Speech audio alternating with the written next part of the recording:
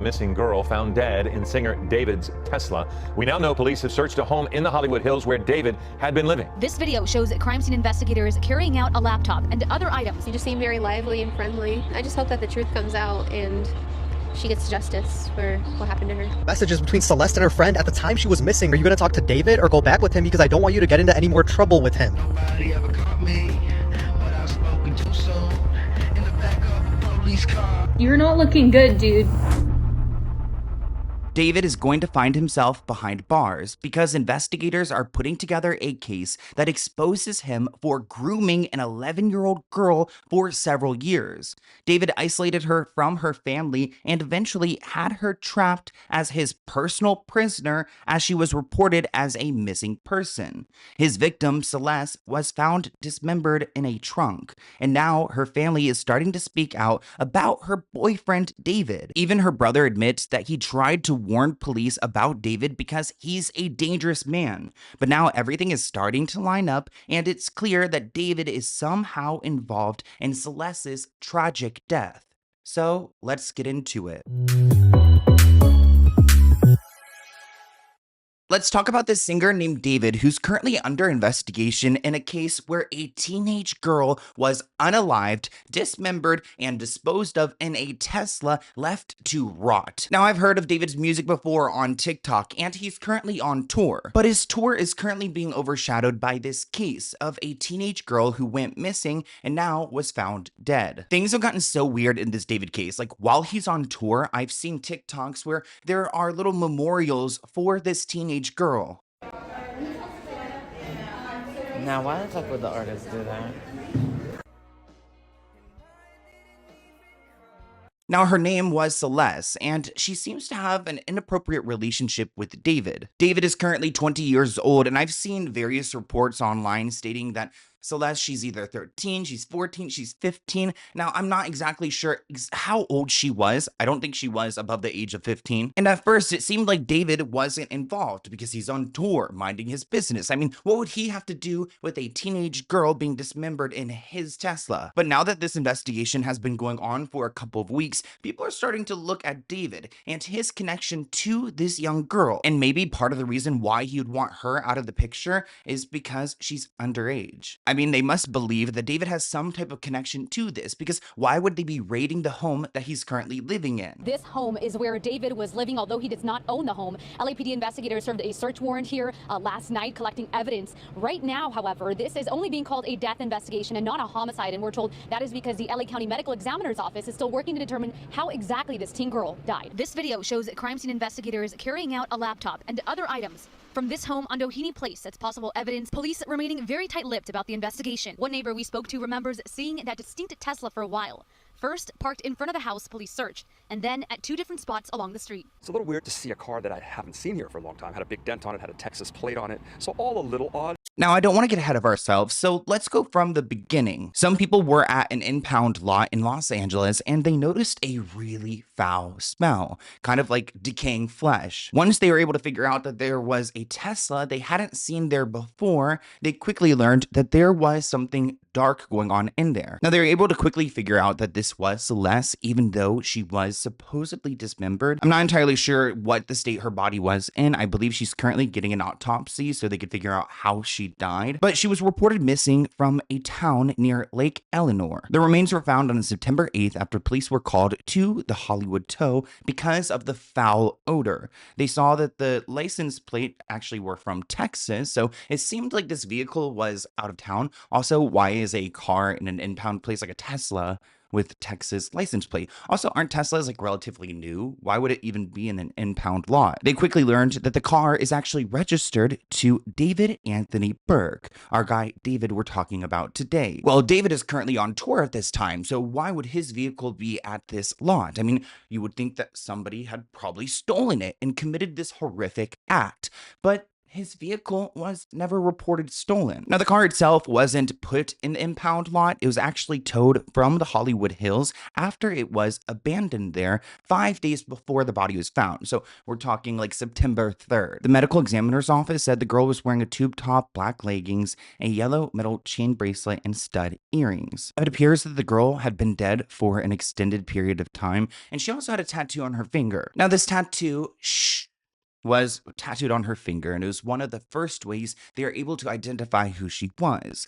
Well, guess who has a matching tattoo? David does, which maybe you would think, oh, she's a big fan, she copied his tattoos, but it goes deeper than that. This comment reads, they had to because she was a child, which is freaky that he would have like a matching tattoo as like a way to memorialize their relationship and the fact that it's illegal. Why is the 13-year-old leaving the house at 9 o'clock at night and with her boyfriend and been missing since last year? I mean, there are so many questions. Bless her beautiful soul. Again, another discrepancy with the age. There's people on ABC reporting her as 15. There's people in the comments saying that she was 13. I believe she may have even had a birthday while she was missing, so it's still up in the air. Her body was wrapped in plastic and it was so badly decomposed that it wasn't fully intact and was first reported to authorities because the car had this odor. Now, she was actually found in the frunk of the Tesla. I know it's a weird word, frunk, but it's like the trunk of the front of the vehicle, which is a pretty small area to be stuffed into. The remains were described as head and torso found inside the bag. For the most part, David has been fully cooperating with the authorities, probably part of the reason why his house was raided and evidence was collected. Investigators say that David will be fully questioned. He is the registered owner of the vehicle. We need to know where he's been, cell phone records, and where he's been all this time to connect the dots. Now, this is a missing report poster that was issued back in 2024. So it seems like Celeste had been missing since April 2024, and her body was found like in 2025. That's a really long age gap to be missing. It also says her birthday is 2010, so that would make her 15 years old right now, but it looks like she would have had her birthday this month. Ugh, rest in peace to this beautiful soul. So she probably was dead before her birthday. So when she was 14, because she was found the 8th, and they suspected that she had been dead in that car for at least 5 days. Celeste's mother had always held out hope that one day she would return. She knew that her daughter had left with her boyfriend, and her boyfriend's name was David, but that was pretty much all she knew. And it seems like Celeste may have had a disruptive home life because it wasn't her first time running away. So many people are questioning, how is Celeste connected to David? Here's one TikToker who's claiming they came across messages. These are messages between Celeste and her friend at the time she was missing, where her friend says, I'm just gonna check up on you, and she responds, I don't want to talk to anyone. That's it. Okay, yes, of course. But you have to swear you're gonna stay safe. Are you gonna talk to David or go back with him because I don't want you to get into any more trouble with him? I'm safe. No, I'm not. Okay, I love you. I'll text you in about a week. Don't delete Insta. Love you too. Here's where things get weird. Celeste says it can bleed and not bleed during, because you probably did it when you were younger. I didn't because I wasn't. You said you bled. What? I thought I did. I only bled with David.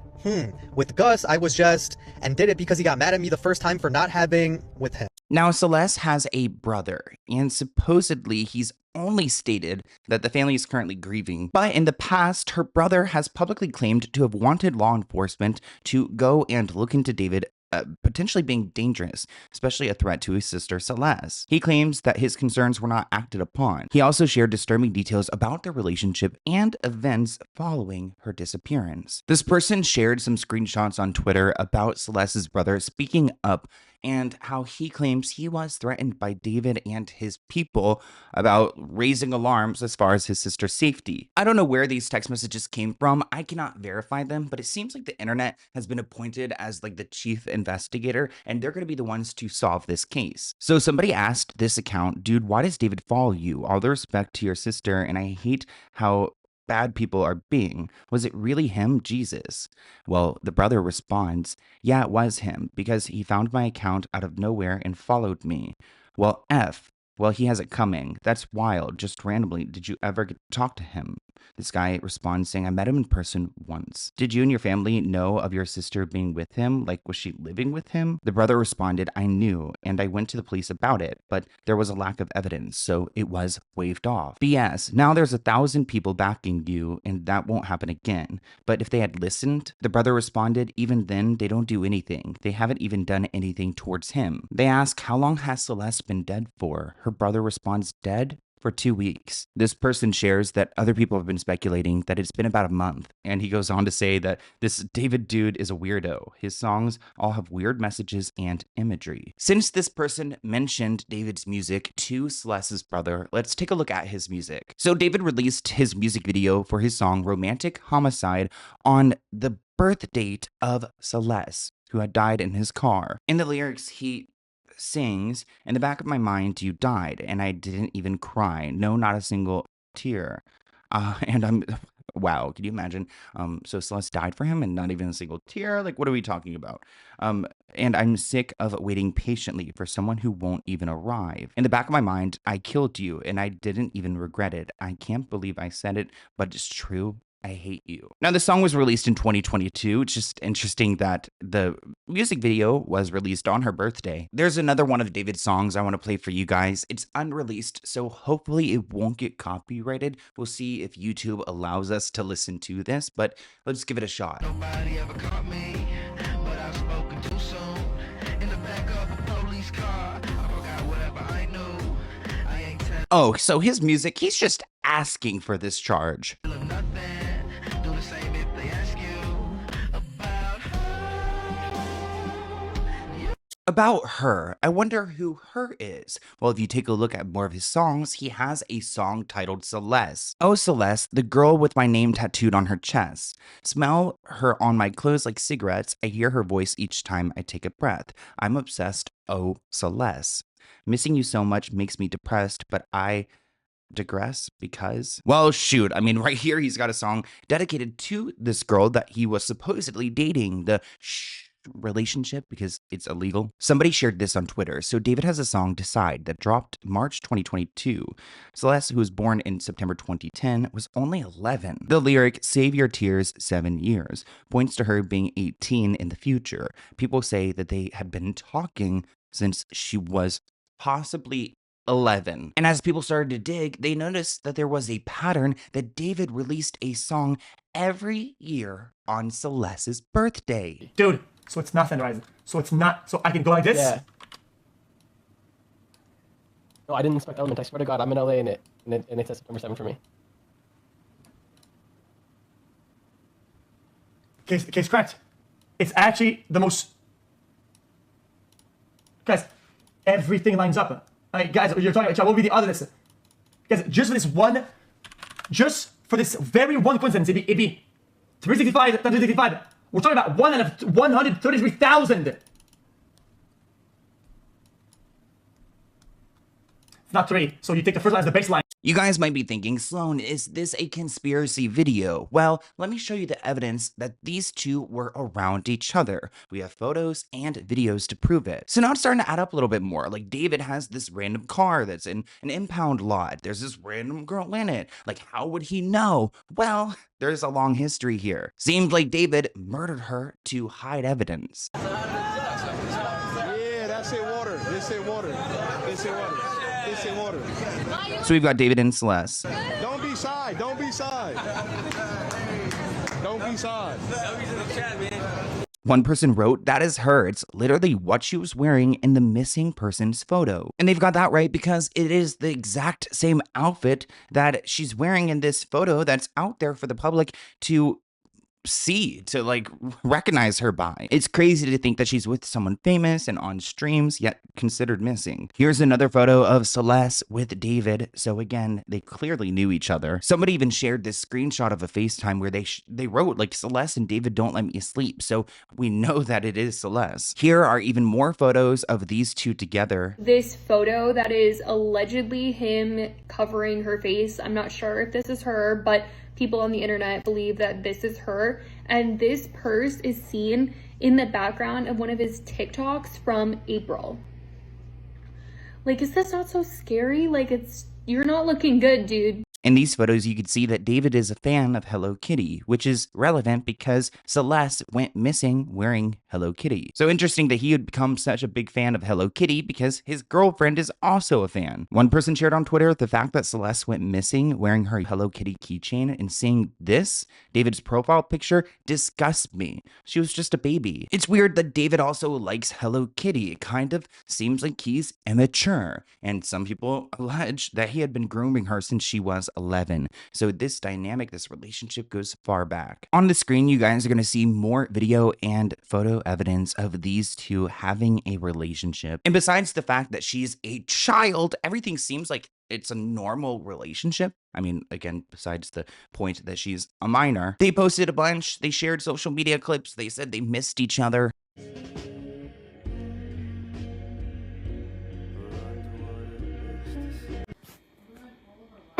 Why are you doing this, yo? This is not this. David shared a video on social media showing this man chopping up meat with the caption, "Me if I see her talking with other dudes," which is a little bit freaky because we're talking about her possibly being like dismembered, chopped up. David's made a lot of weird reposts on TikTok, like sharing one where this couple is talking about possibly being a cannibal. He reposted another clip showing a man and woman with the caption, "Me after hearing about her past with other boys. I'm jealous and utterly disgusted by her actions." It seems like David has this weird obsession that he has to be the only one who's with Celeste. Probably part of the reason why he targeted her at such a young age, because he wanted somebody without a past, because he's so insecure. Now let's get into some concerns involving Discord chats and comments from people who interacted with him in Discord groups. This is also going to include allegations that he is a PDF file, one of those people who target children, which would go along with this case involving Celeste. Screenshots from 2022 show Discord messages between David and a user, Celeste, when she was only 11 years old, with conversations indicating that they had known each other. The Discord community knew that these two were in a relationship. There were also other signs that these two were romantically involved, hence the tattoo. Now in these images, you'll see screenshots and private messages from Discord and other platforms between 2022 and 2024, indicating a relationship between Celeste and David. Celeste is being identified as his girlfriend in some chats. Some messages allegedly describe intimate encounters and suggest grooming when she was a minor. We also learned that Celeste's last Discord message was sent 3 months before she went missing. This was back in 2024. And the messages are damning. We see plenty of moments where David is asking about Celeste, asking if she's in the chat. Another person shared on Twitter, "Here are more screenshots I found from 2023 where it's mentioned that David was speaking to other minors." Now, because there's so much evidence that David is in this relationship with Celeste, and on Discord he's receiving some backlash, he's trying to be proactive at the time. So there are allegations that he tried paying people off who went to her high school and knew about their relationship. One person wrote on Instagram, "Not even a year ago, my homie told me that David owes money to people in Lake Eleanor. Now this girl is dead, missing from Lake Eleanor. Weird coincidence. He told me he gave someone money because he was with a minor and showed me a picture of it too. I didn't even know if I believed it at the time. Now I'm tweaking." This person wrote on Reddit, "My sister, who's now in 9th grade, told me that David was dating an 8th grader. We'll call her C for Celeste, and that she would go on trips with him to LA. They're all in 9th grade now, and it turns out that Celeste's friends knew that he would pay to keep their mouth shut. Celeste has been missing for, I guess, at the time of this reporting, over a month now, and nobody knows her whereabouts." It is interesting that David was spotted only 3/10 of a mile from Celeste's family's home in Lake Eleanor, California, 70 miles from downtown LA. So he's been pictured in this town, and I'm sure officers are asking him, "Hey man, what were you doing there?" And supposedly this picture captured a moment where he was literally paying off some people to keep quiet about their relationship. Now, a lot of people are thinking, what is the motive here? I've seen some people suspect that maybe she wanted to leave the relationship. David could not accept that, so he wanted to get rid of her. Other people think that maybe she could be pregnant. This person writes, "My guess, she got pregnant and he didn't want it out because his career is just kicking off." Now, this article asks if Celeste was pregnant. David's chilling old tweet hints that she was begging to go back to family. I'm sure she was, being like a 13, 14-year-old girl. She did not know enough about life to agree to go and live with this man. An old post from David from back in 2022 surfaced on social media. It looks like somebody mentions wanting to be with their mother and sister again, and he references circumstances preventing an ideal situation, which has led users to question if the post hints at a hidden pregnancy, that maybe she couldn't go back because she would have been with child. He wrote, "When I was writing this, I got a notification from you as you were talking about wanting to be with your mom and your sister again. Take me where I belong," is what he quoted her saying. But our circumstances won't allow us to be in our ideal situations. We gotta push through it, bro. So many people are calling him out. You are sick. Taking advantage of a child is horrible. She would have been 13 years old at this point.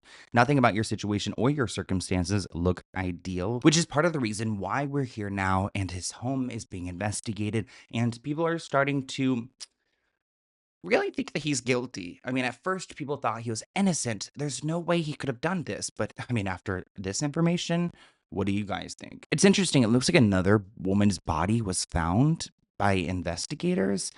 Could there be another victim? The medical examiner has released new details on the remains of one of the two women who were discovered in vehicles at 2 tow yards this week. The body of the second woman was found on Tuesday in South Los Angeles after family members filed a missing persons report, and they tracked down the woman to a scorched Honda Civic in a tow yard. We don't know much more about this other woman. I'm not going to write it off that she could not be his victim, but it doesn't seem like there's any clear association between the second victim and David. But I know David is feeling the heat right now. He has limited his comments on social media. Brands are starting to drop him. Nobody wants to be associated with a man who's involved with a minor who is now dead and supposedly was in a romantic relationship with this full-blown adult. Other artists are also trying to disassociate themselves from David. Kali Uchis, for example, has now been trying to wipe her record clean of this man. Somebody asked her, like, aren't you friends with this guy? And she said, no,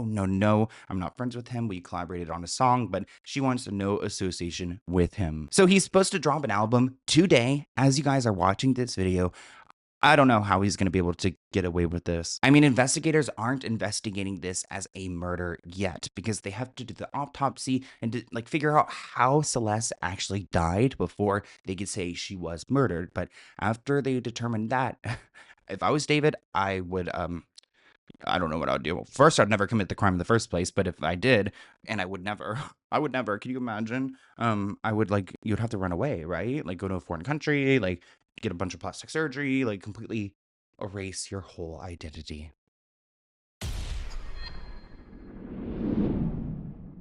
Investigators are collecting evidence from David's home as social media detectives uncover more proof that David has a sick obsession with Celeste that ultimately resulted in her death. So let's get into it. David is done for. This is helicopter footage of unmarked vehicles filled with investigators swarming his home and raiding it for evidence that he's the one who unalived Celeste and dismembered her body and left it in a Tesla. I wish the investigators would speed this up and arrest him. They're waiting for an autopsy of Celeste's body because she's so decomposed it's difficult to tell how she died, but they need to figure out how she died before they pursue homicide. I just posted a deep dive into David's case, and after uncovering even more evidence, I'm fully convinced that he's responsible. If you haven't seen my first video, definitely go and check that out. But David is a singer, a popular singer who's been on tour and is currently under investigation. There's a lot of evidence linking him to this girl, Celeste, who's unfortunately the victim who's found in that Tesla. Remember the Tesla that was abandoned in the hills and found its way to an impound lot? It was registered to David, it's from Texas, and it was never reported stolen, which I find interesting because if somebody stole my Tesla, I would report it stolen, but he did not want it found. Remember, Celeste went missing in April 2024, and her mother said that she went off with her boyfriend named David. Celeste's mother has no reason to lie. Here's video footage of Celeste backstage with David back in June 2024, so this would have been a couple months after she went missing. And of course, we have that video footage of Celeste with David wearing the same sweatshirt that she's wearing in the photo that is featured in her missing person person's report. Now, I didn't realize how popular David is, and unfortunately, his music is becoming even more popular because people are learning who he is, they're streaming him, so he's actually climbing the charts, but he's supposed to be on tour right now. It's the Withered Tour, and even looking at this poster, it seems pretty morbid. It kind of looks like he's in a field with these roses. It's like a gloomy setting, and he just started to kick off his tour in August. One of the disgusting features at his shows is that he's kind of like having a funeral at the beginning of the show. They have a casket and everything, and it seems like he's kind of making a mockery of what Celeste has gone through. Like, seriously, explain to me, why do we need a full casket here? And oh my gosh, they even have the vehicle to unload it.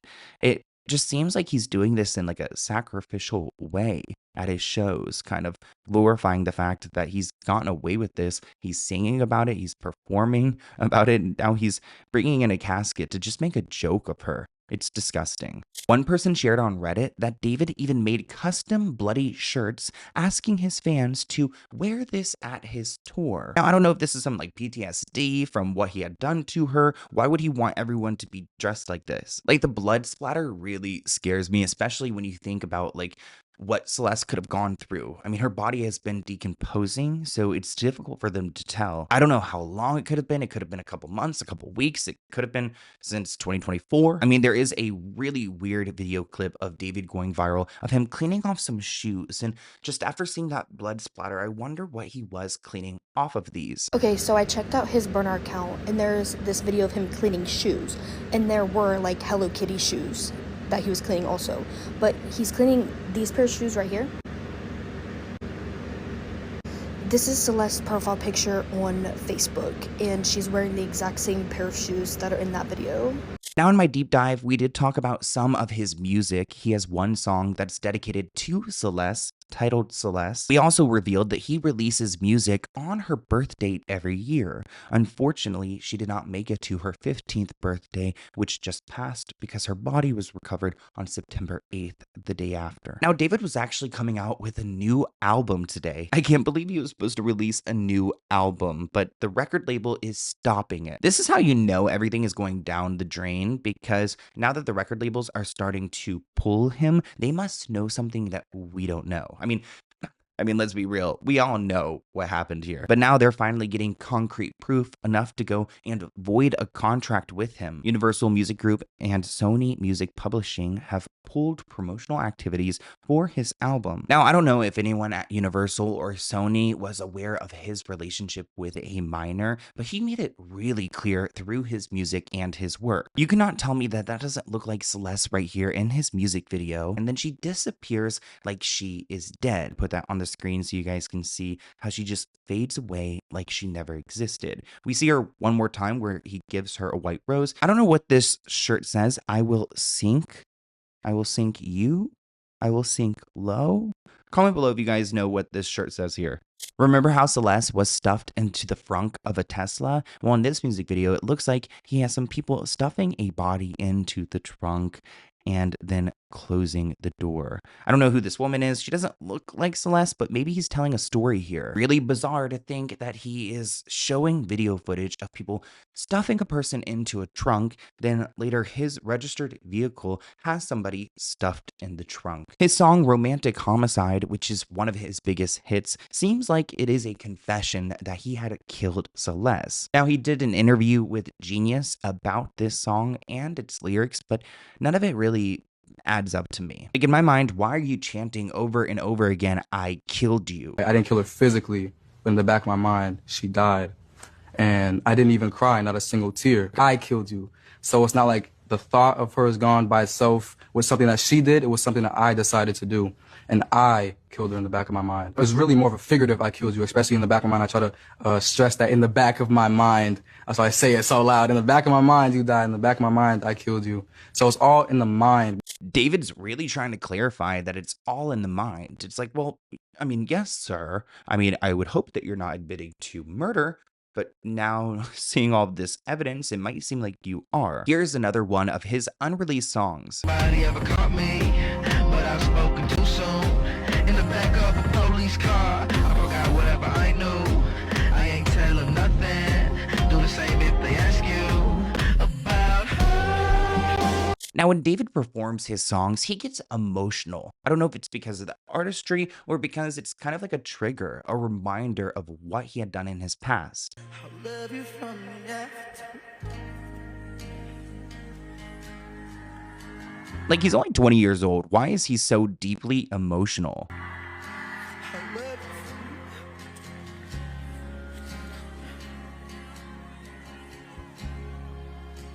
I just have, like, when I see, like, the killer crying, I have zero remorse. In this next clip, it sounds like he's singing, "I killed her and didn't regret it." That's kind of like where I feel like he lies in all of this. I don't think he seems really regretful. I mean, if he did this, he left her to rot while he goes on this world tour. There's definitely something wrong with him.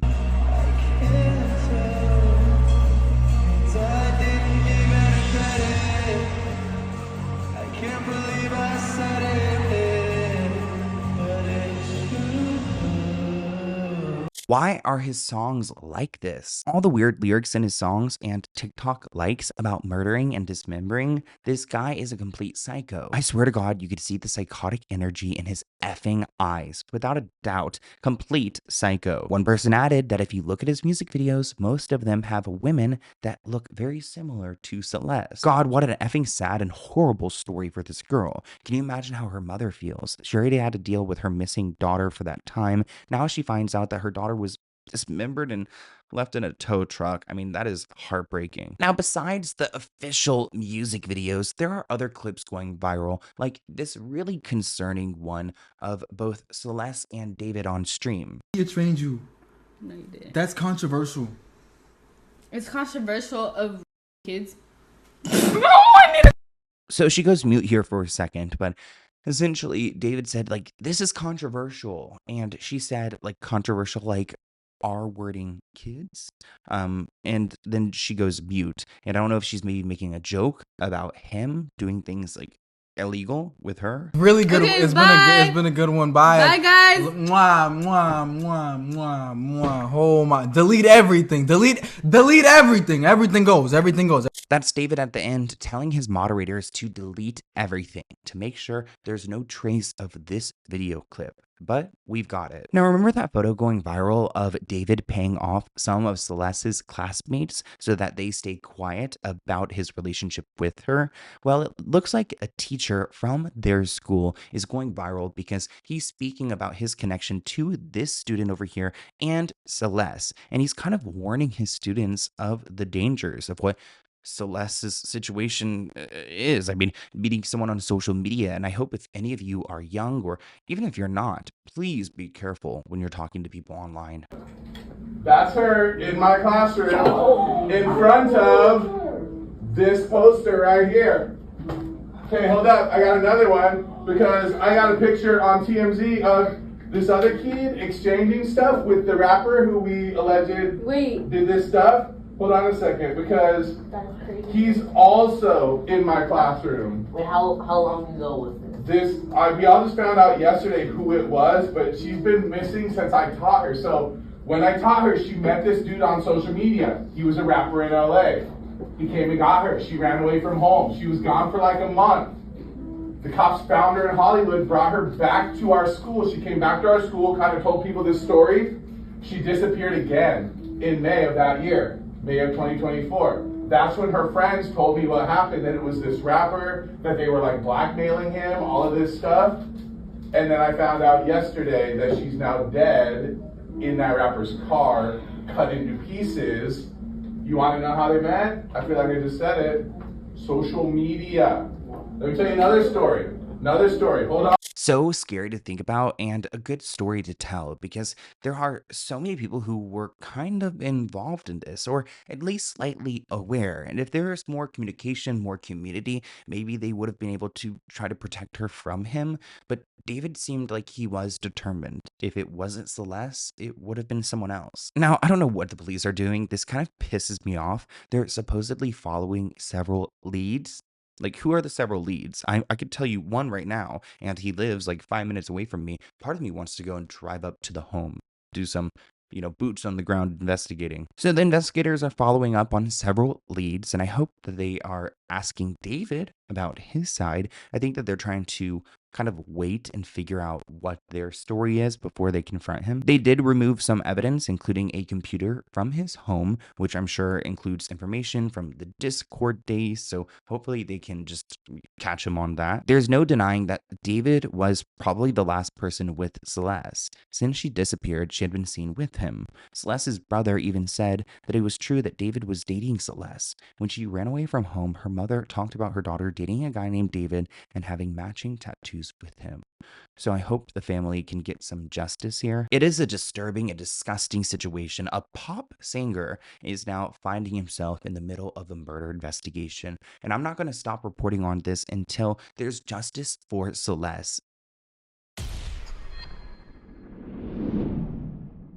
An evil version of myself that will kind of come out at random moments. I'd be like solving murder that I'm committing myself. I am fully clocked into this David situation, and like a lot of you guys in the comments, I believe that he did it. But it leads us to ask why? Why would he go and unalive this possibly 13 or 14-year-old girl, Celeste, who he was in a relationship with, unless he had something to hide? And I think it was more than just hiding the relationship, because he got comfortable hiding that relationship.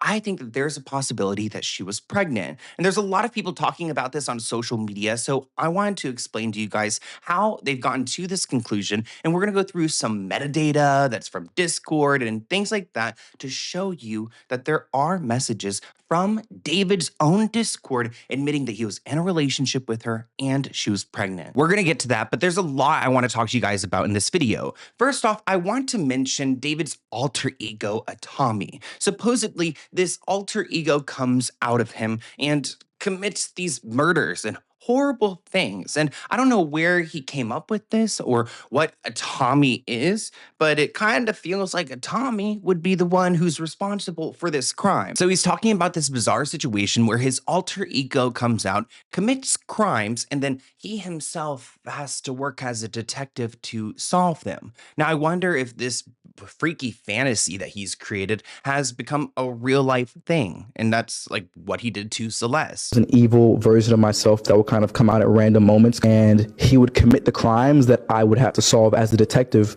I'd be like solving murder that I'm committing myself. There's an interview I found where David speaks about his desire to retire and live off the grid on an island with no social media within 3 to 4 years. Well, that's weird because he just got started in his career. So why would you want to go and leave so soon? But the time range is when Celeste would turn 18. And I don't know why you'd want to go and escape with her or possibly without her. Where do you see yourself in the next 5 years? Okay, so the plan is hopefully this music thing takes off crazy next year. Why is he saying, why are you saying that like you're not like up there, gang? Well, I'm not there yet, but hopefully it's like even crazier next year. And then I'm going crazy year after year for the next 3 years. And then on the 4th year, I retire. And on the 5th year, I'm off the grid, living somewhere like on an island with this crazy crib. No social media, no digital footprint. I'm just gone. I'm just gone. In 5 years, I'm gonna be gone. Will you still remember me? Yeah, bro. You'll have like the secret codes to the mansion. Yeah? You can pull up on every. What's the secret code? Give us the first 2 numbers. Absolutely of the secret. not. It sounds like he wants to live like Jeffrey Epstein, right? Like, did anyone else just immediately think about that when he said this island with his mansion, probably some really disturbing things going on? But I want to talk to you guys about the pregnancy. Now, I actually do use Discord. It's something I got into this year. I've got a few different servers I follow, like professional ones, where they help me figure out like how to use TikTok, things like that, which if you're not following me, go and check it out. But this is a Discord message. And as you guys can see, the username is deleted. Even though the username is deleted, there's still a tracking number associated with this username. Remember that because it looks like Celeste's account shared this image of her left hand with a ring finger on it, an engagement ring, and a tattoo of David's name. We've already seen that she has the sh tattoo as well, so this isn't really shocking news. But we have other pictures shared by the same user. This one's from 2024, back in July. It looks like they're cuddling in some maybe backstage area. But this message right here is David's David's account, the one with the king emoji. It reads David. It's kind of hard to see on the screen, but in this message, somebody, a fan, asked him, David, are you happily married or single? He replied to them, writing, me and @deleted user, the same username we've seen in the last two photos, got a kid on the way. This is again in July 2024. Here's another photograph of this message. I feel like this kind of helps legitimize the screenshots we've seen. It's a bad screenshot or picture, but it's actually a picture of a screen. And you could see here's the thread where he says, me and that user have a kid on the way. Some of the metadata. So I'm going to go ahead and put myself small on the screen so I could just explain this to you guys. So this first message right here is that engagement ring. They copy the metadata from the username because keep in mind, the user has been deleted, but there's still data associated to it. The ring was mentioned. Then we go on to another message where she says, I'll make him come back, because people in the Discord were asking for David and she is with David. Again, you guys can see that this metadata is exactly the same. The usernames are the same. Here's the message where he says, me and this user have a kid on the way. Again, that same username that she's associated with. Interesting, there's another message where it looks like she writes, just so you know, March next year. So we're talking about her being pregnant in July. She would have been due in March of 2025. So I wonder if she's just like freshly pregnant here, because if you're due in March, wouldn't you have conceived in June? And we're getting these messages in mid-July. Now I know you mothers out there are going to check me in the comments, so please give me some clarity. If she was due in March and we're talking about this in July, it sounds really early on. In another message, Celeste admits to being a missing person. Again, same username from the deleted user. The missing person message was from 2023, and there's a few more messages that are pretty disturbing of her talking about linking up with David and being with David.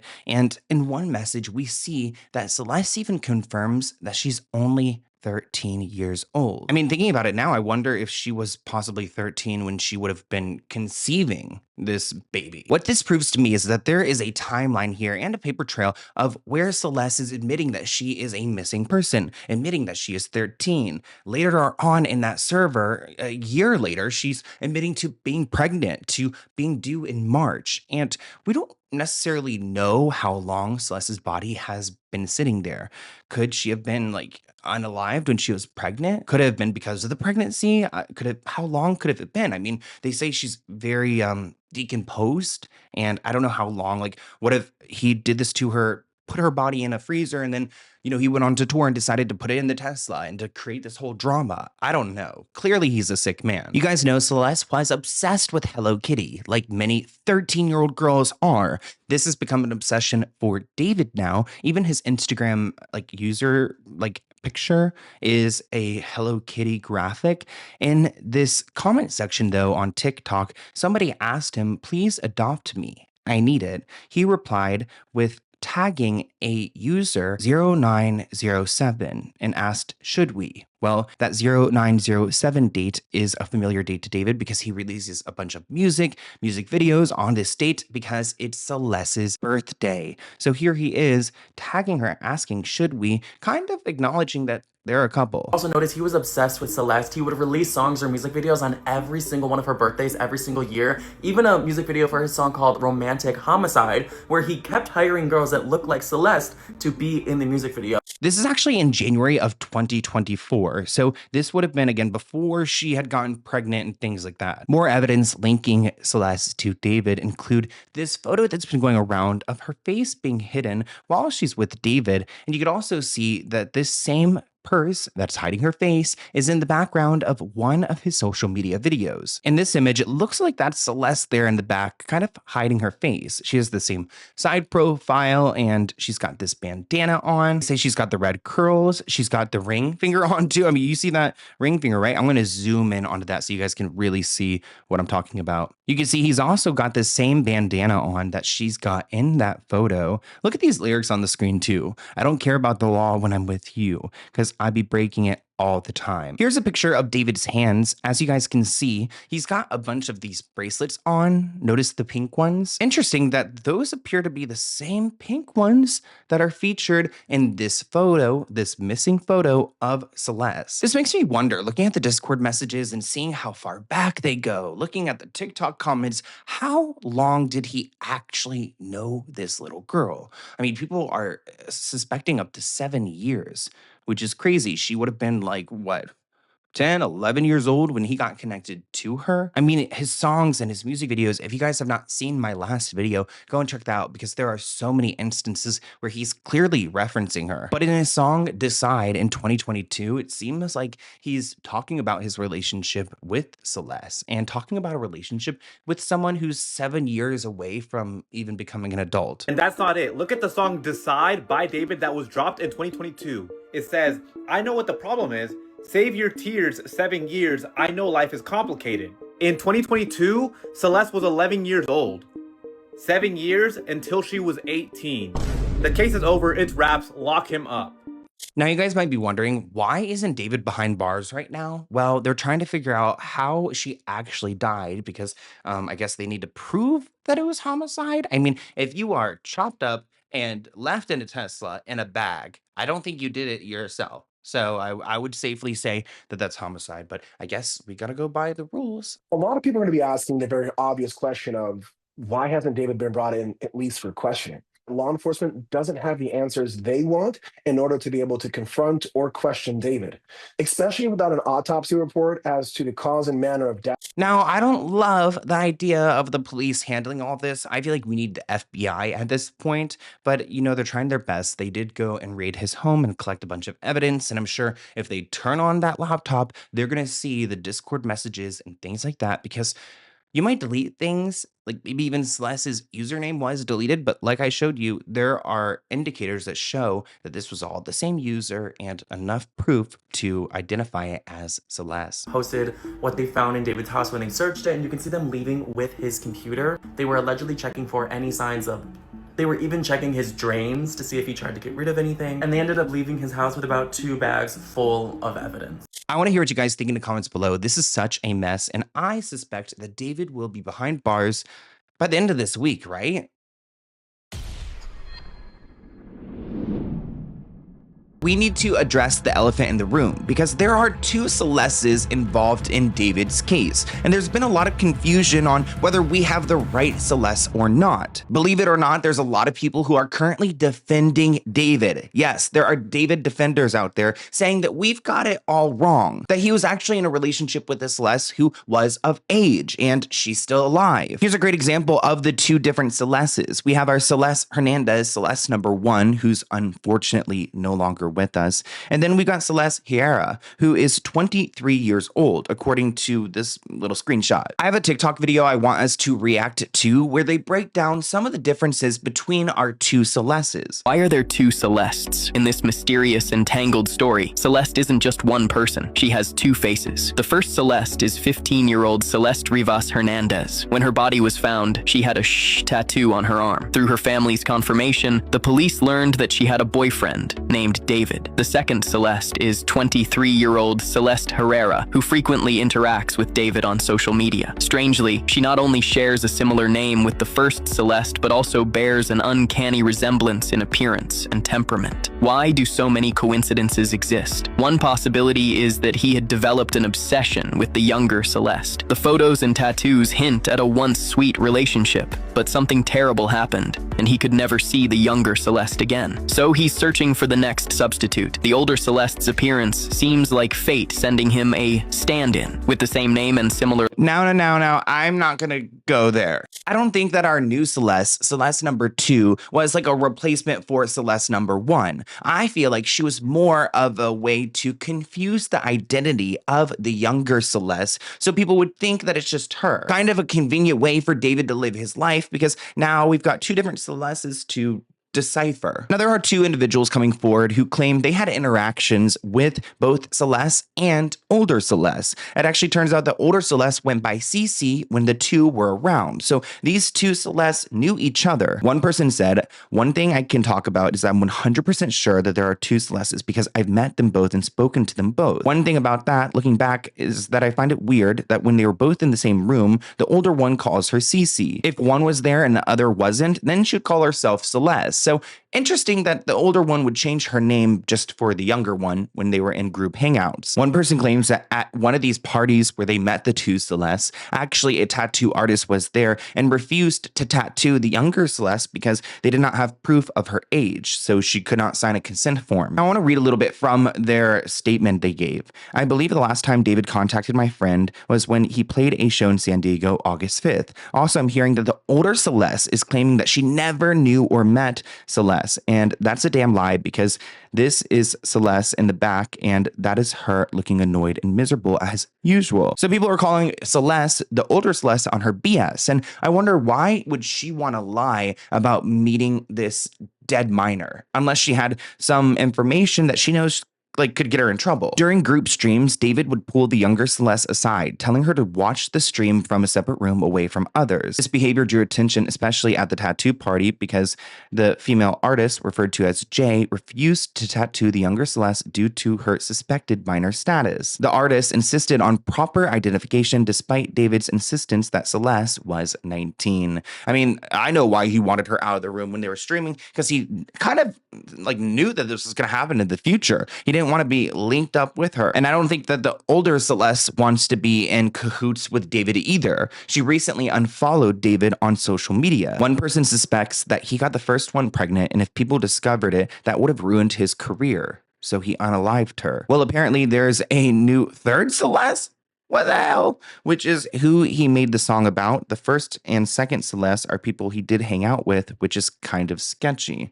I mean, does he have an obsession with the name Celeste? We're going to hear answers soon, because I'm sure this week he's either going to be in for questioning or behind bars. I mean, the kid isn't working. He's been dropped from everything, festivals, his own tour, his record label. So he's got nothing else out in the music industry. He was supposed to come out with a new album last week titled Marcescens, which is actually a word to describe when a tree dies and it holds on to its leaves, or the leaves will die, but the tree will still hold on to it, which is the idea of holding on to dead parts, which is kind of morbid, thinking about him holding on to dead parts inside his vehicle, and that his next album, Marcescens, was kind of the technical word for this. Now, there are other people who are accusing David of knowing Celeste for a long time, since she was 10 or 11. One person wrote, "I'm watching the live right now, but I just want to say that me and my friend are trying to recall everything. We were all in a Fortnite team called Chronic, which is where I met him.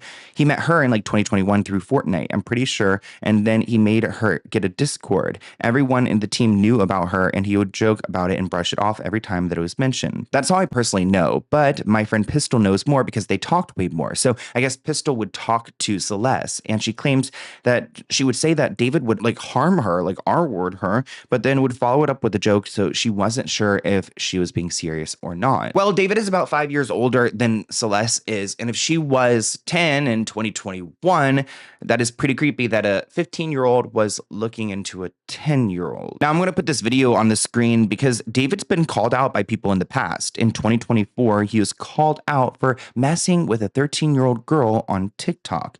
And if you guys look at this video, you can see the comment is still there. So there have been warning signs out here since 2024. People have been, a niche group of people have been aware of his relationship with this minor. Looking at more proof, here is an instance where David and Celeste are linked up again through Spotify. People were looking at the data and could tell that they did collaborative playlists together. This is something that a lot of people in relationships will do or friends will do. Now, Celeste was on social media, but it's pretty hard to tell tell which was her accounts and to try to find a paper trail, but it looks like her sister actually was able to get into her Instagram. She revealed that they did not know where Celeste was and did not know David personally. They only ever had heard of this man. She says Celeste was only 15 years old. She should still be here with us. She trusted someone who didn't protect her, and now she's gone. She said that police told us not to share any evidence since it's still being finalized. So it looks like police are going through Celeste's social medias as well and building up all of this evidence, which I think takes a lot more time than like physical evidence does. You know what I mean? Like they have to go online and get all these things straight, opposed to being at a crime scene where you take a sample and you test it. Recently, there was a memorial held in Celeste's hometown for her, and God bless all of those people there supporting her and trying to fight for justice. At this point, if David is not arrested,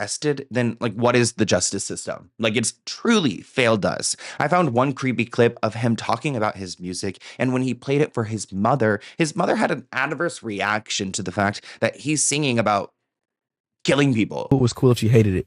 I played it for her in the car, and she was like, David, this song is too violent. You're talking about killing people in your music? No, not my son. And I was like, wait, I might be onto something, bro. So I dropped it right after that. And it went crazy. TikTok, viral, 1 million views overnight. I was like, oh yeah, we cooking, boy. Now, if that was my son, I would be like, oh, we're going to the Looney Tune bin, or we're going to be headed to the church. We're going to do a little exorcism. Now, I know we briefly mentioned the idea of a third Celeste earlier. I don't know who the hell the third Celeste would be, but there is a interesting photo of David with a fan, and it looks like he was outside his own van. And if you guys look at the license plate, it looks like it's supposed to mimic like Celeste's name. Like, is this some obsession that he has with the name Celeste? Like, was this a random order? All of this is too much of a coincidence. Somebody looked into the second part of that license plate, the 885. It's an angel number. It carries a positive message of accomplishment. It suggests that you have the power to achieve anything you set your mind to and should be able to trust your abilities. In the matters of love, it encourages taking risks and trusting the process to improve your relationship. There's another disturbing video that is going viral that David had actually posted onto a server on Discord, but then later deleted. Could this be the Celeste that we're all asking about? Now, we've been talking a lot about Discord, but David's also on Reddit, and there are people who are concerned that David is currently like editing the Reddit to try to remove things of people like calling him out and things like that, trying to cover his trail. There are people who are reporting that their posts have been deleted by moderators on this post,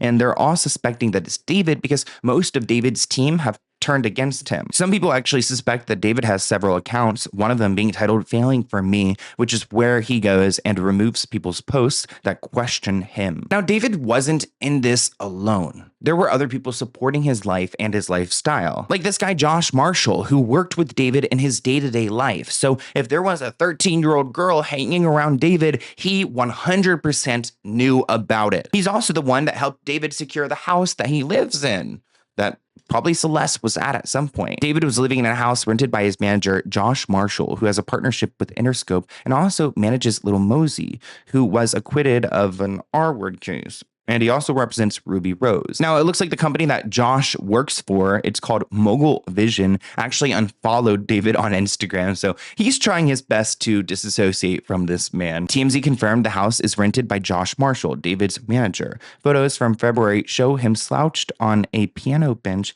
and a Twitch stream captures him singing in the kitchen with Benny Blanco. They compared the interior photos with the photos of the house on Real Estate, and they match. Look at this random clip of Benny Blanco hanging out with an alleged murderer, a suspected murderer, and they're all just hanging out like it's totally fine and cool. I wonder if Benny knew, but yeah, here he is in this house making all this content. It is disturbing to see how active this guy was, and there are so many celebrities who are now speaking out against him, but I didn't realize how cool he was with everyone. I would probably have to go to therapy if I found out I was hanging out with this guy, but I came across this article where it looks like there are people debating on whether David tried to push Celeste to do it herself. Like, there are lyrics where he sings about someone doing that. We can't actually speak about this on YouTube. Like, I will get age restricted. So I just wanted to say that there's a conversation here before we close out of people saying that, like, is there a world where David like made Celeste do this to herself because he created such a hostile environment for her. And the thing is, I'm not going to write anything off. I mean, as far as like dismembering goes, like she can't do that herself. So I don't think she could have done that, but could she have wanted to be out of this world because she was trapped in a hell that this man had created? Yeah, 100%. But anyways, I hope you guys enjoy this video. I will be keeping you up to date, especially that video where he's behind bars. I cannot wait to talk about that. Investigators were seen removing items from the Hollywood Hills home David was believed to be staying in.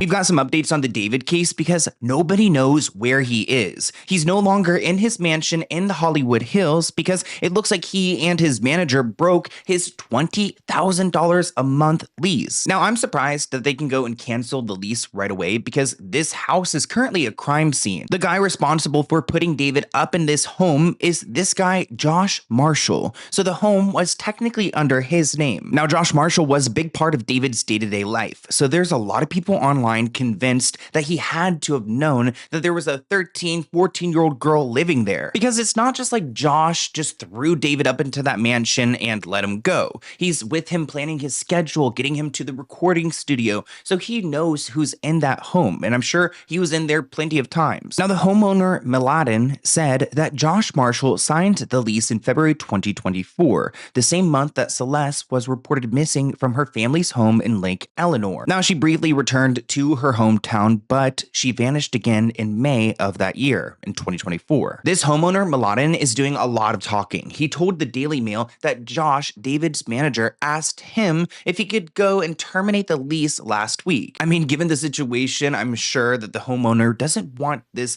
association to this murder to his mansion. I mean, I wouldn't want to go and live there after this. Wait. Okay, this article also notes that Josh asked to terminate the lease and has begun moving out both his and David's belongings. So Josh lived here as well? Things are starting to add up, and I wonder, how much did Josh know? Wait, this kind of changes everything, because if Josh was living with David, then there's no doubt in my mind that Celeste was there as well. Mladen said that they're moving out this week. The moving trucks will be here soon. They've decided to move out because of the circumstances.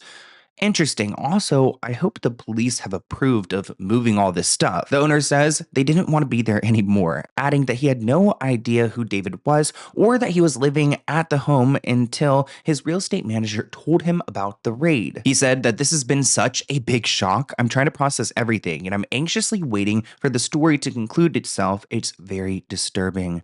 We are all waiting for that ending. And also, I can't imagine being the homeowner and learning that this case went down in his home. Investigators were seen removing items from the Hollywood Hills home David was believed to be staying in before heading out on tour. The house is a short distance from where the Tesla was impounded and taken to a tow yard. To give you guys an idea of how close the home is to the car, the home is right down here where this red dot is, and the car was found all the way up there. So really close, not even like a half a mile, 0.1 mile. It'd probably take me like, what, 2 minutes to walk around that corner. Now, Mladen has spoken about Josh, and he claims that Josh was completely shocked by the investigation, had no idea this was happening under his roof. I mean, really, how do you get away with not only housing a minor in this home with this guy, but then eventually unaliving her, possibly stowing the body and then transporting it into a Tesla, all without Josh knowing? Mladen said, like everyone else, I want to know who's responsible for this and how a little girl's disappearance could slip through so many layers of responsibility. Are more people responsible for this other than the immediate ones? Who else is to blame? And I actually have a short list of people that we will go through in this video, including Josh. It's terrible. You never imagine for 1 second that a property you own could be dragged into something like this. It's a very safe neighborhood with lots of security. The police will have plenty of surveillance footage to work with. Oh my gosh, I didn't even think about that. All the different cameras. the angles that you could see what had happened to this Tesla. This comment reads, even if he has nothing to do with this girl's death, which I doubt, he should be thrown in jail for dating a minor. He's despicable. Recently, there was a vigil that was held in memory of Celeste at Lake Eleanor. It looks like the community came together to go and honor her after her death. It would have been her 15th birthday like a couple weeks ago, which is so unfortunate to think about. Looks like they all gathered around 7 p.m. to go and share memories about Celeste, to go and comfort her family. Here's a news clip of some people who were at this vigil and what they had to say about this David situation. Pal shows us the community remembered the teen with a candlelight vigil. Tears flowing during an emotional candlelight vigil in Lake Elsinore. A large crowd gathering near a memorial on the street where Celeste Rivas once lived to mourn the 15-year-old's death. I'm feeling heartbroken, devastated for hearing about the news. I didn't know Celeste personally, but it hits home. Former classmates, friends Celeste grew up with, and parents all shaken by her death. Now, the family does currently have a GoFundMe page. It looks like they did meet their goal of $20K to go and have a funeral for Celeste. They write, as many of you know, Celeste Rivas Hernandez has been identified as the body found last week. She was a beloved daughter, sister, cousin, and friend. Her family is heartbroken and devastated by the tragic loss. They are seeking help to lay her body to rest. Any funds you're able to donate will be greatly appreciated. It's so sick to think that this family is going through this, especially when you see social media posts like these ones of her sister posting throwback pictures of them when they were children. Now, to get into some technicalities, it does seem like a source said that Celeste, even though she was a missing person, she was in contact with her family still. And it looks like she was in contact for more than a year after being officially reported missing. So she was a missing person, but she was talking to her sisters or her cousins or her friends. And it looks like all messages that these people were receiving on the daily stopped in late July or early August. So it seems like we've got a window of when Celeste would have been unalive. Interesting that his tour kicked off August 5th. So this would be like kind of the perfect alibi for him to say, oh, I didn't do anything to her. I was on tour. So I wouldn't be surprised if it was that August date because he wanted to seem like he was gone when the crime occurred. DJ Academics recently leaked another song that David was going to release where he talks about hurting someone, not only killing them, but doing it in a car and the blood soaking into the seats. I'm going to play it for you guys now. I got time to kill, you got time to feel. We got blood to spill, all over the new car seats. You're bleeding out. So he literally says, I've got time to kill, you've got time to feel. We've got blood to spill all over the new car seats. You're bleeding out?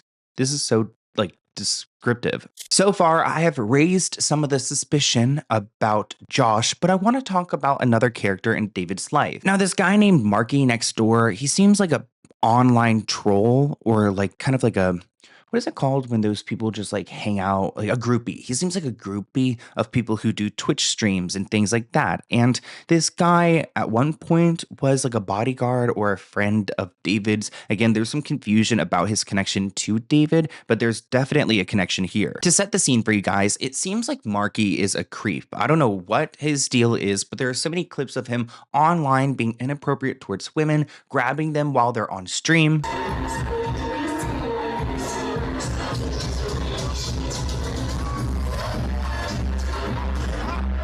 There's actually one video, like one of those like catch a predator videos where he is in a store and he admits that he was there to go and meet someone who was 15. I'm here to meet a 15-year-old. Like, what the fuck you want to say, bro? Like, so yeah, we're dealing with someone who's actually been arrested before for trying to go after a minor, which sounds kind of like familiar to like David going after a minor. Not me.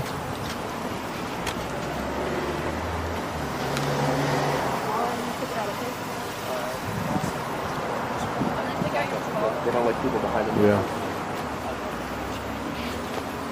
Anthony. Come right here, get this shot. Get this shot. Another one bites the dust. So Marky is a creep, and recently he went onto a live stream, and of course his comment section was flooded with questions about Celeste, hashtag justice for Celeste, and this is how he responded to people asking about the situation. Got a lawyer up, bro. Wait, he just said, I've got a lawyer up?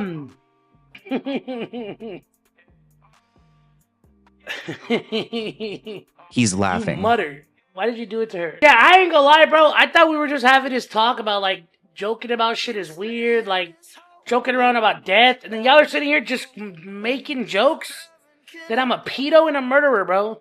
Alright, bro, like, it's not jokes, you did it, stop trolling. Like, bro, like, what is wrong? Like, some of y'all just be typing some weird-ass shit. Like, some of y'all just literally just be typing. I don't know, Marky, you might want a lawyer up. I mean, your friend David has. He has actually hired an attorney named Blair Burke, who's part of the Brettler firm. And I must say, like, I've dealt with the Brettler lawyers before. They are a law firm in Los Angeles. I've actually gotten familiar with so many different law firms, and there's certain tiers of them. There's like the ones who work for like the good guys and the ones who cover for the bad guys. And let's just say that the Brettlers, that group, they like the bad guys, like Kanye West, Prince Andrew. But it looks like Blair Burke, one of the partners of the firm technically is called Burke Brettler, he is going to represent David, and he's made no statement so far. It's pretty crazy to see him representing this guy, but you know what? David's getting the most expensive, tough lawyer out here. I mean, could you imagine a world where his lawyer is able to kind of get him out of, like, free for this? I don't know. I mean, I feel like his case is kind of like shut and closed. Besides all of the songs and the receipts, the photos, the messages, the Discord, there's just such a clear story here. Even his tour, his alibi, in my opinion, seems like a cry for people to realize what he had done. I mean, the fact that he included a casket and he had a funeral as people went to go and gather to go and listen to him sing about unaliving people. I mean, the guy was just having fun with this entire situation, which is why I think everyone has pretty much painted him as guilty. The only person I have empathy for in this situation is Celeste and her family. I could care less what David's going through. This person writes, she lied about her age. Well, honestly, I don't care if she lied about her age. I mean, you literally, like, pretty much kidnapped her if she became a missing person. But they also write, this is Celeste when she met David in 2021. She's visibly a child, but you're telling me that he looked at this girl and thought she was 19? She was 12 for 6 months after he turned 18. David is a sick F, and to try to defend him makes you just as sick. Ugh. Oh my gosh. It's so morbid even seeing her face. I'm sorry, Celeste. Like, rest in peace to your soul. That is so sad. The world failed her. Now, this woman, Kaylee, is one of the organizers of the vigil that Celeste had in her hometown in her honor. And I wanted to include a clip of her talking about the moments where she saw Celeste. And I mean, keep in mind that little girl that we just saw on the screen. I mean, she was so little that the neighbors never really probably ever thought of her like as a potential victim in this case involving a rapper. It is so sick and demented, and I wanted to include this clip. Mike Elsinore, neighbor, recalls seeing Celeste walking home from school before she ran away. She created the memorial, giving everyone a place to grieve. Even though I didn't know her, I just couldn't even breathe, knowing that a child had to go through that. My nephew went to school with her since kindergarten, and I just want to say, just as a whole, just if it was my daughter, I wouldn't want her to be forgotten. I just want justice for this little girl, because whatever happened to her, it wasn't just an accident. I don't want her to be forgotten. Shout out to all those people who keep exposing David, talking about him, those artists who are going back on their connection to him and, trying to disassociate. Good for them. I mean, I feel like Benny Blanco could even make a statement about like, hey, did not know this guy was pure evil. Sorry, I was spotted in a stream with him. But yeah, I do feel like there's more people involved than just David. And even if they didn't do it, like do the act, they knew something was up. Yeah, Yeah, he didn't do it. He's not a murderer? No, no, listen, he didn't do it. I think it's like almost obviously not him. This clip going viral could be the last known footage of Celeste attending David's concert back in August, all the way in Maryland. Now, David's team is saying this is not Celeste, but a lot of people on the internet are convinced. I mean, she's in a special area up on a deck that seems to be like for friends or family. But there's other things I want to talk about as well, because neighbors are now talking about seeing Celeste, and there's even discussion on the internet about a second victim. One thing we're not going to do is blame Celeste, because it seems like some of the headlines are starting to do that. Like this one, was Celeste living a double life? Detectives focus on her turbulent past. It seems like David's lawyer might be working overtime trying to paint this picture that Celeste was some rambunctious teen. They even got to TMZ, with TMZ headlining this, Cops Eye Runaway Past, Troubled Home life. Now, there's no doubt in my mind that Celeste probably came from a troubled home life, and they claim that Celeste ran away from home multiple times because of trouble at home. Sources say that homicide detectives believe that there's a lot of evidence Celeste comes from a troubled home, and that may have triggered her desire to run away. TMZ spoke to a liquor store owner near Celeste's school bus stop, and he says that she was there one instance, March 19th, 2024, where Celeste's sister came into his store to review surveillance footage and attempt to trace Celeste's steps after she ran away. Her middle school teacher told TMZ that Celeste had run away back in January 2024, and the teacher says that police found her in the Hollywood Hills a month later and took her home. Celeste then went missing for the last time in April 2024. She disappeared again in May of that year, May of 2024. That's when her friends told me what happened, that it was this rapper, that they were like blackmailing him, all of this stuff. And then I found out yesterday that she's now dead. Sources say that Celeste was able to navigate on her own because she had multiple fake IDs, an attempt to present herself much older than she was. Some of David's friends are finally coming forward and sharing that they had no idea that she was 14. But before we go there, I can't believe that there are some articles trying to blame her past on why she died. This comment reads, are they trying to say that she asked to be murdered? There are troubled teens everywhere. They deserve every chance at life just as everyone else does. It's a fact that someone barely a teenager has a much higher chance of being harmed after running away. She tempted fate one too many times. Ooh. Detectives will have to find out what went wrong at home despite the fact that she had siblings. So her life brought to this? Come on, man. Girl did not have any reason to be killed. Just because of her past? She was a troubled teen. That's lame. Come on, why kick the girl while she's gone? That's sad. And I agree, it is sad. Now, today's headlines are filled with reports of David moving out of his mansion. And I just hope that the police got enough evidence, because they did get warrants from a judge to go and search for blood evidence within the home. Investigators were seen removing items from the Hollywood Hills home David was believed to be staying in before heading out on tour.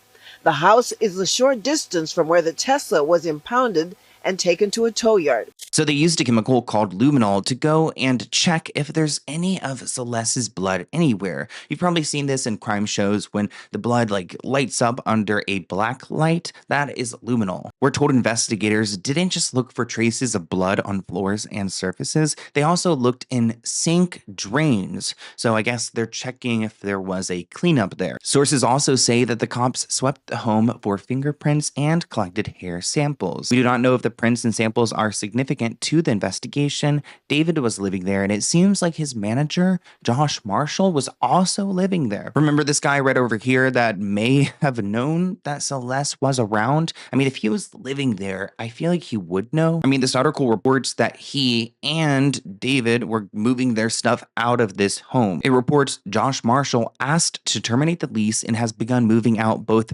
his and David's belongings. That Josh lived in this home with David. According to the reporting, I want to talk about the neighbors. We don't have the neighbor's name, so we'll call him Neighbor. So Neighbor told The Sun that he did not know that David was a singer, but yes, he saw David and he saw Celeste too. He also confirmed that he spoke to David about that Tesla where Celeste's remains were found, because I guess the Tesla was hit and never fixed. The neighbor claims he was not in LA during this weekend and is shocked to hear what happened. The neighbor revealed that David and Celeste were quiet. He never heard them partying. I didn't know he was a singer, but I knew he had a Tesla as it was always parked outside. He was with the girl every day, all the time. The last time I saw them was a couple months ago. I'm not sure. I thought they were just kids, a couple aged 18 or 19. I had no idea. It's crazy. I'd be in my car and we'd acknowledge each other and say hi, but that was about it. When they were heading to the store, whenever, I did ask him about the Tesla as his car was hit and he never fixed it. He never really said what happened. The neighbor said he didn't realize the girl found in David's car was Celeste, but he recognized Celeste from her picture. So if the neighbors are aware of Celeste, I would assume that somebody in David's team would also be aware of her as well. I'm hoping for an autopsy report soon because it looks like her body has been returned to her family for the memorial services, which in my mind means the autopsy's done and she could finally lay to rest in peace. I'm feeling heartbroken, devastated for hearing about the news. We did get an update from the LAPD chief, Jim McDonald. He said, we can't share much. We have a lot of resources dedicated to bringing this to a conclusion, but to go beyond what's already been made public would be inappropriate. Now let's talk about this footage going viral that shows Celeste at David's show. Here's a still of the video and it does look like Celeste, like the hair and everything. But the problem is this show was like either August 23rd or 24th, which if her body was like as decomposed as they said it was, could this be her or not her? I don't even know how a body decomposes. I don't want to know, but they said it was pretty bad. So the timeline doesn't really make sense unless if she was in a hot car and it like expedited the process. Here's the video clip we are working with. You can see Celeste and supposedly David's brother. I don't think it's David's brother. That's what I saw people saying in the comments. We don't actually know. Are up on this little like stage thing towards the back, and it looks like it's almost separated from everyone else, which makes me think that this is kind of like a special spot for special people, aka David's 14-year-old girlfriend right there. Yeah, like looking at it, like it doesn't even look like it's connected right here. I mean, you see the gap between them, so whoever this is has to be someone that David wants to be there, and I wonder who the guy is up here. Now the girl's hair looks similar to images we've seen of Celeste, and it's important to note that she's wearing a black tube top, which is what police say she was wearing when she was found in the trunk of his car. The timing is important here. The concert was 12 days before his Tesla was towed to the tow yard. The body was discovered September 8th. So again, I don't know how the timeline could work. Could, 10 days be enough to go and decompose? Oh, God, I don't even want to think about it. But again, David's lawyers working overtime. They put out a statement that the woman on the balcony is not Celeste. Okay, well, according to who? Now, I want to talk about the possibility of a second victim. And I'm saying this lightly because so many of you guys have asked me to talk about this. Again, some of the information being reported isn't fully correct or at least consistent. So there's two victims that were found in tow yards. The first victim had been deceased inside the vehicle for an extended period of time before being found. And again, this victim, the first victim, is Celeste because she has the tattoo on her finger. While less is known about the second victim, officials say that she was partially burned. It's unclear if the two bodies are connected or if their discovery one day apart was a coincidence. So it seems like this other victim, victim number 2, was actually found the day before Celeste was found. Like this little caption right here, another body was found at a different tow yard inside a Tesla registered to David. So this is, again, referencing Celeste, but they're saying another body. So there was a body again recently in LA and a tow yard, and what is the coincidence? They really have given no airtime to this other victim who we know was, I guess, a female and was burnt. It looks like they were burnt after they had passed away, like someone was trying to hide evidence. Investigators say there's no evidence that the two cases are connected, but how suspicious. And then after I read that story, I came across another post. Now they state that a second victim of David's comes forward. Because remember here, he's not just guilty of possibly guilty of unaliving someone, he's also guilty of having a relationship with a minor. The screenshots we're going to read are from a Twitter user who was one of David's friends until he was made aware of Celeste. Screenshots are from 2023 and the girl who wants to be anonymous was underage at the time. So let's see what David sent this underage girl. Hola, Okay, so I've been up all night thinking logically about you, work, life, relationships, and realized something you would agree with if you see the way I do. Straight from my heart, I really, really, really love you, but I've been checking my schedule for the rest of the year and next year, and I'm barely in Texas. I believe long distance relationships work under the right conditions, like you being able to travel with me, but you're still in school. Ooh. With that being said, I don't like hiding anything from anyone. I'd love to have a public relationship with someone, but the way that this is going, we're going to have to do it in secret or something. I want you to be happy, but you still have so much left to do these last 2 years of high school. I would gladly wait for you. Ew, what a groomer. If we are both in the right headspace when that time comes, I want to still be here for you though and talk like we did before. It got complicated. I love and care about you. And I want to make sure you're not alone. We are still interlinked. Please express yourself thoroughly. Please, with a okay, or please no okay or KK. I want to know everything that's going through your head.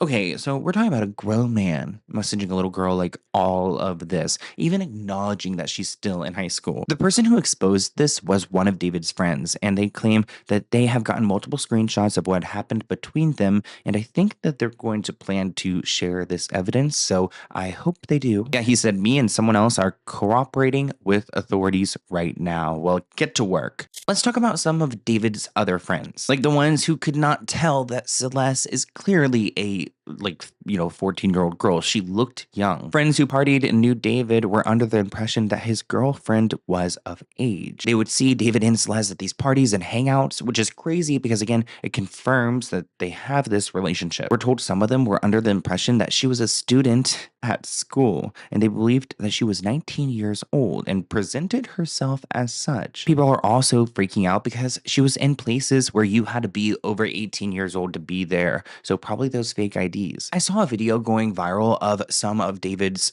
streamer friends. I don't know who they are, but this clip was so aggravating because they're trying to say that David is innocent somehow, and I wonder how many people actually believe this out there. Situation with David? Yeah, he didn't do it. He's not a murderer? No. Thank God, bro, because I was still gonna listen to his music. I was just worried that I'd be an asshole if I did. No, listen, he didn't do it. He literally performed the next day. If he was a suspect, the police would have been after him. He's not a suspect. He's not just escaping the police clutches? No. And I'm gonna perform. We're gonna perform on the 20th, me and David. Sus in the ween. Let me do it. I'll make it. So, period. Do you think David did it? Do I think he's a murderer? Yeah. Can't rule him out. Can't rule him out? Can't rule him out. Damn. No way. No. You know what I did think was incredibly soft? I don't know if it's how true. Do you steal a Tesla though? Huh? Wait, so you think it is him? No, I don't think it's him. Tesla? I don't think it's him because he's been on tour. No, but also, I don't think it's him either. I think it's almost obviously not him. But what's weird is that Crocs dropped him. Yeah, why would they do that? That's weird. Yeah, and Hollister. What? Why would they do that? Guilty till proven innocent? No. Innocent till proven guilty. That gave me a headache, and I feel like we're going to see more of that and more of those headlines that we started this video off with. David is worth millions of dollars. He actually signed a record label deal when he was in high school, so he's got a lot of money to put behind a good lawyer. I'm pretty sure he's worth at least $6 million, and now that he's being accused of these crimes, people are streaming his music more now than ever. Billboard reports that David's overall streams have experienced significant gains since the death investigation hit headlines. I think he jumped the record amount of spots on Spotify. I told you guys in my last video that David hired Burke as his attorney, so I'm interested in what kind of statements we're going to see from David's side, or if we're going to see an arrest anytime soon. It seems like it's taking so long for everything. I'm calling it out now. There's something suspicious about this David investigation into Celeste's death. It's taken us a while to get the autopsy report, and now that we're starting to learn some details, there's certain things not adding up. Why is Celeste's cause of death deferred? Does that mean we can't look into a potential homicide case here because we can't figure out exactly how she died? Am I killing people? In your music? This is so convenient for David that her cause of death has been deferred. Now they have to do a further investigation. It could take up to several months for the medical examiner to reveal how she had died. This is scary because if they go on to say that she died of natural causes. Does that mean they're not going to look into who stuffed the body into the Tesla? Now, one thing we are learning is that Celeste was not pregnant at the time. Remember, we talked about previous messages from Discord where she admitted to being pregnant with David's baby. I still believe she was pregnant at some point, but they're saying there was no baby womb. Like, oh God, it's so scary to think about. But there was no like womb recovered with the body. But looking at the timeline of when she sent those messages, I would assume that she would have been super pregnant. So something's not lining up. I'll never forget one person told me that they believed that David had pressured her to get rid of the child, something that caused a rift within their relationship. But again, that's just a tip I received in my email. Like I said, David's been active on social media, and I think it's pretty insane that he's a free man. Like recently, he commented on a TikTok that's about this investigation, and he wrote, okay. He deleted this comment, but maybe he thought he was on a different account. I don't know, but he's keeping up. So, hey, David. Someone said that the fact that he's allowed online is crazy, and I agree. I mean, lately it looks like he's been playing a bunch of Fortnite. If you thought he had any ounce of guilt within him, this is your sign that he doesn't. And I don't know how Fortnite works, but it looks like he's been pretty active. So maybe he's not posting on social media. Maybe he's not making any statements about Celeste, but he's enjoying his freedom and playing video games. That's why I say it so loud. In the back of my mind, you died. In the back of my mind, I killed you. So it's all in the mind because that's Let's imagine that David is innocent. If I were him, I would not be able to sit at home and play a video game. I would be so sick and just uncomfortable by this entire situation. The fact that he's playing games and, could care less makes me believe he is that psychopath. Somebody said, I know what he did was bad, but can't a fella play some games in peace? Really? Someone said, he's not said anything about the situation, but he's been active on Discord and playing games. He's cooked. Now, we're going to talk a little bit more about what the autopsy report found, because they claim that Celeste had been dead for weeks. So remember that video we saw of that girl that was, in the balcony of his show in Maryland in August? I'm assuming that's not Celeste, right? Because that was only a couple of weeks before her body was found, and it sounds like they're making it seem like Celeste had been dead for a long time. I mean, her family said they stopped hearing from her in July and August, so it can't be that long. But there's a video clip going viral right now of Celeste running away from home. This particular clip happened at 7 a.m. on March 19th, 2024. Now, Celeste's brother claims that Celeste was going to the movies, but like at 7 a.m., that doesn't make sense. Maybe going to school, but clearly she didn't go to school. And in this video clip, you can see her running. Let's take a look at what we're working with. So you can see Celeste right here in white pants, and it looks like a black sweatshirt, maybe the same sweatshirt that they use in her missing persons report. And, she's got a pretty steady pace here. It doesn't seem like this is sped up. She's kind of like in a hurry. And again, this is like the liquor store. So this is where they're getting this footage from. As you can see, she's now running around the corner. Also, look, more people running. Why is everyone running? But then she kind of like slows down a little bit, going back at that normal pace. And we don't see like a clear destination that she goes to. We don't see a car that she's picked up in. It really seems like after this next video frame, like she's just a missing person, completely gone. And again, this isn't the last sighting of her, but we're just getting a little bit more insight into what her home life was like and how she found herself in this situation where, this grown rapper could come scoop you up and bring you to his home and probably, unfortunately, eventually kill you. The owner who gave us that video clip seems to have known Celeste. His name is Ellie. He works at the liquor store, and it looks like they sell a bunch of things like chips, sodas, and things like that. So Celeste would come in pretty often, and so would other young kids. Ellie said that Celeste wasn't a wild girl by any means. He never heard about any trouble at home. He never saw her in trouble with the law. Though the law claims that she did have a troubled home life, which is why she ran away. But Ellie claims that she seemed like a normal girl. Celeste would come in, buy some soda, some chips, some gum. Ellie says that he gave the footage to her family, Celeste's family, in hopes that it would help them find her. This was the second time that Celeste had ran away from home. We know she ran away in January 2024, but was returned home by police after she was found in Hollywood. Who also lives in the Hollywood area? David. Beautiful, quiet, shy girl. It's not like from the wild girls. And I shocked when I find out first time when she ran away or missing. And these images that we've looked at, they're from over a year ago. This is the first time she ran away. The second time. Oh, the second time she ran away. Second time. After they bring her back, second time in March 19, I think. Now let's talk about why police are saying that Celeste had been dead for several weeks. Police are saying that they don't know a lot, which wake up call, like hello, but they do know for sure that Celeste died and someone had placed her in the front trunk area of David's vehicle, which we all know that. They also say that we know the Tesla had been parked at the location from which it was towed from for several weeks. So it's very likely that Celeste had been dead in that car for weeks before being discovered. Actually, somebody on Twitter brought up some receipts showing the timeline of how long the vehicle had been there. So there's a complaint made on August 26 of the car being abandoned. The caller noted a large dent in the rear, but no mention of an odor. The tow report states nothing of value was seen inside. The photo suggests the car had been left in the same spot for an extended period of time. The initial complaint was called in on August 26. An officer came on the 27th and ticketed it. Then on the 3rd of September, they got another ticket. On the 5th, the car was finally towed to the impound lot. They also note that there was no record of this vehicle being reported stolen, and knowing how close it was to the rental that David had been living in, it doesn't seem like it was stolen. Like if it was stolen, it was only taken a block away. This person on Twitter pointed out, the caller only noted a large dent in the rear, no mention of odor. Was she standing behind the car and another vehicle deliberately hit her, like hence the dent? Where are her legs? Only her head and torso were found.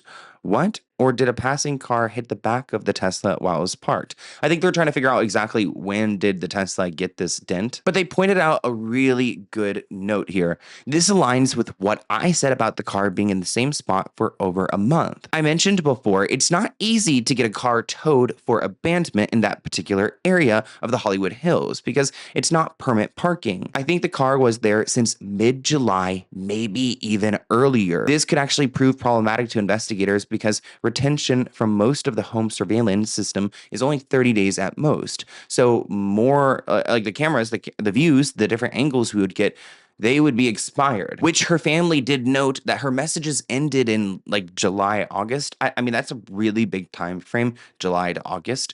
But I feel like maybe she had been unalived and left in that Tesla since July, which thinking about the summer heat here in LA, I mean, I could understand why she's probably decomposed that way. The Los Angeles medical examiner has not determined the cause or manner of death, so we don't know for sure if anyone has any criminal culpability for her death. You got me effed up. What are you saying? You're telling me that because you can't prove how she was unalived, you can't then conclude that she was hurt by somebody? I mean, she didn't go and chop herself up and put herself in a frunk of a Tesla. The officers shared that they do have several search warrants for the property, for around the property. David's already out of there. We have no idea where he is. He could have, flee the country.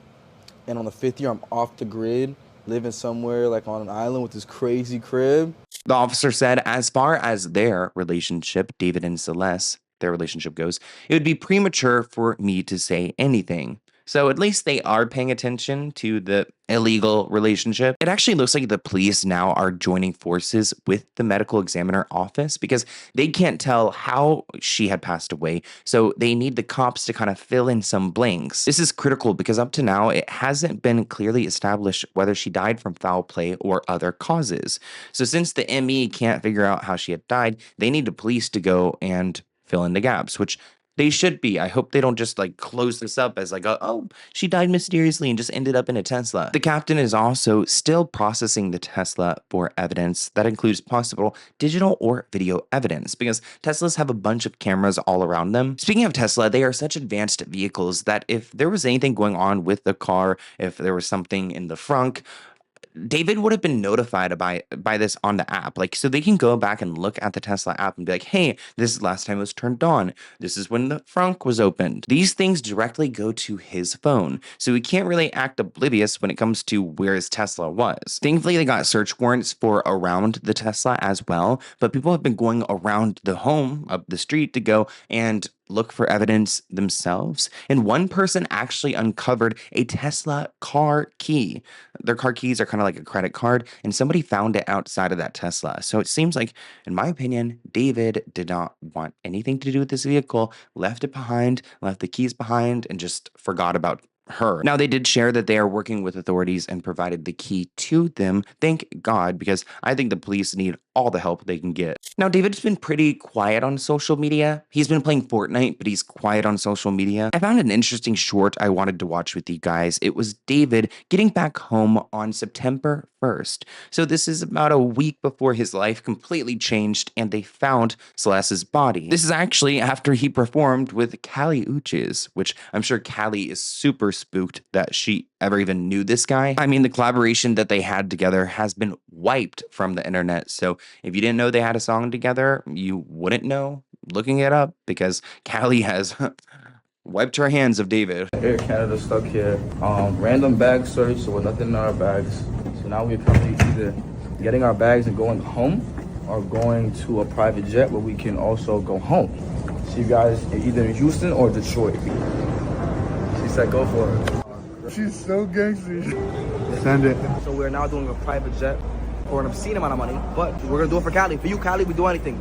Te quiero mucho, mi hermana. Arriba, out. David here. We are back with another David Prayers video. I know it's been a minute. David Prayers video. God, I would like to know what his prayer list looks like. Just got back from performing at the Kali Uchis concert. Shout out to Kali Uchis. But shout out to Jesus too. Today I'm gonna talk about imposter syndrome as a Christian, especially in my eyes, how I view it. Sometimes, especially me doing. Oh, so he speaks to Jesus. I don't believe it. Music and things like that. It kind of gets hard to kind of navigate the bridge between your faith and your flesh. And honestly, just being completely transparent, it gets a little shaky on the walk because there's so many different things going on, and we kind of can't get wrapped up in the ebbs and flows of everyday life, and we got to keep on depending on Jesus, especially in like now, like the world is crazy, like, the world crazy. But I just want to say, do not lose hope, do not lose your faith. We arrive on this earth with nothing. We spend our years chasing everything, and then we're gonna die with nothing. So just make sure your spiritual hands are full before you leave this earth. Read that Bible, stay in that word, stay inspired, stay prayed up. Makes me sick, literally sick to my stomach, especially him like appropriating Christianity. Like he has not committed the biggest sin of them all.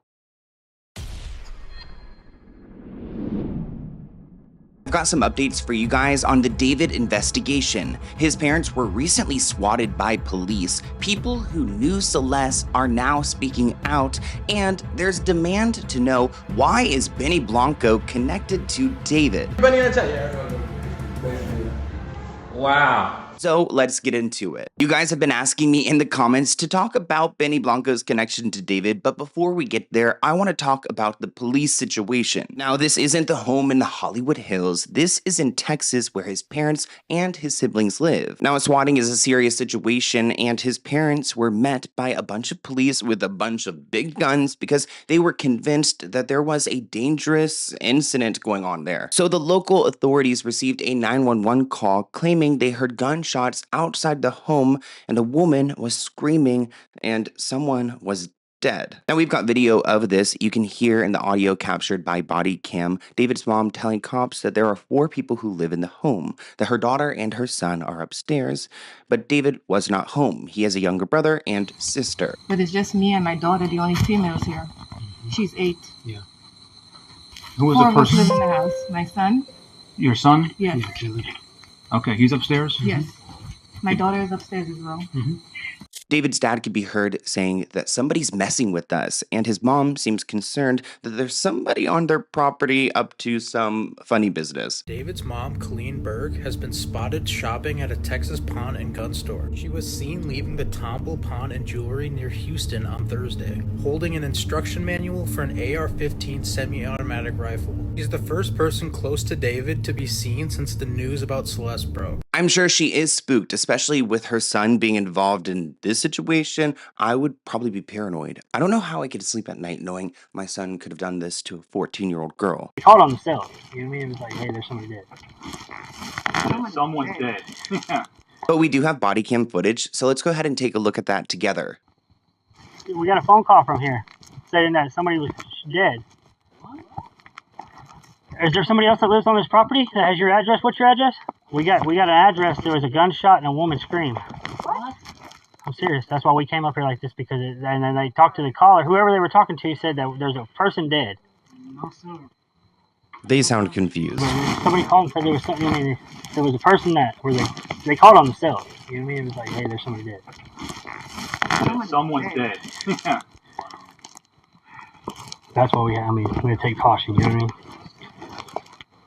Wasn't trying to scare y'all. Just. Yeah, this is scary. This house is way off the roadway. So you just opened the gate and came in? Yes, ma'am. I'll put it back. I have a gate just like it. The call from it pings and sends it to dispatch. What the what? So like whenever you call 911, wherever you are, it sends like a ping that's how they know the address. And this address came up to this number? Yes, ma'am, that's where he was meeting. County to engine 42. Yeah, okay, so that was a false alarm. You see, I don't like this kind of thing. So if I really do have an emergency, then... So whoever this prankster is used some technology to go and tap in, place themselves at that location, dial 911, and I guess play some crazy audio of a woman screaming, some gunshot, like maybe like a movie scene, and they thought it was a serious call, but it was a false alarm. We spend our years chasing everything, and then we're gonna die with nothing. So just make sure your spiritual hands are full before you leave this earth. Read that Bible, stay in that word, stay inspired, stay prayed up. I have more updates on David and Celeste, but I want to quickly talk about Benny Blanco's connection to David. Now, you guys in the comments are convinced that they are friends, and there is a connection. Actually, for this publication Hero, Benny Blanco interviewed David. It's a written interview, but it's also a video interview, kind of like a couch, like podcast format. Here's a clip of what their conversation is like. This video is still on YouTube. It's about a 20-minute video. And in this particular clip, David's talking about how he was in high school when he signed with a record label and all these different labels were trying to get at him. Every label's called. Every single one, yeah. And how old are you at this point? I think I was 17. Yeah, 17. Okay, so you're 17. You're living in the middle of nowhere. Middle of nowhere. You're uploading you're Alvin and the Chipmunks. You're a streamer and a video game player, and you're like slowly, are you realizing yet where you're like, whoa, I could take this music shit kind of far? So he was like a professional like Fortnite type player, like making videos and making money from the internet doing that? That was when the music started doing more numbers than the videos. Oh, so then you're like... It flipped. Yeah, so originally the videos were doing more numbers than the music, which was like... You're a video gamer. Fortnite, yeah. Fortnite was going up. Music was like down here. But then they switched. This video didn't gain too many views until we found out that David was involved in this situation. If I was Benny Blanco, I'd be so creeped out to think that I'm next to this guy. I don't know. I mean, looking at Benny there, he looks kind of like happy and joyful. He seems like the type of guy that can get along with anyone. It's so crazy how David's acting so normal in this interview. How can a person live with themselves? That was too violent. You're talking about killing people in your music? No, not my son. And I was like, wait, I might be onto something, bro. This person writes, time to go to jail, David. People, let this be a lesson. This dude is so chill, cool, good looking, and he speaks well. No one would have ever imagined he dated underage girls and possibly, very possibly, could be a murderer. Now, I opened up this segment with a clip of Benny Blanco and David in a live stream, and it looks like they were at David's home where he would have lived with Celeste and his manager, Josh Marshall. I have not forgotten about you. Now, the only reason why these two should ever be in the same room with each other is because their record labels are Interscope adjacent. They're not necessarily the same label, but they're all owned by Interscope, and maybe that's why Benny and David would be connected.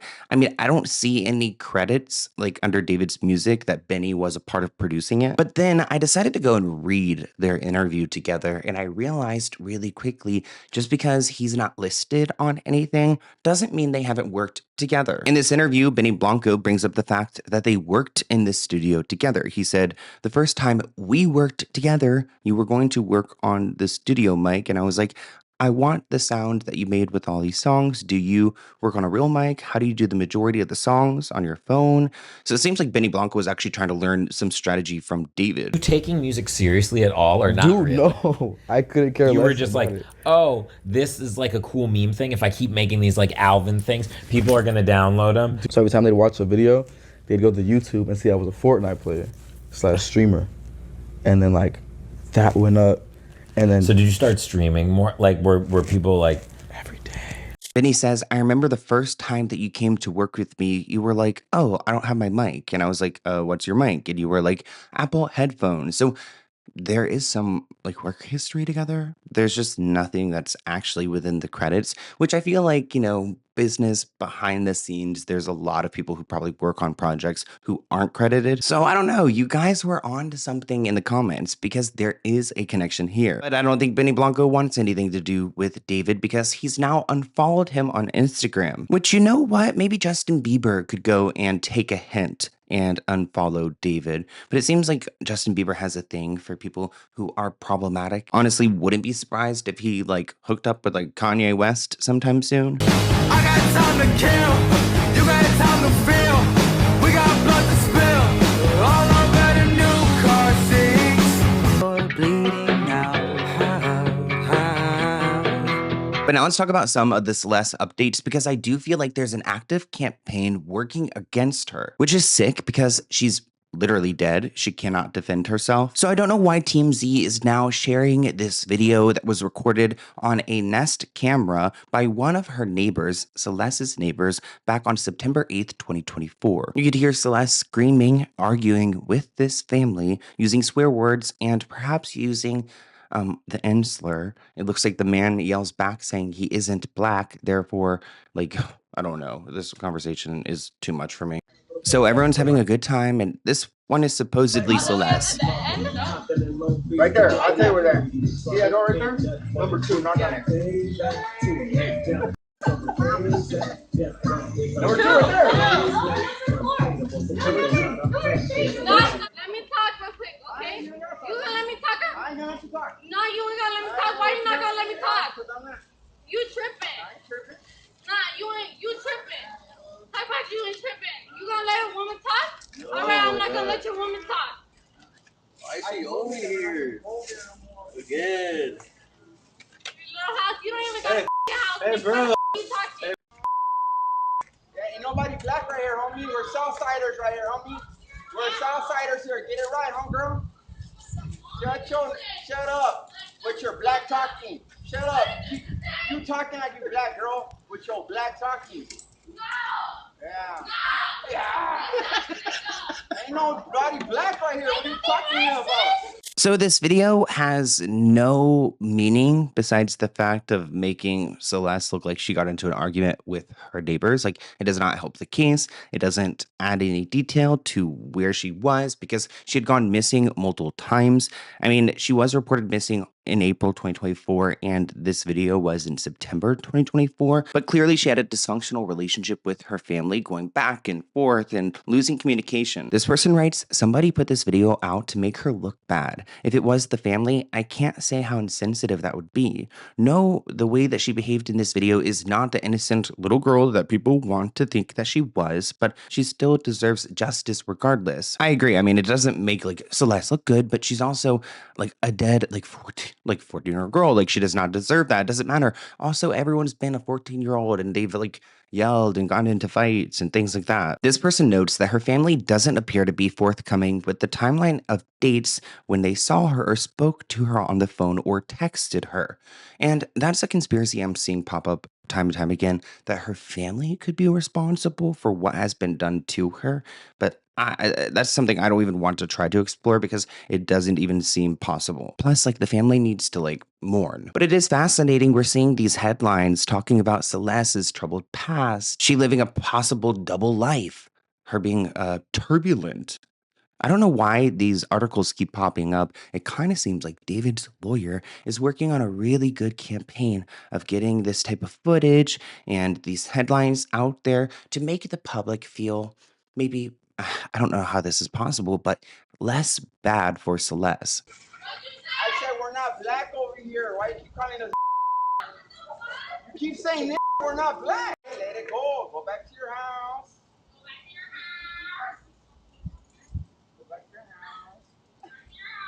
You ain't gonna do nothing, bro. What you gonna do? You ain't no gangster. You ain't nothing, homie. What you are? What you are but a little girl? What you but a little girl? What you gonna do? What you gonna do? What are you gonna do? You need to go home. Seriously. I'm not Mexican. I'm Salvador and you tripping. Oh my god. Not because you tripping. Move the out of here. You ain't gonna do shit. You ain't gonna do shit. You better get over there. Get your over there, little girl. Go there, little girl. You ain't gonna do shit. Go. Go. What are you gonna do, bro? Go call her dad, babe. What are you gonna do? What are you gonna do, little girl? I mean, that just shows you how young she was. They're saying, go, little girl, go. What are you going to do, little girl? One person said, go call her dad.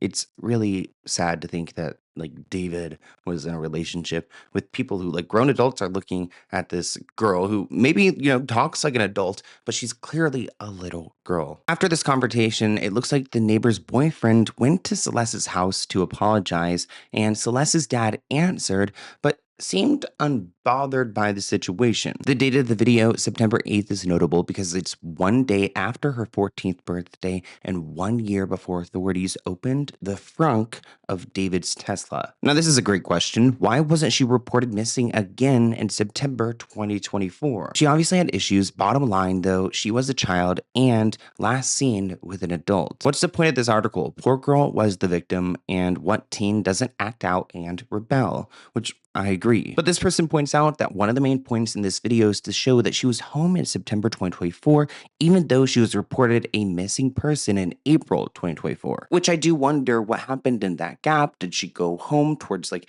the end of the, you know, the spring school year and possibly go back to school? I guess not, because she was a missing person. This person is going off. Lots of teenagers don't act out, you clown. People like you make excuses for this type of behavior, and ignorance give rise to kids thinking this is okay and how they should act. Oh, it sounds like this person just has a bad teenager at home. And you know what? Maybe Celeste had a little bit of a temper and wasn't, you know, whatever. She's 14 and she's dead. I can't believe you wrote this. Hey, excuse me, quick question. Oh, shit. What are you up to? You call me my work clothes, bro. You know, I just got the tie. I'm trying to clean up a little bit. You think Tyler's gonna get all that out? I hope so. What's your name? David. How are you feeling today? It's raining outside. I think I got a cold. I'm kind of sick. What song do you put on when you're in bed and feeling sick? Romantic Homicide. How does that one go? I'm scared. It feels like you don't care. Now, there's another creepy article I came across where someone at TMZ decided to go and interview Celeste's ex-boyfriend about, like, who she was as a person. Keep in mind, she's like, was like, what, 13, 14 when she knew this kid? It looks like he took this interview with his mother, and he's known Celeste since back in middle school, saying she had a troubled life before running away, and her mom treated her badly. His name is Damien, and his mother, Jamie, was there. You're gonna see a smirk on her face. I don't know why the, you know, I'm not gonna say anything, but I don't know why this woman is smirking. It's like she's excited for 15 minutes of fame. Damien, though, said that he heard about Celeste's relationship with David, but he was surprised because he thought she was happy outside her home life. So he thought, like, everything, I guess, with David and Celeste were good. Surprised that she ended up dead. Was she sweet? Was she kind? Was she bubbly? What do you remember about her? She was really kind, and she said she wanted something serious. And how old were you when you met her? 13 or 14. She said how her mom didn't treat her well or whatever, and she didn't like where she was at. She just said they were mean or whatever. She didn't like them. You guys broke up, and the next thing you know, you find out that she's involved with this internet sensation, David. Yeah, I didn't think it was gonna happen. We were at PE, and she told me and my friend that she was running away. And she said it was because of her parents. And the next day, she wasn't at school. And like that's the last time I saw her. You feel upset about losing the relationship? Not really. It was kind of clear that we're like better as friends. It was kind of sad that I wasn't able to like say goodbye, but like see how she was doing, like when she ran away. Everyone just needs to be very careful on social media. Now, I don't really know what Celeste's 13-year-old boyfriend could really give us, but he did give us some context on the fact that she was open about running away, that her family life maybe wasn't great. That David and Celeste were in fact in a romantic relationship. And these friends also say to TMZ that they thought that she was 19. Nope. How about 14? She was 14 when she was killed. That is a minor child. And it's possible that she met David when she was even younger than that, possibly 12 or 13. Now, just based on that information alone, David Burke better hire a very good lawyer. But as far as that goes, it seems like their relationship was pretty, middle school, high school, as someone should have a relationship at that age. Nothing like the David situation where she has an engagement ring and a tattoo on her finger and possibly was pregnant. But the autopsy report said she wasn't, so I don't know. Also, she said she was pregnant back in like July of 2024, so she would have had like maybe possibly given birth before. I've truly no idea. Something about that timeline does not add up to me, but I hope we get answers soon. But I hope you guys enjoyed this video. I do hope there's going to be justice for Celeste, like, soon. David's manager, Josh Marshall, is now speaking out because he doesn't want any connection to this investigation. I understand why, Josh, because it doesn't look good that the artist that you were managing, the same artist that you decided to lease a home in your name for, had been having a long-term relationship with a minor, and then possibly, a lot of people believe he unalived her. So I get why Josh doesn't want to be connected. It's controversial of kids. Josh's statement doesn't come after Celeste's death, doesn't come after David's pretty much cancellation. It comes after somebody makes a TikTok, a user Girltown, where they allege that Josh had received an email in February 2024 regarding Celeste's missing persons report. Now, this user is also claiming that Josh and David were roommates. From what I've seen reported in the Daily Mail, correct me if I'm wrong, because I saw this, we all did, it said that he had to move out his and David's things. So the assumption would be, yeah, you would have to move out because your stuff is there. Why is that being reported that way? We're actually going to react to the TikTok that he posted this comment under, but I wanted to, get to the point. So Josh wrote in the comment section, and again, we'll see the video in a moment, this video is false and the person is misinformed. This is the only time I'll speak on this matter for now. So crazy that he's doing it in a TikTok comment. Like, do we really have no class? This has been a tough time for my family as well, as I'm a father of 3 children. Okay, why? If he's so innocent, why would this be? Okay, let's see. I received no emails, and I'm no one's roommate. I live full-time at home with my wife and kids. My daughter is 14, and this news is affecting so many lives. I've never received any emails. I had zero knowledge of anything, and I don't live in California. I work remotely 95% of the time, and my job doesn't require me to have much interaction with many of my clients, like David, as there are many others who work with him on a day-to-day capacity, not me.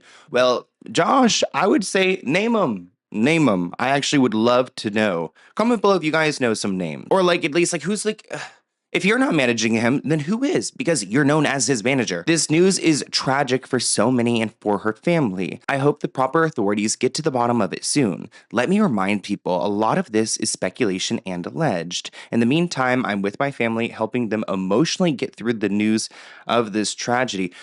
Why would his family be so uprooted and upset if he had little to no interaction with David? How would your 14, when I was a 14-year-old, I didn't know who my dad was working with or his that would make no sense to me.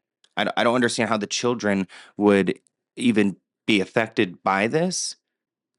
unless the kids knew that you had a very close connection to David, and then maybe they bragged about it at school, like the 14-year-old, and now people are like, side-eyeing her, which I don't condone that. She's a little kid, but I'm just trying to like get to the bottom of it, right? There's like, he's giving us like little statements, but they're not really necessarily adding up. I mean, if it's not you, Josh, then who is it? And you don't live in California, but you have a lease for a very expensive what was that, like $20,000 a month or something? Crazy lease.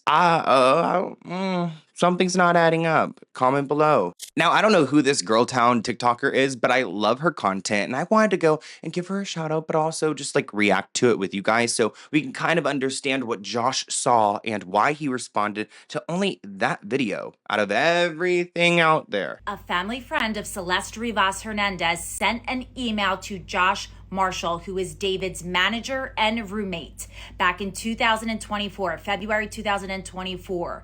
And in the email was the missing persons report of Celeste and all of her information. And it said, we know Celeste is living with you guys. She needs to return home. Well, I would say, where's that email? Where's that email? Also, her makeup is so nice, right? One day later, Celeste returned home. And then a month after that, she went back to living with David and his roommate, Josh Marshall. So Josh Marshall was well aware of Celeste Rivas Hernandez's age and that she was a missing child. Now, that wasn't the only statement that Josh had made. He also wrote, "This is for anyone that has spread misinformation that greatly affects myself and my family without regard for the facts. I hope the creator of this video pins my comment and corrects what she said in a new video." And then he goes on to tag a bunch of different random TikTokers. Honestly, like him like listing them all out, I'm like, perfect. Click, click, follow, follow, follow, follow, follow. Thank you for putting them all in one place. I do think it's really fascinating that he decided to give a statement there opposed to traditional media. Why haven't we heard from the record labels? Why haven't we heard from David? It looks like keeping quiet is doing him justice because I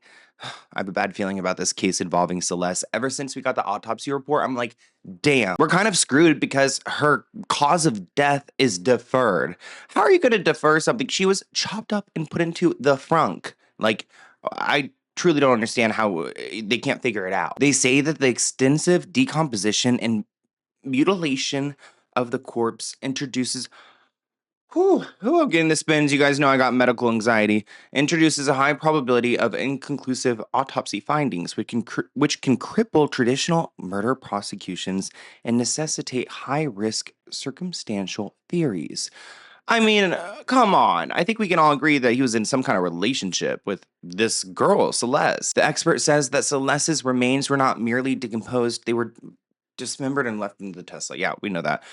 And for 11 days in the August heat, and it gets hot in LA, especially August. Oh, I was sweating. This level of decay severely compromises forensic analysis. Oh, sickening. Wait. There's more detail. I cannot. Internal organs, I'm just going to read it. Internal organs, soft tissue, and toxicology viability may be lost in the body weight of 71 pounds. Ugh, suggest wasting or decomposition. Oh, you poor girl. For over weeks and months, if cause of death is ruled undetermined, the prosecutors must rely entirely on circumstantial evidence.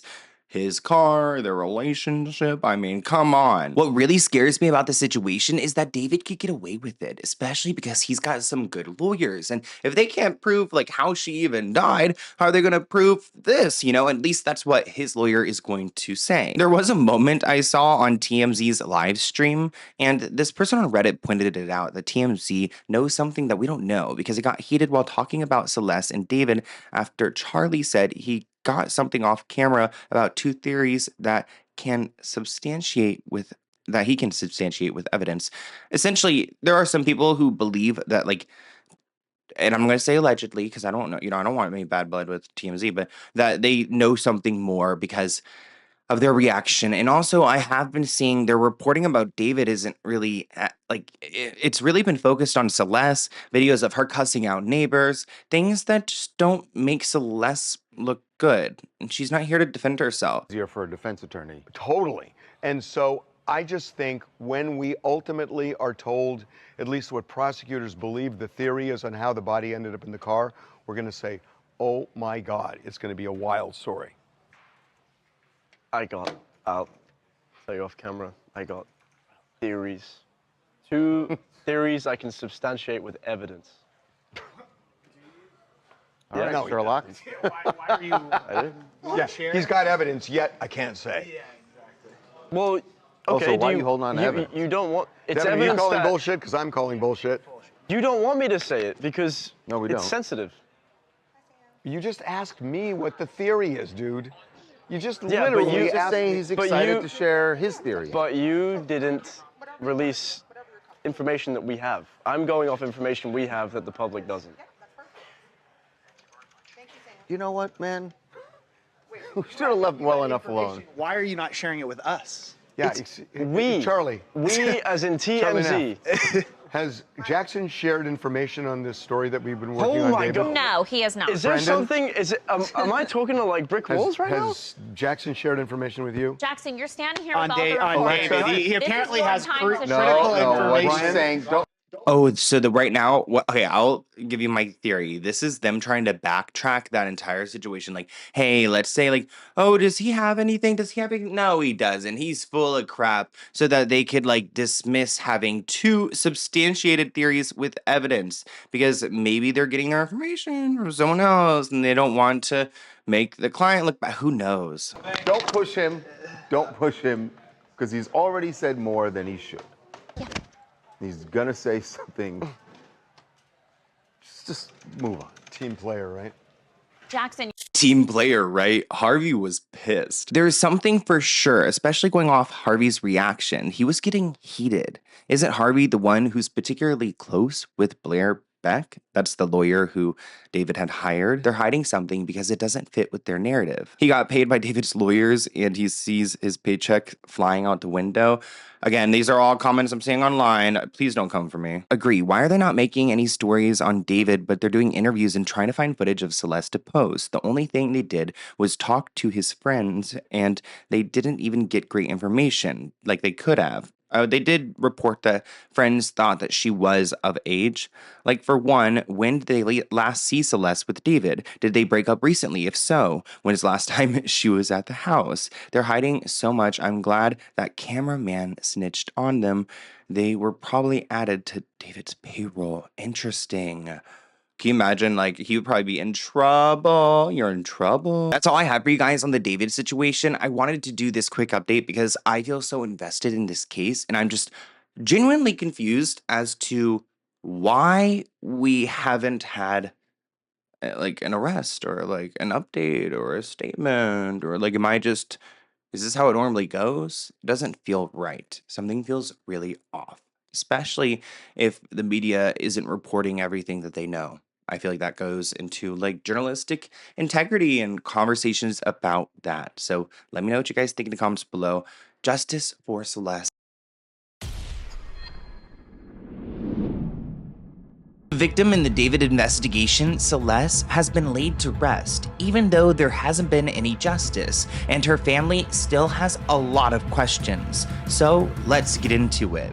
This is 28 days after her body was found in the trunk of an impounded car belonging to the pop star known as David. My stomach sank today when I saw Celeste's family have a funeral because it was so real to see them go and bury their 14-year-old daughter, their niece, their cousin. She had a lot of family there. I feel like seeing pictures from the funeral just really wakes you up to how many people are affected and how many people loved this little girl. So seeing people crying and emotional remembering her life just makes me so much more angry at the fact that we don't have justice yet. And while I want Celeste's body to laid to rest, I do question how the autopsy report gathered enough evidence to declare that they won't have to go and, this is morbid, but dig her back up. Last week, when crews were hauling out boxes and crates and bags and throwing them in a trailer, it was a very different scene from the actual move conducted by actual movers the week before.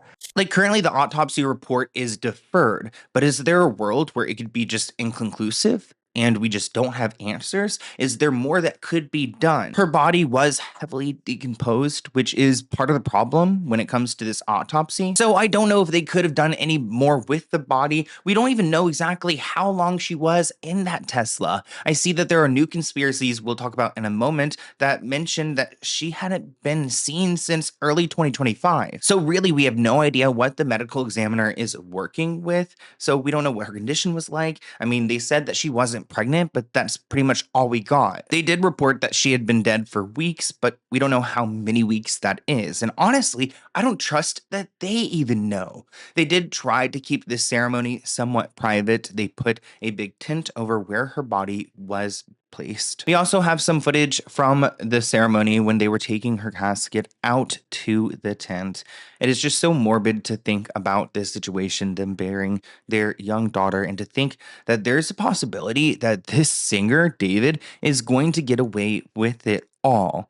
This man who has power and popularity and connections might be able to weasel away from taking a 14-year-old girl's life, even though much of the evidence suggests that he's responsible. I mean, I would cry at this funeral. It's such a tragic story. Now, the comments lately have been really throwing me off.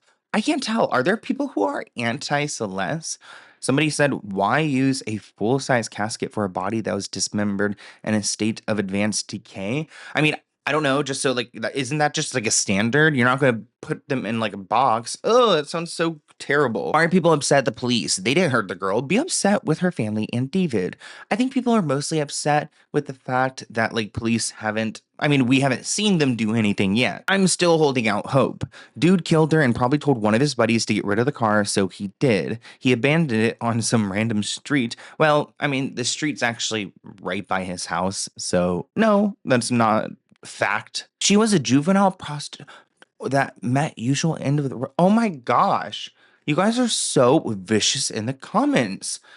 Now her family cares. Poor little girl. My condolences. Ugh.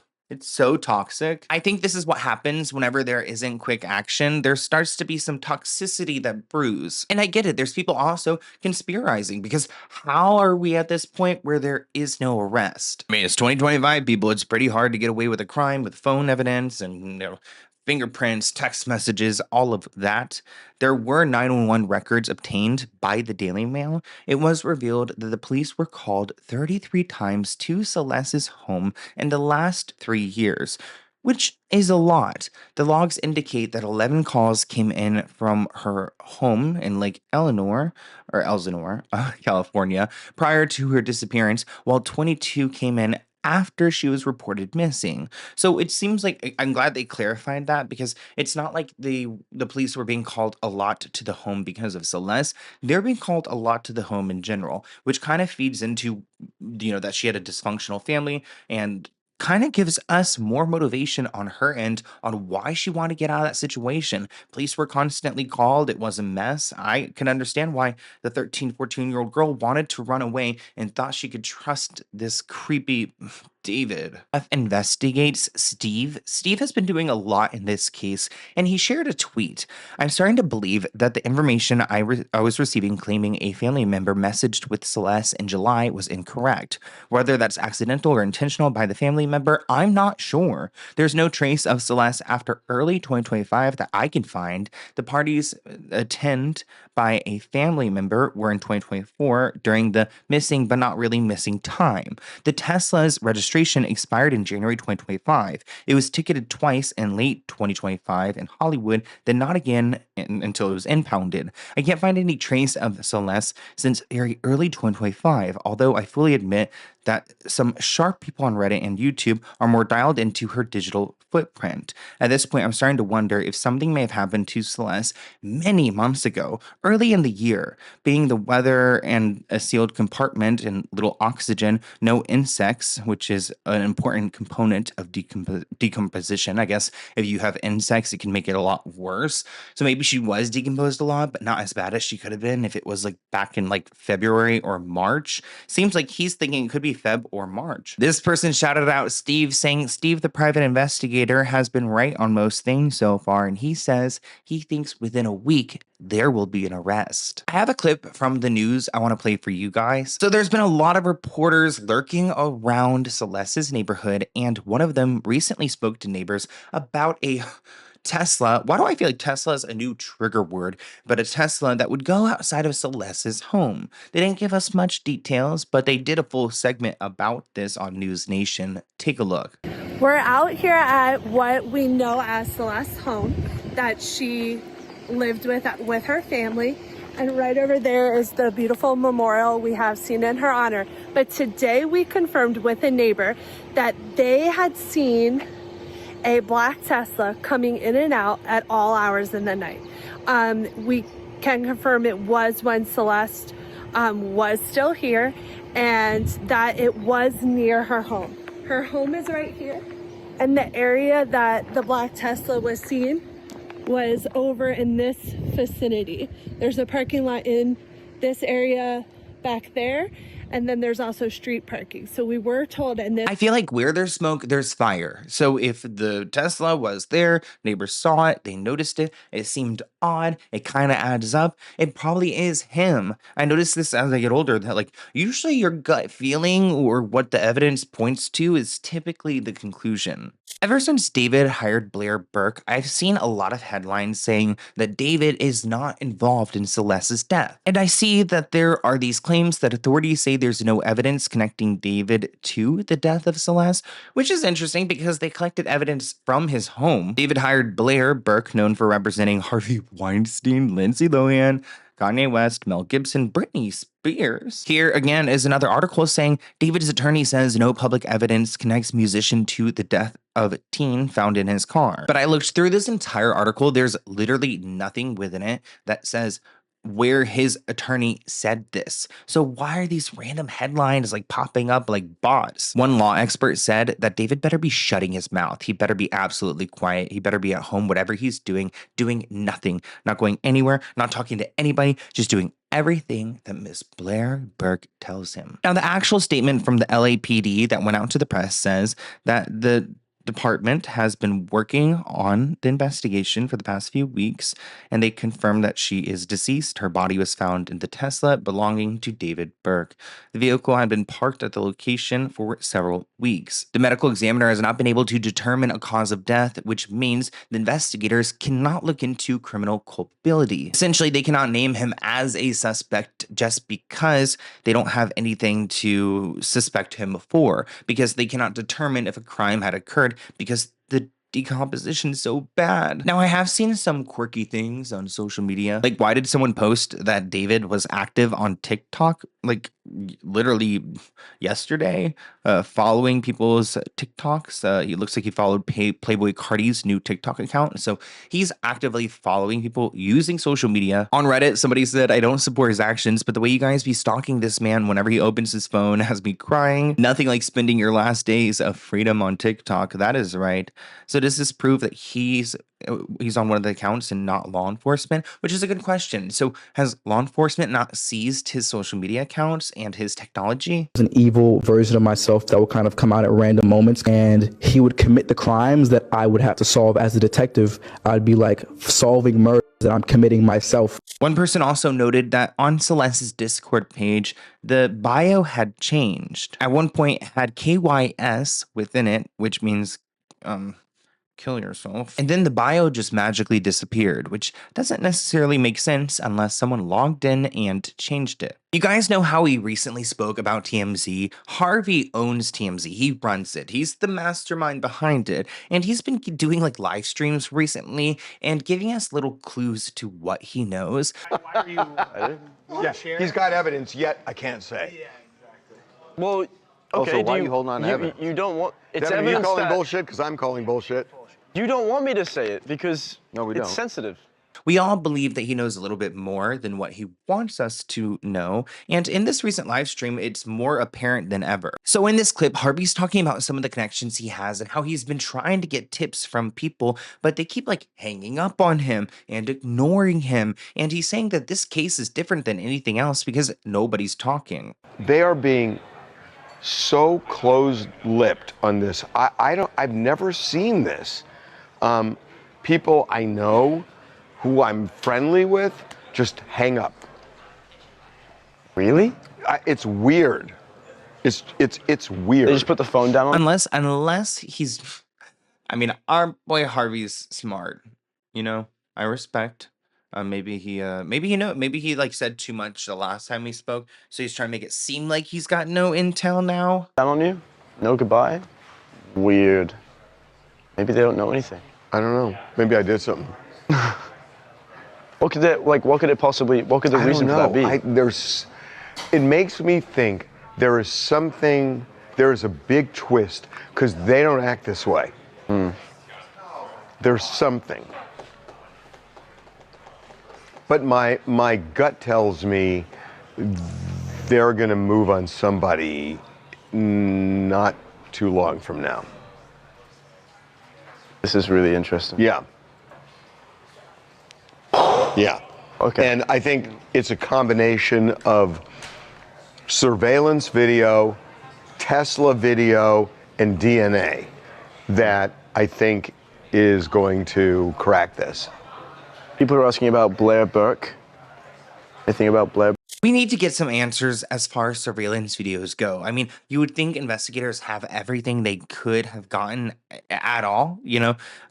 They probably have gone to every house, and I know a lot of people in the comments like, you know, my ring, it deletes after every 30 days, and so, but you know, some people, they have the extended plan or something, so I'm sure there's something out there. This person pointed out that Harvey is vacation buddies with Blair Burke, David's lawyer, so they may be close friends. Maybe that's why he's not leaking any info. I wonder if anyone has security footage mine deletes after 30 days. If someone saw them walking out late night to the car, no big deal. They always see her. The footage wouldn't be archived. His 3-car garage was a mini arcade, which is why he didn't park inside. The dust on his car looked to be more than a few weeks old. A lot of people are going to be asking the very obvious question of why hasn't David been brought in at least for questioning? Law enforcement doesn't have the answers they want in order to be able to confront or question David, especially without an autopsy report as to the cause and manner of death.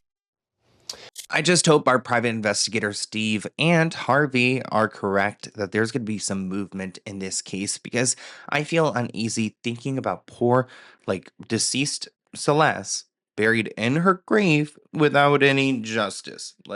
Make it make sense. I feel so terrible for her. And, you know, even if her family was terrible and neglectful and, they're caring now, it doesn't matter. She still had to go through something so traumatic. And even after she's dead, that's still traumatic. I mean, she, is dead now, but even doing that to someone's body is so gross and disrespectful. And investigators are starting to close in on the David investigation, and they found evidence that connects him to Celeste, and even more evidence that suggests that her death was sadistic. There are also new characters unlocked because David's close friend Neo was there the entire time and possibly assisted in some of these crimes. So let's get into it. You guys remember how the homeowner of the mansion that David was staying in decided to enter into the investigation and hire their own private investigator? Now, I don't know if they hired Steve Fisher, but he has been on this case from the beginning, and he knows a lot about the evidence and who's guilty. He's saying right now that David hasn't been arrested yet because there are multiple players involved. And we're going to react to some interview clips of him. Here's one where he talks about how Celeste wasn't just staying maybe at this mansion, but also between different residences, that David had more than one rental property. You know if Celeste was ever at that property? So, what we recovered, we don't have any of her at that property. We have pictures of her and that were taken by David, we assume, because it's not on a camera phone, but these photos are on a regular camera at different locations. And it really makes me think that it's likely she had another place she was staying. I can tell you that there was a lot of time spent towards downtown LA. And I'll say the last photo that we have of Celeste is January 2nd, 2025.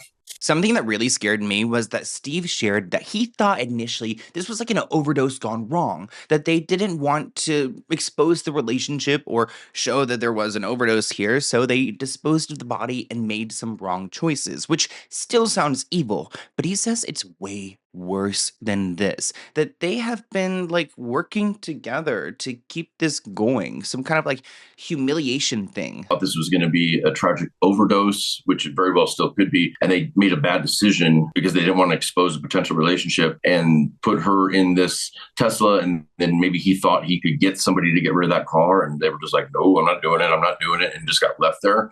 But I will say this, there are some things that, and I'm talking physical evidence, that was at that house that is, there could have been greater plans as far as getting rid of her, and it's scary, sadistic stuff. And that's why we're trying to learn more about that. I wish I could say more, but for obvious reasons I can't. But and it doesn't have to do with how she died, but maybe how they were planning on ultimately getting rid of her, and how maybe that Tesla was just a holding spot at the time, and things just, their timing was just off as far as getting this done.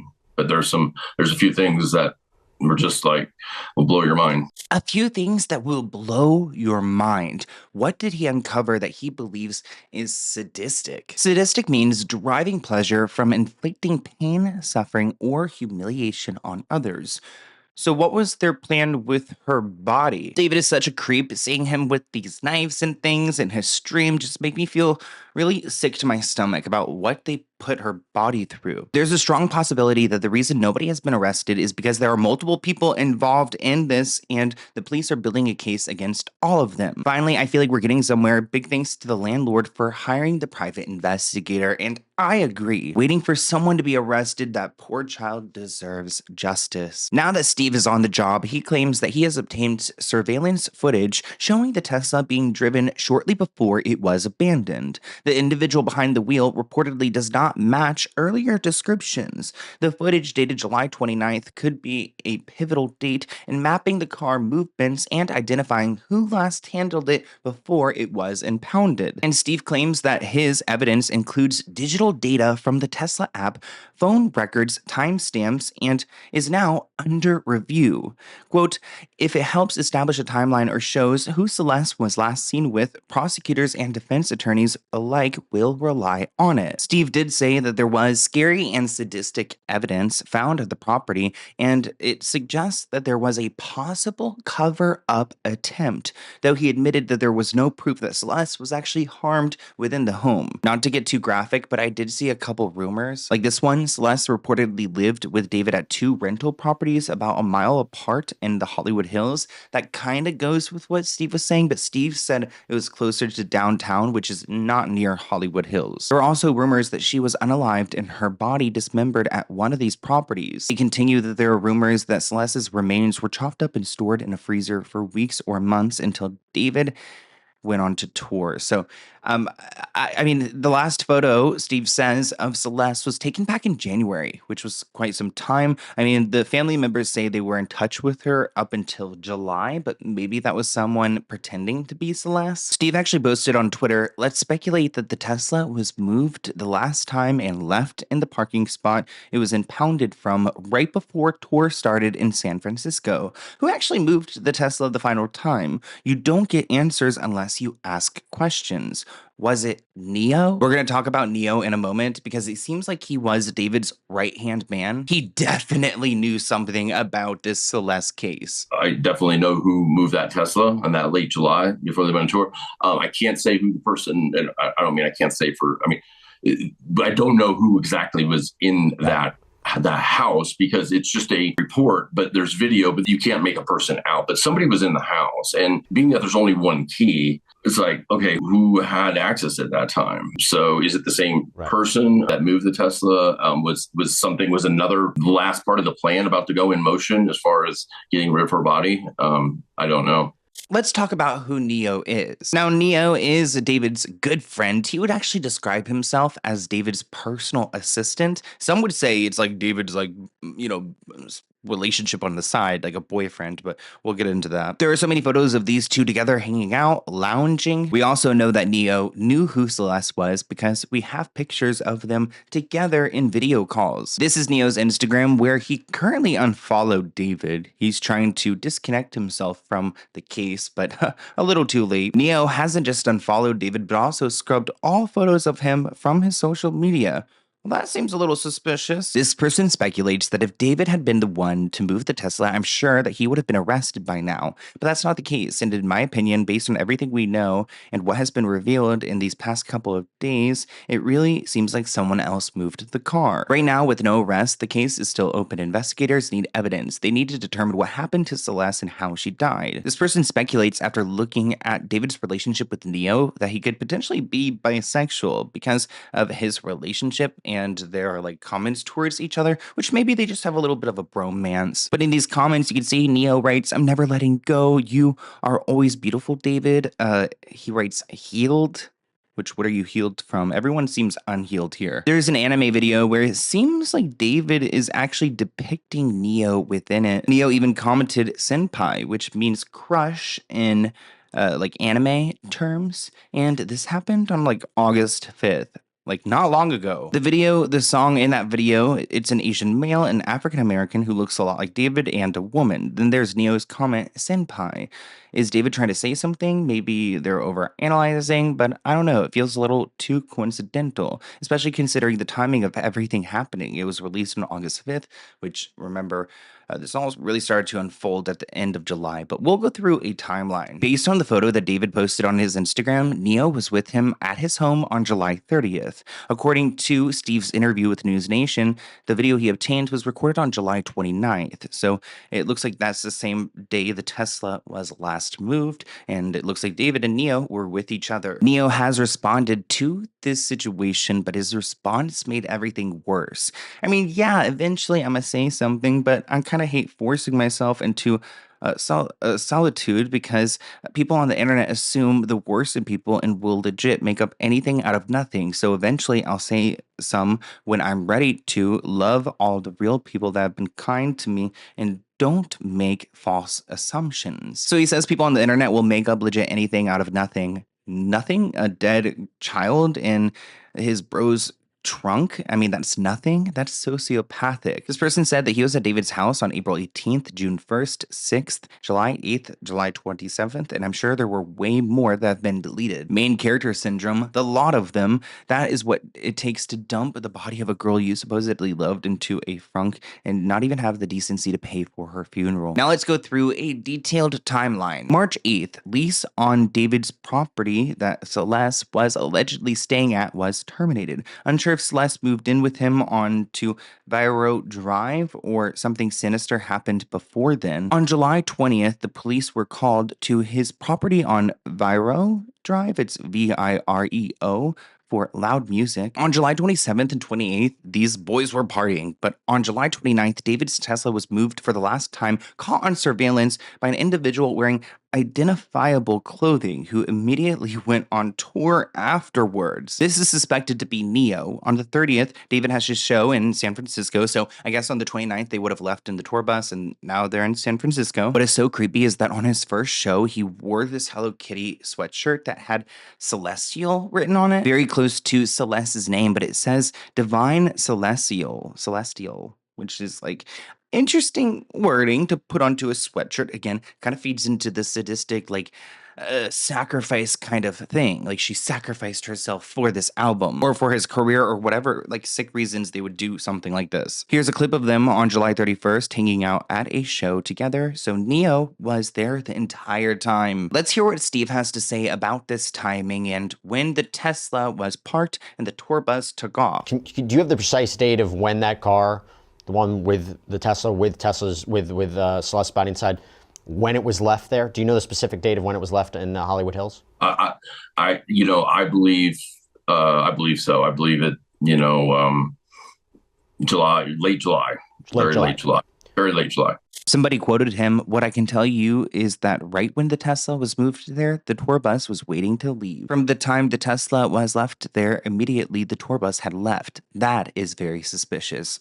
I agree. The time the Tesla was left there, he literally immediately started the tour. There was a tour bus that was leased, and I'll tell you that Tesla was moved and literally a bus departed for tour.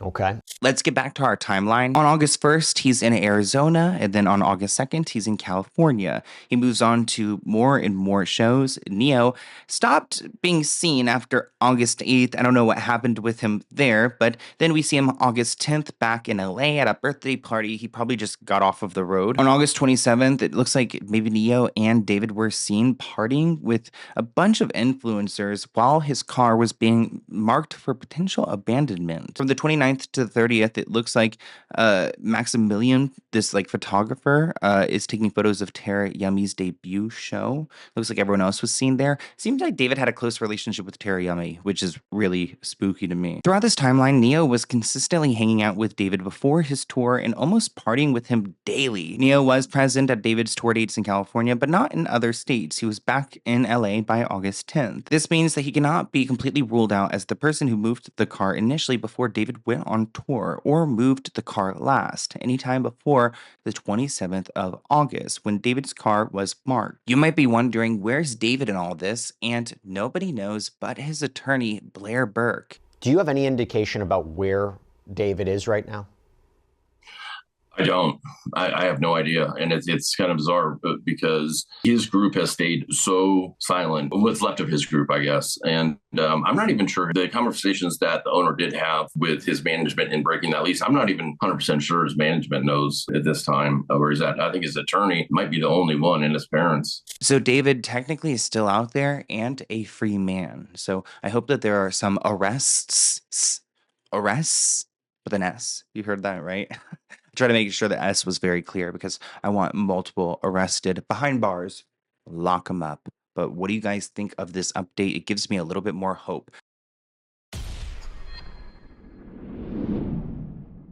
David or his friend were caught on camera parking the Tesla with Celeste's body in it for the last time. A private investigator has revealed that there were some concerning things recovered from the rental home, things to dispose of a body, and we also learned that it's possible that Celeste has been unalived ever since January. So let's get into it. Steve Fisher has become my new favorite private investigator because he knows so much about this case, and lately he's been doing a bunch of interviews trying not to say too much, but there's been a few things that he said, and today I want to talk about those further and what they could mean. I think one of the most jarring things is that Steve believes that Celeste could have been deceased since January. I remember we heard reports of her communicating with family, possibly in August or July, but those may not be true, or maybe it wasn't Celeste on the other end. Either way, he believes the last day that she was photographed and potentially alive was January 2nd. We don't know, maybe there was a few weeks in between the time where she died, maybe a few months, we don't know, but he is saying that there's no trace of her from that point on. And I'll say the last photo that we have of Celeste is January 2nd, 2025. Also keep in mind that that photograph was taken on a camera that was left in the home that David had been staying in. You guys might be wondering where Steve came from, and at first he was doing this work on Twitter until the homeowner of the home that David was renting decided to hire him, because I would want to know if someone was unalived in my home. The home's owner then hiring Fisher. He wants to understand, exactly, what may have happened and if his house played any role in that. So now that we've got the January timeline established, I want to fast forward to this summer, in late July, because this is around the time the Tesla was abandoned. The date was July 29th, and this is what Steve has to say about the person who last parked this Tesla. July 29th, and talk to me about what you saw. Is the last time it drove and ended up at the spot where it was abandoned likely with that body inside? I'm certain they left town right after that. It was put there with her, in the front trunk. You can see the person and you can see what they're wearing something pretty distinctive. 12 hours earlier, a person at the house wearing the same thing. So we've got some big takeaways here. We've got July 29th, and we've got 12 hours earlier, a photograph was taken of whoever this person was who was captured on video wearing the same exact outfit. If you guys watched my last video, you would know who Neo is. His handle is Neo the Asian, and he's very close to David. He's been close to David for years and even described himself as his personal assistant. Neo was there when David was talking to Celeste through Discord, so he was aware of that relationship. And I'm not surprised because I found evidence that these two have been hanging out as far as 2023. So they've been close for a couple years. And it turns out that these two were together on those dates in July, and it could be either one of them. Now, our private investigator said that this person was wearing something distinctive. Well, this was taken on July 28th, and it's of Neo. That was at David's house, and it looks like they all went to a party. Celeste Herrera, the other Celeste, was there. We've got David here wearing a shirt that says "Smile if you're horny." There's our friend Neo wearing that same red 22 shirt, which looks pretty distinct to me. I mean, so does David's with that big text. He also has this outfit that he posted in the same photo dump on the 30th, where he's wearing a shirt that says "Sounds gay, I'm in." You can see Neo is wearing a black sweatshirt with some red pattern on it. Here's another picture of Neo, and again, it was posted on the 30th, but I think this was taken on the 28th, and that David just posted a couple pictures from the past few days. Because this person wrote, "The night that Neo wore red and David wore the shirt saying 'Smile if you're horny' was Tara Yummy's 25th birthday party. Celeste Herrera and the others were there. The day before, David wore a 'Sounds gay, I'm in' shirt. I wouldn't be surprised if these are the so-called distinctive clothing that Steve, the private investigator, is talking about." You can see the person and you can see what they're wearing something pretty distinctive. And what's even more suspicious is that after they were partying and going out, they had to get onto the road, which was the last time the Tesla was parked. They essentially abandoned it and got onto a tour bus and completely forgot about the body inside. They left town right after that. So they just moved on and acted like it was nothing. David's first show was in San Francisco. You can see he posted a video of him, Neo, and their friend Aisha, all on the tour bus. There's not much to take away from this video besides the fact that it was taken like the same day they left the car. So they just left it and scurried on to the bus. If I was them, I can't imagine eating food after committing such a crime. It shows how truly evil these people are. I'm gonna show you guys the eats before we embark on our tour adventure. We got the Bangin' Balls burgers, the Bangin' Balls tender, tour bus vibes, studio in the back because we making music called Tour. You know where it's at.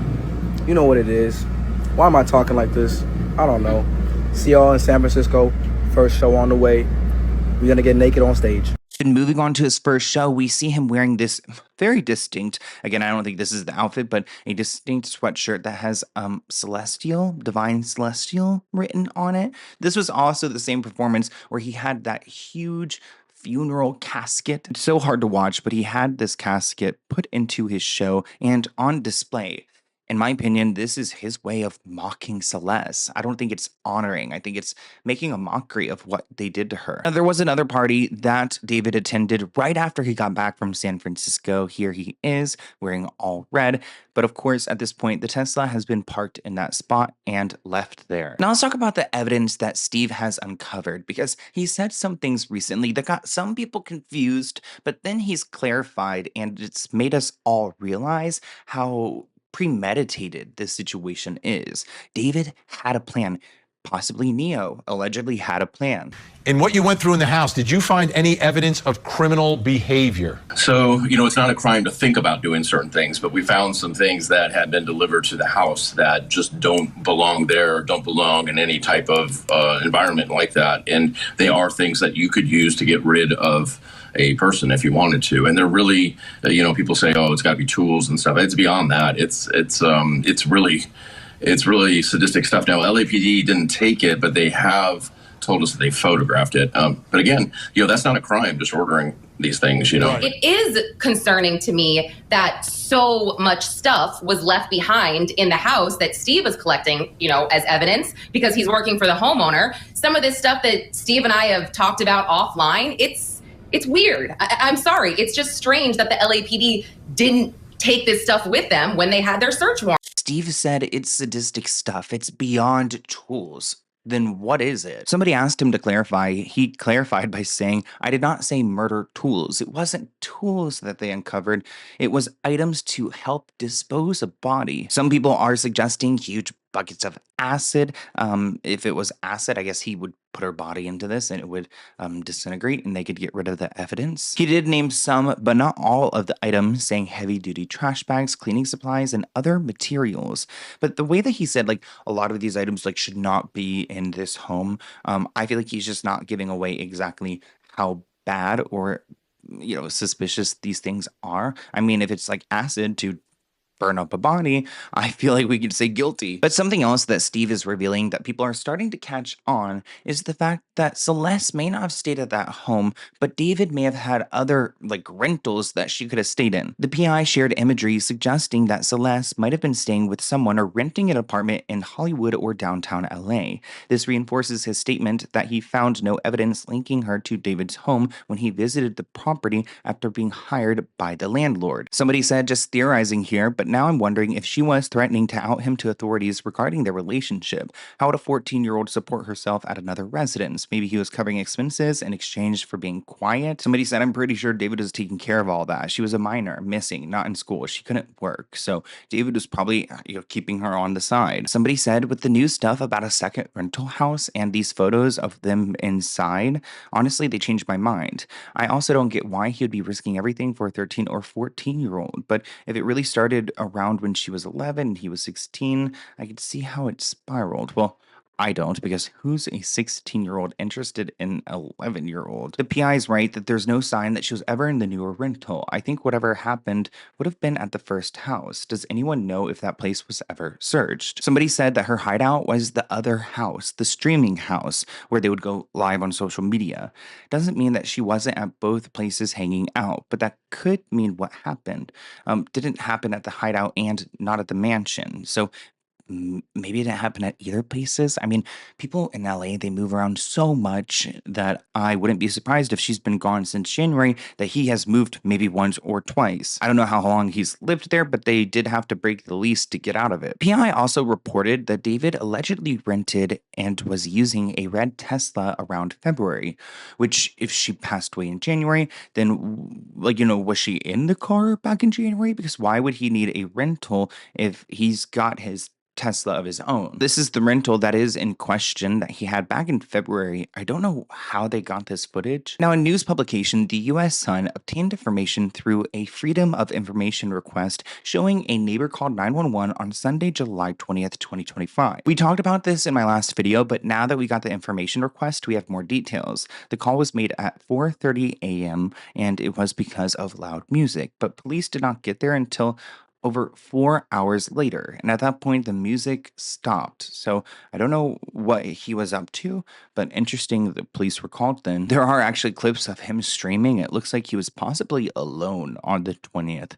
Not sure what he was doing in these clips, but that's what people have come to conclude. He also could have been at a party earlier. I don't think so, though, because this photographer, I was looking at some of his posts, and they're typically posted after the event happens. But it looks like this party was probably before the 20th, but the photo was posted on the 20th. I think the most disturbing takeaway from this update is the idea that Celeste has been possibly unalived since January, and her body was just found last month. The body of Celeste Rivas Hernandez had likely been in the Tesla for several weeks before it was discovered. But one private investigator tonight telling us his evidence indicates it may have been much longer.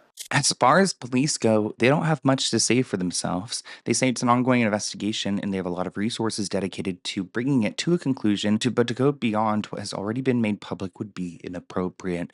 So we're not getting any updates from police anytime soon. But I do want to note that it does seem like David is out. I saw some people talking about him being in a mental health facility. It does not appear to be so because he is currently active on Snapchat, which I can't believe that he's still doing this. But you know what? I just can't believe he's still out. It's pretty disappointing to see, especially for those people who want to see justice for Celeste. Like, even if her own family was bad and did not treat her well, I think other people now have taken on the desire to want to see this conclude.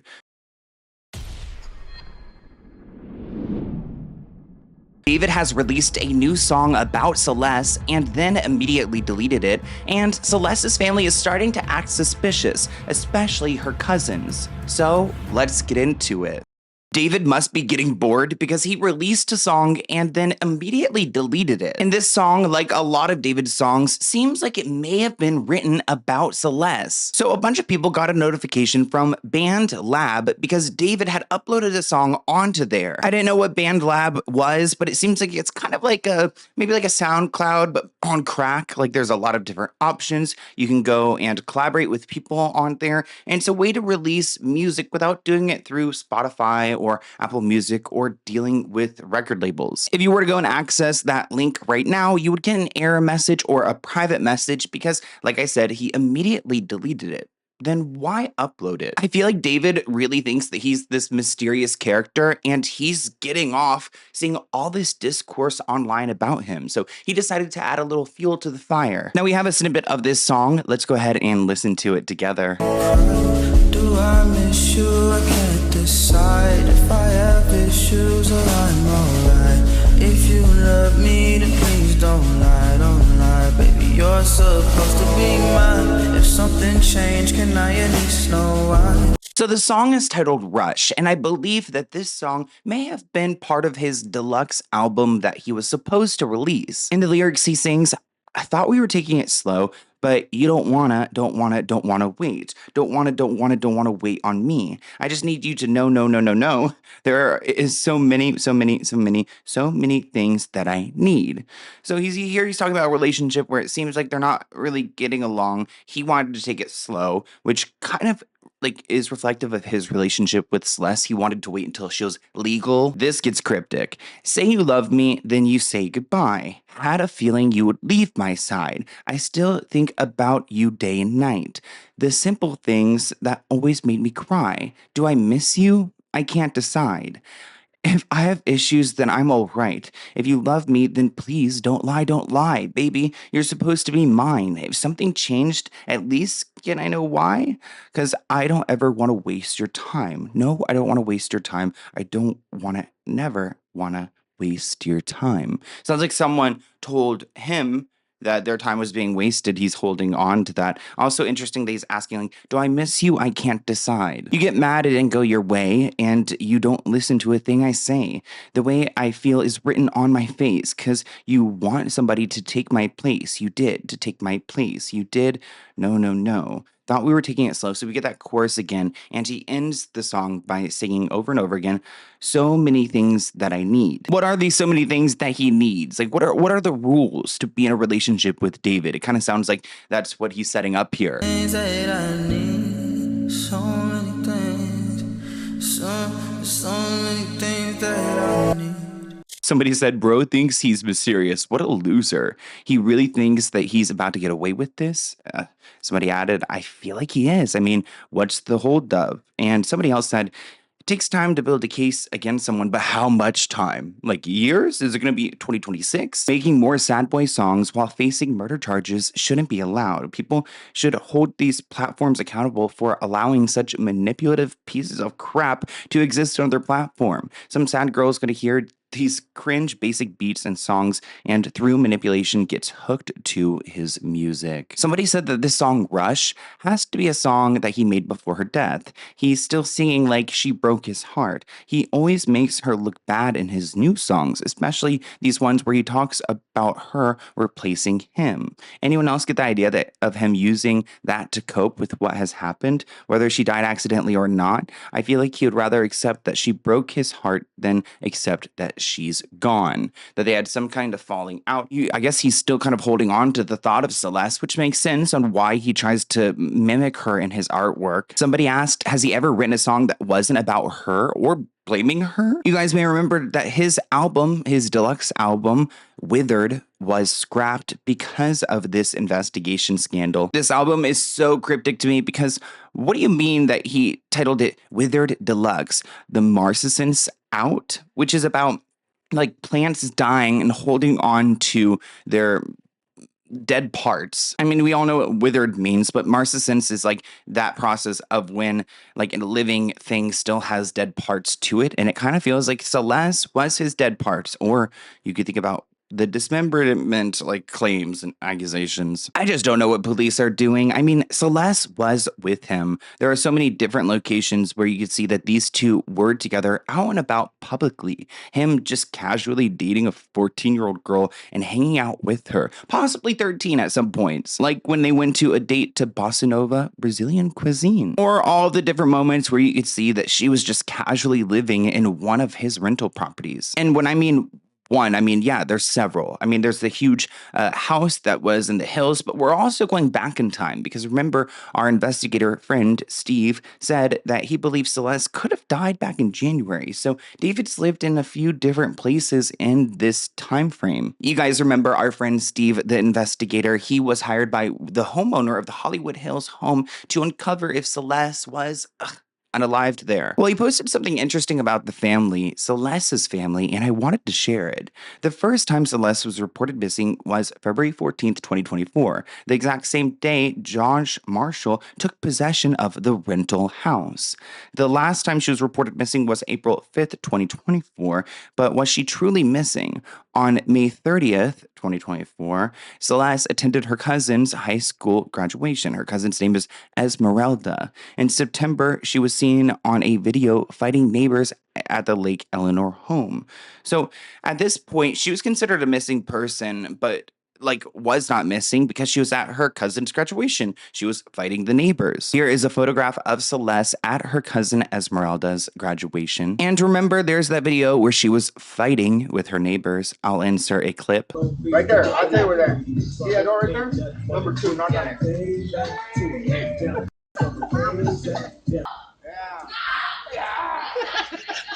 Ain't no bloody black right here. What are you talking about?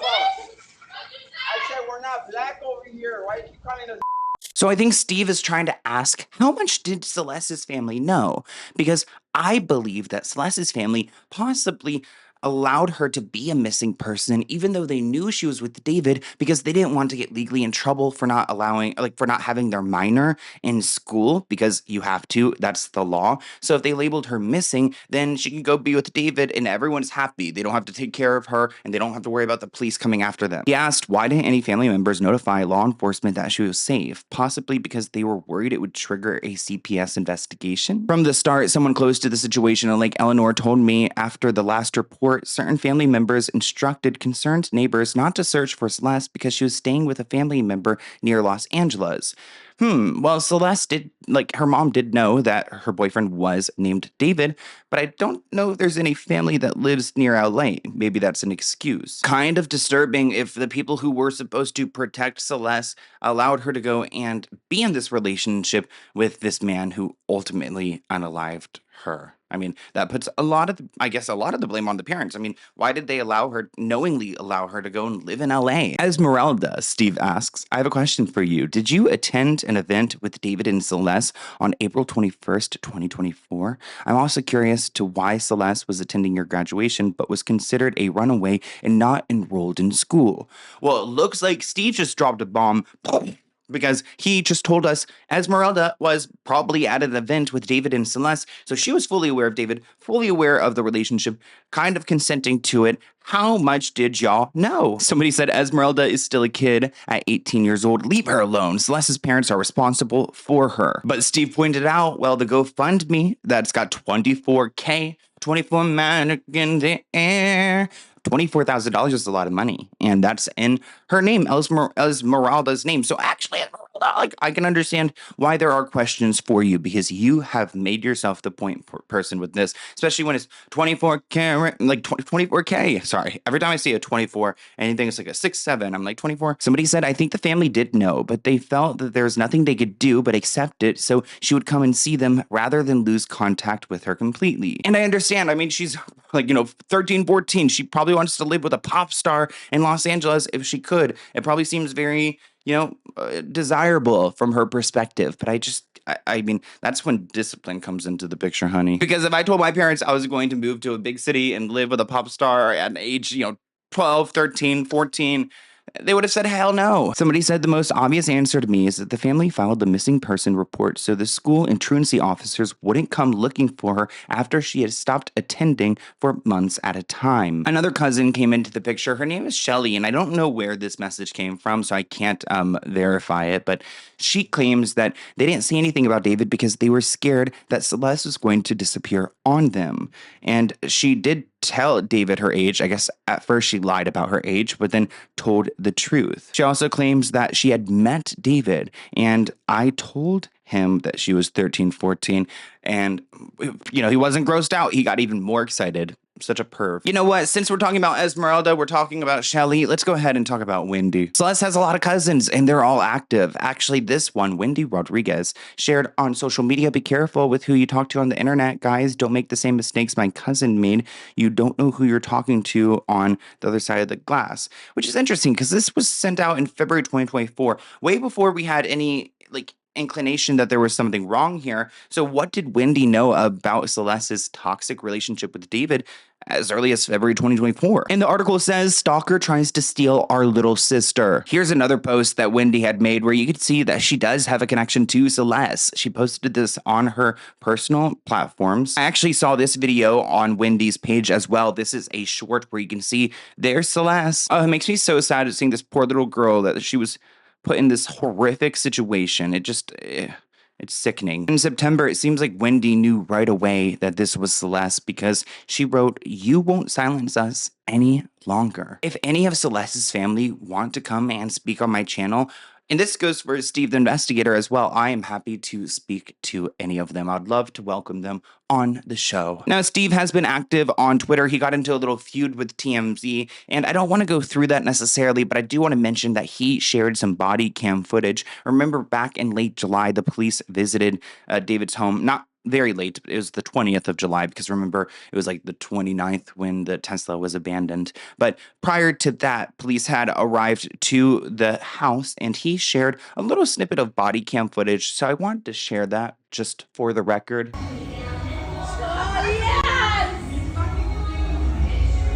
He said that all the girls outside were the reason why they got the disturbance call in the first place. But I think a lot of you guys are wondering the same question as I am. Like, what is happening here? Why hasn't David been arrested yet? Is there something so much bigger? Like, is Celeste's family somehow getting in trouble? Like, are they also investigating them in some type of like, compliance in this? I mean, we're going to have to wait and see. I can't believe, I don't think they would go after Celeste's family, but, and I don't even think they're going to go after David for having a relationship with a minor, which is something they could easily pursue. They're going to go for that homicide. It's interesting because we're more than a month after a 15-year-old girl was found dead in the trunk of that Tesla. You know, I'm not surprised, but I think that the general public is probably like, what is going on here? Why aren't you moving forward? And to them, I would just say that it takes a lot to be able to get proof beyond a reasonable doubt for a conviction. And a district attorney's office is going to wait until police officers, detectives have conducted a full and final investigation so that they've collected enough evidence so that they have a rock hard, solid case. So I'm not necessarily surprised that they're not ready to, go forward, indict, prosecute. I think they really, especially on a media focused type of case, they really want to make sure that all the ducks are in a row and they have enough proof. Now, the last thing I want to mention is that David was not seen in October. Where is he? Somebody said that he might be in Houston in Texas because he's staying there with his family, but why would the LAPD allow him to leave the state of California if this is where the crime went down? Somebody said, what is he doing all day? Like, it must be a nightmare. Somebody else said that he's been spending a lot of time on Fortnite, then the rest of the time he's been on social media, assuming that he's watching all the Reddit posts, Discords, and Instagrams. It's probably a living nightmare for him. Well, you know what, David? I hope it is. And probably the rest of your life will be this living nightmare because you put this young girl in that situation. The investigator in the David case found really bizarre farm tools at the home he was renting, along with a bunch of bottles of pain medicine. On top of that, it seems like Celeste's cousin had a close friendship with David. So let's get into it. I didn't think I'd be making a David video again so soon, but I need to update you guys on some things because the investigator has told us what he found in the home that David was renting, and there's some questionable things going on with Celeste's cousin Esmeralda. Hi Esmeralda, yeah, we're gonna update on you as well. She tried to leave me some nasty messages, but I want to first talk about what Steve, the investigator, found in the home because he's describing these items as farm tools and pill bottles, on top of announcing that it wasn't just David living in that home. It seems like several people were living there, but not Celeste. He says he recovered strange items from inside the home that served no clear domestic purpose. Quote, there were multiple items that could be used all together that you'd never need in a Hollywood Hills home. You'd more likely find them on a farm. Well, what the hell could David have that would be on a farm that could be in his home? And I think it could be things to possibly dispose of a body. Maybe it's a shovel. Maybe it's some type of chemical to break down the body. Oh, it's so gross to think about. He said, I don't know what impact these items could have on the overall narrative, if any. It doesn't seem like the police actually collected these items, but rather took photos of them, which I don't love. I think they should collect everything they come across, especially because this investigation has been going on for so long that there's something missing as to why David's not arrested yet. He said the items that he found could be used to get rid of a person. He also said that he found evidence to show that there were multiple people, men and women, who were staying in guest rooms with bedside tables filled with things, bathroom cabinets. You could tell it wasn't just David living in this home. A bunch of his friends, I would assume. But what's interesting is that none of these items actually prove that Celeste was ever in this home. So she didn't live there.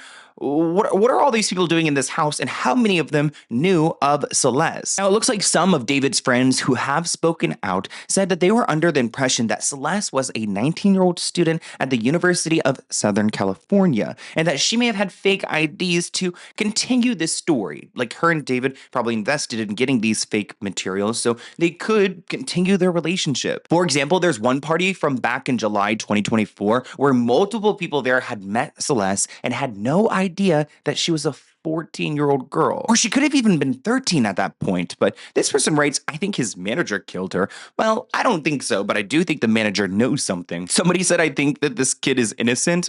Okay, comment below, pulse check, how many people actually think David could be innocent? We're not going to judge you, but are there people out there who actually believe that? I mean, I know we don't know what had happened yet, but I feel pretty confident that he played a part in it. Somebody asked, why is he not arrested yet? Not enough evidence. Just maybe he didn't do it. So a lot of people are doubting. Somebody said, I was discussing this case with my neighbor who's a retired chief of police in Connecticut and worked on homicide before. He said it's a pretty good sign that this is taking long because they're gathering enough evidence in order to bring charges that will stick. Because if they don't, I'm sure David's lawyer, Blair Burke, would tear up those charges and get him out. As I mentioned in the beginning of this video, they also found prescription bottles, and it looks like they were for pain medication and other drugs. There is this narrative floating around that maybe Celeste had an accidental overdose and they were trying to cover that up. But again, none of that has been substantiated. But interesting that they note that there was medications and pain medication there. I mean, I don't know which 19, 20-year-old needs to be on pain meds. Now I want to talk about Celeste's family. And again, I want to be very sensitive when it comes to this. It does seem like there are different family members who were close to Celeste and also fully aware of her relationship with David. Let's go off of Steve's words. So Steve is reporting that Celeste was last reported missing on April 5th, 2024. He also claims that while he was at the home where David was staying, he found a certificate in the name of Esmeralda. If you recognize that name, we spoke about Esmeralda in my last video because she is Celeste's cousin. It looks like this certificate was from a Build-A-Bear dated April 21st, 2024. Interesting that Celeste's cousin would have this certificate left at David's home weeks after she was reported missing. Actually, 16 days after she was reported missing. Also on that same date, April 21st, David posted a video on TikTok of him on a roller coaster that appears to be from Six Flags. There's also a Build-A-Bear location at Six Flags. Common sense tells us that Celeste was there and that she invited Esmeralda. Six Flags requires a chaperone of 21 or older for any guests that are under 15. So the question is, was anyone else there? How open was this relationship with David to the family? Why wasn't law enforcement notified that Celeste wasn't missing? If she's going to this amusement park with her cousin, Celeste was only 13 years old at this time. She had been a teenager for just 6 months. Let that sink in.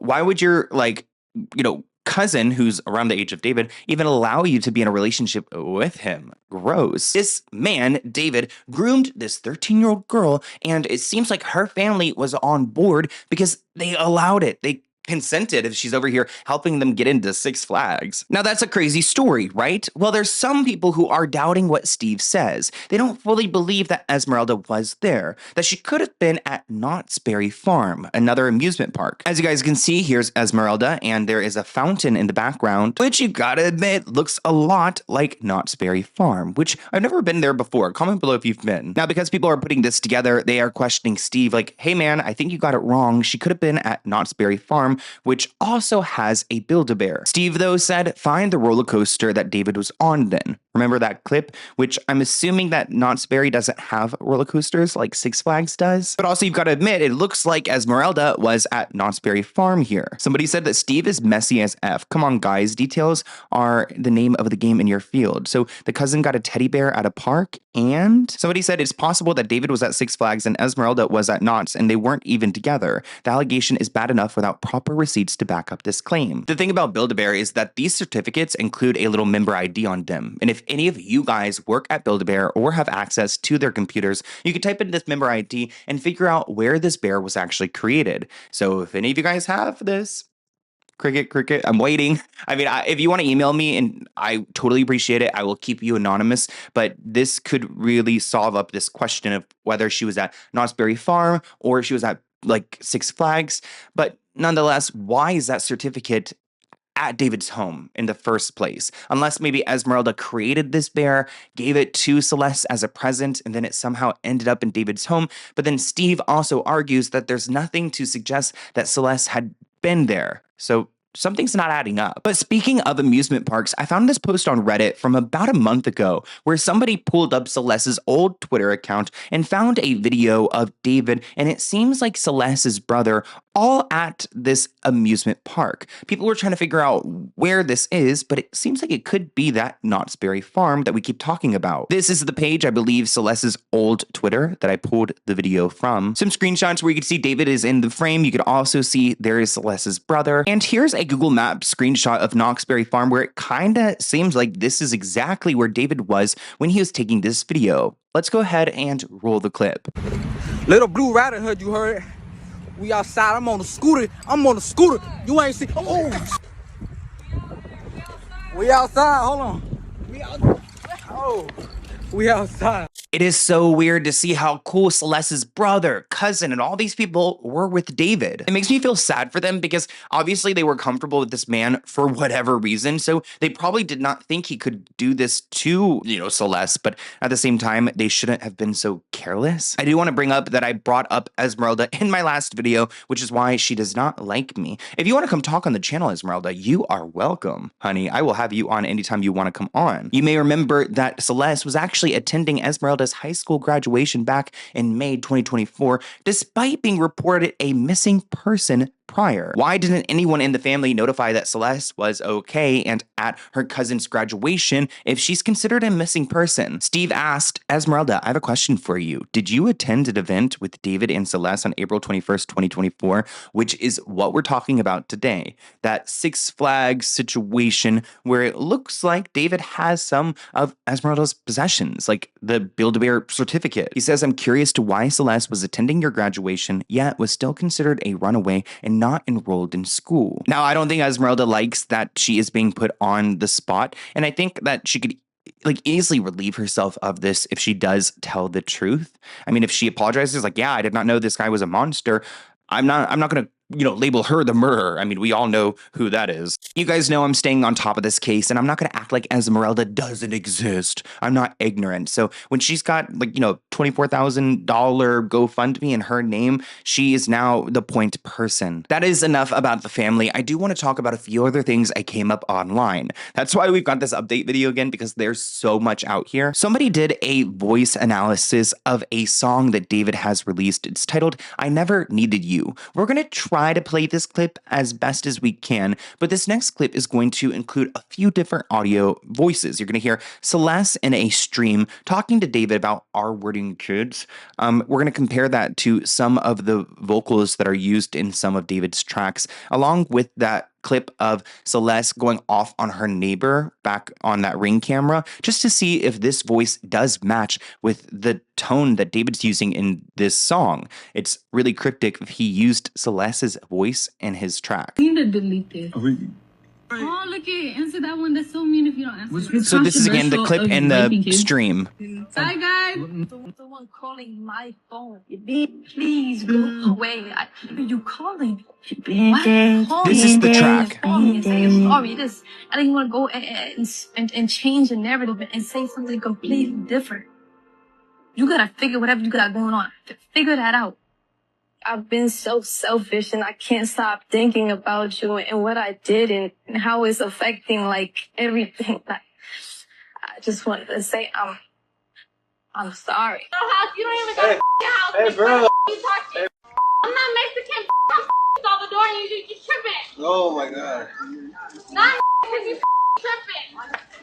Maybe you guys don't hear it, but that audio within the track sounds very similar to the first voice we heard and the last voice we heard. The girl in the audio reads, "You're the one calling my phone. Your number isn't blocked. You keep buying phones and calling me and texting me. Like, please go away. If you have no interest in me, if you don't know me, then why are you calling me? Why are you calling and saying you're sorry this? And then you want to go and change the narrative and say something completely different. You got to figure out whatever you've got going on. Figure that out." Which, if that is Celeste, that sounds like a very mature take. She's telling this grown man, leave me alone. It's also a little bit spooky when you see that David, yes, does have many phones. Probably like 10 different phones. So why does he need all of these phones? Also, I want to talk about Asia for a moment. She's actually one of David's friends, like Neo. Remember his friend Neo, who I believe was fully aware of Celeste? I also believe that Asia was fully aware of Celeste, but maybe she's trying to distance herself even more. She's unfollowed David online,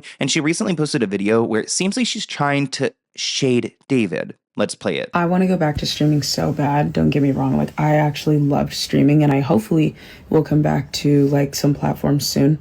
But the streaming community is so severely toxic right now. And I need people to understand that there's so much stuff that goes behind the scenes that you guys just do not see. But I digress. You guys will probably find out some of the people I'm talking about very soon, because when you're a bad person, eventually everyone finds out naturally. That's the thing about bad people. They expose themselves.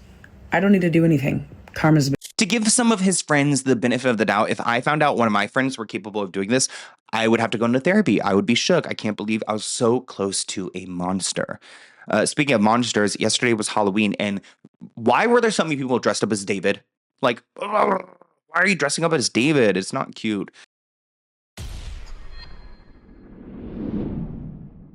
David has been able to fly under the radar, but his inner circle is starting to receive backlash. For example, David's manager, Josh, was fully aware that he was dating Celeste because Josh confronted David about their inappropriate relationship.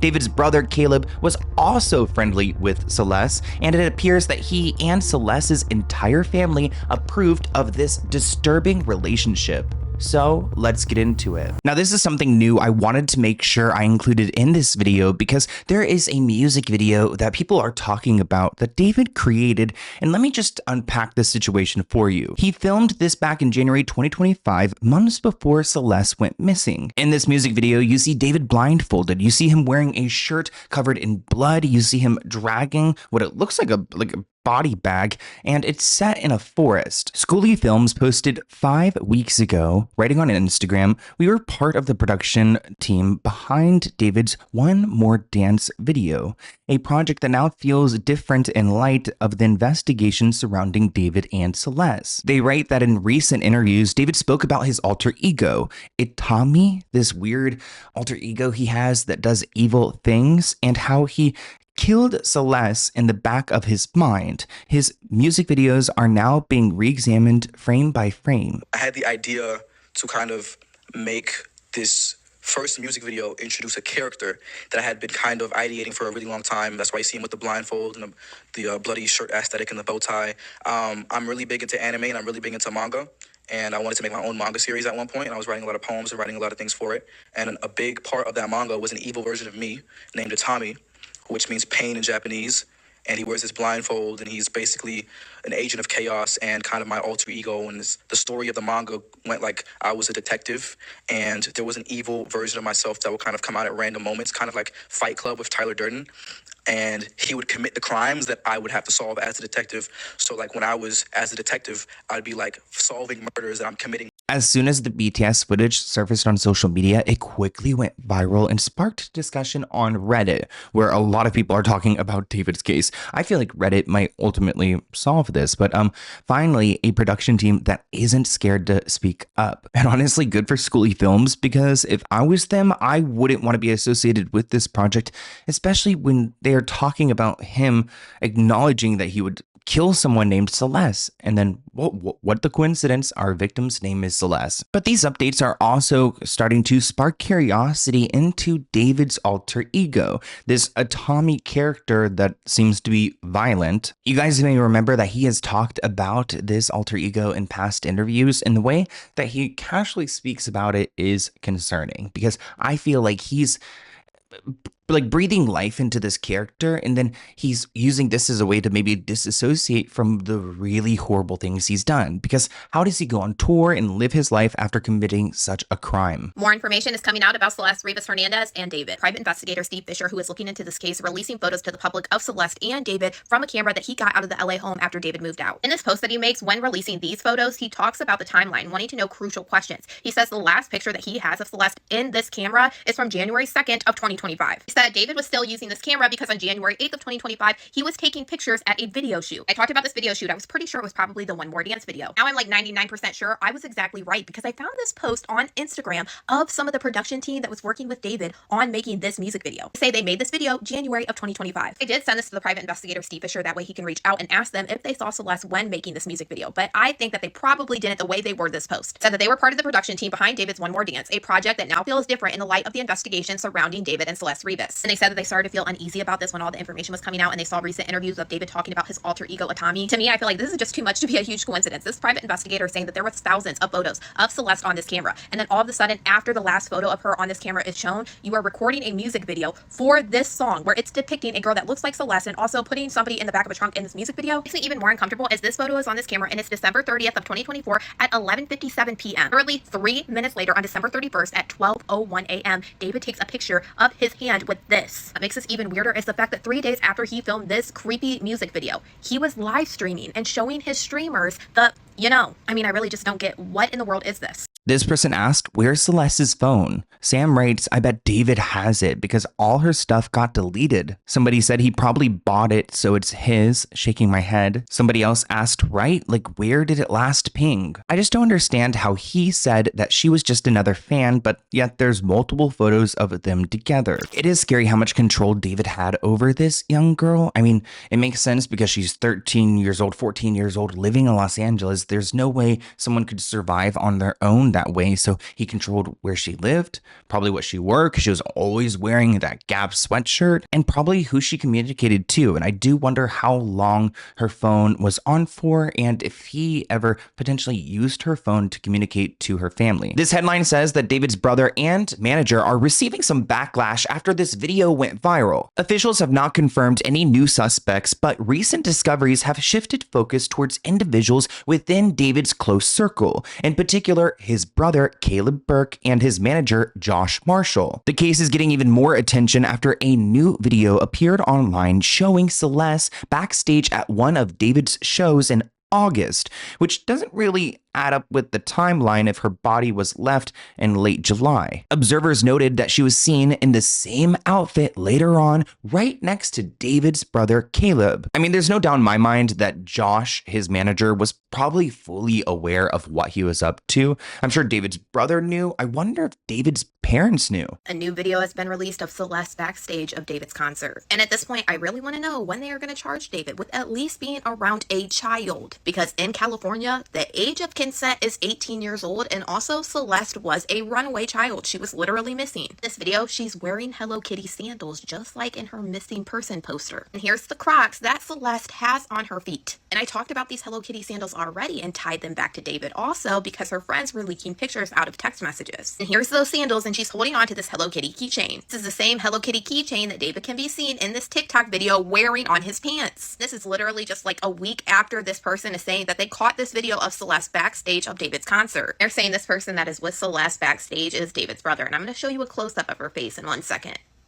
And they've even leaked more Discord chats between Celeste and David. And this one was dating all the way back in 2022, where she's saying, "My parents are so annoying. They won't let me go see you perform." And he says, "Don't worry, I'll fix it." This screenshot is starting to circulate online because somebody all the way back in 2024 sent an email to Josh Marshall saying that there's been talk about this artist David possibly having something to do with the disappearance of a 13-year-old Celeste. If that statement holds any merit, please do the right thing and take her home. So people were literally telling Josh not only what's happening, but also telling him to go and give that child back to her parents. To be clear, Josh Marshall sent a screenshot to David of that email when he received it. And it looks like David then sent it to one of Celeste's friends, which is why we have this email now.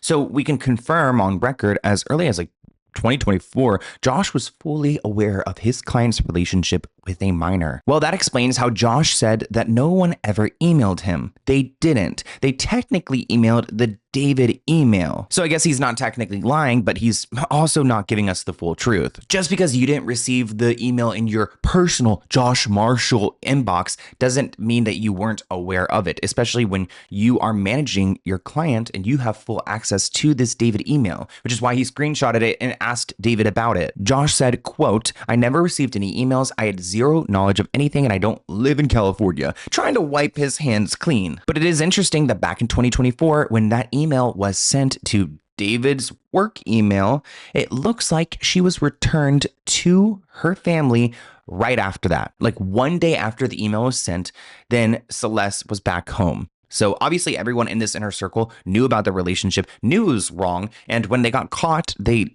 tried to give her back, but of course David wasn't done yet. Josh Marshall publicly denied this in TikTok comments, claiming it wasn't true. However, an alleged copy of that email was leaked tonight on Reddit. The screenshot circulating online is said to be one that Josh Marshall took himself. He then sent it to David, who then forwarded it to one of Celeste or Celeste's friends. Coincidentally, Josh Marshall was there February the 14th, 2024, the very first time that Miss Rivas went missing, which was also coincidentally the same day that the lease was signed on the property. And not only that, Josh Marshall was also around 6 days before April 21st, 2024, where Miss Rivas and David are suspected to have gone to Six Flags with her cousin, Esmeralda. He ended up going with David to Coachella 6 days before that day. There's something there. Now we have an email. There is something there. There's no doubt in my mind that Josh was fully aware of this situation, and so were David's friends like Neo or Aisha. Now this DM is going viral because I guess David's friend responded to someone's story about Celeste, and she even said in this message, "Bro, this is my friend's girlfriend." They asked her, "Is there any way you can confirm? She's 13. And of course, Aisha was like, "Wait, what? What the F? You're lying." Now, Aisha, she's tried to go and backtrack a little bit. Also, I don't know, is her name Asia, like the country, or Aisha, because it's got a Y in it? Anyways, I'll be going to Asia in a month from now. Not the point. She wrote on social media, "Since people are being super disrespectful, I will clarify some things. I did not know the girl nor her age. May she rest in peace. I've never posted any videos with Celeste. Only my friends Vanessa and Celeste Herrera, who are commonly being mistaken as Celeste, Rivas, so the victim here. Everyone wants to act like a TikTok detective, yet can't tell the difference between POC. Let's pack it up, y'all. You know, pretty convenient excuse for her. I mean, she acknowledged that that was her friend's girlfriend. So she knew about this relationship, and it seems like she knew that she was 13 too. I don't know why she would continue to be friends with David. I remember seeing a video of her on the tour bus right before they kicked off the tour, and they had been cool. So I guess maybe Aisha doesn't care. I'm gonna show you guys the eats before we embark on our tour adventure. We got the Bangin' Balls burgers, the Bangin' Balls tender, tour bus vibes, studio in the back because we making music called Tour. You know where it's at. You know what it is. Why am I talking like this? I don't know. See y'all in San Francisco. First show on the way. We're gonna get naked on stage.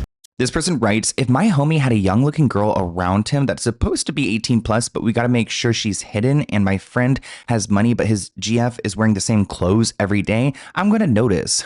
She knew she was underage. If that post was in 2024, she knew she was a missing child and the age was on there, and she kept hanging out with David. Explain yourself. Not surprised. I felt like she knew something. They obviously knew everything was going on behind the scenes. How can Celeste be sitting there with David and his family in the audience, but their main friend group, the people don't know about Celeste and the truth? It's not really clicking. I mean, I am about to go and say, like, the parents maybe knew, but everyone knew. Where is David? It's a simple question, but probably a complicated answer. For the man who all eyes are on as the investigation continues into the death of the young girl found in his car, as there's no arrests, no named suspect, no named person of interest, and now a statement from the LAPD possibly signaling that no one may ultimately be charged with her death, why haven't we seen or heard from him? And what do we think he's doing right now? He has been keeping a very, very low profile. In fact, as far as we see, there have been no confirmed, verified public sightings of him in months.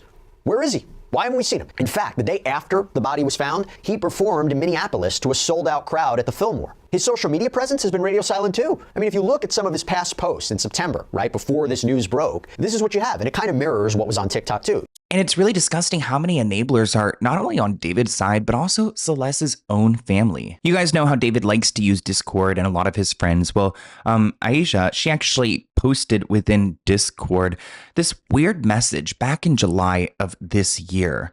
It's like this anonymous confessions, like Google Doc form type thing. The questions say, confess anything. Have you ever cheated, hated someone, killed someone?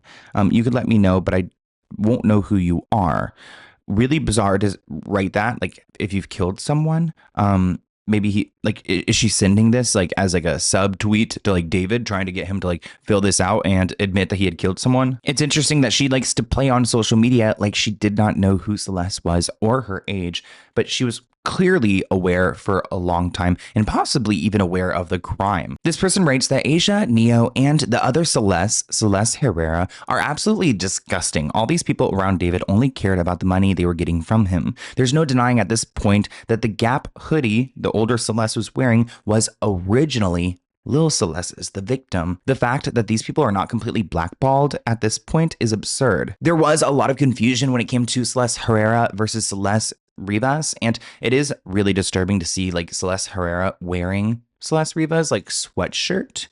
Like, was this before or after Celeste was died? How did you get the sweatshirt? And here's another picture where you can see she's wearing that same Gap hoodie. This person writes, I knew Aisha knew a lot more than she let off. She was aware her friend's girlfriend was 13 back in February 2024 and continued to be his bestie. Let's switch gears and talk about the Build-A-Bear situation, because a Build-A-Bear certificate was found at David's home in the Hollywood Hills, but it was issued to Esmeralda. Esmeralda is Celeste's cousin, who is an adult, and it seems like she consented to her young cousin, her minor cousin, having a relationship with David. Steve, the investigator, posted on X that Celeste was last reported on April 5th, 2024. And at the home where David was staying, there was a certificate found in the name of Esmeralda from April 21st, 2024. Just 16 days after Celeste was reported missing. Also, on April 21st, 2024, David posted a video of him on a roller coaster. It appears he was at Six Flags. Maybe there's a connection between Six Flags and this Build-A-Bear and Esmeralda and Celeste. I mean,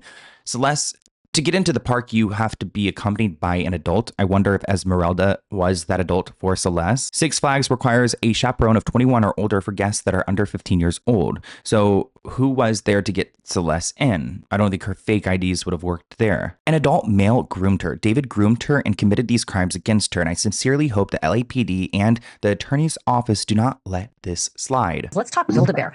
That certificate that says Esmeralda. We don't know if it's Celeste's cousin Esmeralda or if it's the cousin that did the GoFundMe, but the date is pretty fascinating, and the fact that it's found inside his home. This is April in 2024, the certificate. Celeste would have been 13. And again, Esmeralda might have been, about 15 or 16. But this likely puts Celeste inside David's home, doesn't it? Well, it's inside the home. And it also, there was people aware of where Celeste was, and they're obviously in contact. They planned this out, and I don't believe this is just a coincidence. I believe that this is that Esmeralda, and David was there. We know at Six Flags that day. Celeste was a missing person, and then shortly after, she shows up at graduation, and I think, there's some people pushing back saying, she's Esmeralda's a senior in high school. The point is that I don't think Celeste was the only person there for that graduation. I think there was adult family members there as well. And they should have notified law enforcement that Celeste is not, we've located her, and then they intervene and find out what's going on. But that didn't happen. This person writes, has it slipped through the cracks that her family may have been getting paid off by David? Somebody else added that it's very likely that happened. It shouldn't excuse him out of anything and being interested in a 13-year-old. It kind of reminds me of when David was captured paying off some of the students at Celeste's high school for keeping quiet about their relationship. It wouldn't be too far-fetched to imagine Esmeralda or other family members getting paid off as well. Right now, the investigation is kind of at a standstill. I mean, there is a world where David could totally get away with this. Not just like unaliving Celeste, but also the relationship he had with her. And it all goes down to the medical examiner's office. They cannot figure out how Celeste actually died, which is crazy because the medical examiner office, they've had a few different bodies come through and they've completed these autopsy reports, but Celeste's, for whatever reason, just won't come out. And because we cannot say how she died, we cannot blame someone for the death, which kind of wipes David's hands clean from the situation. I have an update on the David and Celeste Rivas case, so let's talk about it. Now, apparently, David and nobody will be charged in this unaliving of this little girl because apparently it's being said that nobody did anything to her. So even though she was found in his car that was apparently stolen, that he never reported missing, she was dismembered and found in his car. But nobody did this. Also, in one of his homes, there was a lot of people going in and out. They found pills. They found a number of things in the home that was really odd. So with that being said, Celeste Rivas will not be getting justice and nobody will be taking accountability for her unaliving. This little girl was 15, taken advantage of, and now she is gone. What do you guys think is going on? Somebody asked, where is that Tesla footage? Somebody else asked, so she just disassembled herself? Rosie said it smells like a cover-up, and I feel like you might be right, Rosie. So as of October 31st, it looks like Celeste's case is currently listed as deferred, which in my opinion means nobody's working on it. I mean, I know we're waiting for the medical examiner's office to give us the next steps, but I don't trust the LA's medical examiner. After what happened to Diddy's ex, Kim Porter, and other sketchy situations, I totally feel like there are connections with that office and powerful people in the industry. Supposedly, detectives with the Robbery Homicide Division are continuing to investigate this case, but the department confirmed that there is currently no indication of murder. So no indication of murder. You're telling me that this 13-year-old, 14-year-old girl found herself locked into a frunk and then dismembered her own body and then started to decompose? None of it adds up. Investigator Steve said the entire reason Celeste ended up in that Tesla, regardless of manner of death, is because of the illegal and predatory relationship that David was having with her. If the LAPD failed to charge David with these crimes against a minor, it will be a true slap in the face to Celeste. She wasn't protected from people like David when she was alive, and we at least owe her that in death. There is ample evidence suggesting that this relationship began when she was as young as 12 or even younger. She was lured out of school and allowed to live that lifestyle. Predators who exploit their fame and money to target children are an especially sick breed, and not prosecuting these crimes are even worse. It's an injustice. Here's a clip of Steve talking about the autopsy report that we're all waiting for. Why is it that we think the toxicology report on Celeste might actually be coming sooner rather than later? Well, I've been tracking the cases around that's around the same time as hers and from the weeks before, and those that were in deferred status have been changing over to having cause and manner. There are a few cases that still haven't, but there are several cases actually on the same day, on the 8th, September 8th, as hers, that toxicology has come back because they now list some of the other people's deaths as effects of fentanyl or whatever. So I believe her initial talks may be back, and they're still working through cause and manner. But there's also a good chance, because of her state of decomp, that they have to send this out for additional testing or a different type of testing to get a result. Just wonder if they're going to tell us about it, even if it does come in today, yesterday, or tomorrow. That's the other issue. The recent headlines have been scaring me because it seems like the media is starting to become comfortable with the idea of David getting away with this. KTLA got a statement from police. They said it remains unclear whether there was any criminal culpability behind the concealment of her body. Wait, so the police are telling us that there's no evidence that even hiding her body alone was a crime? So you could just leave a body in your trunk and get away with it. It actually looks like this report says that doing this, concealing a body, is just a slap on the wrist. It looks like it's considered a misdemeanor in California. It looks like even if David was charged with accidental death, it's considered a misdemeanor as well. It carries a penalty of 1 year in jail and fines up to $10,000. Supposedly failing to report a death isn't a crime, which I think is pretty crazy. If you have like a roommate who you're living with and they died and you just don't tell anyone about it, it's not illegal. You have heard that the family told people after Celeste went missing not to look for her. And we've noticed that that Vegas photo was deleted from the aunt's Instagram. What do you make of that? And that's Esmeralda's mom.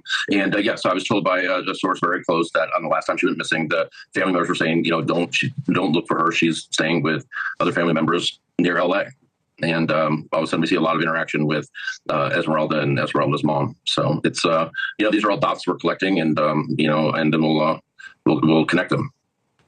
Which makes me wonder, what were they saying if they meant family members, that she's staying with family members? Because if she was staying with David, he was no family member. And I'll remind everybody that she was 14 when she went into that trunk and 15 when her rotting body was taken out of that trunk. I do feel like Celeste's family deserves a little more heat for their part in all of this. I mean, I get it. A family member died. It's really sad. And of course, I want them to grieve and all those things. But I also think that if we're going to get to justice, we need to know every aspect of the situation. And if her parents were just trying to get rid of her because they did not want to raise her, they should be charged with that. So KTLA News in LA reached out to the LAPD to get an update on the Celeste Rivas Hernandez/David case, and the LAPD basically responded back to them and let them know that their news release stands on its own to this day. Now remember, their news release was posted on September 29th, 2025, and it said, the Los Angeles County Medical Examiner's Office has not yet determined the cause or manner of Miss Rivas Hernandez's death. As such, it remains unclear whether there is any criminal culpability beyond the concealment of her body. Now, at the moment, we do know that the medical examiner was not able to see any signs of foul play on Celeste's body according to their findings. Whether that's due to there not being foul play involved or due to the level of decomposition, we're not sure, but that is part of the reason why we are seeing such a delay here. And given the fact that there's so much weight being placed on this toxicology report, it makes me feel like maybe people are cooperating with authorities behind the scene, letting them know that Celeste did pass due to an accidental OD, and they're just waiting on the toxicology report to confirm that. At the moment, the LA County District Attorney's Office is still saying that the case has not landed on their desk for filing consideration. So essentially, authorities do not have enough evidence to present this case to a DA to bring about charges against anyone at this time. Recently, investigator Steve did reveal that he believes that there is a small inner circle that was involved in this entire crime, which kind of makes me think of like Asia or Neo and maybe Esmeralda and other people who participated in this. And I wonder how many of them were aware of Celeste being dead. And even though that Tesla was David's, David had a lot of people living in that home with him. And it seems like multiple people had access to this vehicle. It's also worth noting that nowhere in the press release or in any official statements has there been any mention of an investigation into the relationship that David had with Celeste. Yes, there could be a difficult case to prove because Celeste is no longer here to testify, but that does not mean it should not be pursued, Fisher added. Meaning they're not even looking into the possibility that he had a relationship with a minor that was found dead in his car. Like, are you serious? Hopefully law enforcement and the DA's office will do their job and take this case, even if it's challenging, even if people close to Celeste are unwilling to cooperate because it would expose their knowledge of the illegal relationship. Charges should still be filed. We must prove you protect children from predators. David has never been arrested, charged, or even named as a suspect in this case. So this is honestly insane. I mean, this has gone on for months, way longer than I thought it would go on. He's still not arrested. He's still not a suspect. And it seems like they're not doing too much to really even investigate this case. Now, I don't know. There could be some good stuff going on behind the scenes. I really hope those people who were close to David and that inner circle do the right thing and they come forward and they speak to investigators about what they really know.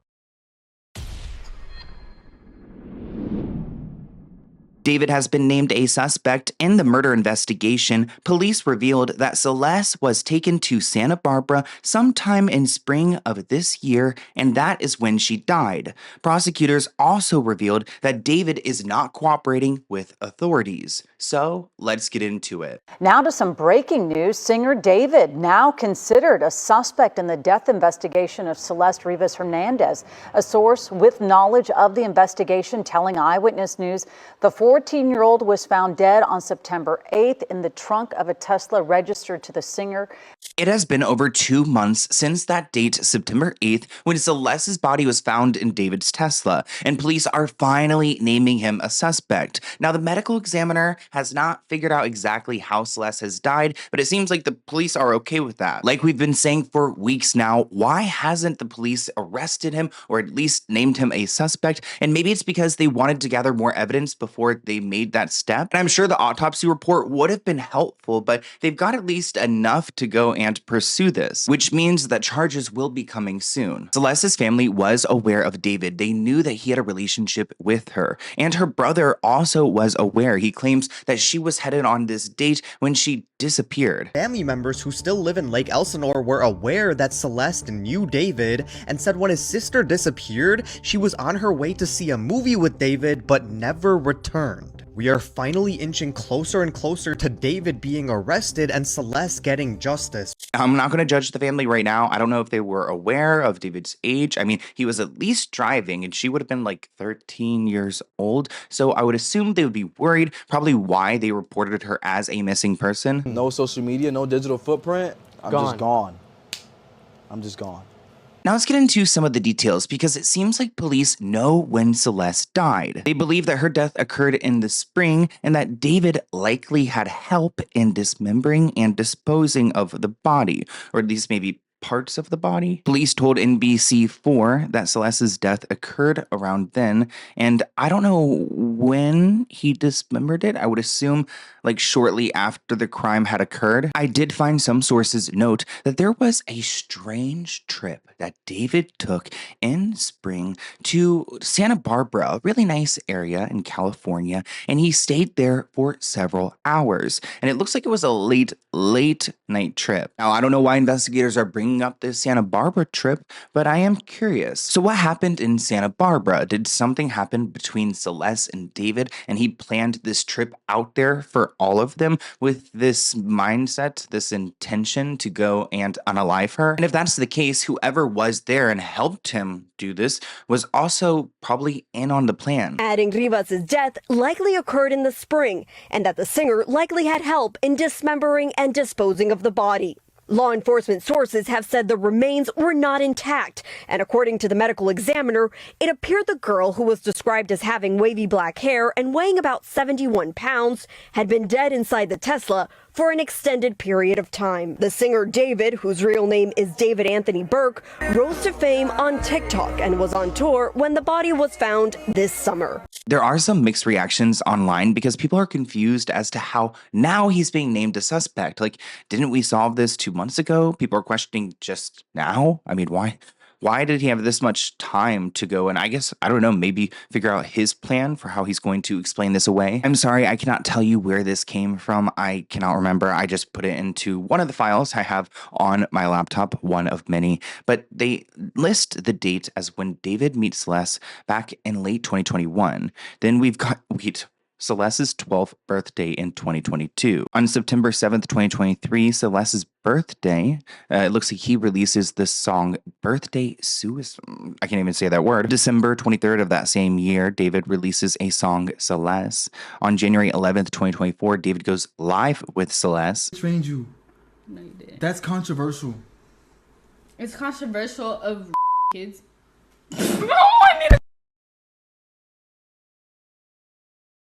Really good. Okay, it's been a good one. Bye. Bye, guys. Mwah, mwah, mwah, mwah, mwah. Oh my. Delete everything. Delete everything. Everything goes. On July 7th, 2024, David announces a pregnancy on Discord. No more messages from Celeste past that point. Maybe she was forced into hiding because of the pregnancy. Sometime in February 2025, Celeste reposts a TikTok on her page that says, when your man turns into your baby daddy. Then sometime March 2025, the day Celeste previously said the baby was due, so she would have been due with the kid at that point. April 2025, Celeste potentially killed. So this would have been that spring time period that police keep bringing up, and it must have been early April, possibly late March. It looks like he performs at Coachella that April, so April 11th through the rest of the month, he's busy with Coachella. In late July, it looks like Celeste's body was left in the car. I believe we got that date as July 29th or so. July 29th. And talk to me about what you saw. Is the last time it drove and ended up at the spot where it was abandoned likely with that body inside? I'm certain they left town right after that. It was put there with her, in the front trunk. You can see the person and you can see what they're wearing something pretty distinctive. 12 hours earlier, a person at the house wearing the same thing. Now, that July time frame could also be a time when Celeste had been unalived, but it seems police are confident with this spring date, which makes me question all of the different sightings that we've seen of her. Like the one that we saw, I believe it was in Maryland, when it looked like she was up on the stage corner, and people believed it was her, but it must not have been if she was dead back in April. So David starts performing a lot, which kind of makes me believe he's trying to set up an alibi as he places the body to be found. On September 7th, he promotes his new album that never came out, the Withered album, and it was on her 15th birthday. On the 8th, her body is found, again, after her 15th birthday, and it took about 11 days for all of David's shows to be canceled. One of our sources claimed that the police investigation revealed around spring of 2025, David took a trip in the middle of the night to a remote area in Santa Barbara County, and he remained there for several hours. We have not double-sourced that information, and it's also unclear why a spring trip would be on the police's radar. This person writes that she's been killed in spring and those morons couldn't come up with a better disposal plan for at least 2 months.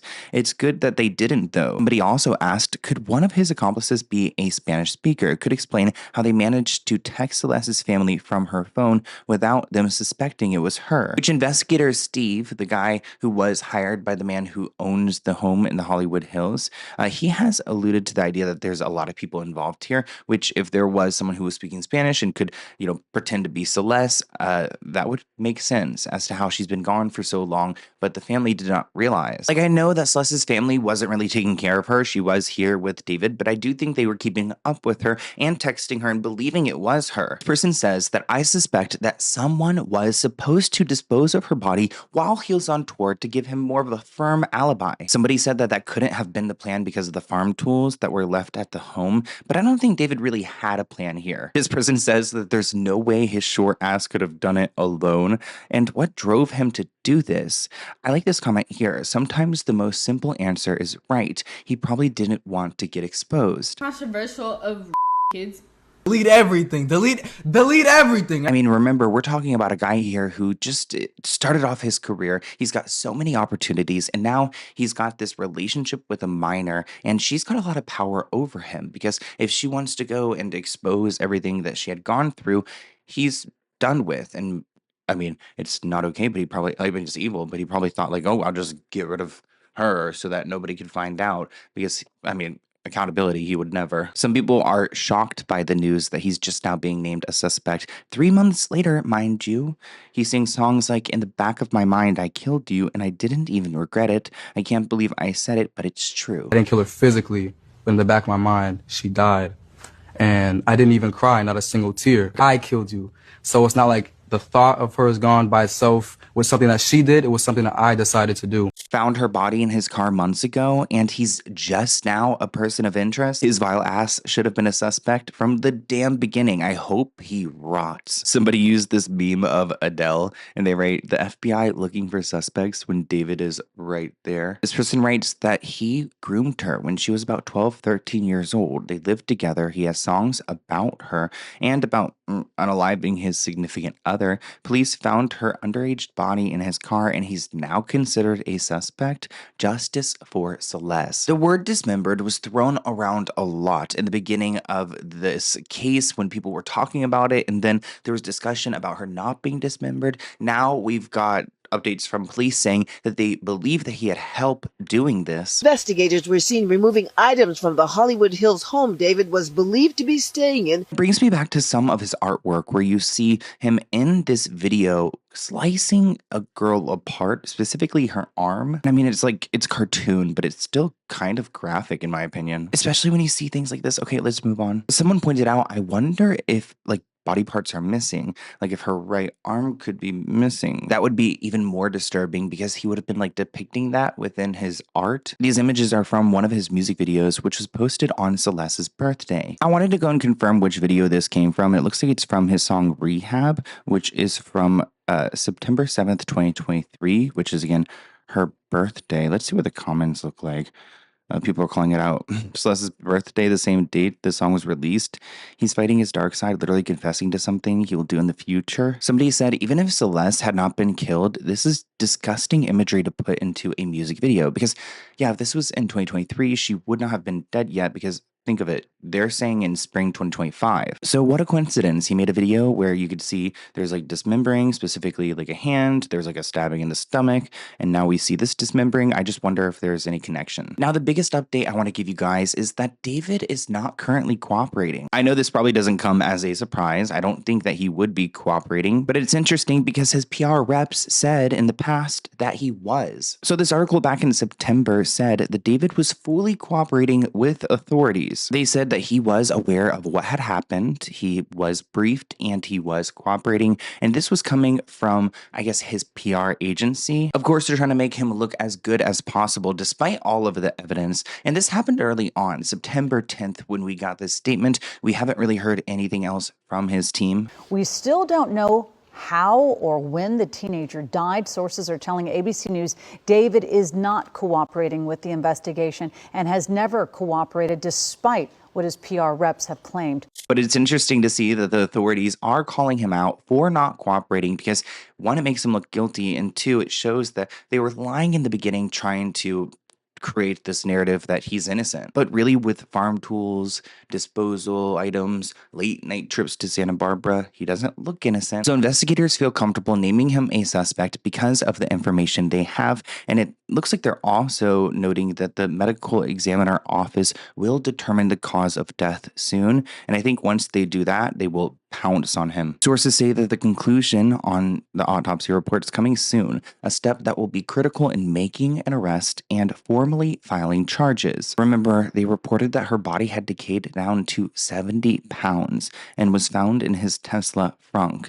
So I understand why it's probably difficult for them to figure this out, but at the same time, there's clearly it's homicide. It's not like she put herself there. Said that Celeste's death likely occurred in the spring and that David likely had help in dismembering and disposing of her body. As you may remember, Celeste's remains were found in a bag, not fully intact, and shortly after, the private investigator found multiple items in David's home, heavy-duty tools and machinery that could have been used to do this. What happens next? I mean, this person says that the fact that the LAPD has named him a suspect means they likely have damning evidence against him. They don't F around with publicly naming someone they might think could have done something. The LAPD has to present their evidence to the DA's office so prosecutors can decide if there's enough to prove the case beyond a reasonable doubt at trial. They have to be careful about this. They've got one shot to get it right, because if they go in there and the evidence doesn't prove him guilty, then he could walk away. It's interesting because we're more than a month after a 15-year-old girl was found dead in the trunk of that Tesla.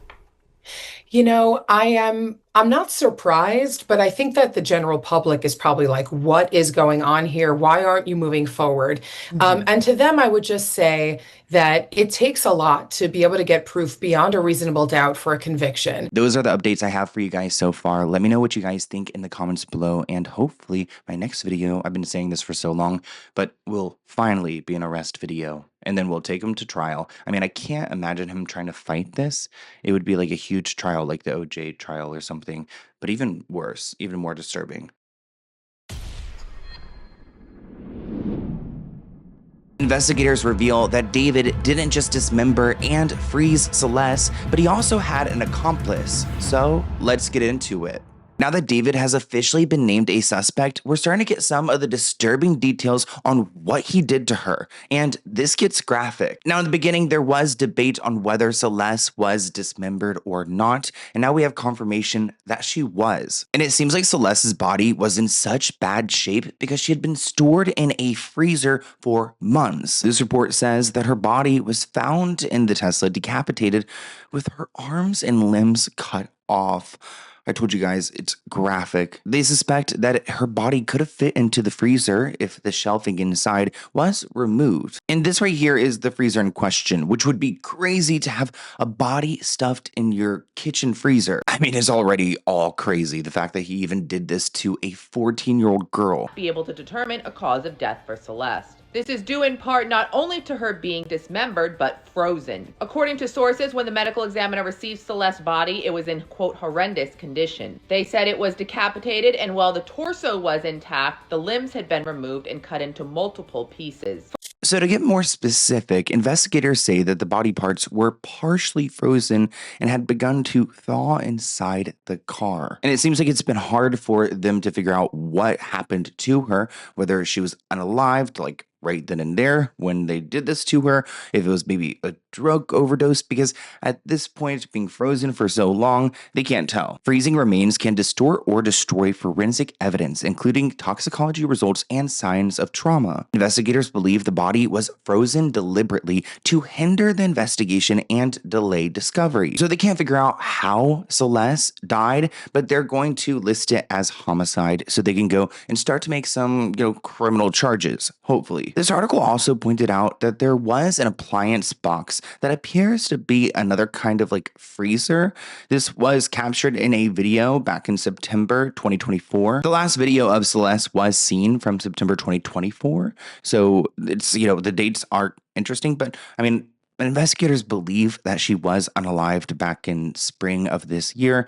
So I don't know why he has this freezer here. Maybe he had a plan. We're also learning that they're not going after just David, they're going after a second suspect as well, who I believe must be Neo, his right-hand man. And I believe Neo's been there every step of the way. David took a trip to a remote area of Santa Barbara in the middle of the night last spring and spent several hours there. Authorities don't believe Celeste was ever they didn't dig a grave and try to bury her out there, but they believe her body was dismembered there. One theory is that David and an accomplice, who is also a suspect, may have taken the body there, dismembered it, and then returned it to LA where it sat in a freezer for months. So then why wasn't her body just left in the freezer? There are theories that David was no longer staying at the house because he's on tour and other people would be staying there. They could possibly discover the body, and maybe he thought he could get away with it by trying to, set it up in his Tesla, make it seem like it was possibly stolen, which doesn't really add up either because the Tesla was left so close to his home. It seems like he wanted to get caught. So investigators believe that this other suspect had been there before, during, and after the teenager's death. Now, the man did not reveal who he knows as the second suspect, but at the end of the interview, he was asked, hey, is it a male or a female? Can you tell us that? And the investigator said, if I did, the internet sleuths would know who I'm talking about. And he says that they do a great job with their investigation and theories. Essentially, he's telling us, you guys already know who it is. Neo. Somebody else says it could be his friend Asia, but I believe it could be Neo. I mean, I do believe Asia knew something. Some people suspect that maybe Asia had turned on Neo and could have possibly, admitted to what she knew. In my opinion, it's 100% Neo. Asia and the other girls snitched 100%. As soon as they started posting and interacting with people about it, they became witnesses. Someone should tell Neo that he can't have lip fillers in prison just to watch him panic. Okay. shady. PD homicide detectives have now ID'd a second suspect in the death of Celeste, and it's someone who law enforcement says could be involved before, during, and after. This comes from Mark Garagos, who said that law enforcement used a combination of cell phone and Tesla data along with location data from social media. Now it looks like David's mansion is about to hit the market, so people can go and move into there if they wanted to. I would be a little bit scared until at least we figure out, but I don't think anything's actually happened at this mansion. It was a different rental. It'll be available for $20,000 a month. And I mean, it looks like a nice home, you know, just a terrible situation. At least he hired this guy to go and clear his home's name. Now, David started posting a lot on Instagram, this like alt account earlier this year, kind of around the time that Celeste would have been, you know, unalive. He posted pictures like these where some people question, like, is this the Santa Barbara area? It kind of looks like it. Here's another post where, I don't know, again, the scenery, it's very, you know, it's out there, it's discreet, it's not really around anyone. You probably could do some messed up things. On January 28th, he wrote, "I've been abhorrently sad as of late, which is why I haven't been inspired to post here in a while, but I went to the beach with my friend this morning and it made me feel better." You guys know David's work, his music videos, his art has reflected a lot of like this case and his relationship with Celeste. Some people believe that David is like implicating his friends and people who were involved in this art, kind of like showing to people who would be aware of Celeste. Like, I do wonder who in this friend group knew what had happened. I mean, I guess Neo knew that there was a body in the freezer, and I'm sure him and David were probably allegedly conspiring to figure out what to do next. Somebody said Neo is definitely involved. He just looks like the type of guy who would have had no issues chopping up a body. Him and David's relationship is weird. I don't think David has the guts to do it alone. Now, there are some people saying that this is a photo of Celeste and Neo together, but it is not confirmed. Some people say it's not Celeste, like the Celeste we're talking about right here. But again, David and Neo were so close. There's no doubt in my mind that if there's another suspect, it's him. He was there every single day in question, even the day when the Tesla was abandoned. Neo was a very close friend of David's. They were seen everywhere together, so much so that people thought that they were more than friends. This comment reads, "Everyone who defended David is real quiet now. I'm waiting for Stephanie So." That's so funny. Shout out to Stephanie So, Rotten Mango. And why is the whole internet quiet now? This person writes, "It's common sense that he had her in a freezer. There's no way you move around a body in your trunk since the day of her death. From watching creepy documentaries about serial killers, some are known to keep the bodies near them. Not all murderers get rid of the body. I think in a sick way, it made him feel closer to her. Or maybe he panicked. He didn't know what to do, so he tried to stow her away. He probably didn't think that part out clearly, but something went wrong. But there's no way he really cared for her. You can't cut someone up like that, like someone you cared for. She was disposable to him, which is so true. I mean, clearly he did not care for her. He groomed her. And also, like, if you chop up the body and those things, like, not to get descriptive, but like there's a lot of liquid involved. So is that also being frozen in these bags? That poor baby girl had struggles in her life and thought that this monster was the answer to it. Monster is the perfect word for him. There's been a very disturbing update in the Celeste and David case. It's been revealed that before Celeste was found in David's Tesla, she had been refrigerated. Also, the state that police found Celeste in was absolutely horrifying. There was dismemberment done to Celeste that was so extreme that police had problems telling if she was a boy or a girl at first. Now, police have determined that when she was put in the Tesla originally, she was frozen and she was basically left in there to thaw out. As of right now, David has not been charged with any crime, and his lawyer has denied any request for comments. Now, there are some people on Reddit questioning, where's David? Like, is David still around? Is he still alive? Like, will we ever get answers? Which is a good question. I mean, will we see David in handcuffs? Will we see a mugshot? When will we see something go down? There is something else I want to share with you guys. This is not a verified report, but there are some people saying that David had another underaged girl that he had a relationship with. This is a photo of them two in one of David's rental properties. I remember seeing this text message float around early in the Celeste investigation. People were thinking that this was to Celeste, but supposedly it's to this second victim. David pretty much saying that I can't be with you just yet because you're too young. It's not legal. And just to show you guys, you can see in these images, here is a photo of David's bedroom in the rental. And there are the same details of the photographs. The ceiling has a skylight. So whoever this was there, but I don't know who it is. So they're saying it's a minor. That's why I want to put it at the end of this video. And supposedly this is another photo. We don't have anything uncensored, but it looks like there's a pattern here. I want to hear what you guys think in the comments below. I feel like this story just gets sicker and sicker. And I don't know why, but I never even considered like her body being stored in a freezer. I mean, it makes sense why she could have been dead for so long.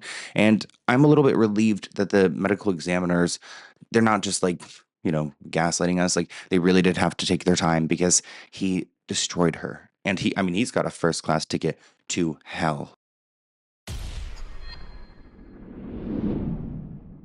There are some disturbing reports within the David investigation, and the medical examiner has gone silent. So let's get into it. We need to talk about the David investigation because this is getting messy. Somebody's lying because there's misinformation floating around everywhere. Was Celeste frozen or not? Was she dismembered? Was she decapitated? Let's get to the bottom of this. There was an official notice released by the medical examiner's office announcing that they received a court order from the LAPD forcing them to place a security hold on Celeste's case. A security hold means the medical examiner is not allowed to release any information about the case for now. They cannot share the cause of death, the manner of death, or any details from the report. The medical examiner's office said that they don't usually do this, and they don't like doing this. They like to be transparent with their work, but they can't. It's interesting because back in September, the LAPD tried to put this same kind of hold, a security hold on Celeste's case, but back then the LAPD was denied because they didn't have a good enough reason. And now they must have a good reason because they're able to get this approved, which means that the report, the medical examiner's report, has something within it that could jeopardize the case. An LA police detective told a court recently that the publication of the details surrounding the death of Celeste could jeopardize the investigation. They claimed that making the autopsy findings public will reveal or tend to reveal the ongoing investigation and the integrity of the investigation, as well as the identity of witnesses and or informants who are cooperating with law enforcement and the content of the information they have provided, which could endanger the lives of witnesses or compromise the investigation. So there's something in the findings that they found, I guess, as far as Celeste's body goes, that could reveal a lot about this case and could implicate a lot of people. I mean, it sounds like people's lives are at risk. In 2.5 months since the body of Celeste Rivas was discovered, still there's been no official cause of death determined by the LA County Medical Examiner. And now we have learned that that information will not be posted or released anytime soon because of this court order that has been issued. The LA County Medical Examiner received that order on Friday. It was initiated by the LAPD.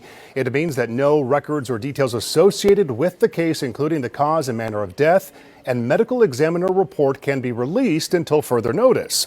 All this unfolding as the LAPD has held off on making any arrest in the case. Clary Stiles says release all the information so the public can solve the case. I mean, I agree with that because I feel like the public has done a lot. This is the slowest moving case I've ever seen. I mean, it is crazy. We're like 2.5 months in now. Wait, why do they keep saying 15 when she was murdered at 14? You don't keep aging when you die. That is a fact. She was unalived, murdered when she was 14. Sometimes I don't know what to say on YouTube. Like, is it murdered? Is it unalived? They changed their rules so much. Somebody else said it seems like Celeste's family doesn't care. I haven't seen a single person from her family speak out on anything.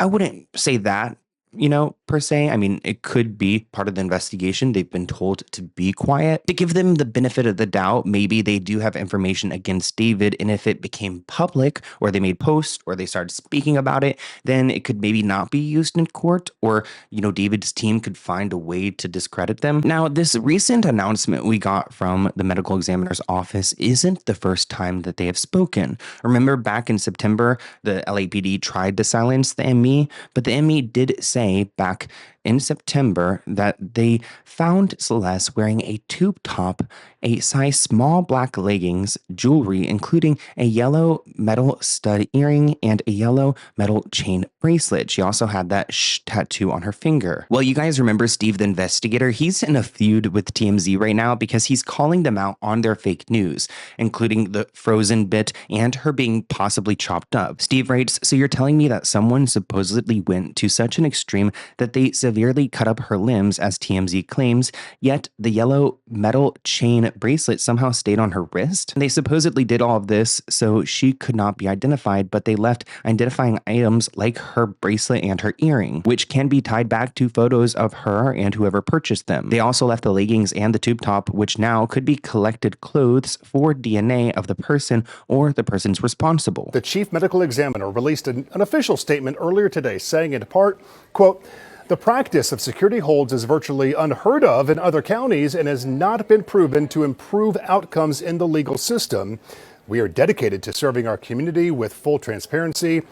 However, the law precludes us from doing so while the court order remains in this case." So let's talk about why Steve is calling out TMZ, because TMZ claims that David had frozen Celeste and dismembered her. Remember, they said that her body was chalked up, that her head was decapitated, that they cut up her limbs. Well, now it's being reported that TMZ got it all wrong, that she wasn't ever frozen. 5 or more weeks in the trunk of a car in sweltering heat in the middle of summer would have not resulted in a partially frozen body being discovered on September 8th. This is after the medical examiner announced that they received a court order initiated by the LAPD to place a security hold on Celeste's case. This just makes you wonder how much misinformation is being reported about this case, why TMZ is releasing the things that they are, and who can we even believe at this point. Now, the captain of the LAPD said that Celeste's body was not frozen. She was not decapitated. The whole frozen thing doesn't even make sense. Her body was in the car for weeks. Even if she had been frozen solid when she was put in the car, which there's no evidence to suggest she was, 5 or more weeks in the trunk of the car with the heat in the middle of summer would not have resulted in her being still frozen when they found her. The whole frozen thing doesn't even make sense. She was in the car for weeks. Even if she had been frozen solid when she was put in the car, which there is no evidence to suggest that she was, 5 or more weeks in the trunk of a car in the heat in the middle of summer would not have resulted in a partially frozen person being discovered on September 8th. It's important to note that they do not say that other parts were not unattached from Celeste, and I'm going to tell you why this is important. This is because they also talked to the Los Angeles Times today, and I also figured out they talked to the Los Angeles Times last week. At the start of this investigation, the Los Angeles Times reported that the LAPD told them that what they found in David's frunk of his Tesla was a head and a torso. So what is TMZ doing by reporting these things? I mean, I know that Harvey may have a close relationship with Blair Burke, David's attorney. I'm not saying there's anything happening here, but I'm just saying they do have a relationship. Where is he getting his information? I don't know. But what's interesting is that he's like doubling down on this frozen aspect. We went back to a very well-connected source connected to the medical examiner, the LA County medical examiner. And they doubled, tripled, quadrupled, and sextupled down that the body was found in a partially frozen state. Now, when we spoke about these reports in my past video, my understanding was that she would have been frozen prior and then she's no longer frozen. Like in my last video, I didn't even consider her being found frozen because I was in LA at the time when her body was found. It was hot. I even went back to look at what the temperatures were. Her body was discovered on the 8th. It was a high of 88. The day before was 92. So when I heard about the frozen, I thought, oh yeah, like her body was frozen because he had kept it somewhere, but I didn't think it was actually frozen when it was found. But that's what like Harvey's alluding to, that this person said her body was frozen when it was found, which looking at the forecast does not add up. There is a document that the medical examiner has where they wrote that they could not fingerprint Celeste because her fingers were waterlogged, which is interesting. So this is, a deep, deep mystery. Where we are right now is, even though the medical examiner has not determined cause of death, we are told and we have reported that LAPD is considering this a homicide. They're viewing David as a suspect, say there is an accomplice who helped dismember the body, and there is not going to be an arrest immediately. That's the other thing we're told. Now, what doesn't make a whole lot of sense when you think about it is if the body was not frozen, where was it between this, if the LAPD's theory is right, that David may have actually dismembered the body, and what happened in May, June, July, and August with this body, where in September it's found in David's Tesla. That's also a good point, because where would have David like stored this body? Maybe there is another like theory out there. Maybe he could have like kept her sealed. Like I don't even like thinking about these type of things, but like I don't know, like how I would assume frozen is kind of like the only option, right? Unless you bury someone, and I don't think that she was buried. Either way, it's confusing. I mean, maybe there is something that was really satanic done to her. Remember how Steve said that there was like some inklings that there was something evil that had happened to her and her body? I thought it was interesting that People magazine reported that the police have not even interviewed David yet. Wow. I mean, should they have? Comment below if you're in law enforcement or you know someone, because I think what's the problem with going and questioning him? I mean, I guess they're assuming he's not going to be cooperating, which is probably why they haven't even like interviewed him yet. I would just be so sick to my stomach. Like, I mean, I just hope that there is some ending to this story. I mean, I hope there's an arrest and something, but I'm becoming more and more doubtful. I mean, they should be arresting him soon, but I also just question, like, will he be there? Where is he? Like, do we know if he's still, like, is he around? Which state is he in? Which country is he in? You know, he speaks multiple languages. But these screenshots from 2023 are starting to go viral. They're not new. We've talked about them before, but I'm going to acknowledge them because they're going viral.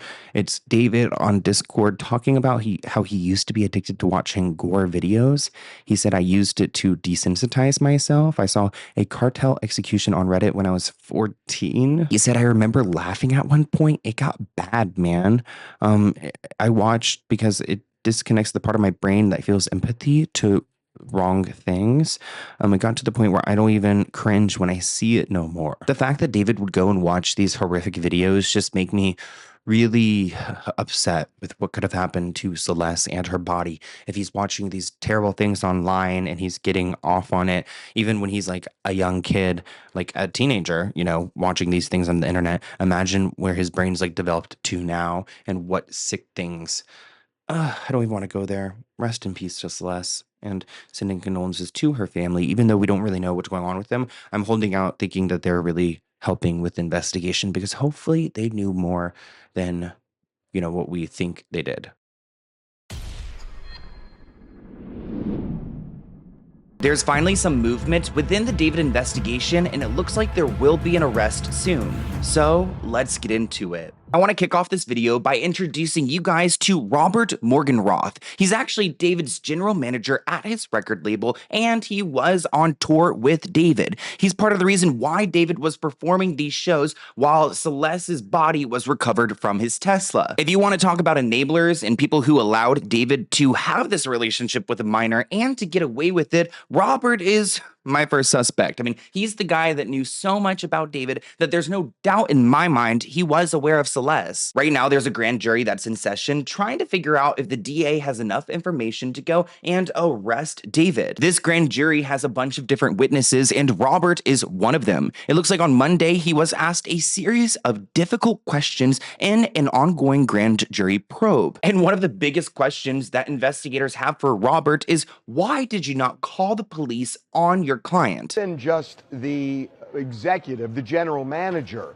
He is a manager. He manages David, and he is involved in David's day-to-day life and clearly knows a lot. Robert Morgenroth works as a general manager for David, as well as running a tour company that oversees travel itineraries for musicians. This is the man who made sure that his client was on tour on time, was living in an okay situation, probably made sure that his mansion was paid for. This guy supported every aspect of David's life. So you guys tell me in the comments, do you think he was aware of Celeste? As you may recall, a grand jury has been hearing evidence regarding the passing of Celeste, in addition to the fact they are considering David as a suspect. The general manager of David's record label is also the president of his tour company. One of the biggest questions Robert was asked was, why did you not contact authorities when you realized your client was most likely responsible for this murder? This is his attorney. Her name is Evan, and she is a criminal defense attorney. Don't know why she's representing this man, but it looks like after he left the grand jury, he had a conversation with her in the hallway, and he was barking so loud that everyone heard what he was asked behind closed doors. Robert told his lawyer that the district attorney, Beth Silverman, had been very pushy while questioning him. Robert was heard telling his lawyer that he explained to the prosecutor that he did not feel that it was within his scope to contact authorities in this specific situation. Quote, I said, I feel like I didn't have the responsibility to do that.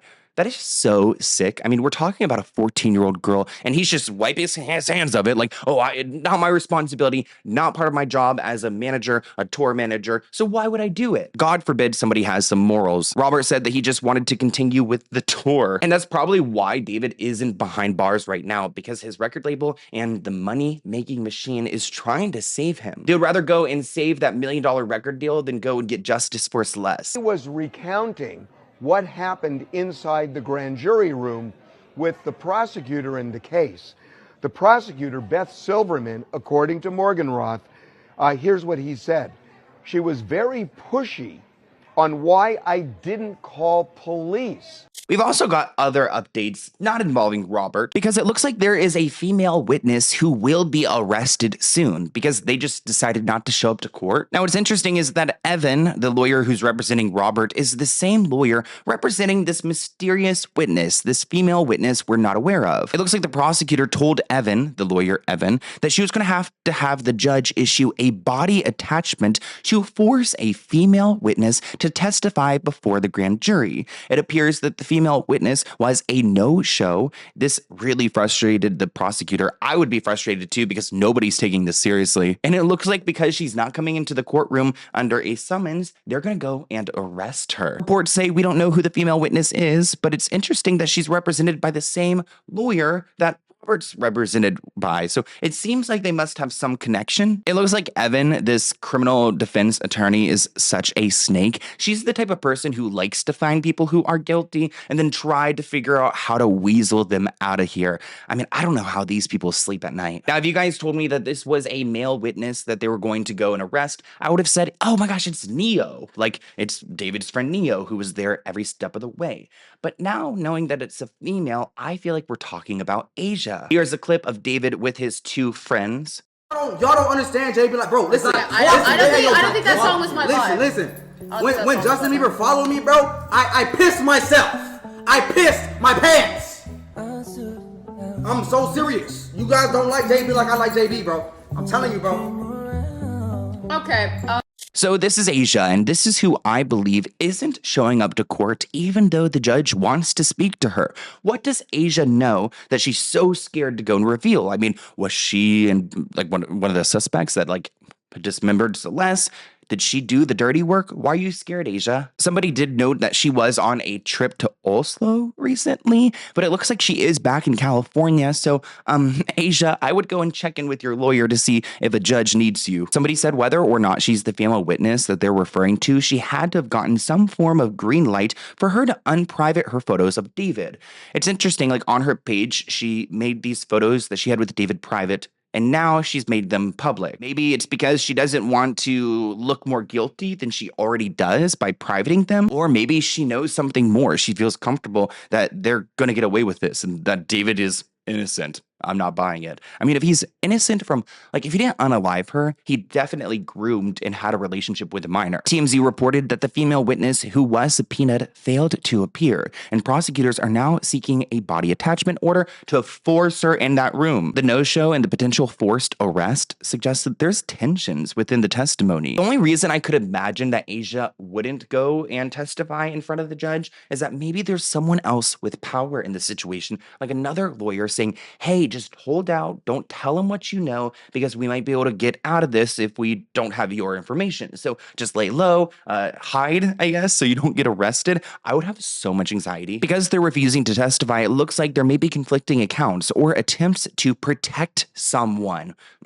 David. This could also really affect the grand jury's ability to find a probable cause. If they don't have enough information, they could tell the DA, hey, you've got a case here, but not enough of one to go and pursue charges, which is why it's taken so long for David to get arrested. This person wrote that all will be revealed soon. I hope all that covered for this piece of crap go down with him. It's about that time. David and his parents need to be held accountable. Some people are saying that maybe the other witness is David's mother, but I'm not buying that. David's mother has been living in Texas with his siblings. I don't think that she was aware of this relationship. If she was, then yeah, lock her up too. Somebody else said that David's career is over. This attorney is representing a killer with no possibility for music royalties because Celeste's family will get all of his money when it's said and done. I really do think that there needs to be many arrests when it comes to this case because there are people like Asia, Neo, Robert, who were all protecting him and what is it, like aiding and abetting like of a crime? Isn't that illegal? However, we do not know the time frame in which the tour he is referring to, but David was on tour when Celeste's body was discovered in his trunk.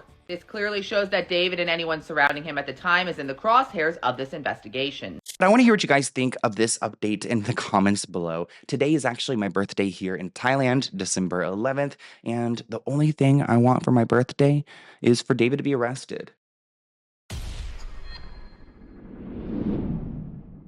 The David investigation has gotten even more complicated as prosecutors continue to dig through evidence. They're starting to realize that David's family, friends, and team had a lot more to do with this cover-up than we thought before. And it looks like David may have been inspired by his own father, who has been working as a lawyer for Jeffrey Epstein and the Jeffrey Epstein estate. Now we have a connection between the murder of Celeste and David's ties to Jeffrey Epstein. So let's get into it. We have some major updates within the David investigation. This headline says that there was a burn cage located in David's home that could reach up to 1600 degrees Fahrenheit. This burn cage can even disintegrate human bones. I remember when the private investigator Steve said that there were some items located in David's home that look like they belong more like on a farm. And I'm assuming he's talking about this burn cage. 9 days after Celeste's body was recovered from David's Tesla, homicide detectives raided the Hollywood Hills rental and they saw several items of evidence. I'm assuming one of them was this burn cage. I don't know why they would leave it behind, but the homeowner hired Steve, the investigator, to pretty much figure out whether Celeste was unalived at his property or not. Steve said, given the fact that Celeste's remains were ultimately found in the Tesla, the presence of the incinerator at the same residence associated with that vehicle raises some questions about intent. Like, what was David's real plan? Because it looks like he did have a few options. One of them, burning Celeste's body so there was no more evidence. And looking at these burn cage images, I am disgusted by what this contraption is. Where would he even do this? I can't imagine what the smell could have been like. Maybe that's part of the reason why he did not use the burn cage, because of the scene it would create, the scent it would create. I mean, this would create a lot of evidence as well. Like, really, who in the Hollywood Hills needs a burn cage to go and burn something like this? On top of that, it looks like Steve, the investigator, was able to locate the packaging the burn cage came in, and it was delivered to David's home under a false name. He said you would find even more items that you would expect on a farm rather than a home in the Hollywood Hills. One of those items was this burn cage incinerator. It looks like it could burn up to 1600 degrees. Keep in mind that human cremations are typically performed at 200 degrees less, 1400 degrees. The fact that David or whoever ordered this burn cage under a false name, again, is more evidence that there's something they're trying to cover up here. It's not like he just wanted a burn cage in his home. Steve shared that an incinerator is not legal to use within city limits and it serves no legitimate purpose at a residential property. There were some arguments that maybe David had needed this burn cage for a music video, which again, I'm calling BS, because why would you have to have a fake name? Why would it be at his residential property? Music videos don't just take place in these people's homes. It would be on set. There would be people also responsible for equipment like this, not David. For weeks, we've been wondering just what it was that a private investigator named Steve Fisher found inside David's home when he was given access last October. The PI reported seeing, quote, items you would expect to find on a farm rather than in a home in the Hollywood Hills. And today, we are learning about one of those items. Steve Fisher has confirmed it was something called a burn cage. Take a look at your screen. That's what a burn cage looks like. It's used usually on farms to incinerate waste and debris, but lots of private homes have them as well. This particular model can apparently get up to a whopping 1,600 degrees Fahrenheit, which is about 200 degrees hotter than the temperature required to burn human bones. And this is the photograph Steve took of that burn device, the burn cage inside David's home. He noted that these types of incinerators are illegal in LA County. Even though I've spoken to someone from the LA Medical Examiner's office and they stated that her body had not been frozen, TMZ is insisting that she had been frozen. Either way, I just wanted to mention that on top of like this burn cage being delivered, which I would love to know when this was actually delivered, we also have evidence that he had bought a freezer in the past. This is from a video that was taken or posted at least on September 4th, 2024. So kind of a while away, but odd that he's ordering all these appliances and things. I mean, the burn cage seems a little bit more suspicious, but what it does show me is that David's always had a plan for what he's going to do next. So I ask now, like, was this plan to like have her body recovered in a Tesla? Was that like something he planned on doing? Did someone instruct him to go and do this? Because it's part of the reason why he has not been arrested yet. Clearly, David is not stupid. There is some strategy behind here. And right now, officers do believe that he had unalived Celeste in Santa Barbara in the springtime of this year. Again, who went with him? Because we're suspecting that multiple people were in part of this. And whose bright idea was it to take this out of LA County and take it over to Santa Barbara County? Is there maybe an officer there, a deputy that someone has connections to that they were able to work their magic? At least try to keep David's location like secure and away from where anyone could find where he did this crime. I mean, I'm assuming that if they were to have unalived her there, they would have left maybe blood, maybe some evidence. One source with knowledge says that David and an accomplice, who I feel like could be his friend Neo, may have taken the body there, dismembered it, and returned it to LA, where it sat in a freezer for months. Another question is how did this body end up in the Tesla?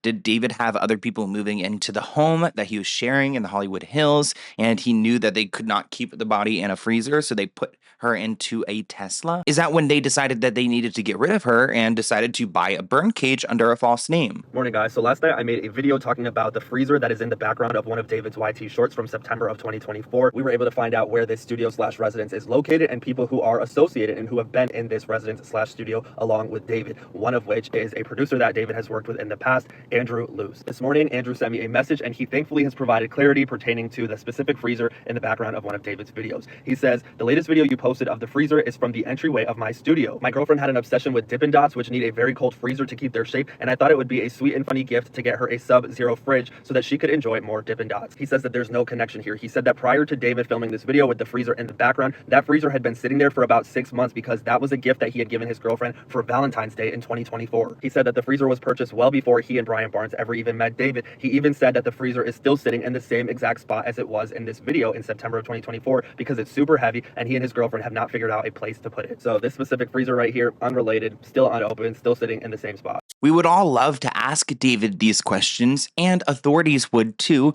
but he's not been cooperating, so they've not even had a chance to question him about the evidence they've gathered. And I don't know what kind of connection David's lawyer, Blair Burke, may or may not have with the LAPD, but it's weird that they put a security hold on the ME's office, the medical examiner's office, because essentially they don't want us to know how Celeste actually was killed and the state of her body, which is why some sources from the ME office have gone and spoke to me. There have been other sources allegedly speaking to TMZ. Quote, no records or details associated with the case, including the cause and manner of death and the medical examiner report, can be released or posted on the website until further notice. The department understands the public's interest in this case and remains committed to transparency when possible. Information will be available once the court order is lifted. I don't know if that's true. I hope so. But the LAPD, they can be a little bit sneaky. If they've got a good friend who works as a lawyer, they've been friends for years now, there's been some possible payments. I think that there is a world where the LAPD has been totally corrupted. I mean, they're constantly out here selling stories to TMZ, like the Reiner situation. Like, I'm pretty sure there are people in the police force who have numbers of different media outlets or lawyers, and they make deals on the side. Again, that is not something I've been able to confirm, but a feeling I've had living in LA for a couple years now. So it has been 11 days since our last official update from any official source like LAPD, the news, etc., considering LAPD's behavior. So of course, my first question is going to be about the female witness. We never got a resolution. We never got a follow-up from TMZ. Nobody ever said anything else. All they said was she did not show up and she was at risk of being arrested. Well, we have no news, so I'm wondering, did she show up? Did she testify? And who was the female witness? Did TMZ stop going to the courthouse, or were they told not to go to the courthouse? It's very odd to me. Also, my next question when it comes to witnesses, are family members going to be subpoenaed? And when I say family members, I mean from both sides, because I feel that both David's parents and also Celeste's parents, both of them need to be subpoenaed. The next question I have is Josh Marshall going to be subpoenaed? He obviously knew a little bit of information about this case, so is he going to ever be subpoenaed? He needs to be subpoenaed. He needs to be talking. Hopefully they subpoena him. I mean, after all, he is the head of the company that Morgan Roth works for, so why wouldn't you go for the head honcho? My next question is about Santa Barbara. Okay, they told us that he took that trip in Santa Barbara, but David's from Texas. Well, he's not from Texas, he's from New York, but he lived in Texas his whole life. What does he know about California? What does he know about Santa Barbara County? And with knowing that they had just signed that lease in the Hollywood Hills in 2024, he had only been in LA for what, maybe a year or so, a little bit over? The last thing we heard from the courts was that they were doing a grand jury to essentially see if the prosecutors have enough information to go and press charges on David, or if they're wasting their time. If a grand jury says, hey, I don't think that this is enough evidence, then they can't go and pursue those charges. But it seems like part of gathering this evidence and pulling a grand jury includes bringing in David's inner circle and seeing if they will switch. I mean, if I was David's manager and they said, hey, you have to give us all the information you know, or you go to prison, I probably would tell them everything I knew. Well, actually, I'll never even find myself in this kind of situation like Robert Morgan Roth. He is the general manager of Mogul Vision, David's record label, and he's also the president of Zara Brothers Travel, David's tour company. Now, this guy was the mastermind behind David's career and making him such a big star, and I would assume that he knew every one of David's moves because he's like the biggest client at his label. The court asked Robert, why did you not call the police whenever it was clear that your client had been involved in this case? He said, I feel like I didn't have the responsibility to do that, and I just wanted to continue with the tour. Of course he wanted to, because he would lose a lot of money if he didn't. That's happened in Justin Bieber's tour that was canceled, and I'm sure that they lost a lot because of all those shows that were canceled across seas as well. At the end of the day, it's all about the money to these people, which is probably part of the reason why David has not been arrested by police yet, or even questioned yet, because he's worth a lot of money to this record label and to this touring company. And I feel like right now maybe he like owes them money because of the mess that he's created, so they don't want to let him go. But if they don't, they're honestly going to drag themselves down into this hole because people are seeking justice. And I don't think in 2026 we're going to forget about David. Is court still in session? I know the holidays are coming up, and I'm wondering, are we still in session, or are we just waiting on the holidays to be over before we pick back up in January of 2026? Could be a possibility, but I'm sure LAPD isn't going to tell us, so who knows? I also very desperately want to know who was the other person or people who helped dismember her. Do police know exactly who it was? Was it more than one person being an accomplice? They never specified if it was just 2 people. They only said was dismembered by multiple people. I don't know. Next question, where is her phone? Did she have a phone? Where is her phone? I've seen people state that police have it, and I've seen some people state that she never had a phone while she was a runaway. Also, since LAPD stated that they retrieved devices during the search on the Hollywood Hills home, I really want to know what all was found on his devices. Did he have anything on those devices that could help prosecutors in this case? I know for a fact that he didn't search anything regarding the burn cage, because the burn cage would have been taken into custody if he did. Without a way to establish intent, of course, the police are not going to take it in, but I'm just wondering, what did they see on his devices? What all was on there? I also have a question about where is David? LAPD is trying to put this case together. Would they let him leave the state of California? I highly doubt it. So I'm wondering if he is still in California. Also, I remember that Steve Fisher mentioned a 3rd location. Is he at that 3rd location? Is the 3rd location his condo in LA? And was Celeste staying in that condo with him? So yes, the holidays are upon us. Everything is shutting down, including the courts, which means David's going to possibly have his last Christmas. Right now, it does look like he's currently selling merch. They're even doing a holiday sale please don't go and buy his merch. There's no confirmation as to why the holiday sale is up on the suspect's website, but it's speculated that it's an automated setup similar to other artists that Interscope represents. It does look like, thankfully, if you tried to buy a pair of shorts from the store, they will ultimately fail, like your sale would be rejected. So it looks like the point of sale system has been disabled, but the website and the merch are still up. Somebody wrote on Reddit, disgusting. They need to shut this garbage down. Another person said that David's gotta pay them lawyers somehow. Here's another tidbit of information. So this screenshot has been going viral, and it looks like it's a poem that David had on his phone, and he talks about drinking blood and performing rituals. Now I'm gonna get really close to the screen and put this over me so that you guys can read along with me, but I'm gonna try my best to read it. It's kind of blurry. It reads, some wish to store it, some wish to savor it. Some drink it, some perform rituals surrounded by it. The blood is spreading through fields I see not with my eyes, but with my heart. Is the earth bleeding? Somebody asked this question on Reddit. So going off of the confirmed facts we have surrounding Celeste's body, the medical examiner reported that she was 70 pounds of evidence left. But if you look at the missing person report, she weighed about 120 pounds. So was her blood drained from her body? Is that where this weird poem and drinking blood and rituals is coming from? Even though there's been a lot of mystery surrounding Celeste's autopsy report, I do have a feeling that they have a report. It's just not necessarily what prosecutors want to see. It's pretty clear that the results came back inconclusive, and they're trying to build a case independent of the results. Or if it's an overdose, they're trying to build a case around who supplied the drugs, and they may not want the public meddling in the case. David's father is actually a lawyer himself, and taking a look at his LinkedIn, you'll see that he actually works in some electronic discovery. It's looking for the metadata, the pictures, the things that investigators are looking at right now involving David. It actually looks like he did some work involving the Jeffrey Epstein estate, which is a little bit creepy. Oh, and it looks like he was on the wrong side of history too. They represented the co-executors of the estate of Jeffrey Epstein. So not the victims, but the people who have the Epstein money. David's father's name is Dawood, I believe, D-A-W-U-D. We're just going to call him David's dad, but he is a litigation support manager at this firm, the firm that is the co-executor and manager of the Jeffrey Epstein estate. It is not beyond the realm of possibility that David's father has worked in some capacity on the Epstein files. This adds a layer of irony given the amount of joking in David's Discord server about Jeffrey Epstein, and even Celeste joking with David in a live stream together about being a you-know-what. This person writes, oh, that makes a lot of stuff that was possible just becoming probable. Legit insane connection. It all makes sense now. David knew exactly what he was doing, and knowing exactly who and what his dad is made him feel invincible. The evidence just doesn't stop rolling around for this particular case. Here we have Josh Marshall literally sitting on the same row with D4VD family. D4VD mama right here. She right here too. There's D4VD mama on the same row. The front row. We have Celeste up there in the balcony right here. David's brother, which we mentioned in the video.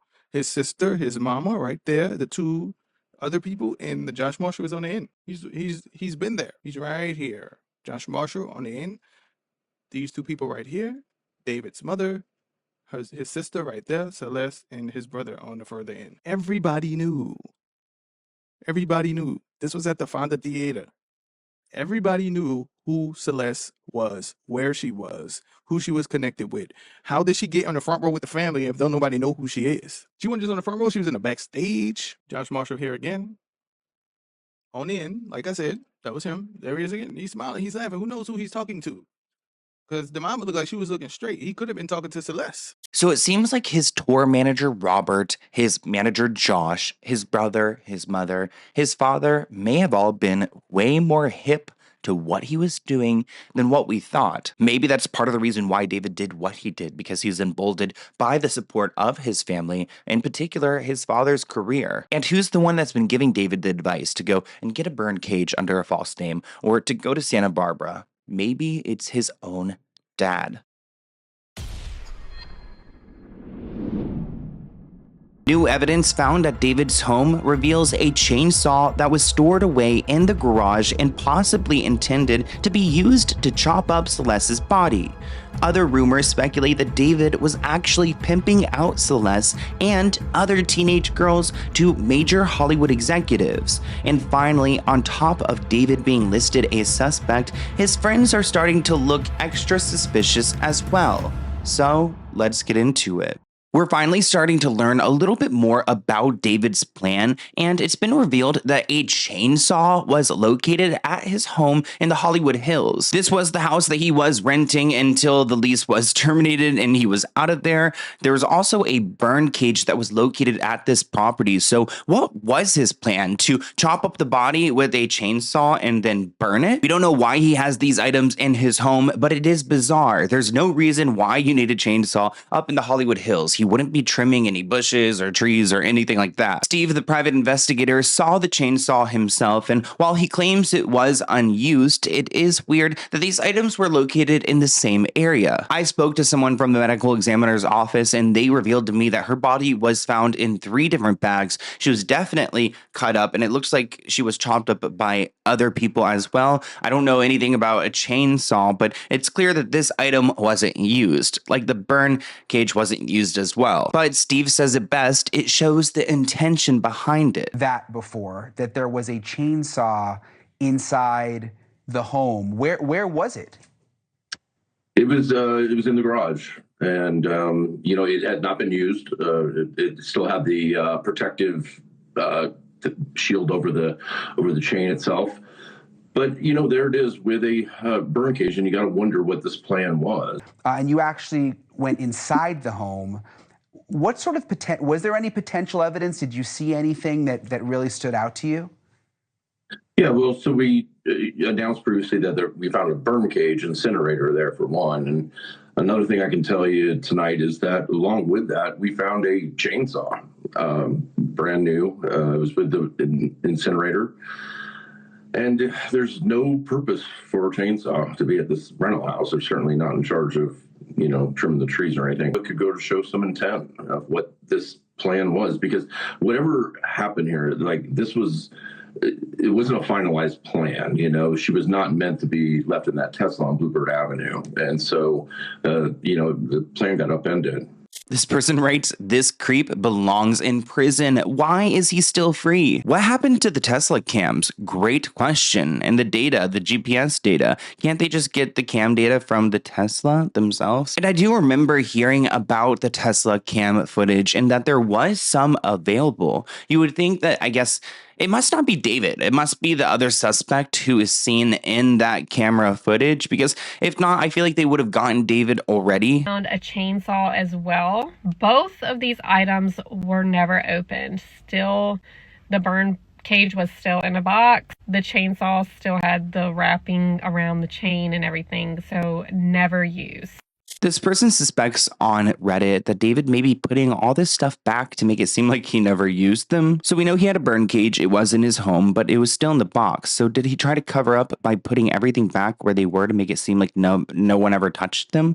Because the chainsaw was wrapped up as well. So I think the stuff being in their boxes and wrapped, including the farm tools, were actually touched before and maybe used on Celeste. Another person pointed out that it'd probably be easier for David just to get rid of the evidence. I think that's typically what criminals do. They just get rid of the murder weapon, because that's what prosecutors are always looking for, or police are looking for, the murder weapon immediately when a crime happens, because I think that's a huge part of the case. And because they have no idea how Celeste was killed, everything gets even more complicated, because we don't even know how she died. The ME report came up inconclusive, or they're not at least revealing the autopsy findings to us, but it's not apparent. We don't know if it was a gun, it could have been a knife, it could have been strangulation. We just really do not know. So if you don't even know that, you can't even look for the weapon associated with this crime, and it starts to make sense why David is still walking freely. Not in charge of, trimming the trees or anything. It still had its protective shield over the chain itself. There it is with the burn cage. You gotta wonder what the plan was. He said that the chainsaw could be used to show some intent, and said whatever happened here, it wasn't a finalized plan. She was not meant to be left in that Tesla. The plan got appended. As we know, David is now expected to face murder charges as soon as is January, but rest in peace to Celeste. Let me know what you guys think about this, and as always, I'll keep you guys updated. I guess the biggest takeaway here is that these items were not used. They were packaged, and maybe they were repackaged in some other world, but it seems like it would be more difficult to go and do that. It probably speaks to a bigger picture, a bigger plan that they had in store for Celeste's body, but the timeline just doesn't make sense. Why didn't he go through with it all? Why would you go as far as murdering a 14-year-old girl, putting her body through so many terrible things, and then ultimately just half-assing the job? I don't know why he would do this in the first place, let alone how we found ourselves here. So David is the primary suspect now in the David and Celeste case, and not because new information has come to light, but because they have no other suspects at this moment. So they're re-reviewing all the evidence and all the footage, everything they have in the Celeste case, and pretty much are going to be putting the blame on David because Celeste was placed in his vehicle. It's not illegal to have a chainsaw, though we can all agree so much of the evidence points in David's direction that there's no wonder that they want to pin it on this guy, which inevitably David will probably face a life sentence for the murder of Celeste. Rest in peace, but what do you guys think? I did see this random blind item that I can't stop thinking about. Essentially, it accuses David of using Celeste as a way to go and please executives allegedly at his record label allegedly. So essentially, who to say that their stars, David, for example, will go and scout these young teenage girls for the big bosses to sleep with. And that David wasn't necessarily hooking up with them, but just kind of pimping them out to their bosses to please them.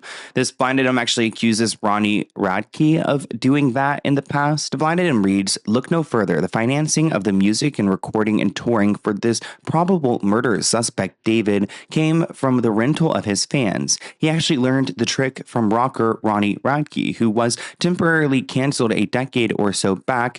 He would offer up teenage fans to all kind of industry guys in return for cash or drugs or cars or whatever. The fans would do it for their hero and then would send them back home to mom and dad with all of his things. Our probable murder suspect, David, has been doing the same kind of thing, but preferred teens who were not going back home to mom and dad. When all of this blows up, and it will, you are going to find that there were dozens of teens involved in everything from SEX to filming to anything else these industry guys wanted them to do.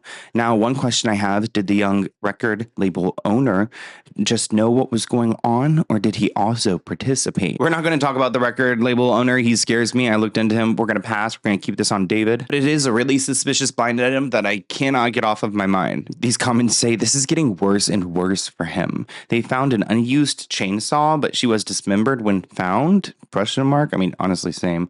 Knew he was guilty from day one. This defense attorney, Mark Gargaros, had an explanation on Fox News on why he believes law enforcement haven't gone in on David yet. He said, "I think if they had a tape, whether surrounding Ring cameras or surveillance cameras or Tesla cameras that showed David actually placing the body in the trunk, they could pin that to the time of death. I don't think we'd still be waiting here." Which does make me question what happened to this data. Is there a world where David's made this even more complicated because he was able to remove the data or wipe the data? We really don't have that information yet. But a grand jury is listening to all the evidence and they are going to pass down an indictment. It just may not be until February. Some different brands are starting to wake up, and I don't know if this means that there's some movement behind the scenes as far as record labels go, but David's music, it's been wiped from different platforms, or games rather, like Madden NFL. His song was featured in there. David's hit song, "What Are You Waiting For?" is no longer available in the soundtracks of Madden NFL 26.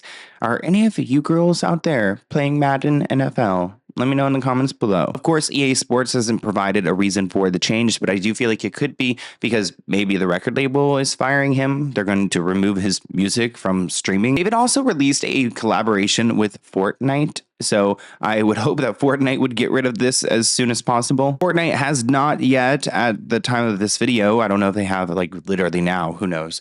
But they haven't removed the visuals when it comes to David. So I guess you could still find him somewhere in that universe, which is pretty disturbing that this murderer is around here, featured in video games, getting a ton of streams, was the most Googled person of 2025, or at least musical artist of 2025. I believe person is what I saw. So this is really crazy. I mean, this man should be behind bars. We haven't even seen a photo of this man since September. Everything we now know, it is very likely, if not all but certain, that he is going to be indicted by a Los Angeles County grand jury for the presumed murder of Celeste Rivas. You guys know David's friend Neo, who I give a hard time because he has been with David a lot, in particular around the time when like Celeste would have been put into the trunk, and I believe there is some connection between him and the crime. So Neo, in my opinion, is a bad guy. I saw him recently liking an Instagram post where one of his friends, who he has posted pictures with before, posted a photo of herself, like, God, I don't even know how to describe this, like bloody in the snow. Looks like it's coming out of her, like her, you know, maybe she's on that time of the month. She even writes in the comments, mind if I bleed out here? Him liking this post is definitely not a great look for him. This person also said that it looks like she got her period during a photo shoot and just rolled with it by rolling in it. Sick. Somebody said that this is effed up, not sexy or cute. It looks cheesy and dumb. I thought it was trying to be some artsy, free bleeding menstruation thing. Neo has also featured the same woman in his pictures before, so, you know, we're starting to learn more and more about their inner circle. New character unlocked. Somebody else pointed out that Neo is on drugs. If you go back and pull up his Instagram, he either has Molly or meth pictured on his Instagram post. It's clear signs of drug use, cut lines on the table, nasal inhalers, and some rock substance. David has a weird friend group, probably because he's a weird guy. There's something totally off about him, and I don't know how people could listen to his music before and couldn't see that. In the back of my mind, I killed you. Oh, hell no. And I... This nigga's freaking me out, chat. Turn that shit off. He has reported that Celeste's body was waterlogged. I've also heard that her body was waterlogged. Somebody is now speculating on Reddit that maybe she had drowned. I mean, that could have been a way that David could have killed her. Even in some of the lyrics for his song, he sings, praying that the chlorine can clean me too. It's possible to believe that David had drowned Celeste in their pool. As sick of an individual David is, I don't think he'd feel compelled enough to physically hurt her, like beat her and stuff. I could be wrong, but I say this due to how long he kept her body. Mind you, he was obsessed with Celeste in his own words. The scary fact about drowning for Celeste's case is that after an extended period of decomposition, it can become medically impossible to confirm drowning as the cause of death. Drowning does not produce a single definitive injury. Instead, a typical diagnosis through a bunch of different findings, like if there's water in the lungs, foam in the airways, overexpansion of the lungs. I'm so scared of drowning one day. Every time I go into the ocean, a big wave hits me, and I swear I like choke on water for a minute and have to. So I don't even like talking about that right now, and I have to go to the doctors here soon. You guys know I have medical anxiety over these things. I think they're about to take my blood. This person added that that's definitely a possibility. However, we do know her remains are not completely skeletal, as one of the things that was said by the LAPD is that her fingers were waterlogged, which made it impossible to get her fingerprints. Could the waterlogged have been because she was drowned? Maybe. Definitely makes your theory about drowning seem much more plausible. But it also could be due to the body decomposing, causing fluids to decomp and waterlog her fingers. Maybe that's as well. Because she becomes so soupy. That is so sad. I feel so bad for her. He needs prison. We need to lock him up. Seriously.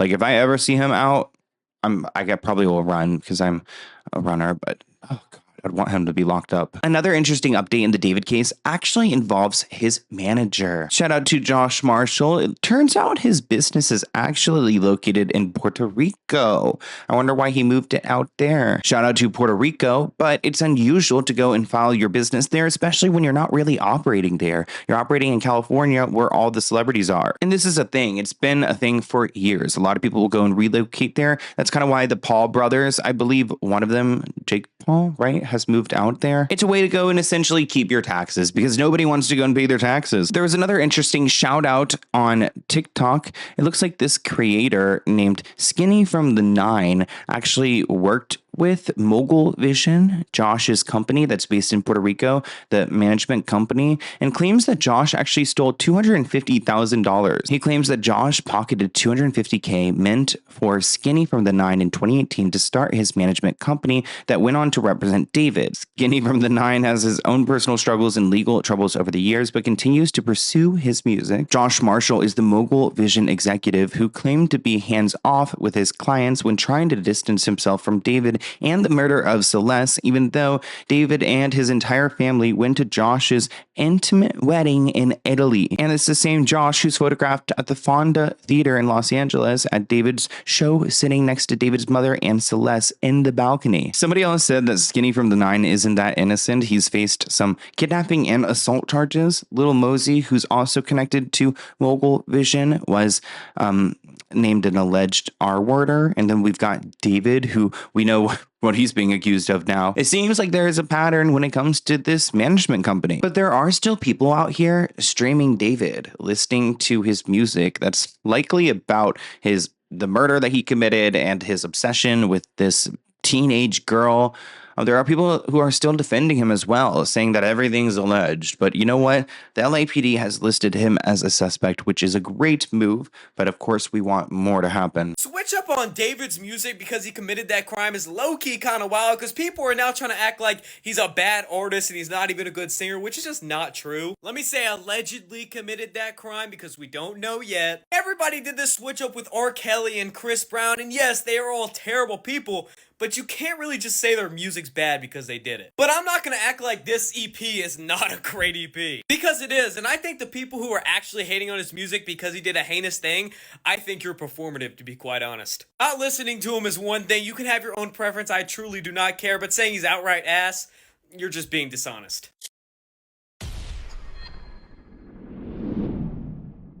David is the main suspect in Celeste's murder case, but authorities have been very clear that they believe multiple people were involved. That would include some of David's closest friends, like his friend Asia Collins. There are rumors that these two had a romantic relationship at some point, and she was fully aware of Celeste's presence. She did not like Celeste. In one leaked video, she was even seen laughing about her buddy confessing to committing murder. But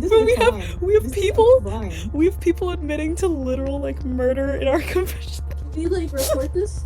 So let's get into it. Now that authorities are describing Celeste's murder as a group project, we're starting to take a closer look at the people who are close to David. I'm talking about his manager, Robert Morgenroth, or his other manager, Josh Marshall. There's also his friend, Neo. We've talked about him before. But today, I want to talk about another person very close to David, and I would assume Celeste. Her name is Asia Collins. We've talked about her before in passing, but I wanted to do a deep dive into her because one of the last reportings that came out in the David investigation was that they were looking for this female witness who was not cooperating. What's interesting is that maybe Asia is not cooperating by design. She also shares the same lawyer as that manager, the tour manager, Robert, who wanted the tour to continue. Remember, he could have called authorities. He was asked in the courtroom about this, but he said he felt like it wasn't his responsibility. His responsibility was to keep the tour going. I've also gotten information on the side about Robert and Asia, but I've decided, and I said that I was going to keep it off the record. So we're not going to talk about it here, but I do have some tea about these two. But because she's not cooperating, it's going to get to the point where the judge is going to force her into the courtroom to tell the jury what she knows. Beth Silverman was very frustrated and said that she would have a judge issue a body attachment to a female witness that was supposed to appear before the grand jury, a witness whom Janess represents. Remember, Janess also represents Morgenroth. Apparently, this witness didn't show up, and Beth Silverman seemed frustrated, according to the people there, and said to Janess, I'm going to have a body attachment placed on this woman, and we're going to have her taken to court. That's an arrest, taken to court to appear before the grand jury. So we don't know if that woman also has a connection to Morgenroth, who is again represented by Evan Janess. You just can't ignore a judge. That's not how the judicial system works. So there aren't any reports of Asia being arrested yet. In these Reddit forums, people have spoken about how Asia was at one point or is David's girlfriend. This is something I don't necessarily believe because of the information that I know, but maybe it's true. Let's go with that Asia was dating David, or they had some kind of a relationship, because there is a video that this this TikToker pointed out where Asia speaks about this relationship where it almost seems like she's speaking about Celeste being the other woman who's constantly trying to call up David when he's gone MIA. Now, I wanted to bring this video to y'all's attention because somebody was mentioning how it was very weird that she mentioned being used for content and talking about like somebody having another girlfriend but not making content. You'll have to hear it for yourself, so just listen. Would you be down to be in some content with me? Sure, yeah, I could be down. What would we be doing? Oh, I'm going to exploit you, sexualize you, and then embarrass you on stream. Wait, what? Oh, my bad. And then we're gonna go on like a date on stream. I don't really know if, and I have a girlfriend, by the way, like a secret one, but don't mind her. Then why not make content with her? It's just content. It's not like my girl like cares or anything. Like, sure, she might spam call me because she feels like I'm cheating on her, but like she understands because it's work. Right. I know I'm not the only person that finds that very odd. And the comment saying like, oh, it's not like she blows my phone up because she feels like I'm cheating on her.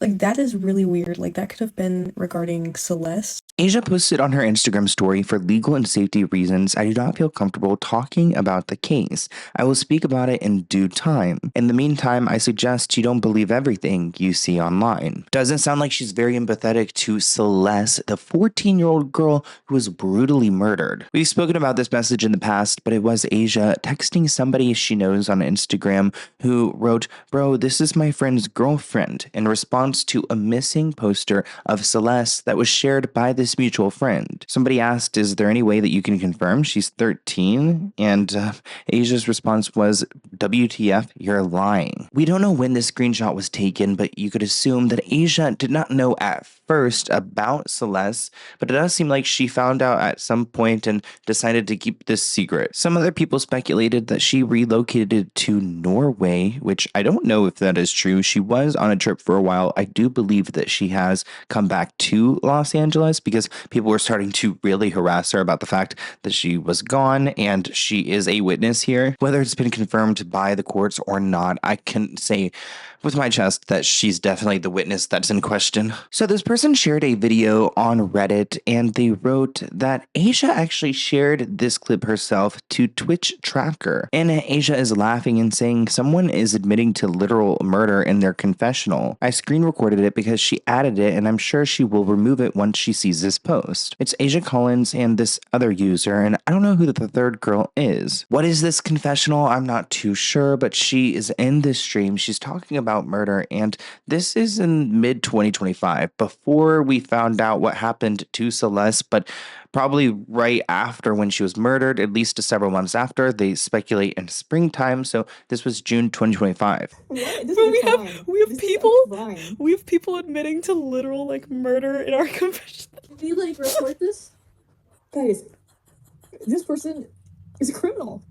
I'm sorry, it's just like we have people literally in our confessions admitting to like whole ass crimes. Yeah, why does someone just do self-promo and everything? Oh my god. Her response is telling. The two other people sound concerned. One wants to report it, and she's full out laughing. Somebody else said, Asia is nasty AF. Asia did share another message on her Instagram story, writing, since people are being super disrespectful, I will clarify some things. I did not know the girl nor her age. May she rest in peace. Well, that last DM that we were talking about, it seems like you did know her age. And remember, that was like an older poster, so it was like the first time she had gone missing.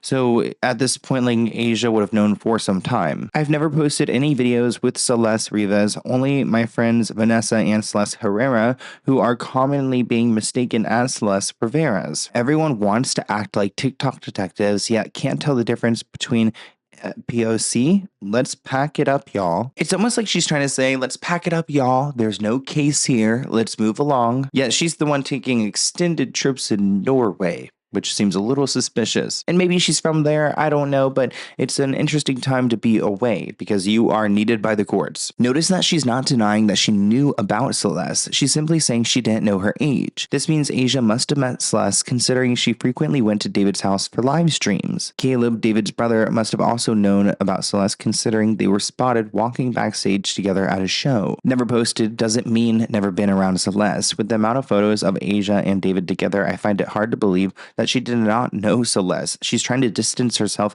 understandably, but just don't believe that she did not know the girl. Because Asia is starting to feel the pressure, she has been kind of stepping away in her own ways. I mean, she said that the streaming community was really toxic. It just sounds like she doesn't want to answer anyone's questions. I mean, how much did she know? How is it that everyone who is close to David have kept quiet? There's not one whistleblower. I actually love streaming, and I hopefully will come back to like some platforms soon.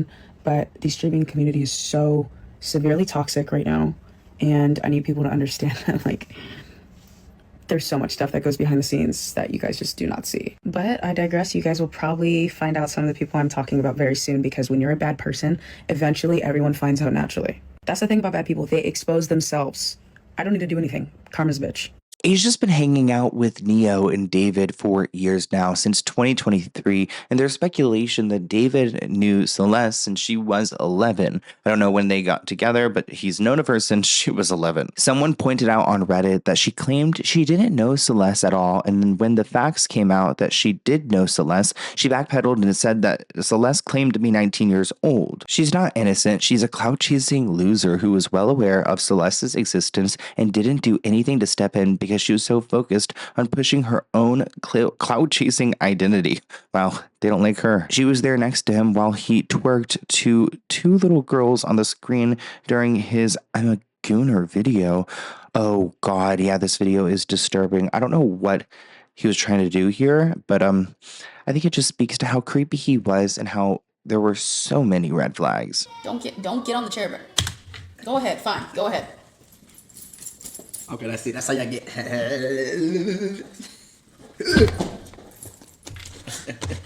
Yeah.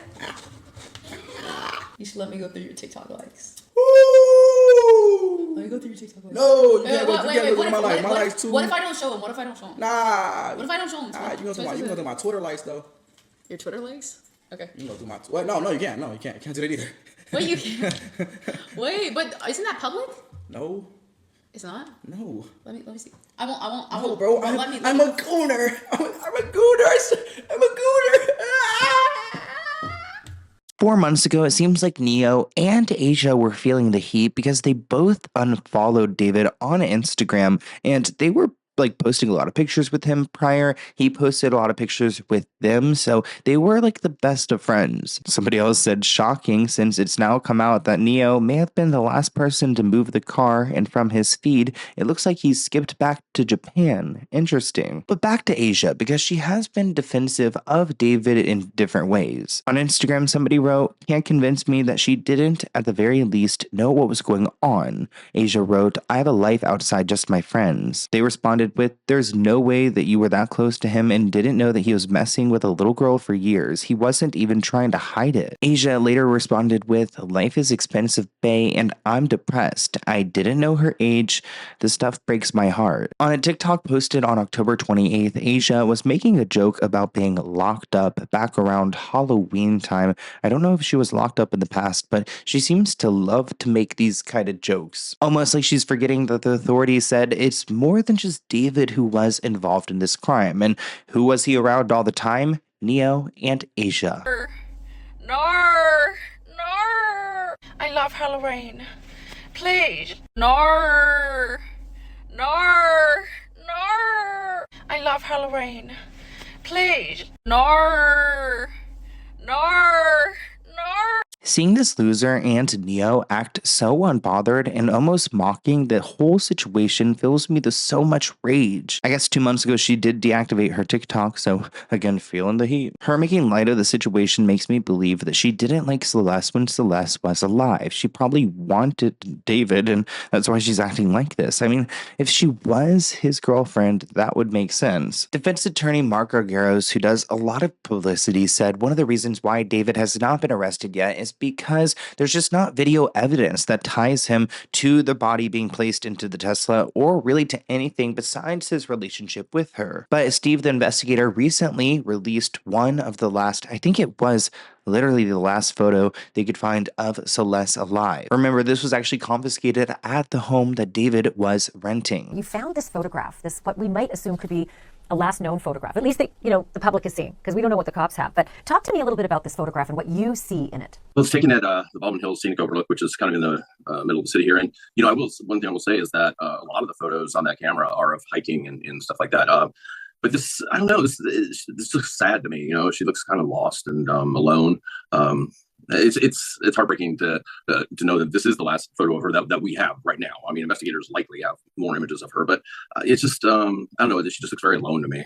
It seems that she was really kept away from the front of the camera, and these are rare events that even on this camera that had over 1,000 photos on it, there's only a handful with her, and I think that's on purpose. I think he was very, very aware that he was playing with danger, and because of her age, and even when she is photographed or is going backstage or something, she's always covering herself, and it seems like she's aware. And when he says that he media trained her, I believe that. I believe that she was taught to keep a very low profile. I want to talk to you guys about another theory that is going around, a timeline that involves when David actually killed Celeste, and it actually revolves around his Coachella performance. Now, this person who made this video, we're going to watch it together, actually came to this conclusion from some Reddit posts who have created this conspiracy. But really, this conspiracy almost seems like it could be possible. There's a very interesting David theory going around on Reddit that I want to share with you guys today, because some people seem to think that perhaps the timeline of Celeste Rivas Hernandez's death might line up with David actually performing at Coachella. Some people are wondering... Remember when he performed at Coachella, he literally fell on his face during weekend one. At that point, I remember talking about that in my Coachella video, but I had no idea that he was capable of all of this. If something happened at Coachella, other people are wondering if something happened right after. If we can narrow down when this actually happened, when Celeste lost her life, it's going to open up a whole lot of new information as far as actually what was going on. This has been going around on the David subreddit just a day ago, okay? People saying, did something happen at Coachella or right after? The timeline might support this. So this is April the 20th, 4/20, 2025. David is performing his second day at Coachella, okay? And people saying, pay attention to the dates. And obviously, we'd already been told that it might have been, I believe, in the spring of 2025 when Celeste might have lost her life. Now, this is where the theory starts picking up water, I'm not going to lie. This is the same date, 4/20/2025, and the Celeste H0907 Instagram page liked this image, okay? They're saying that this is the last thing that account liked. This might be the last piece of the digital footprint that's left of Celeste while she was still alive. And then now, we're seeing David with a cross stamped on his hand on the release day of his new album, which is the 25th of April. On the 26th of April 2025, this is when David is crying. He bursts into tears during a performance of Afterlight. He can't finish the song. Now, it makes you wonder, okay, this is somebody that's been pretty good at not showing their emotions for quite some time, but maybe this is around when it happened. Maybe this is a few days after the murder took place. We've never seen David like this. He literally breaks down in tears on stage. It is actually very bizarre and quite chilling. Seems like something happened around that time in April, and it's part of the reason why David got all demonic, but also emotional. But there are people who I am looking at, that is specifically Neo and Asia, because they definitely know more, and I fear they're protecting David. David's best friend and accomplice, Neo Langston, has been arrested for his involvement in the murder of Celeste. So let's get into it. You really have to be one sick individual to be smiling like this in your mugshot for your connection to the murder of a 14-year-old girl. Let me reintroduce you guys to Neo. This is David's close friend, someone I've been calling out throughout this entire investigation. Well, he's finally behind bars, which is a good sign that we might be getting some progress. Maybe David would be next. I mean, from what I know, David hasn't even been questioned yet, but his buddy is behind bars. Let's go through some of the photos we have of Neo being arrested. Here he is in the state of Montana. Keep in mind, Neo was not permitted to leave the state of California, or really Los Angeles in general, because of his connection to this investigation. So him leaving all the way to Montana is already a violation. He was actually at his mother's home. How are you going to bring this kind of chaos to your mom's home? Keep it out of the family, but he probably had nowhere to go, just kind of waiting for this moment for the police to pick him up. I mean, a person with maybe a little bit of integrity, some morals would have turned themselves in, but we're dealing with these kind of guys. You know, he ran off to his mommy's in Montana, and the cops came and picked him up. They actually worked with the LAPD. Shout out to the LAPD for once. Can we do a round of applause? a Claus, Santa Claus. Anyways, can we do a round of applause? Actually, speaking of Santa, it's like snowing everywhere, right? But yeah, I'm glad that they worked with Montana police to go and scoop him up because he was probably just like relaxing, living his best life. And that's not what he should be doing. No, not after a 14-year-old has been chopped up. Remember, after I spoke to the ME's office, they told me that they believed that multiple people were involved in that chopping of the body because of how the blade cut the bone. You could tell that different levels of force was being used, which would indicate that like separate people were, using the knife to go and chop away at her. And I wouldn't be surprised if it's Neo. Here is a photo where you can see that he is being put into handcuffs. Yeah, those are the only bracelets he'll have on for a long time. I actually do wonder, I mean, if he was actually part of the mutilation and the killing, I do think that he probably could spend the rest of his life behind bars, right? Here are some of the booking records. So you can see he was arrested at, it's 1756. So that is military time. That would be like, what, 5:56? Which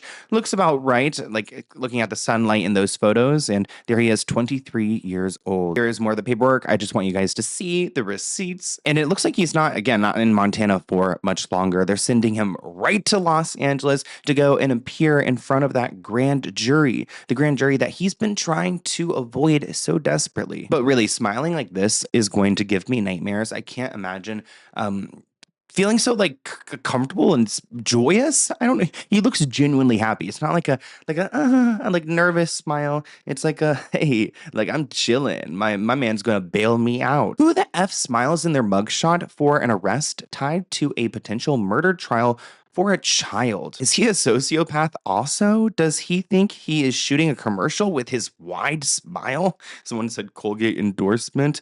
Maybe he didn't know at the time of the photo last night that he wasn't getting bond.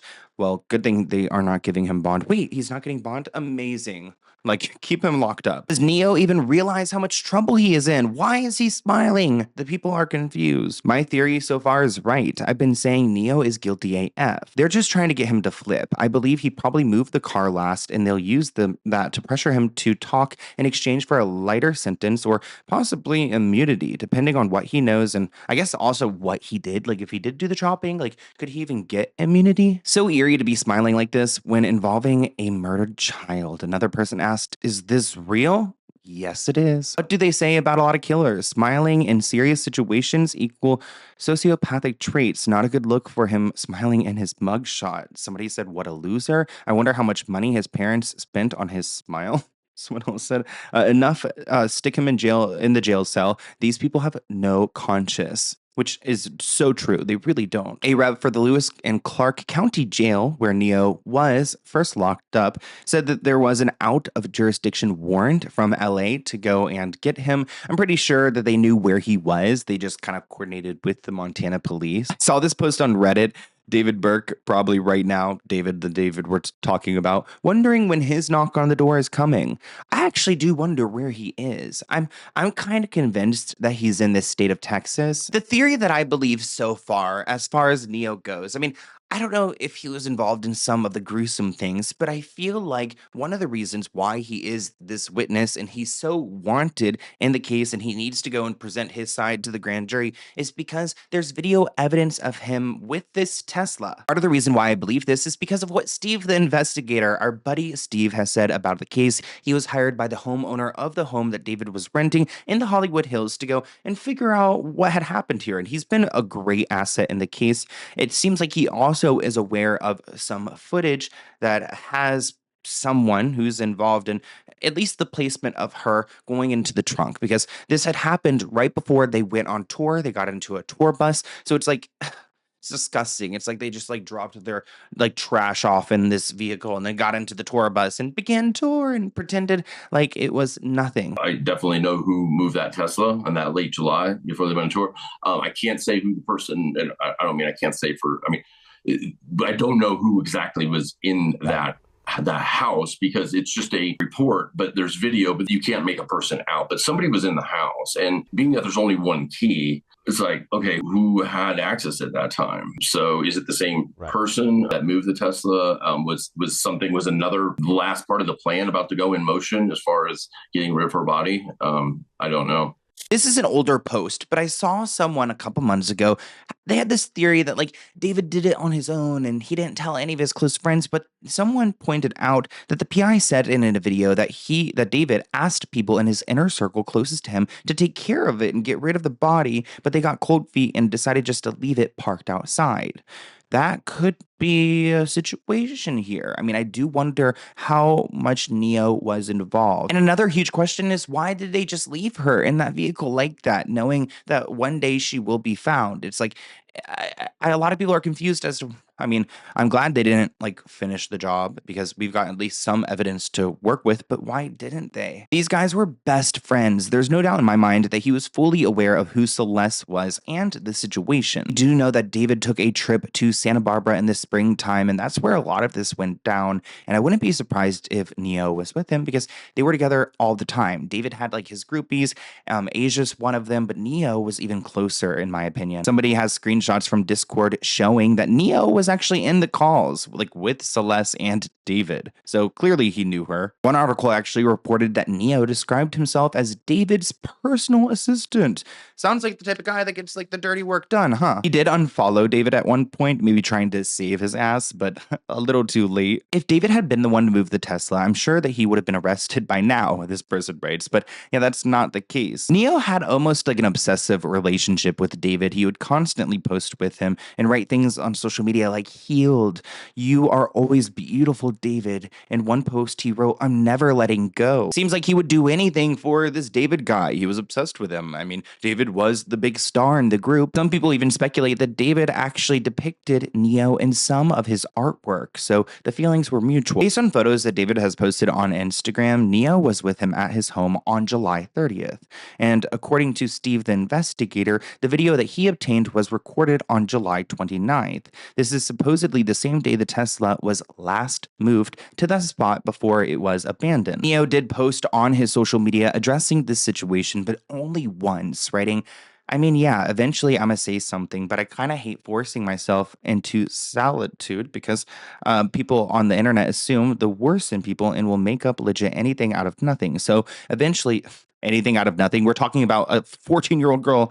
So eventually I'll say some when I'm ready to. Love all the real people that have been kind to me. Don't make false assumptions.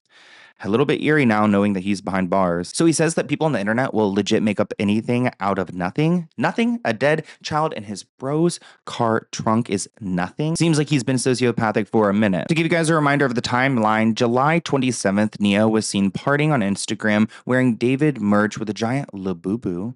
On the 28th, on Instagram, David was seen wearing a fishnet-styled shirt with 28 on it. On the 29th, David's Tesla was seen moving on the last time by surveillance of an individual wearing identifiable clothing who immediately went on tour afterwards, suspected to be Neo. On July 30th, at David's show in San Francisco, Neo and Asia were both seen with him. So this would have been the time period. This is what we're thinking. This is what we've been thinking for months now. Finally, everyone else is just catching up. Do you have the precise date of when that car, the one with the Tesla, with Celeste's body inside, when it was left there? Do you know the specific date of when it was left in Hollywood Hills? I believe so. I believe it. Late July. Very late July. The time the Tesla was left there, he literally immediately started the tour. There was a tour bus that was leased, and I'll tell you that Tesla was moved and literally a bus departed for tour.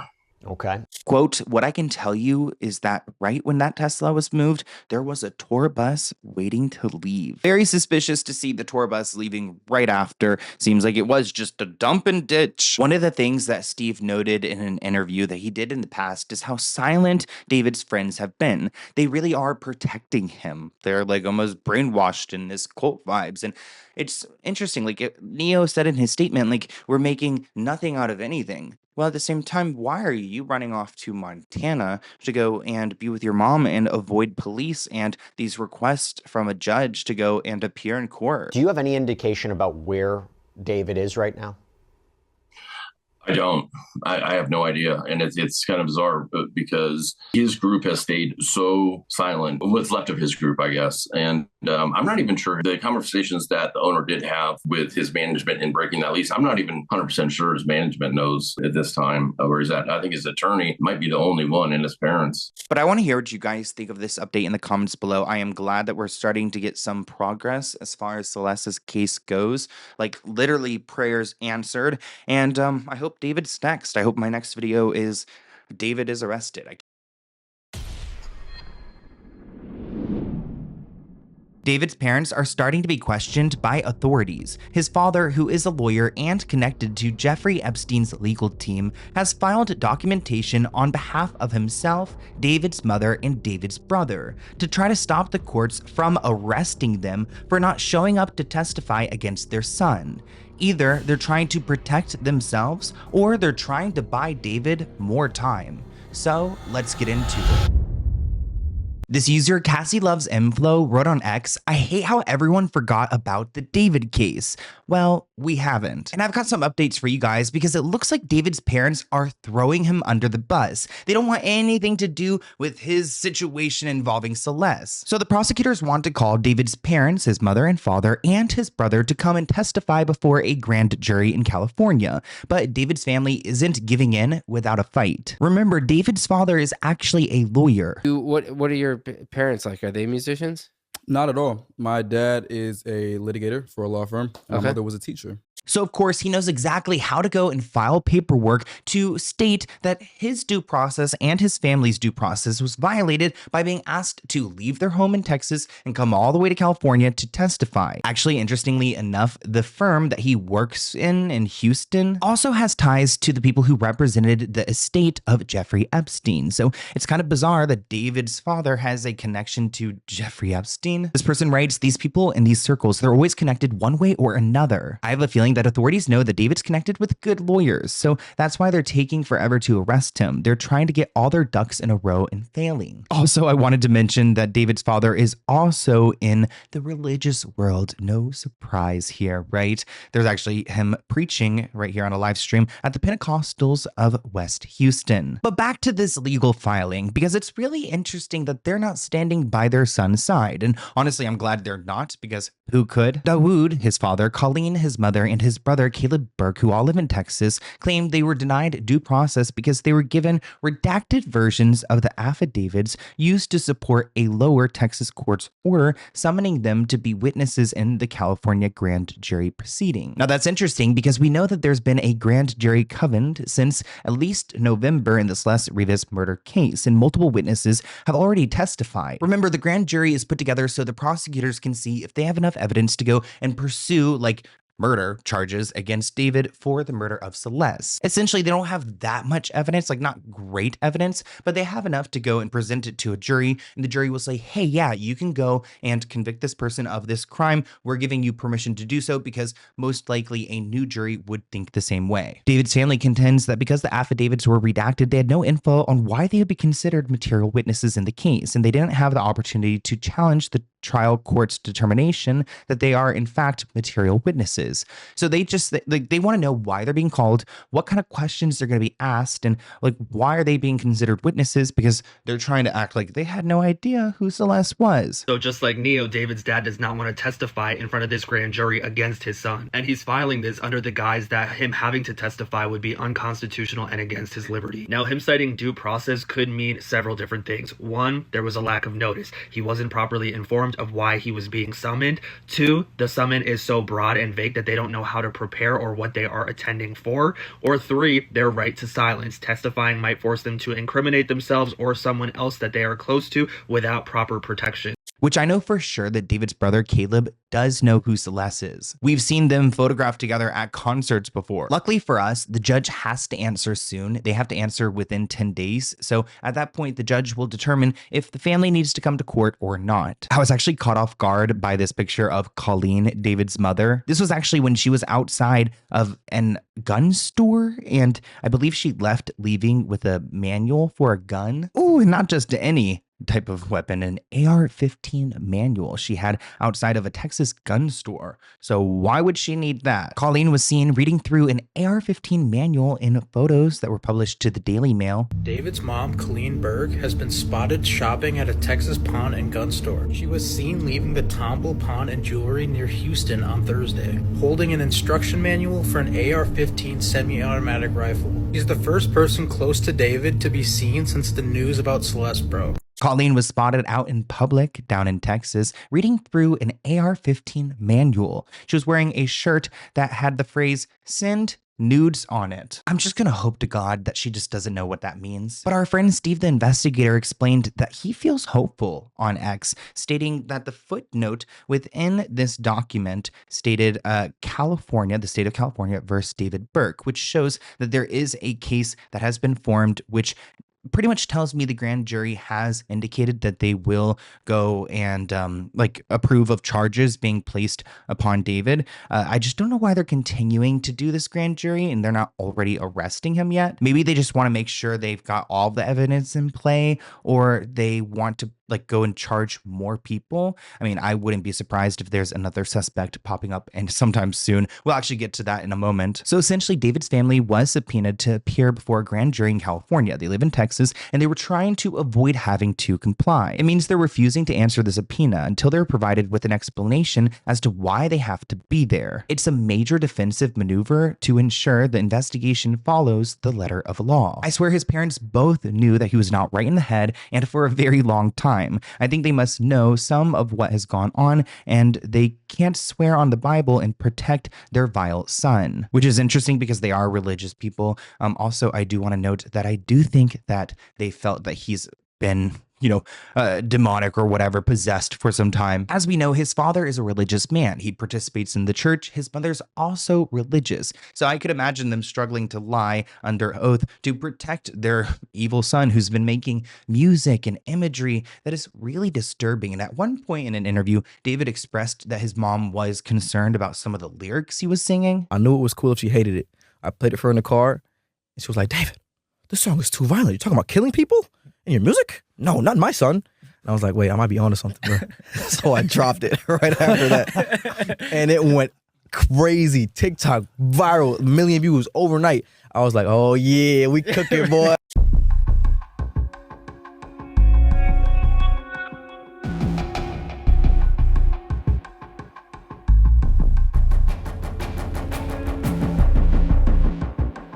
This person writes that their son is guilty of murder. His day is coming. The money pipeline to the parents is over. If they don't appear freely, then they will no doubt be arrested and forced to appear. Mommy and daddy are material witnesses because they had him and raised him to be the creep and killer that he is, and another fool who thinks he can get away. I do wonder if his parents move, I mean, of course, them not showing up, if they were to show up, that would have been helpful, right? So clearly their move is either in their favor or possibly in David's favor. Maybe they are putting up this fight not because they feel like due process was violated, but because it's going to help their son in some way. Maybe he can escape out of the country or just buy him some time in his case. And they were successful. I mean, they bought at least 10 days for the judge to go and determine whether they have to go to California or not, which are 10 more days that David is living as a free man. Let's actually talk about some potential suspects. I want to talk a little bit about Neo, because this smug smile that he has in this mugshot will haunt him for the rest of his life. You guys remember Neo was arrested in Montana because he ran off to his mom's home to hide away from the LAPD because he didn't want to show up in court and testify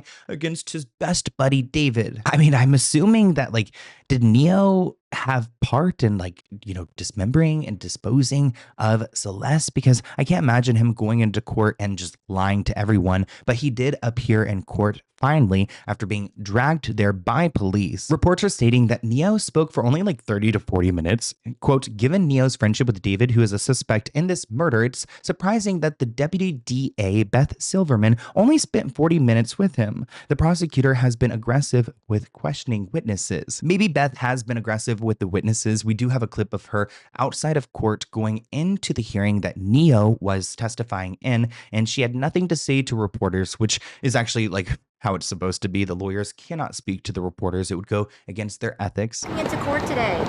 Can you tell us anything about where you are in the case? Why is Neo being called as a witness?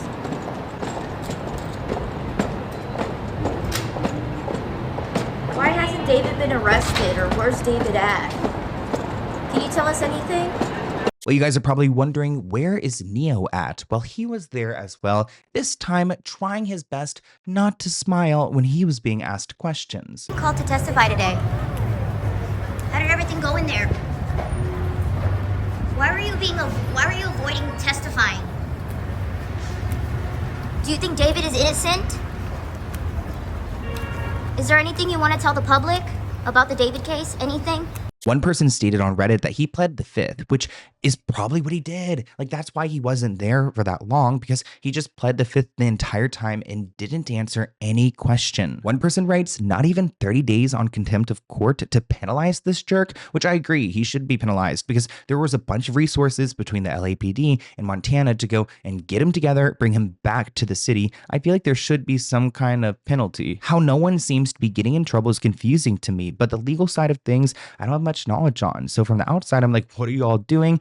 But maybe they're building a case and maybe it's against Neo as well. One person wrote their observations. He absolutely took the fifth. The range of questions could have been such to where he is actually a suspect, in my opinion. Neo did not bother to wear shades or a face mask or anything to hide from the media. He loves the attention. And why the F is he carrying a backpack? What's in there? Oh, buddy, I can't imagine needing to carry a whole backpack to court in this scenario. Somebody stated that he's trying to look like a high school kid, like trying to look like an innocent kid, which we know you're not. Neo unfollowed David, and it appears that he has wiped his social media about 90% clean of David. So the fact, that the police extradited him literally from Montana to LA to testify here, and he only spent 30 minutes on the stand. Yeah. I mean, that tells me that he invoked the Fifth Amendment. I mean, I don't know this personally, of course, but I mean, you go through all of this trouble, right? He's very close to David. David's manager, Robert Morgenroth, was on the stand for 3 days. This is not really adding up, Jesse, and I'm starting to get really worried here.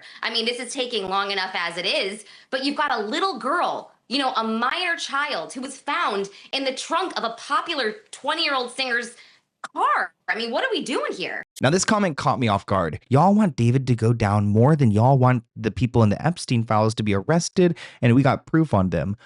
No, we want both. Somebody else asked, has he not been arrested? No, he's not been. And Brazil wants the truth. Oh, shout out to Brazil. They want the truth and justice for Celeste. That is actually somewhere I would love to go next. Shout out to all the people in Brazil. We actually have a channel of me speaking Portuguese on YouTube. So if you ever see me speaking like Portuguese, I think Dutch or German or Espanol, don't be frightened. It is me. Our favorite investigator, Steve the investigator, who was hired by the owner of the home that David was renting in the Hollywood Hills, posted on X, and I wanted to go through his post because he shared some interesting pictures where he believes that Neo and David and Celeste were all together. On December 31st, 2024, around 10 p.m., several people were at David's home. Although Celeste was not clearly visible in any photos, we believe she was present. The iPhone she had previously been pictured with appears to match the phone case seen on the table, along with a Hello Kitty mug. Another photo, which appears to have been taken by David, shows what are likely Celeste's fingers on a bottle. The phone that is likely Celeste's appears to be on the Wi-Fi settings screen and connected to a Wi-Fi network.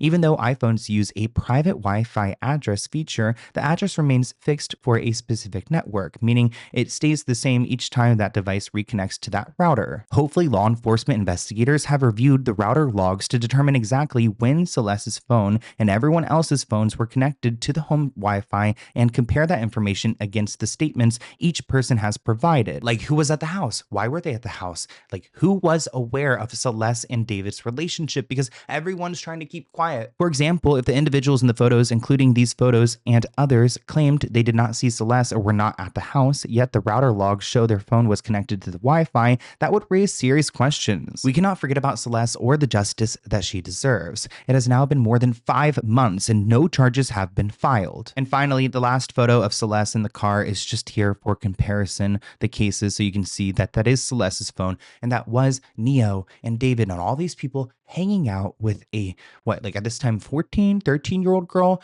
that ended up dead. These were grown adults hanging out with a 14-year-old girl. Like, what are their problems? I'm waiting for his entourage to get what they deserve, for people to actually see what they are and what they all collaborated in.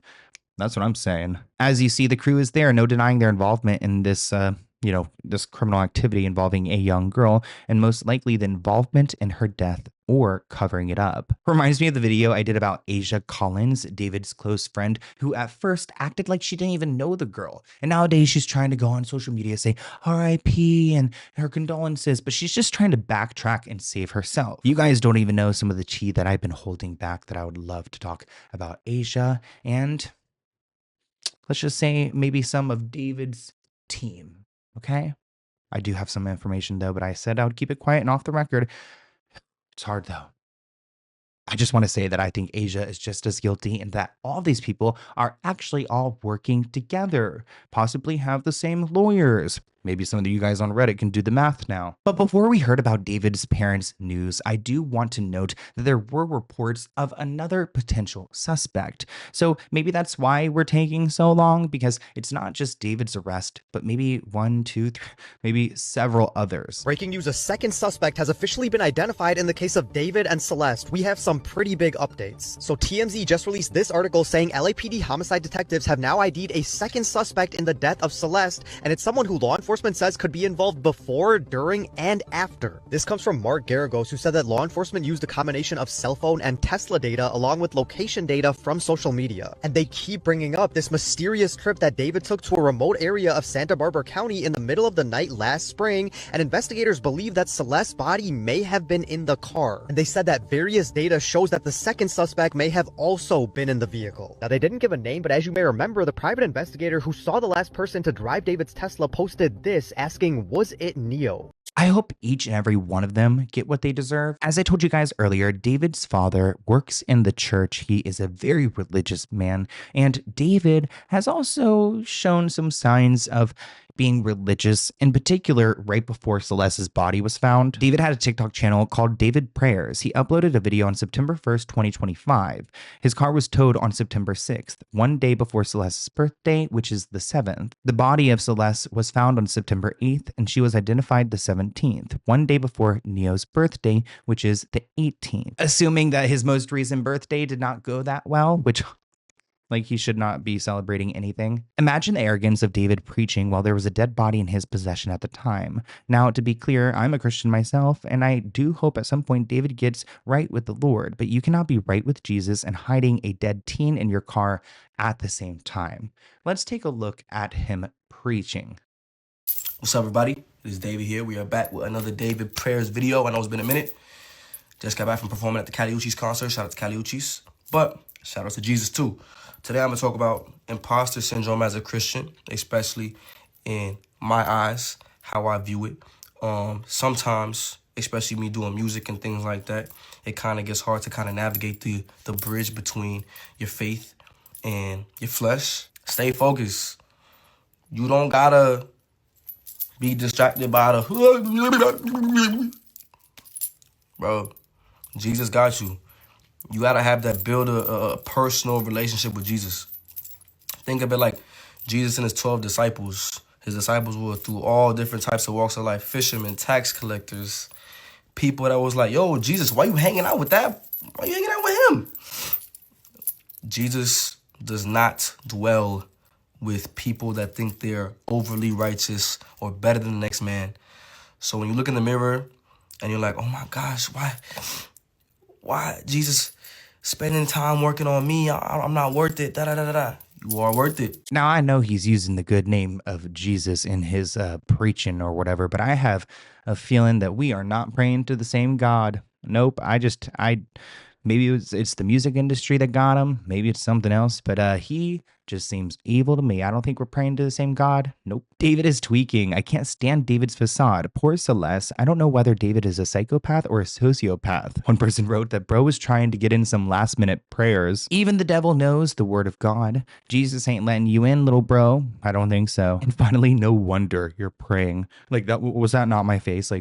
Throughout his entire preach. You guys know I will be here whenever David gets charged with these crimes and hopefully convicted, and there is some sense of justice for Celeste, but it feels like the justice hasn't even there's a chance of justice, right? But it feels so delayed that it's just It's not a good feeling. It's been 5 months since we've been talking about this case, and there's still no arrest. And it just seems like it's drifting further and further away from like what it was originally, which is like figuring out who the killer is. And at this point, it just seems people are like trying to use like legal maneuvers to keep this going or to try to save themselves. And I do wonder how many other people are out there working their magic as far as record labels or people who are high up in the industry trying to protect whatever money that they see involved with David.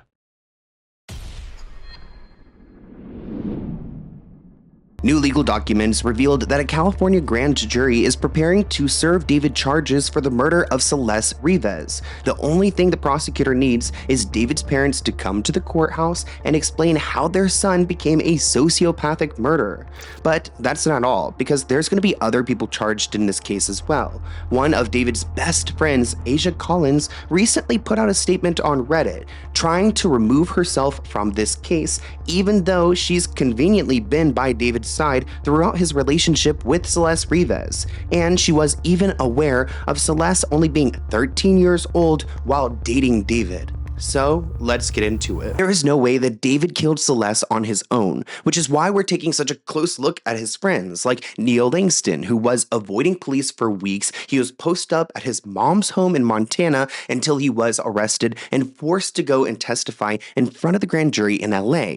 And then we've got Asia Collins, who I feel like she's not listening to her attorney's orders because she's over here on Reddit giving out statements, and we are going to dissect every single thing that she has said on Reddit so far. Now, Asia has not been active on Reddit, so she started off this post with a big statement. Let's go ahead and read it together. She writes, "I just wanted to come on here and state a few things because a lot of things have gotten out of hand. I made it clear on multiple platforms that I'm no longer friends with David, and as for talking about things, I'm respecting the investigation as well as Celeste Rivas. You guys don't know everything going on as much as you have done digging. I am also lost as well. The harassment has gotten horrible. I have people being extremely misogynistic, not okay, and terrible towards me because of things they believe are true, but not actually having any facts." She says, "I only want justice for Celeste as a young girl's life was taken. I myself have been a victim of grooming and often felt when I was younger that I had a mature demeanor and I grew up fast. I know you all don't know me, but it also means you don't know my personality or nature.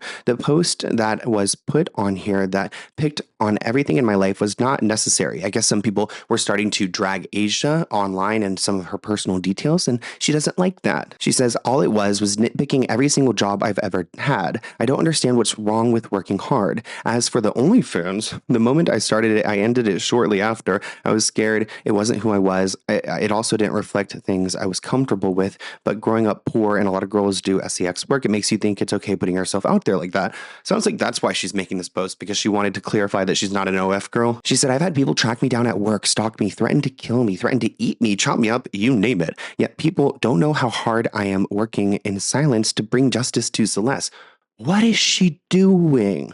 Do you think she's really working hard in silence? I would appreciate if people actually sat back and thought about the harassment you're bringing people who have nothing to do with this case. Yet she, in my opinion, has everything to do with this case. Some of you guys might be like, well, on Reddit, you can write anything. So how do we know that's Asia? She did confirm from her personal Instagram that that was her who wrote this message. There are things that Asia has done in the past online that I just can't move past, or at least I cannot believe her statement because of the evidence I have. Like the moment when she was on this stream, this call with friends, laughing about the fact that one of her friends pretty much confessed murder. We have people admitting to literal murder in our confession.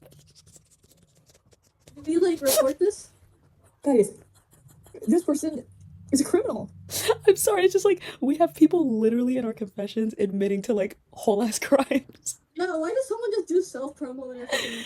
Oh my god. What is so funny, Asia? There's also that moment whenever she was on stream with David, and I think they were reacting to some young girls, clearly some minors, and I don't know what inspired David in this moment to go and twerk, which is the action of not twerking, but moving your weenie, and he did that while with Asia. Hey, Rizzy, you said David twerk, and maybe I'll let you on the song? Go ahead. Okay, let's see. That's how y'all get.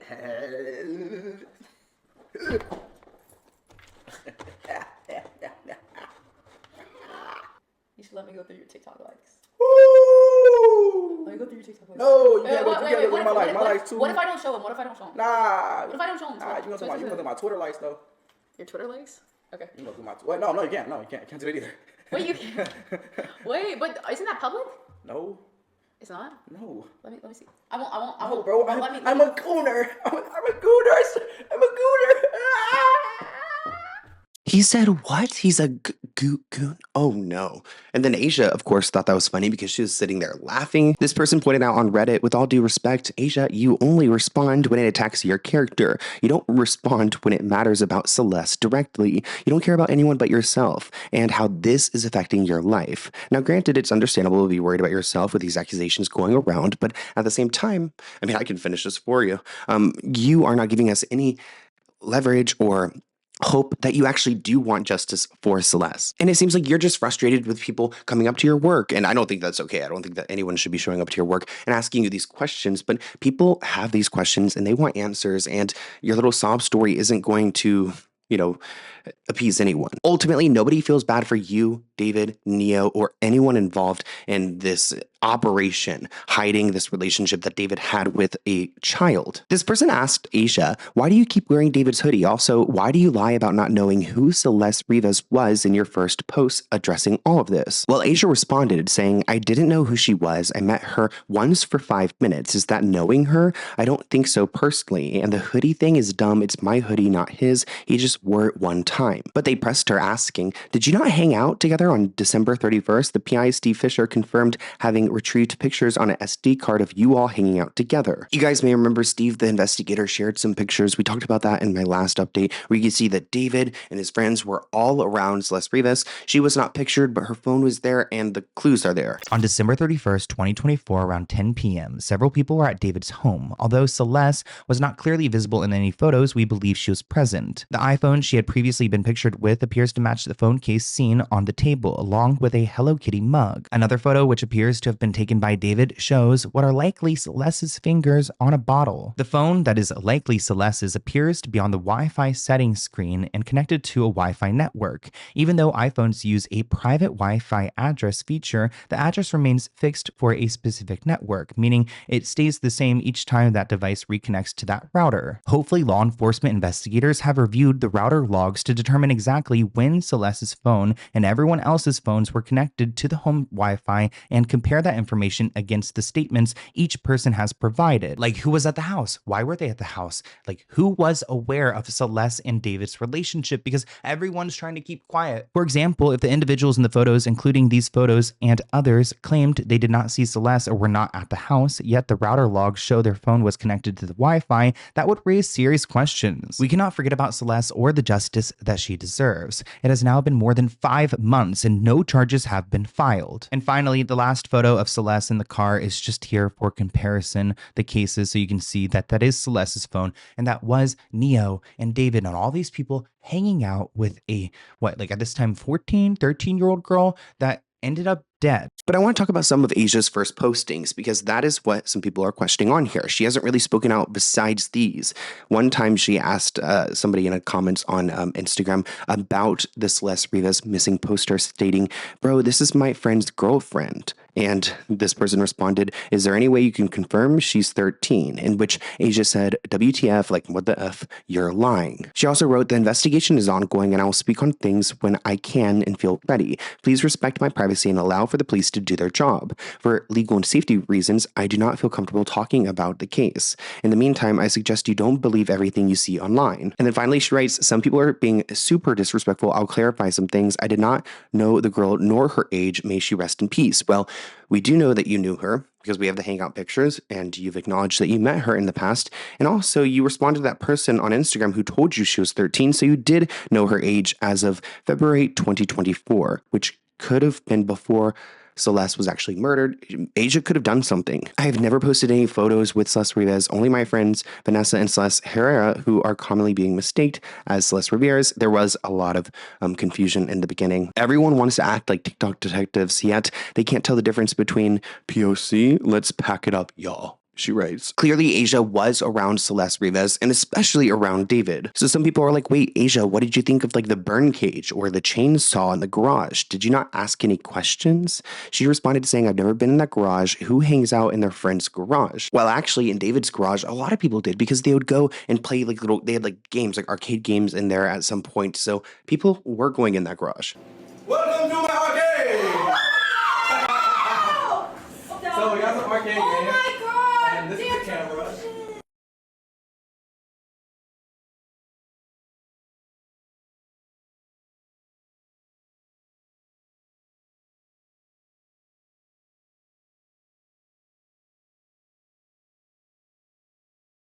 So remember, in February 2024, she did learn Celeste's age through Instagram DMs. We have proof of that. Somebody asked her, did you know Celeste's age? And she says, when I found out her age is when I saw the missing poster. Her age wasn't on it when I saw it. I confronted David and harassed him to try to find out the truth and to see if he would show me proof of her age because I didn't believe him at first. He showed me multiple IDs of the girl, and at a certain point I believed a friend I thought never lied to me. Also, interesting enough, whenever like David was made aware that Celeste's family was looking for her, she ended up right back home right after. So I wonder if like part of that was because Asia was maybe possibly pressuring him. I mean, you would hope so. But you continued to work with him for a year, somebody asked. Why didn't you call police when you were shown the missing poster? She says that David gave me an explanation to things going on. I felt like things weren't as they seemed. I can't say everything in detail yet, and this is why I wanted to wait to speak, but I'm being forced to try and give a little more than I already have due to the death threats upon me and my family. As for Neo, she says, I haven't spoken to Neo, but we've never been crazy close anyways. One person asked, what about Robert? You still follow him too. Remember Robert Morgenroth? He is like the tour manager for David. She says, I didn't even know who had anything to do with anything. Why are we assuming Rob is bad? Which is interesting because I've heard some things about Asia and Rob. If you guys have been following my videos, maybe you can catch on. Some people are asking her, how did you just move on with your life and post like a normal person? She says, I've said many times on my platform, I want justice for her. It's not disrespectful to keep posting as normal. I did for months out of respect of the situation, but at the end of the day, I'm not involved in this murder trying to get justice. At one point, she kind of like walks it back by stating, I don't know, it could be murder. Nothing's been confirmed yet. I feel lost. Well, it has been confirmed that her body was chopped up and stuffed into your friend's Tesla. So I would say we can call it murder, Asia. You're allowed to say that. Just how she was placed inside the Tesla and trigger warning, it is very sensitive and also just heartbreaking to hear. And then Steve Fisher, the private investigator, also just released a statement that honestly kind of incriminates David's friend Neo. So detectives obtained a search warrant for the vehicle, and when the front storage compartment was open, detectives observed a black cadaver bag covered with insects and a strong odor of decay. And then also utilizing black latex gloves, the detectives basically opened it up and they discovered a head and a torso. And then upon like examining it more, underneath that bag was an additional bag, and they had discovered arms and legs that had been severed from the body. And if you don't know what a cadaver bag looks like, this is essentially it. You can find it on Amazon. It's like $15. Steve Fisher, the private investigator, actually found a chainsaw that was not used. So if the chainsaw was not used, I'm just curious to know how this came about. It was like a surgeon removed her limbs, and that's actually not what happened because he feels that a group of people actually were involved. Then below, he calls out Neo, David's friend. So Steve goes and says, like you, Neo, you knew, I've seen family members defend him, and I dare you to sue me, because if you sue me, then that's how we'll find more information out. Someone purchased cadaver bags, and they placed her remains inside of those bags, put them in the trunk of a Tesla, and then went on with their lives. And he's totally right. Like, they had to go to the extent of purchasing these bags. And I know that in the past that there was gift cards that somebody used on David's computer to purchase different things to try to go untraced. At one point, Asia decides to turn on her caps button because she says that she wanted to talk about the case once it was safe. I wonder what that means for her. Like, safe because she's no longer a target of the grand jury? She said, I wasn't outspoken and forceful because that simply wasn't smart in this case. I wanted to be respectful towards the investigation from the very beginning. I did put out a few posts saying that I wanted justice for Celeste, and when it was safe, in all caps, to do so, I would speak on it. Why does everyone think they know exactly what should have been the best move for me? Well, we know that you're interested in you. It's very clear. One person asks, Asia, I'm only curious. Please answer this. When you were around Celeste, what was the dynamic between her and David? Did they get along? And Asia says, I understand that you're curious, but I wasn't around her. She was hidden from me, which I'm calling BS right now because we've seen the photographs. The reason Asia and David got together is because Asia has her own social media presence. She was into the streaming world and things like that, which is why how I assume she and David met up. But she says she actually had to take a step back from it because it's become too toxic. I think she's probably taking a step back because streaming involves live comments, and I'm sure people are only asking her about Celeste. It just seems like she's not giving us everything she knows, which is why I feel like the public's not convinced. I actually love streaming, and I hopefully will come back to like some platforms soon. But the streaming community is so severely toxic right now, and I need people to understand that like there's so much stuff that goes behind the scenes that you guys just do not see. But I digress. You guys will probably find out some of the people I'm talking about very soon, because when you're a bad person, eventually everyone finds out naturally. That's the thing about bad people. They expose themselves. I don't need to do anything. Karma's a bitch. So there have been some new court documents that have been released in Texas because David's parents are trying so badly not to be dragged to Los Angeles to testify in this grand jury hearing. Now, the documents do reveal that the grand jury is eyeing David. He is the target of this investigation, and they're planning to go and hit him with some charges soon. Meanwhile, David's parents are battling the court order to testify in LA. Their attorney says that their due process rights are being violated. Oh, it must be nice to have rights, right? Must be nice to be alive, unlike Celeste's. What's unfortunate is that David's dad is a lawyer. We've talked about his work before, that he's an attorney. There's also a link between him and Jeffrey you-know-who. So I feel like David's dad is doing everything in his power to go and try to protect his son, which is sick because as a Christian, you'd think that he would recognize that, like, your son committed the worst sin of them all. I would probably try to keep your distance. And maybe he is keeping his distance by not testifying, but it's also giving his son leverage. Like, David's able to get away with his parents not testifying, which I think that he needs to be held accountable to the highest degree. Also, I would love to know, when did his parents realize that he's a sociopath? I forgot to put this clip in my last video, but here is the video of David saying himself that his dad is a litigator for a law firm. What are your parents like? Are they musicians? Not at all. My dad is a litigator for a law firm. My Okay. mother was a teacher back in the day. She doesn't do it anymore, but she does notary now. If I'm not mistaken, his family lives in Texas, so I would assume his dad practices in Texas. How do you guys think this changes the dynamic of the situation? Let me know down in the comments. And it's not just David's dad who's defending himself. He's defending, of course, his wife, Colleen, and David's brother, Caleb, who I believe has actually met Celeste. That's my understanding because there were photographs of him pictured with someone who looked like Celeste at one of David's shows. Thankfully, the court has denied the decision, so it looks like his parents are going to be forced to go and testify, which I'm really excited about. So far, we know his tour manager, Robert Morgenroth, and his friend, Neo Langston, have testified. We don't know if Asia has for sure. She could tell the world, but she's not. And even though the family has kept a low profile, we've seen a little bit of them because David's dad, he is at a church. He's preaching over there. We've also seen his mom go and go purchase maybe a gun. She was looking through an AR-15 manual, I guess, to go and protect their house from people who want to go and, try to find David there. David's mom, Colleen Burke, has been spotted shopping at a Texas pawn and gun store. She was seen leaving the Tomble Pawn and Jewelry near Houston on Thursday, holding an instruction manual for an AR-15 semi-automatic rifle. She's the first person close to David to be seen since the news about Celeste broke. And I can understand why they have a gun, because there was that moment where back in September, there were police swarming David's parents' home because there was this notification that there was a person being held hostage there. It was pretty spooky, but pretty much someone faked a call and made it seem like it was called from David's home. Like, these people are really good at technology, and put the parents in a scary situation. Court documents out of Texas are now confirming the singer known as David is a suspect in the brutal murder of a 14-year-old girl.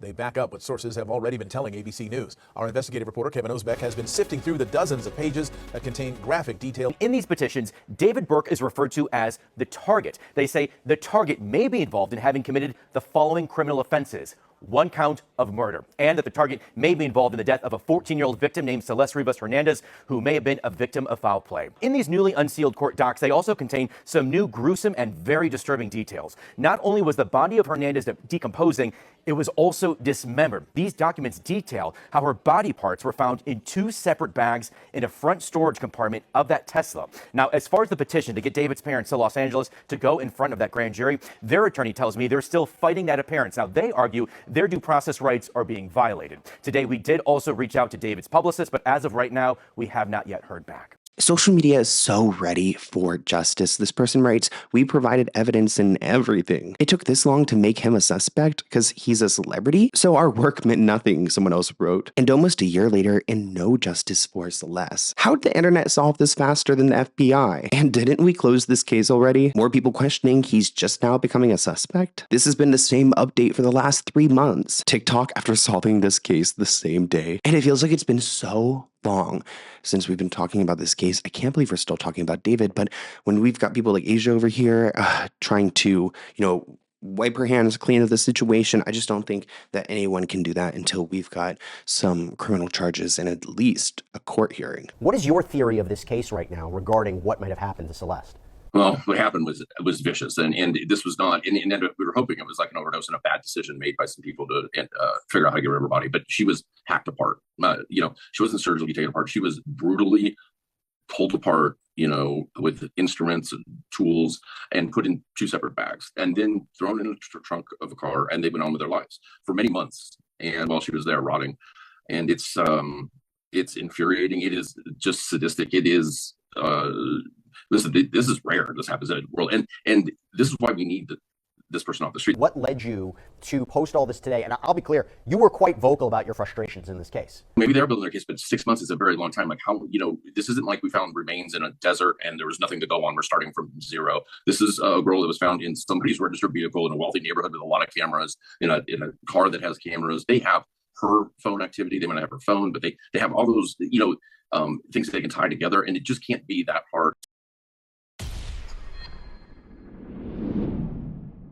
David's best friend, Neo Langston, is tired of taking the blame and he's finally turned on David. So let's get into it. David's buddy Neo Langston is trying to flip the script and save himself, and he's been so messy posting on social media. He posted a statement yesterday, but I want to go through this statement he just posted. Me and my lawyer were actually planning on making a statement soon, but obviously now is as best of a time, he writes, since TMZ decided to leave out the actual full statement. So what happened was Neo posted on his close friends, which is a feature on Instagram where you get to choose who views your story, and he posted a bunch about the case and TMZ reported on it. It looks like Neo is not happy with TMZ's reporting, even though he's the one that wrote those stories that we will be going through, but I want to go through the formal statement first from his lawyer. It reads, my client, Mr. Langston, Neo, will not make any public statement at this time as the investigation is ongoing. Well, he did yesterday, but okay. What I can share is that since returning to LA, Neo has fully cooperated with law enforcement and will continue to assist in the prosecution as needed. As the investigation continues, it will become clear that Neo played no part in this heinous crime and that he was and continues to be wrongfully persecuted in the court of public opinion, resulting in unwarranted and belligerent harassment directed towards my client and his family. We sincerely hope that justice is ultimately served for the victim and her family. Well, he's never said that he wants justice for Celeste. Finally, we're also acknowledging that this is a heinous crime. It's taken forever for people close to David to go and turn against him. I believe that Neo is just doing it now to go and save himself. Wait, guys, let me prove it to you. We've got a whole video to get through. Okay, he wrote on his story his own statement after his lawyer's statement. So again, we're not at the stories from yesterday yet, not the close friends. I understand due to my silence and the silence in general, it leaves a void of information that everyone wants to fill. But at the end of the day, this case isn't about me. It isn't about you. It's about getting justice for the victim and her family. And I care a lot more about that than trying to fill a void because of public opinion. Wait, if you care so much about it, then why did you not show up to the grand jury and you had to get arrested in Montana because you refused to go and testify against your buddy? I mean, you're just now acknowledging the victim who you were friends with. Like, she probably thought you were her friend. Obviously, I wasn't doing my part at first, but now I am. I'm glad he's acknowledging that. I've stayed loyal to my mindset, and I'll continue to. I'm not going to publicly give any opinion or emotion about this case because I find it disrespectful and not my place to weigh in on it, especially as it's ongoing. I'm not going to just spam post to justify and perform my feelings and thoughts for the internet to try to satisfy people who have already made up their minds about me. In time, the record will speak for itself, but I'm moving on with my life. Wait, I cannot get that out of my mouth because, like, wait, you're moving on with your life? Oh, isn't that such a privilege that Celeste does not have? Celeste doesn't get to move on with her life. Her brother, her cousin, her family. I mean, David, I hope, doesn't get to move on with his life, but Neo is more than happy to announce that he is. So let's talk about why Neo is so mad, because TMZ got his close friend's stories. I guess one of his close friends decided to leak it to TMZ. Let's go through Neo's private close friend Instagram stories. He writes, "Thankfully, I'm legally fine in every way, and boy, do I got all my receipts for things. Ha ha ha ha ha."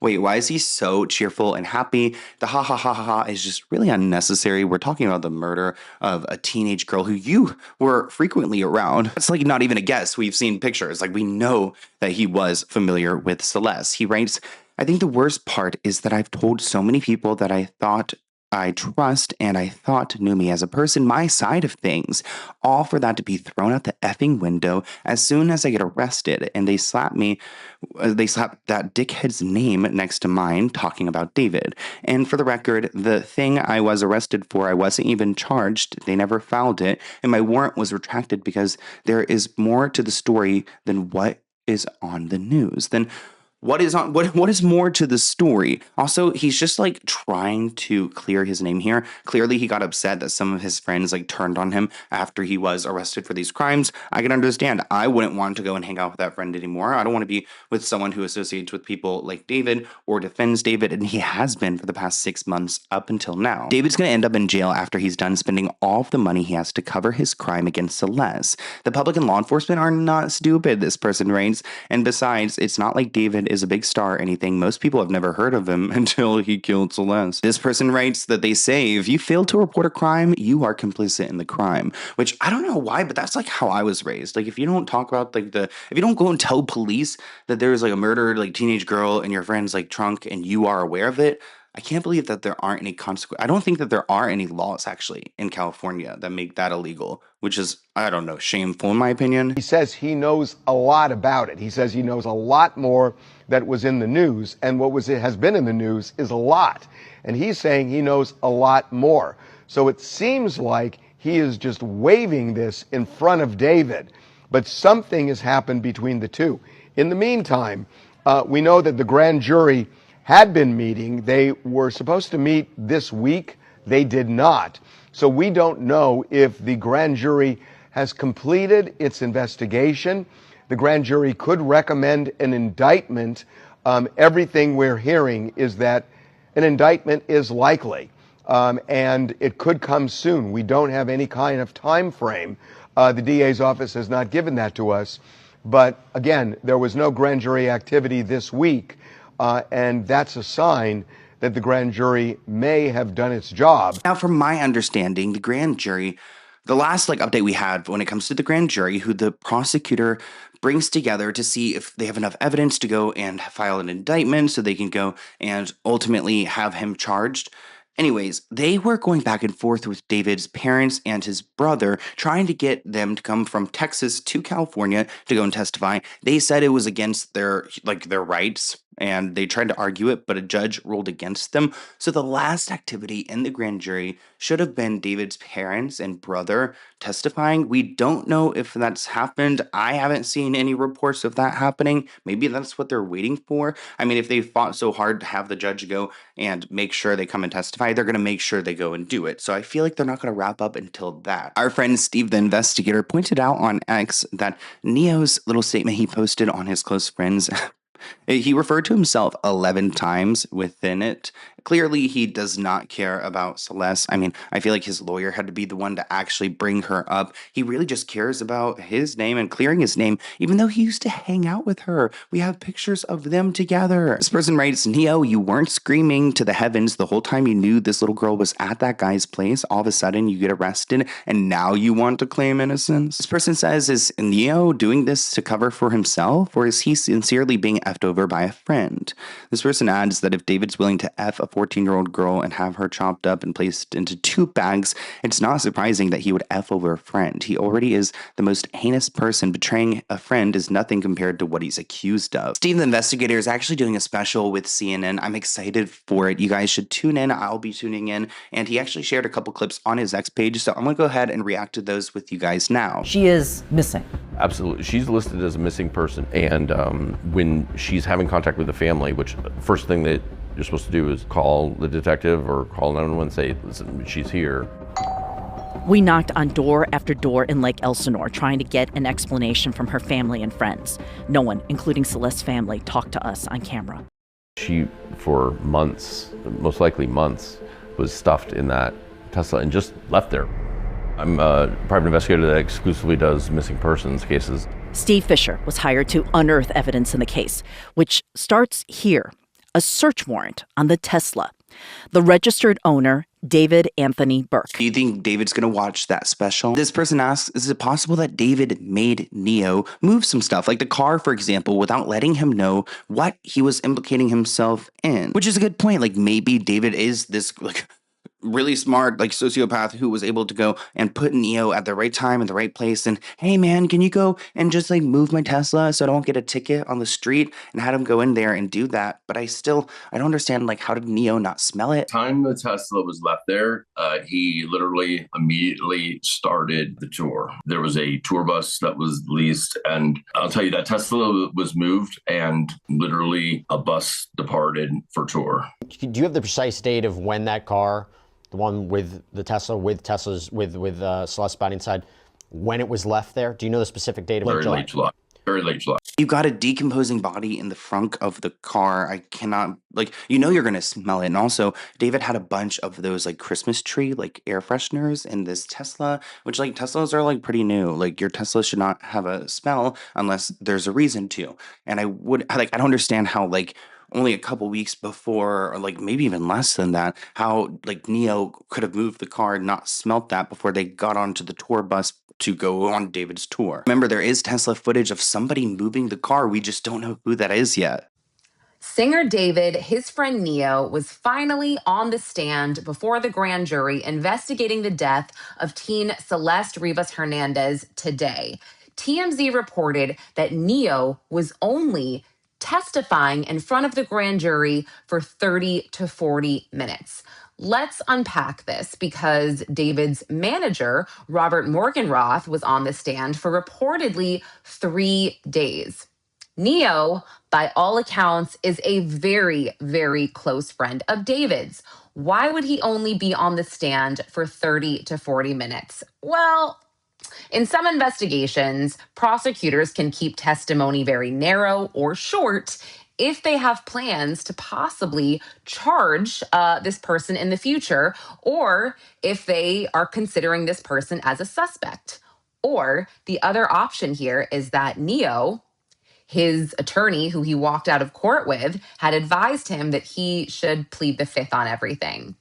This is a developing story. Again, no one has been charged in the death of teen Celeste Rivas Hernandez, who was found deceased, allegedly dismembered, in the frunk of David's Tesla in September of 2025. Justice for Celeste. Neo is flipping the script, that's for sure. He doesn't want to be associated with David anymore. If Neo's innocent, then why the hell didn't he go testify at the grand jury when he was supposed to? Which is like a clear sign. I mean, this person pointed out that he said he isn't innocent. He does not say I'm innocent. He says he's legally fine, which is a big difference. That leads me to speculate that Neo has some kind of deal that if he goes and testifies or provides evidence about David in this case, he will go and get immunity from the charges that he could have gotten because he's ratting out his friend. One person writes that one theory I haven't seen a lot is that it could have been David's brother who took part in the dismemberment and went on this Santa Barbara trip.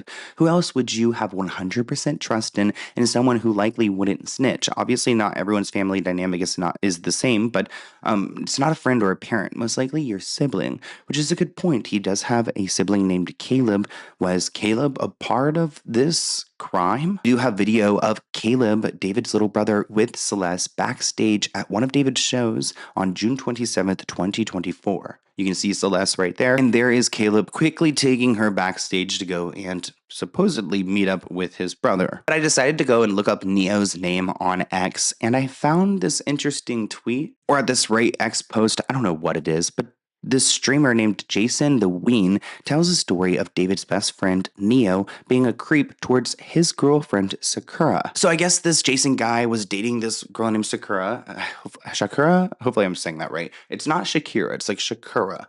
Anyways, they were at this party and Neo was being a creep towards Jason's girlfriend. He takes a moment to explain this. Let's go ahead and watch it together. Bro, this dude is weird because I had this off-stream interaction with him and he thought like I was trying to press him. Oh my God, this is another story I just never told. Fuck it, I'm gonna just say it. Okay, so that night I went to Tari Yummy's birthday party, okay? Obviously he was there, all right? I ain't gonna lie, bro. Sakura was drunk and then I was leak. Fuck. Nah, he was low-key like following her on some shit, and then and Sakura was drunk, and I was like trying to move around, talk to mad people. I was with Cutie and Hassan and even Ludwig, I think, that night. I mean, no, Ludwig was not there, but like Valkyrie was there. I was just talking to everybody. I was just Sakura was just having fun and shit. And then I would come back, and Neil would like try to like, I don't know, I guess he was like following Sakura. This is all alleged. Oh, apple juice. Nah. Yeah, apple juice. She was not. Yo, she was on the apple juice. She was on the apple juice. She wasn't actually drunk. She was on the apple juice. This is all alleged and this is a fake story. But yeah, he was following her, and then I went up to him very nicely. I was like, yo, not gonna lie, like, this is my girl, right? I appreciate it if you just like backed off. Like, I didn't say those words. No, I definitely said something like that. And I was like, yo, can you chill, bro? Like, this my girl. Like, you gotta relax. And then, yeah, the night after, he like texted Sakura a long ass paragraph saying like, yo, Jason moving mad weird. Jason's this, Jason's that. All I said was like, yo, you gotta chill out. Like, you're following Sakura, like trying to be touchy on Sakura and shit while she's drunk and shit. Like, and he's trying to paint me as this guy, a bad person to Sakura. Yo, it was so weird, bro. He was so weird. He was so weird, bro. But yeah, I never liked the dude, so glad I could just say that now. A weird interaction. I feel like I just wouldn't want to be at a party with David or Neo. But Neo can come onto the channel and change my opinion. That's what I'm saying. I'm an open book. If he wants to come through and clear his name out here, the public opinion has been made because you keep making these statements that are not satisfying people. I don't know what I just did here, but okay, anyways. Somebody asked on Reddit, like, does David's parents just let him chill in their house? Like, how is this dynamic now that he is like a murder suspect? I want to say, in my opinion, theorizing, I feel like they have not actually seen each other in person since this whole thing has come out. I don't think they have. In another similar post, this person writes, how is David's family feeling safe having him in the house? I would be scared to have someone like David living with me. This person writes that his family's in Texas, David's in West Hollywood. He hasn't left the state. Don't know who that is. Don't know how they know this information. It's from StraightBit3122. I heard he was living in Texas out like on their property. No, that's not true. She got a gun because she was spooked after the house was swatted, and that's what I believe too. Someone said he's in West Hollywood. I would say that's probably likely. He probably hasn't left. I think ever since then, his life has probably gone froze. Like, he hasn't seen his family. They've probably spoken on the phone, but that's probably it. There are updates in the David investigation because there are 2 more victims who are now being linked to David because they had a romantic relationship with him when they were underage. So let's get into it. My favorite investigator, Steve, who has been on top of this David case, has made a post that he has confirmed that David had multiple relationships with girls who were underaged. Let's go ahead and go through his full post together. He writes, I have been vocal about my belief that if there is not yet enough evidence to charge David with murder, they could go go and charge him with a lesser crime, like dating these young girls. In California, an adult who conceals a minor/runaway from their parent can be charged with child abduction. I do not believe that David could use a defense that he didn't know she was a minor as his way to get out of this, because he clearly knew. David and Celeste appeared in the Delete Everything video in January of 2024, before she first ran away. She was reported missing the first time on February 15th, 2024, and last seen on February 14th. Here is that Deleted Everything video that he's referring to. Trained you. No, you didn't. That's controversial. It's controversial of kids. Really good. Okay, It's been a good one. Bye. Bye, guys. Mwah, mwah, mwah, mwah, mwah. Oh my! Delete everything. Delete everything. Everything goes. Everything goes. He writes, remember when her teacher that told the class that law enforcement had found her at a house in the Hollywood Hills? People knew who Celeste was hanging out with back in October of 2025, and he requested an investigative file from the West Hollywood Sheriff's Station regarding any witnesses or suspects who knew that Celeste was staying with David. A video of the teacher explaining to the class that he was Celeste's teacher before she had passed away is still haunting to me, because he knew that she had met someone online and went away, and ultimately she ended up dead. That's her in my classroom in front of this poster right here. When I taught her, she met this dude on social media. He was a rapper in LA. He came and got her. She ran away from home. She was gone for like a month. The cops found her in Hollywood, brought her back to our school. She came back to our school. So Steve went and filed these reports to go and get these files to see if there are any witnesses in this case of Celeste being reported missing and found at David's home. But he got a response that says the information you seek is contained in investigative files. It also looks like they pointed him to get some further information from Riverside County's Sheriff's Department or the LAPD. They are the agencies handling the investigations. But Steve says that the fact that these are investigative files means it's almost certain that law enforcement interviewed David and likely Celeste herself. Without a doubt, they would have informed David that Celeste was a minor and a reported missing person. But then, once Celeste was back in his presence after that date, he's open to harboring a minor or abduction charges. So there are charges they can go and get him on, because we know for a fact she was in his presence after that date. He says, I also have proof that he had an ongoing illegal relationship with another minor at the exact same time that this was going on with Celeste. He was two-timing her and then killed her? This proof includes a statement from the minor and dozens of photos that include the minor and David. It looks like law enforcement is aware of this relationship. It also looks like Steve is aware of a third minor. This is a pattern. Why charges are not being filed for this pattern of abuse against minors is beyond logical to me. I mean, they can go and arrest him for this, keep him behind bars, so at least we know where he is. I'm posting this video kind of late today, but we will have Blind Item Breakdown tomorrow. We cover a bunch of blind items in that series, and we covered this one back in September. Police are investigating two other missing underage girls that were seen with the singer, and they listed it as about David, which is interesting that we knew back in September that there were two others. One of the reasons why I absolutely believe this information is because there were text messages leaked from the minor in that relationship with David when he tried to break up with her because he was going on tour. Remember,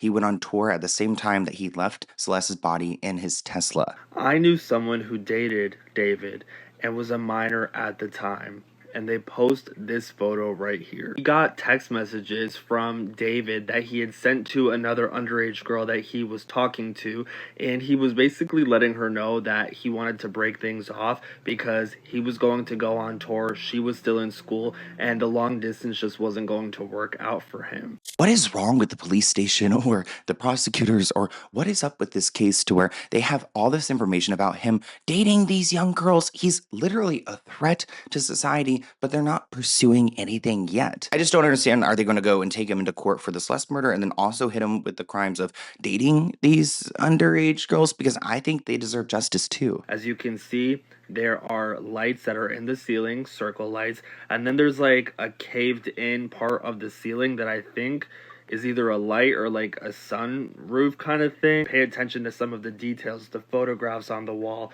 the dresser, the floorboard. You can see that it matches this photo right here and this photo right here. So this could be 3 children that he as an adult was into, attracted to. Very disturbing, very telling about who David is. This person on Reddit, Easthead8723, made an interesting point in their post because Steve actually called out Neo when Neo started getting messy on social media. He wrote, like you, Neo, Christopher Langston. Whew, he dropped his full government name. You knew. I've seen family members publicly defend him and threaten lawsuits against anyone who names him. Sue me, I beg you, please sue me. Give me the subpoena power. Give me the power of discovery because that may be the only way the truth comes out. How do people like David, Neo, and Asia live with themselves? We actually got some updates about Neo. This is Beth Silverman. She is the prosecutor who's currently going after David. She's the one who arrested Neo and brought him in for questioning. She's also questioned Robert Morgenroth. Remember, this is David's manager, touring manager, who was in the courthouse for 2 days being asked questions about why he did not call police whenever he realized that David was the one connected to the Tesla, and the body in that Tesla is Celeste, who I do believe that Robert probably knew about this relationship. I mean, that's just my opinion. The reason why I'm bringing up Beth and Robert is because I want to actually talk about Neo and how Neo's been treated so differently than David's manager, Robert. Now, this is odd for a variety of reasons. Beth Silverman is a pit bull. The manager of David was on the stand for 2 days when he testified. She grilled him like a cheeseburger. It was that aggressive. So when Beth Silverman wants something, she goes for it. Yet she only spent 40 minutes with him. And remember, she ended up getting him arrested in Montana. Why did Neo only have to testify for 40 minutes, but then Robert was there for several days? Robert told his lawyer that Beth Silverman had been very pushy while questioning him. Robert was heard telling his lawyer that he explained to the prosecutor that he didn't feel it was within his purview to contact authorities in this specific situation, which is crazy because a 14-year-old girl was groomed and killed, and you didn't think it was time to call the police? Then Beth puts in a ton of effort to go and arrest Neo in Montana, have him brought all the way down to Los Angeles just to bring him into the court for 40 minutes. Something doesn't seem to be adding up, but Harvey claims from information that they got from their TMZ sources that Neo wasn't out here pleading the fifth like we suspected, because I thought he must have said like he didn't know to everything or plead the fifth, because why would you only be in there for 40 minutes? Supposedly he was cooperative and just did not have information to give. Like he must have taken the fifth, but he didn't. So now the question is, what did Neo say? We are told not much, that he didn't know anything relevant about Celeste Rivas' disappearance or death. That's what happened before the grand jury. I find it rich that Neo was able to plead the fifth so much because he did have a relationship with Celeste, or at least was in her presence many times. On December 31st, 2024, Steve the investigator pointed out that there were photos that show Celeste's phone right there on the table. And there's Neo, there's David. Here's another angle from that night. You could see there are a bunch of drinks around, alcohol, and again, we're hanging out with a girl who's, 14 years old?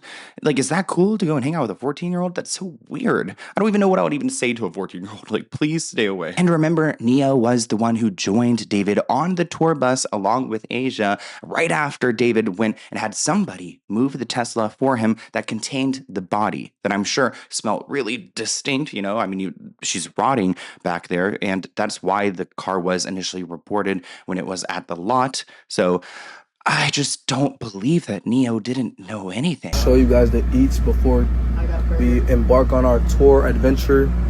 We got the Bangin' Balls burgers, the Bangin' Balls tender.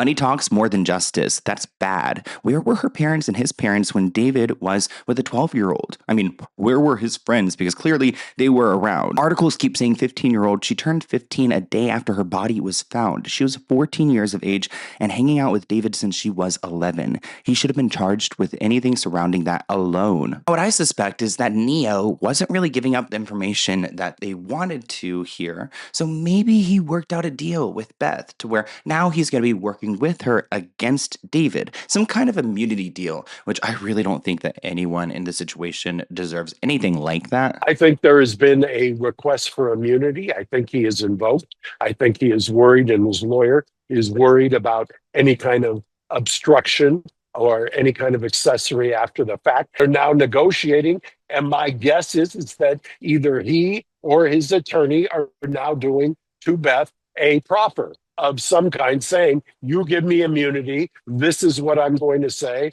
This is what I'm going to tell you. And they're jumping through the hoops. Supposedly, this immunity deal, I think that this exists, but according to Harvey at TMZ, he is claiming that Neo supposedly told Beth and the jury everything he knows about this case. He just doesn't know anything, which, looking at his relationship with David, him on the tour bus, it seems like he was very close to this man. I just am not buying that he's telling everything that he actually knows. Maybe there's been some deal that's happened under the table, and they don't want David to catch wind of like Neo working with Beth, because maybe then David will try to discredit Neo. That is something I could see happening here. Maybe they're trying to work out some deal where Neo is acting like he's not working with Beth, but in reality, he is. The bigger question is, what is he getting immunity for? What crimes could he have been convicted for? Now, Neo has said that he had no involvement in Celeste Rivas's disappearance.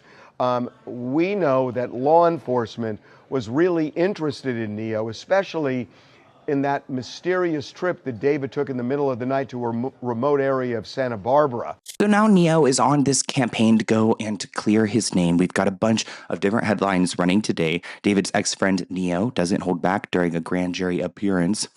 Doesn't hold back, really? Then what did he give us? Remember, Beth had him arrested in Montana and brought all the way back to LA because he failed to appear and testify, which is already a major red flag. Looks like law enforcement sources were suspicious that Neo may have accompanied David on that mysterious middle-of-the-night trip to Santa Barbara last spring, where they suspect Celeste was killed. Neo made it clear to Beth and the grand jurors that he had no involvement in Celeste's disappearance. Neo has no relevant knowledge of Celeste's death, he says, and David's possible involvement, which is puzzling. It just so happens that the person who's closest to David just doesn't know anything about his possible involvement. It just seems like he is trying to save his friend. They felt Neo might have been in the car. We've now learned he was not in the car.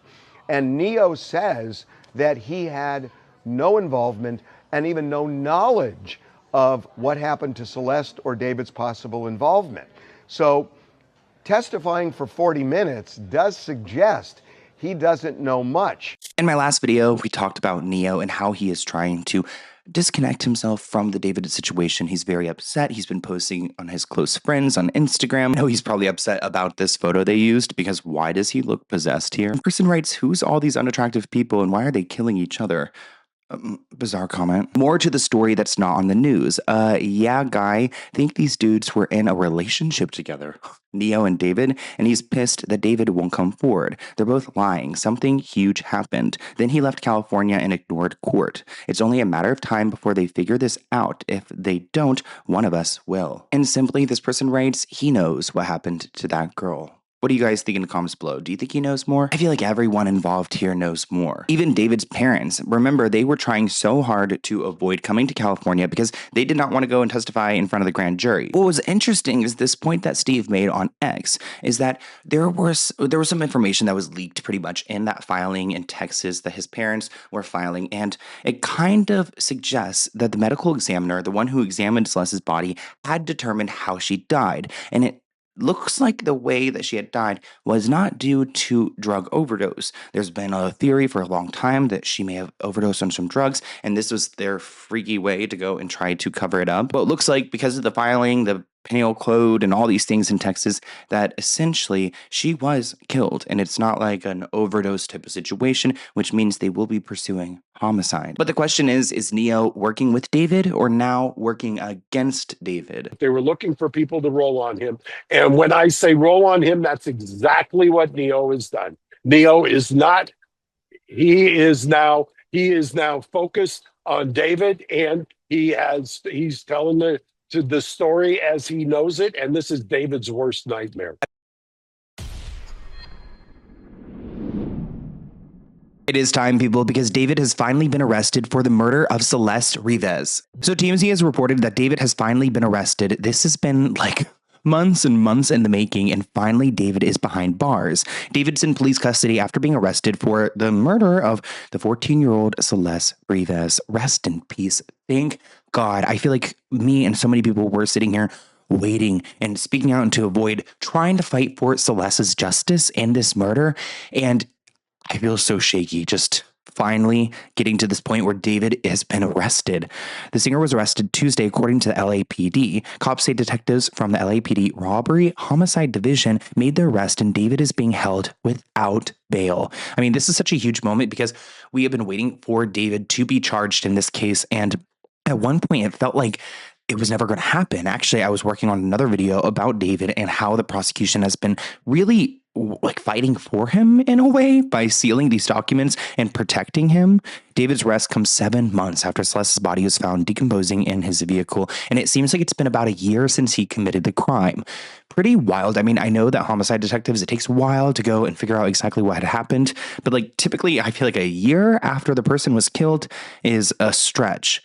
The body was discovered in September 2025 when David was in the middle of tour. Remember, he performed at Coachella, and I'm pretty sure that he had unalived her right before he went to Coachella. And then when we saw him on tour, he had these moments where he was emotional and crying, and it was just bizarre to see how he was reacting to this music. It kind of seemed like he was singing about someone, and that someone is Celeste, his muse.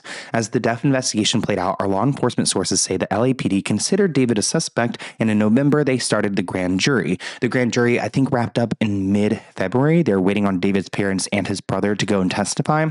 I'm assuming that they had testified.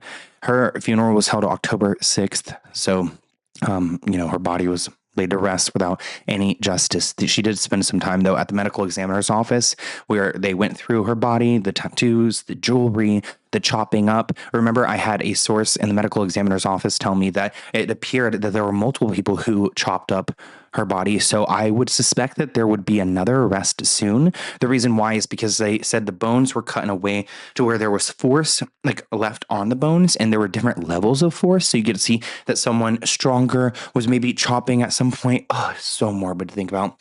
Maybe someone who was not as strong as David was chopping at some point. So there are definitely more arrests coming because it seems like this was more of like a circle that we're working together to cover up all of this. The pop singer known as David has been arrested on suspicion of murder for the death of 14-year-old Celeste Rivas Hernandez. Our law enforcement contacts tell us the arrest happened Thursday afternoon. David, whose real name is David Burke, is expected to make an initial appearance in court on Monday. Celeste's remains were found in 2 bags inside an abandoned Tesla sedan registered to David that was found in the Hollywood Hills, close to a home where David had been staying. Our law enforcement contacts say they suspect Celeste died sometime in the spring of 2025. Remember, David's Tesla was abandoned for a few days before it was towed to the impound lot. And if it was impounded without someone reporting the smell, then we may not have ever gotten to this point. Celeste's body was so decomposed, she was wearing black leggings and a tube top, plus 2 pieces of jewelry, a metal stud earring, and a metal chain bracelet in the shape of a W. Here is David in that same kind of Tesla that we saw her body rotting in for so long. Authorities say that she had a tattoo on her fingers, which my medical examiner source also confirmed to me that this was one of the indicators that this was Celeste because of this tattoo that she and David shared.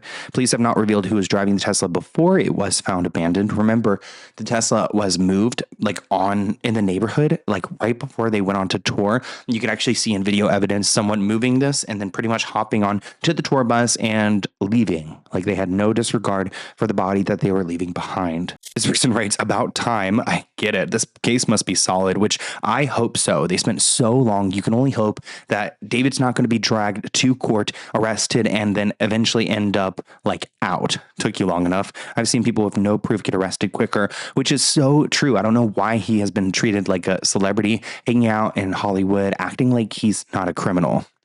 Fry him. I think we all knew that was coming. About time. I am glad that people are feeling the same way. Let's look at some of these different reports to see if there are any differences between some of the reporting. So it looks like he was arrested Tuesday, so they were able to keep this pretty low key for a couple days, in my opinion. I mean, I feel like we would have found out right when it happened, but they probably wanted to secure him, make sure he was safe, make sure none of his fans who think that he's still innocent aren't going to try and rescue him. I also would consider him a dangerous threat. They had the robbery and the homicide division there for a reason, because they probably were worried that he has been plotting for 7 months for this moment. For when he's arrested, who knows what he's capable of doing. I mean, chopping up a little girl, leaving her behind, and then living her life and moving on tour without any I guess, bad feelings, any guilt, is a crazy sociopathic type of person. He's only 21 years old and he will be spending the rest of his life behind bars. He's being held without bail, thank God, because who knows if he would be able to post that bail. I mean, he had a multi-million-dollar record deal. He definitely had money in the bank. He had enough to go and hire a really expensive lawyer and probably had some money even left over to go and help out some of his friends. I'm looking at you, Neo.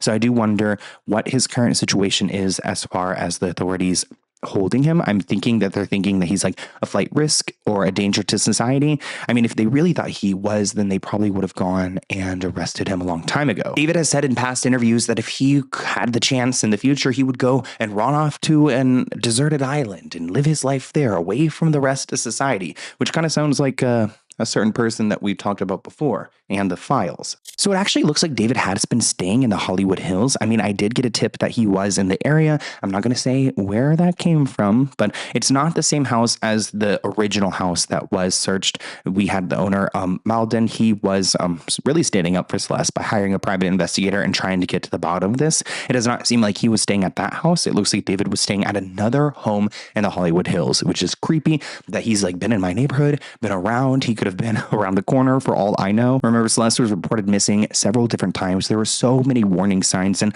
honestly, it's not just David and Celeste's parents, but it's the system that really ultimately failed her to the point to where she ended up in a grave. Law enforcement sources familiar with the investigation are not authorized to discuss it publicly because they have been keeping this all really sealed, suspiciously sealed. Like, who are you protecting, Celeste or David? Detectives served a search warrant at the home in an upscale neighborhood on Doheny Drive, north of Sunset Boulevard. Law enforcement sources with knowledge of the case, but not authorized to speak publicly, said detectives received various items, including electronics and computers. It seems like those are probably where a lot of their evidence came from the Discord messages and the various things that we've spoken about in past videos. As we get updates on the trial and when that's going to happen and the consequences and who else will be arrested, I will continue to update you guys on this, but I'm just so happy that we've got David behind bars and that there's a little bit, just a little bit of justice for Celeste. David's family is standing behind him even though he's been arrested with 3 different charges in connection to Celeste's death. David's family is trying to act like he's a victim in all of this, and even his lawyers are convinced that his story will convince the world that he's innocent. So let's get into it. Today I am announcing the charges against David Anthony Burke, the musician known as David, spelled D4VD, in connection with the brutal and horrific murder of Celeste, a 14-year-old at that time. In her plea of not guilty, denying any and all special allegations, enhancements, and priors? Yes, Your Honor. We believe the actual evidence will show David Burke did not murder Celeste Rivas Hernandez, nor was he the cause of her death. And we would like to be able to have the evidence come into the light of day at the earliest opportunity. We'll be very happy to put on the evidence that we've collected in this case in the last several months.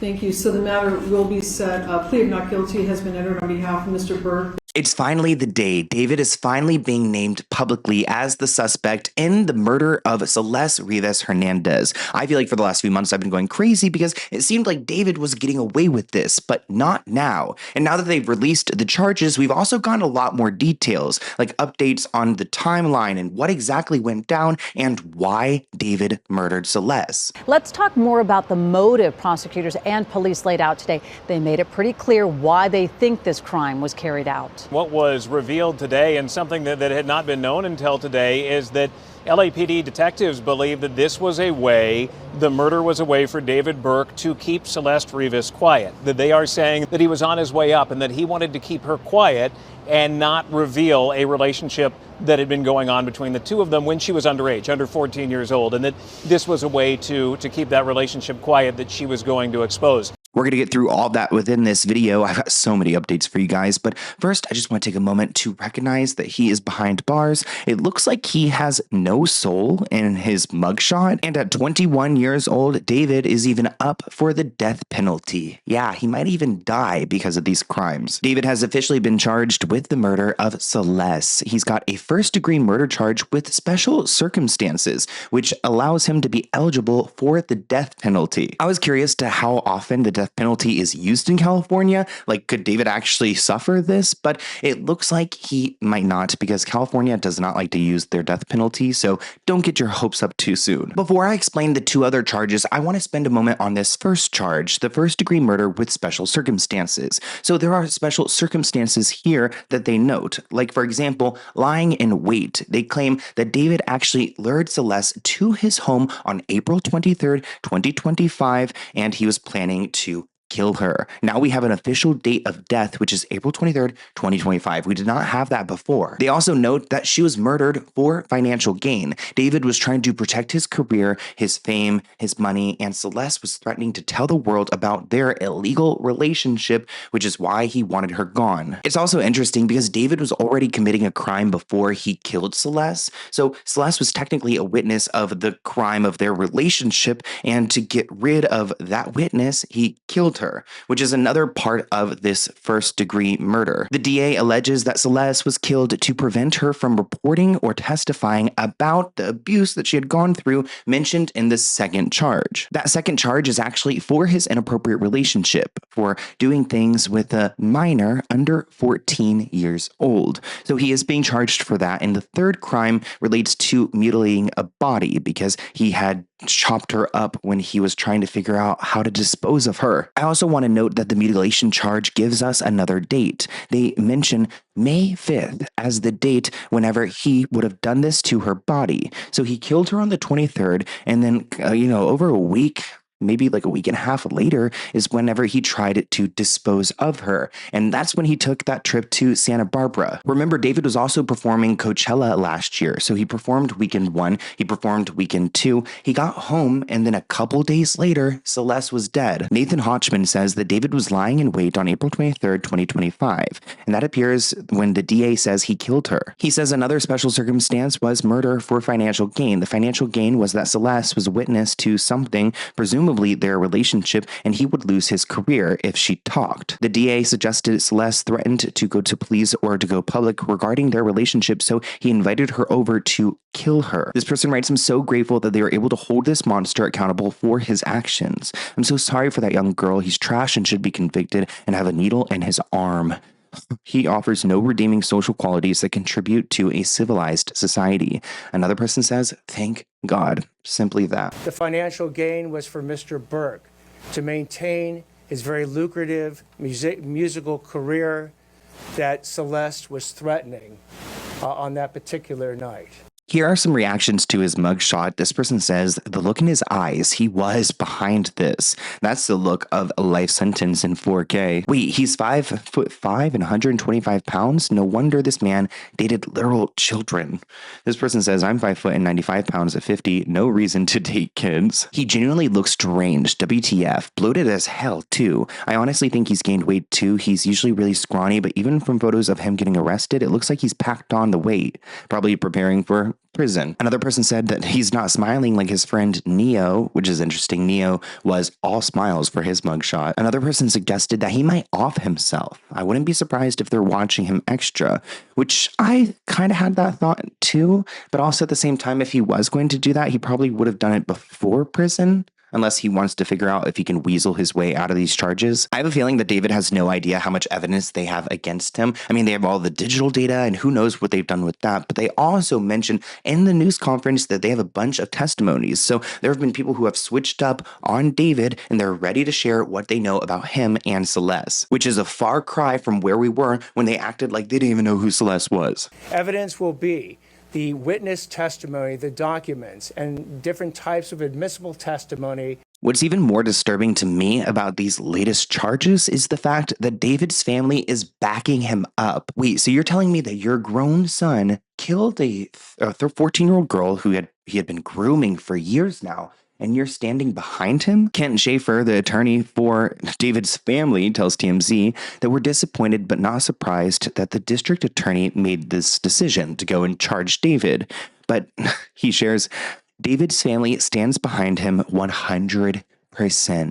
100%, not even like a little bit less. It's 100% they're standing behind him. And what does that mean? Do they think that Celeste is a monster in this situation? This is a picture of David's mother and his father, and I cannot imagine them trying to defend their son. I mean, his father is connected to like Epstein and that lawyer world, so maybe they're just as bad as he is. The Tesla that Celeste's body was found in was also linked to his parents' home in Texas, so they're kind of wrapped up in this too. David's attorneys state that he is innocent. Let us be clear, the actual evidence in this case will show that David Burke did not murder Celeste and that he was not the cause of her death. The Los Angeles County District Attorney Nathan Hochman called the case a parent's nightmare and said that Celeste was last heard from on April 23rd, 2025. The authorities have been trying to play this safe up until now. They did not name him as a suspect publicly until his arrest. His lawyers, David's lawyers, will supposedly vigorously fight to defend David's innocence,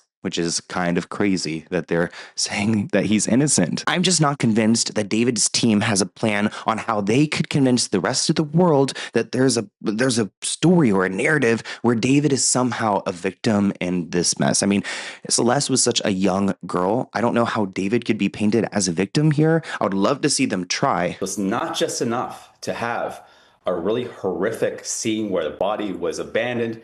We have to show some affirmative act on the part of David that to cause her death. And I expect that the reason there's been some delay between the discovery of the body up until his arrest is that the police and the prosecutors through the grand jury are collecting as much evidence as they can. So when the time comes to file charges, they have everything they need to move forward. Even though David's family is standing behind him, his record label Interscope did drop him last year. They wanted to make it clear now that he's being charged that they do not represent him, but it is kind of weird that he's still on like Spotify and Apple Music. You would think at some point he would be completely erased. This person writes, trash parents make trash kids. And honestly, I do feel like his parents are absolute trash. How do you defend this? This to the investigation was Celeste.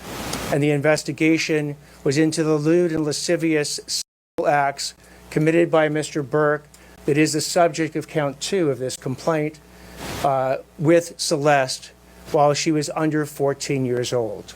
Some other details we learned in the news conference was that prosecutors say that David killed Celeste with a sharp object. Now, it does sound like he unalived her in the Hollywood Hills and then he transported her body in May. We don't know which location he had committed the crime. It may have been in the Hollywood Hills home that we've been talking about, but the fact that they mentioned a sharp instrument tells me that they either know what he used or there's a lot of like evidence like splattering and things like that, because if you're using a really sharp instrument, like you can cut easily. We have been given almost no discovery thus far. We've received a 3-page follow-up report, no autopsy report, and a copy of the complaint, and we would ask the people respectfully to produce discovery at the earliest opportunity.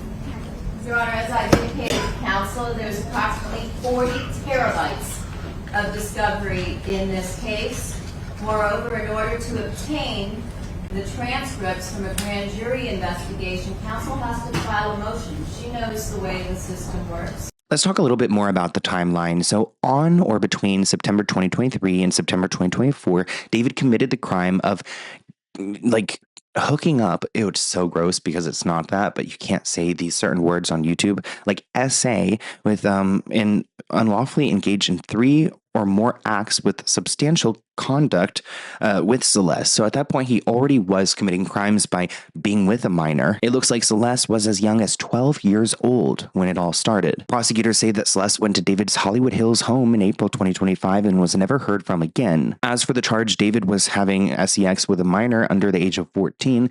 The charging documents list her birthday, her 13th birthday, as September 7th, 2023 through September 7th, 2024. That's when she would have turned 14. Now, this is not stating that they believe that the relationship ended after September 2024. They're just stating that they know for a fact that between that year, like David was over the age of 18. She was 12, 13 years old, and they were having this intimate relationship. Prosecutors say that David murdered Celeste on April 23rd, 2025, but mutilated her body on May 5th. What's interesting about those dates is that there has been this story of a mysterious trip to Santa Barbara, a remote part of Santa Barbara, in the spring of 2025, and it seems like that aligns with the May 5th date. The DA claims that Celeste's dismembered and decomposing body was in David's Tesla for 4 months. It's now up to the DA's office to review the entire case and determine whether there is enough evidence to meet the threshold for criminal charges. Last September, the dismembered body of that 14-year-old was found decomposing in the back of a Tesla connected to Burke that was abandoned in the well-to-do Bird Streets neighborhood of the Hollywood Hills, not far from the Hollywood home that David had been renting. Rivas had been reported missing more than a year earlier when she was only 13. This person writes that he didn't even bother to dispose of her body. I hope he never has a moment out of custody for the rest of his life. Well said. If he killed her, then he should definitely go to prison. I'm wondering why the parents of this beautiful young girl did not stop this relationship from the very beginning, and how did she leave her parents' home to go and visit David? Why didn't they report her missing at that point? This is a very mysterious case, but it looks like David had a hand in this, because how else did she get into the trunk of his car, and who abandons a car like that? I hope they get justice for her. I feel like that's how a lot of people are feeling right now. They're kind of questioning why the family allowed her to go and be in this relationship. I don't think that they allowed her. I think that there's probably a layer of neglect here, and probably, they were working a lot. There probably wasn't supervision, and she ran away several times in the past. I just wonder how her and David got connected, like over online on Discord. Is that how their relationship began in the beginning, and then David helped orchestrate her running away? Because I know Celeste at 14 years old did not just run away from home and then end up in the Hollywood Hills. She had some help. But I want to hear what you guys think of all this in the comments below. You guys know we're going to stay on top of this case, and I also want to invite Asia Collins, or if Neo Langston want to come on to my YouTube channel, I'd love to talk to them about this. I saw Asia posted a story saying that this is all sick, hearing about it. I think that if David's friends want to come and start speaking out now, I mean, it's never too late, right? It took a long time for us to get these updates in general. The David investigation has taken a turn. Prosecutors revealed that David used a sharp object to take out Celeste, and he was meticulous with his work to the point that he cut off one of her fingers that had his name tattooed on it. But now David's not just guilty of allegedly killing Celeste, because prosecutors revealed that they wiretapped his phone and learned that he has massive amounts of disturbing material on his device. Unfortunately, it's not just Celeste who is David's victim, and now it looks like this case has just grown much bigger than anyone expected. So let's get into it. So we know that David is a monster, but I did not realize that he's the spawn of Satan, because we've learned some things about David and what's on his phone and what he's been up to, and it's disturbing. Actually, it was revealed during the preliminary hearing that David has images and videos of children on his phone. God, look how scary he looks in court. He just looks so deranged and possessed. During the court hearing, prosecutors claim that they went through David's phone and they found a significant amount of, you know what. They did not clarify if it was just of Celeste, but I would assume if it's a ton of material, it's probably more than just Celeste. Apparently had, I gotta be careful how I say this, illegal videos on his devices. And then the other part that I thought was major was that they said they had a wiretap on him. Apparently they've got a whole bunch of wiretap recordings on him. They didn't say exactly what the period of time the wiretaps were, but from my guess, because they said that the prosecution hadn't actually heard all the wiretaps yet, they said they need somebody external to review the wiretaps and to basically check that he doesn't have any attorney-client privilege conversations in there. That makes me think that the wiretap must have been taking place from when the body was found. And it doesn't surprise me, he was probably being surveilled the whole time. I don't know if that was news to him in the courtroom. He didn't seem to react when they told him that he was on a crazy wiretap. There's also an interesting point made because prosecutors revealed that David's phone has been wired, which means investigators were able to go and tap into his phone, listen to his conversations, look at what's on his device, and they saw a lot of disturbing things. David was shackled and wore an orange jail jumpsuit. He doesn't really have many options. He was calm, cool, collected, and looked kind of bored. which is insane. Didn't say anything, and cameras were not allowed in the courtroom, but the big development here is prosecutors have now asked for more time to review evidence before it's presented to a judge, and they'll be back next week. Meanwhile, look at the setup out here. There were about 24 cameras just a moment ago waiting for some sort of update from prosecutors. We were just told they would not be speaking. Remember, he hired Blair Burke, a really powerful attorney, to go and defend himself against these claims. And we haven't seen any inkling of like evidence to show that he's innocent in any way. Remember, at one point, David's team was saying that he is innocent and they have evidence to prove it. Well, the fact that he has all of this material on his phone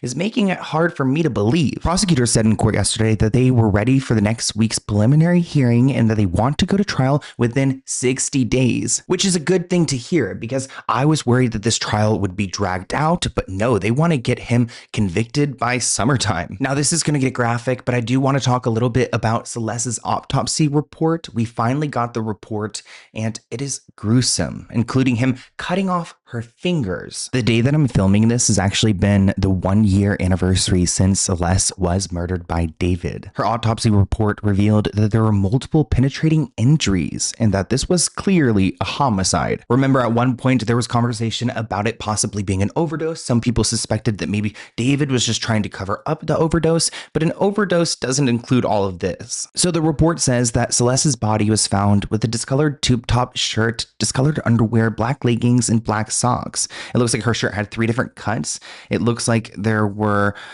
obviously her leg and her torso were separated from each other, so there were leggings involved, like on her lower portion. They also claimed the leg and arms from the trash bag had small blue plastic pieces at the cut site. So it seems like there were like some blue plastic, makes me like want to vomit, blue plastic pieces around the cut site because of how they amputated her. The report describes 2 wounds to the torso, one in the upper abdomen, penetrating the liver. There's another one on the left side of the chest. Her body was found in multiple bags in the front of the Tesla. Her arms and legs had been cut off. Her body was significantly decomposed. He removed her fingers, including the finger that had his name tattooed on it, and she's missing an eye. The autopsy report for 14-year-old Celeste Rivas Hernandez has officially confirmed her cause of death, and the details are disturbing. According to the medical examiner, her death was ruled a homicide caused by sharp force injuries to the torso, meaning she was stabbed. The report states she suffered 2 penetrating wounds, one that entered her abdomen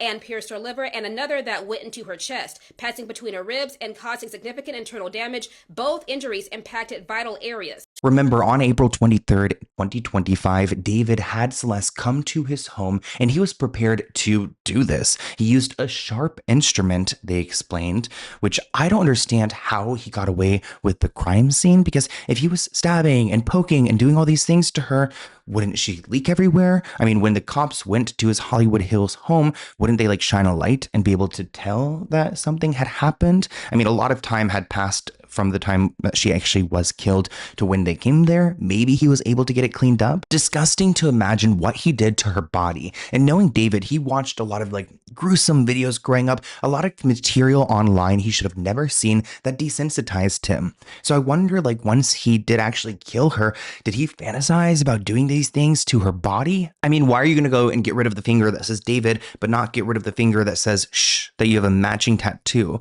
Also, so like spooky in hindsight that it was a shh tattoo, because she was supposed to be quiet about their relationship until she tried to threaten him and said she was going to go public, and then he killed her. She probably did not see that coming. Prosecutors claim that David killed Celeste on April 23rd and dismembered her body on May 5th, left her remains in the vehicle's trunk for months before they were found. The investigator says that David's motive was to keep Celeste quiet from exposing their illegal relationship, which was already under investigation. That's an interesting part of this story, is that Celeste was reported a missing person, and when she was picked up by police, they did open up an investigation into David's relationship with Celeste. It didn't seem like they were moving very quickly. It wasn't like their top priority, but that could have also been another factor. Not even her speaking out, but the fact that police already knew about them gave him reason to get rid of her. Right now, the attorneys who are advocating for Celeste claim that they have a device with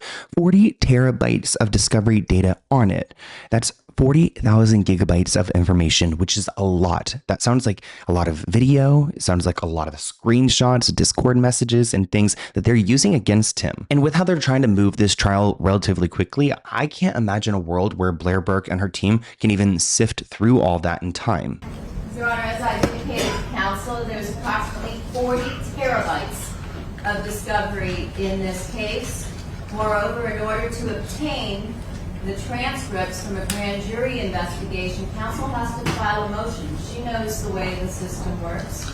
I'm not able to gather those. They have to be provided after the court orders them released because it was an investigation. This person wrote on TikTok, why did it take so long? Well, 40 terabytes of evidence. That's why. This person noted that 1 terabyte is 500 movies. Think about that. There is no way all that data is only for Celeste, which is true. There have been discussions about several other victims that David was involved in. And now that we know that there's a lot of material like this on his phone, I could only put 2 and 2 together that this is going to be not a class action lawsuit, because that's against a brand or a commercial brand, but a big movement. It's going to be more than just Celeste, because where did he get these videos and this? I mean, unless he's creating it himself, where did he get this content? Hopefully they go after everyone involved. David is now being accused of messing with another young girl, and now she has decided to make a statement publicly. This young girl is saying that she was with David at the same exact time that he was with Celeste Rivas Hernandez. She gave a statement and this photo of her and David to a content creator who has been looking into this David case for quite a while now. Says, hi everyone, I know nobody knows who I am, but I was a victim of David Burke. I'm just going to say how happy I am to see him arrested. My identity has remained hidden because I deserve a life outside of the case. I went through a lot with David, and this is all very hard for me, but to see him behind bars brings a smile to my face. I feel safer and more at peace with my life. I appreciate everyone who helped bring me and the other victims to justice. I know things haven't fully been done, but they will be. Mind you, even the media heard of allegations of David being with other minors that they actually asked if David was going to be charged with any other minors at the press conference to the district attorney. Mind you, now we have the private investigator Steve Fisher saying that this minor has went and gave a statement to the cops about her alleged relationship with David and also gave them tons of photos and evidence of it. This person writes, OMG, this case keeps getting worse. What the hell? There's more? And even though we have all of this evidence against David, he is still pleading not guilty, which is a crazy way to go and plea. I mean, maybe he'd plea insanity, but clearly he's not insane. He's been doing this for a long time. And you know what, David? They're not going to like you in jail or prison or wherever you will end up, because they do not like people who go after kids. I feel like that's one way you can get unalived in jail real quickly. And now that David has been a big topic, a lot of people are going through some of his past projects, his tours, his meet and greets, and moments that are starting to stand out differently. I mean, I feel like David's been a sick person for a very long time, and there were plenty of warning signs. He was just making a lot of money with his music, and the world was convinced that he was, I guess, decent, even though in his songs he explicitly talks about killing people. Look at this video of David meeting a fan that kind of looks like his victim, Celeste.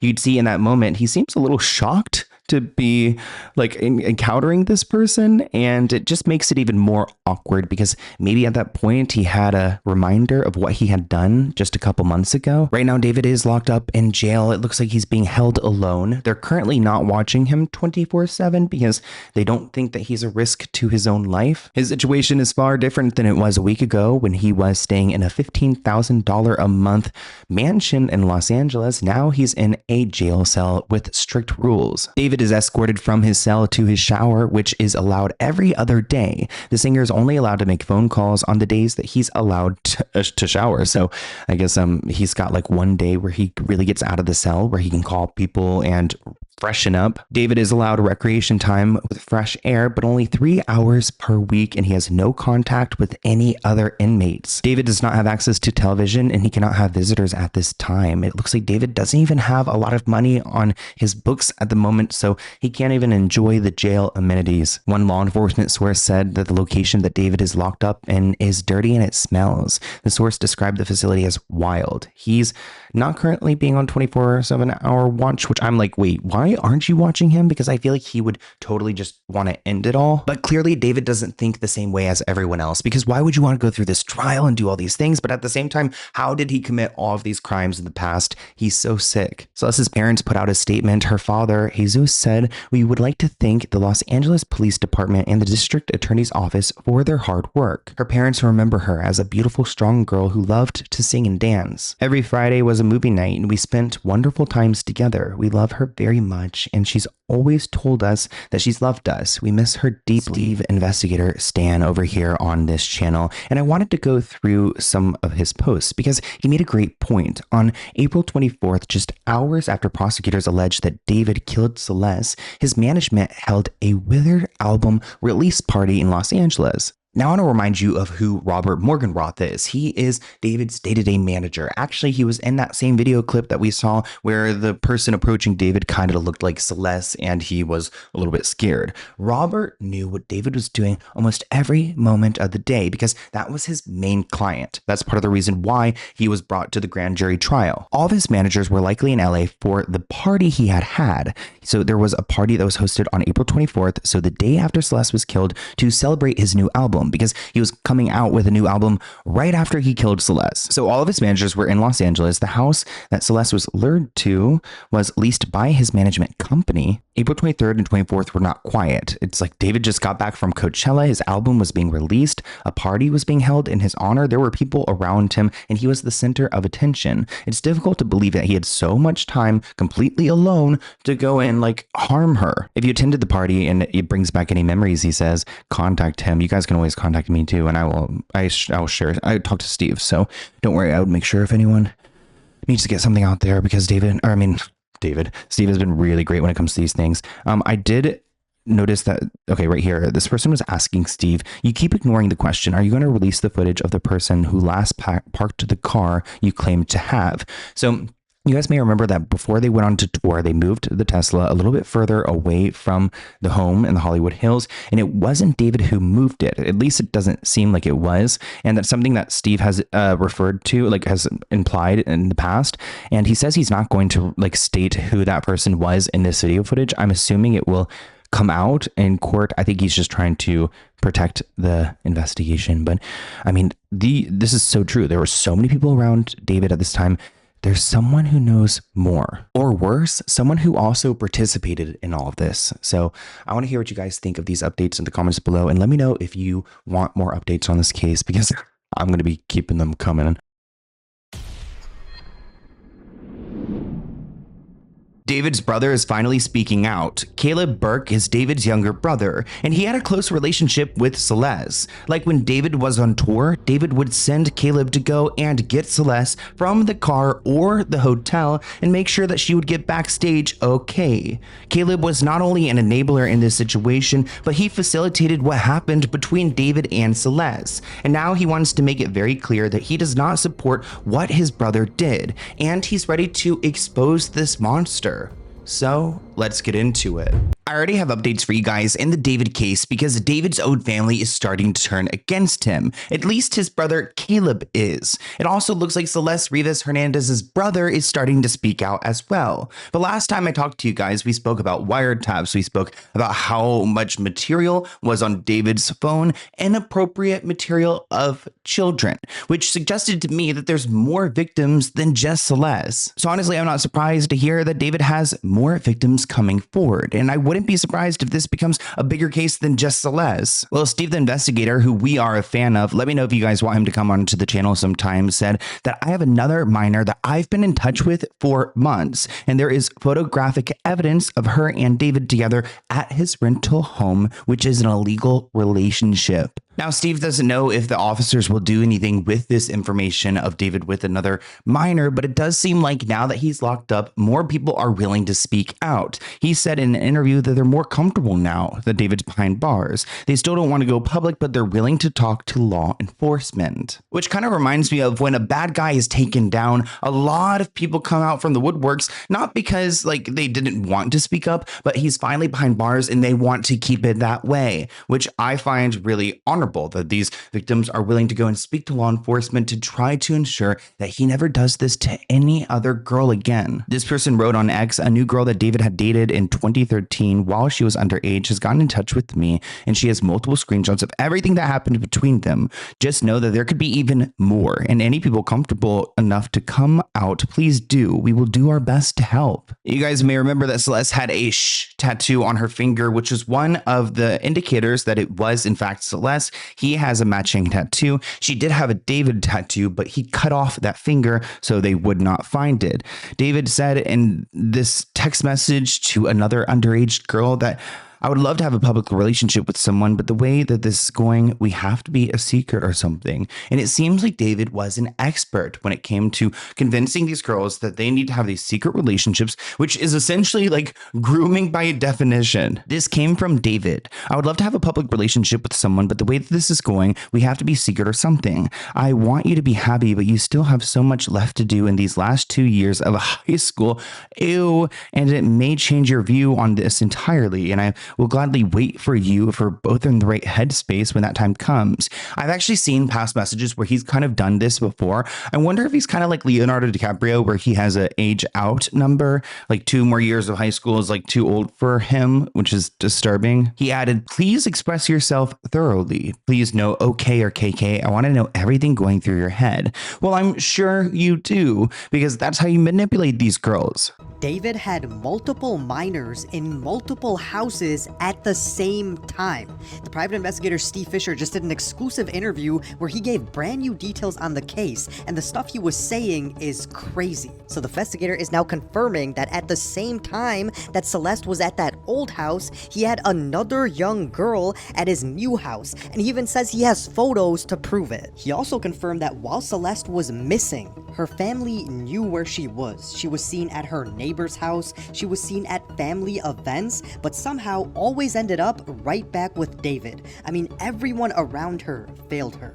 This person writes, arrest everyone, parents included. Yeah, he did that stuff. Shaking my head. But in all reality, David is truly the man that if you were to have a daughter or a son, or really a friend, a sister, you would not want this man around them because he's manipulative. He tries to put on this like emotional, emo type of guy, but in reality, he's a sociopath who wants to not only murder, but mutilate his victims who are preferably underaged. I mean, every single box is checked. I'm pretty sure he's got a first class flight ready to hell. David's third victim has officially come out anonymously in this Reddit post, stating this is victim 3. For those saying I didn't go to authorities, that's the first thing I did. Like, are you guys serious? I went to authorities. I'm involved in this. Your comments are insensitive and rude. I went through so much that you guys need to calm down and realize the victims went through so much. I know there are other girls out there like me. Does that mean that David had more than 3 victims? It makes sense because she firsthand saw how many girls David was grooming, and it could be backed up by the fact that David had his whole phone full of CP. So it's bound to happen that there's even more than just 3 victims. I had a strong relationship with David, and all the news that came out brought everything horrible back for me. And I want to be able to live my life without being in the David case. I am doing everything I possibly can to help this case. This is exactly why I haven't come out to show my face to the media, because you are all like this. Be kind to those who are suffering through this. I have done everything possible. David is not a good person, and I am lucky to be here. That's all. Thanks. And before y'all start saying this is a random person, this was David's official Reddit forum. The mods state this message has been confirmed and verified by the mod team as genuine after today's news. Like I said at the top of this video, David's family is starting to turn against him, at least his brother Caleb. Now, he wrote on his Instagram story simply, all P words,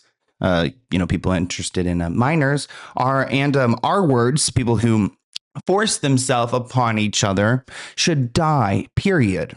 So he pretty much called his brother a P word and an R word in one story. So he made his stance very clear. And honestly, thank God someone in his family is standing up against him. He even unfollowed David on Instagram, and David does continue to follow Caleb. Granted, David does not have social media right now, so the timing's interesting. I'm surprised that Caleb didn't turn sooner. Maybe he believed his brother was innocent. Well, if Caleb ever wants to speak as well as Asia and Neo Langston, I have been trying to open the doors for them to come onto the channel. I do not bite. I mean, Compared to what David does, I'm a safe bet over here. This person posted that Celeste's biological brother went live in tears, revealing that him and his family's life has not been the same since David murdered his sister Celeste.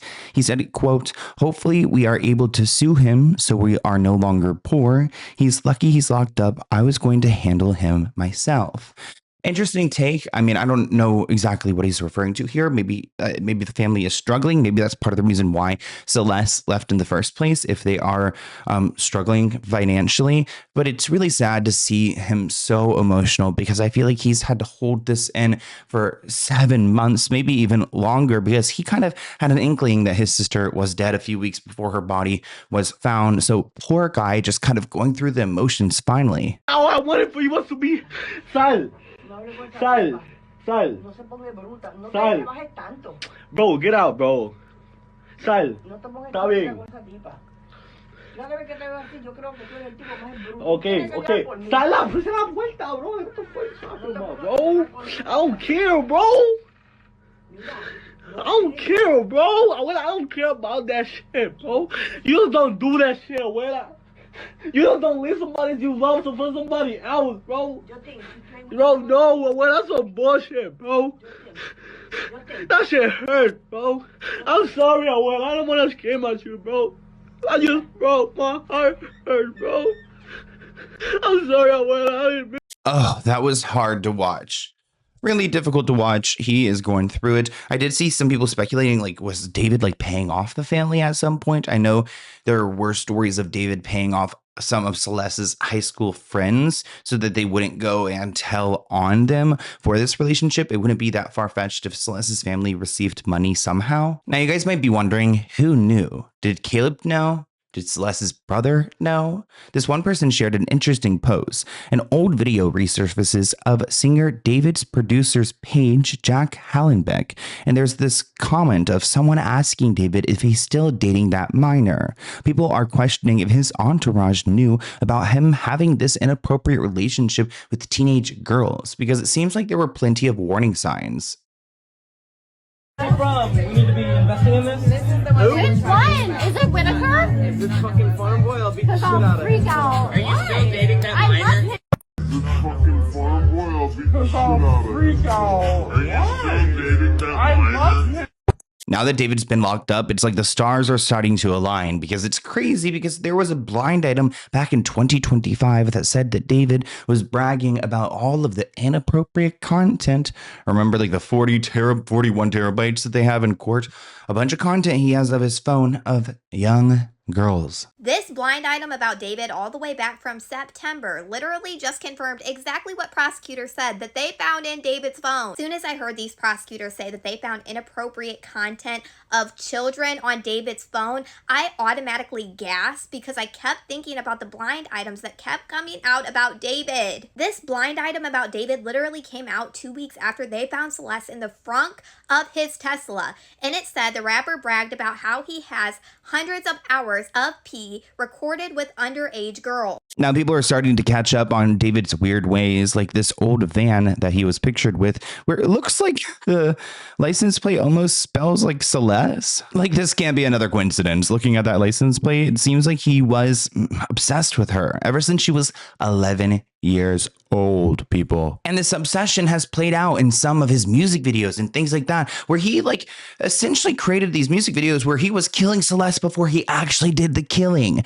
Like, we all thought that these videos were created after the fact, that he was like kind of taking this moment and making art of it, but no, it was him premeditating it all. There's an actress that looks a lot like Celeste who was actually hired for one of his music videos, and she's speaking out. She was in the music video Here With Me, playing the girlfriend of David's, and she decided to respond. She wasn't a big fan of David's either. This is Cassidy Clark alongside with Celeste. They do look alike. I would say that Cassidy appears to be of age, like closer to David's age, which makes more sense for this music video. She explains that during their music video shoot, they didn't really get along. song. She described herself as outgoing, noting that the two clashed on set because David is a loser. He's a scum. He can't speak to people his own age because he has to go after kids. Like, the guy is weird. Hey everyone, my name is Cassidy Clark. I was in the Here With Me music video when I was 18 years old. We honestly didn't really get along that well. I would say I'm pretty outgoing, and we just really didn't click. If anything, I felt like I was kind of bickering with him. Just wanted to put an end to it. I do not associate with David by any means. I'm an actor. I literally have nothing to do with him. I did it for a job. I did it for a check. I didn't know who David was. I don't follow him on Instagram anymore. I'm going to remove him as a follower. And I think that he deserves even more than what's happening to him right now. He's a monster, and I do not associate with him by any means. So now David's lawyers are trying to pull every trick in the book. Like, for example, they're trying to make themselves out to being lawyers. And I don't support any of this behavior. They claim that they are currently receiving anti-Semitic threats about slaughtering their children and things like that.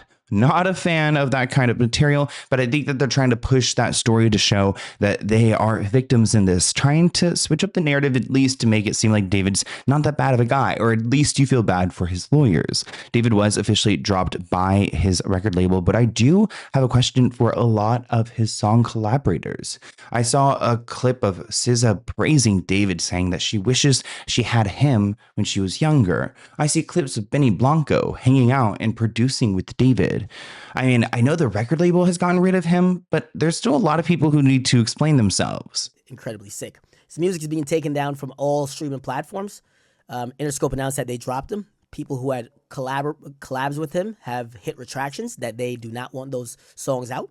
And the platforms haven't spoken about what their demeanor is to it. But the labels and record labels have all agreed that they are fine with not monetizing his music, even if in music that may make no reference at all. Like Kali Uchis, for example. I'm a big fan, along with SZA and, I guess Benny Blanco. I did like Selena Gomez's last album, but these people kind of need to put out a statement, in my opinion. I mean, I think that they were part of platforming this guy. SZA gave a weird praise. I mean, maybe we'll include a clip of that if we can find it. It's like of her on stage, like, just talking about how awesome and amazing of an artist David is, and as a person. Little did she know he's a killer. I needed you. I needed you when I was younger. I need you now. We need you. Our diaspora needs you. I'm so grateful that you're here on this tour. I'm grateful to your hometown. And y'all better not be paying them dust. Thank you to your beautiful mom and your family for cooking for us. I just wanted to come and say thank you.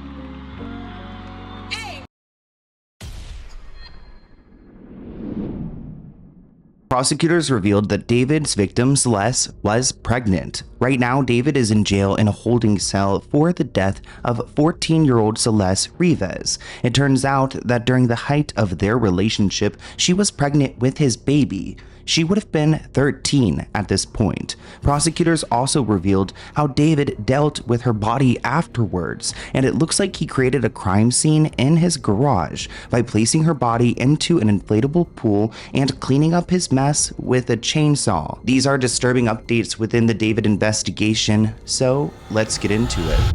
There was a court hearing this week in the David investigation, and we learned some disturbing things, like exactly what David did to Celeste's body after he took her life. We also got details on their relationship and the fact that Celeste was pregnant at some point, which kind of gives David even more motivation to get rid of her. It also shows that their relationship crossed that point, which was a concern for some months. I mean, we believed that she was pregnant at some point because of her Discord messages, and it turns out that was true. So a brand new Discord message was just leaked from July of 2024 where David says, "I'll join the group chat with wifey and give y'all story time." He then says, "Me and deleted user got a kid on the way." And that same deleted user posted this image, which is allegedly of Celeste's hands with the name David. And this image where she is allegedly with David somewhere that looks like backstage. And the timeline does match up to after she went missing and was with David. So it has been confirmed that David was the last person to drive the Tesla before Celeste's body was found in the trunk. He was the one who left his home, moved the Tesla, and then quickly went into his tour bus and forgot that Celeste ever existed. So after After this hearing wrapped up, the prosecutors decided to release a bunch of evidence in a brief, claiming that surveillance video and other evidence confirm that David was the last person to drive the Tesla before the dismembered and decomposed remains of Celeste were found in the front trunk. Now, that's been a big question in this investigation. Who was the one who helped David out and moved his Tesla so that it would go into the impound lot and hopefully get crushed up? Prosecutors are alleging that David was the last person to drive his Tesla before they found Celeste Rivas Hernandez. And prosecutors are saying this is all on video footage. Mind you, David's Tesla was parked for the very last time on Bluebird Avenue before he went on tour. Now, for a long time, we thought it was Neo Langston. It actually turns out from the sources that I've been speaking to that David was actually planning on making Neo like the bad guy. He wanted to set Neo up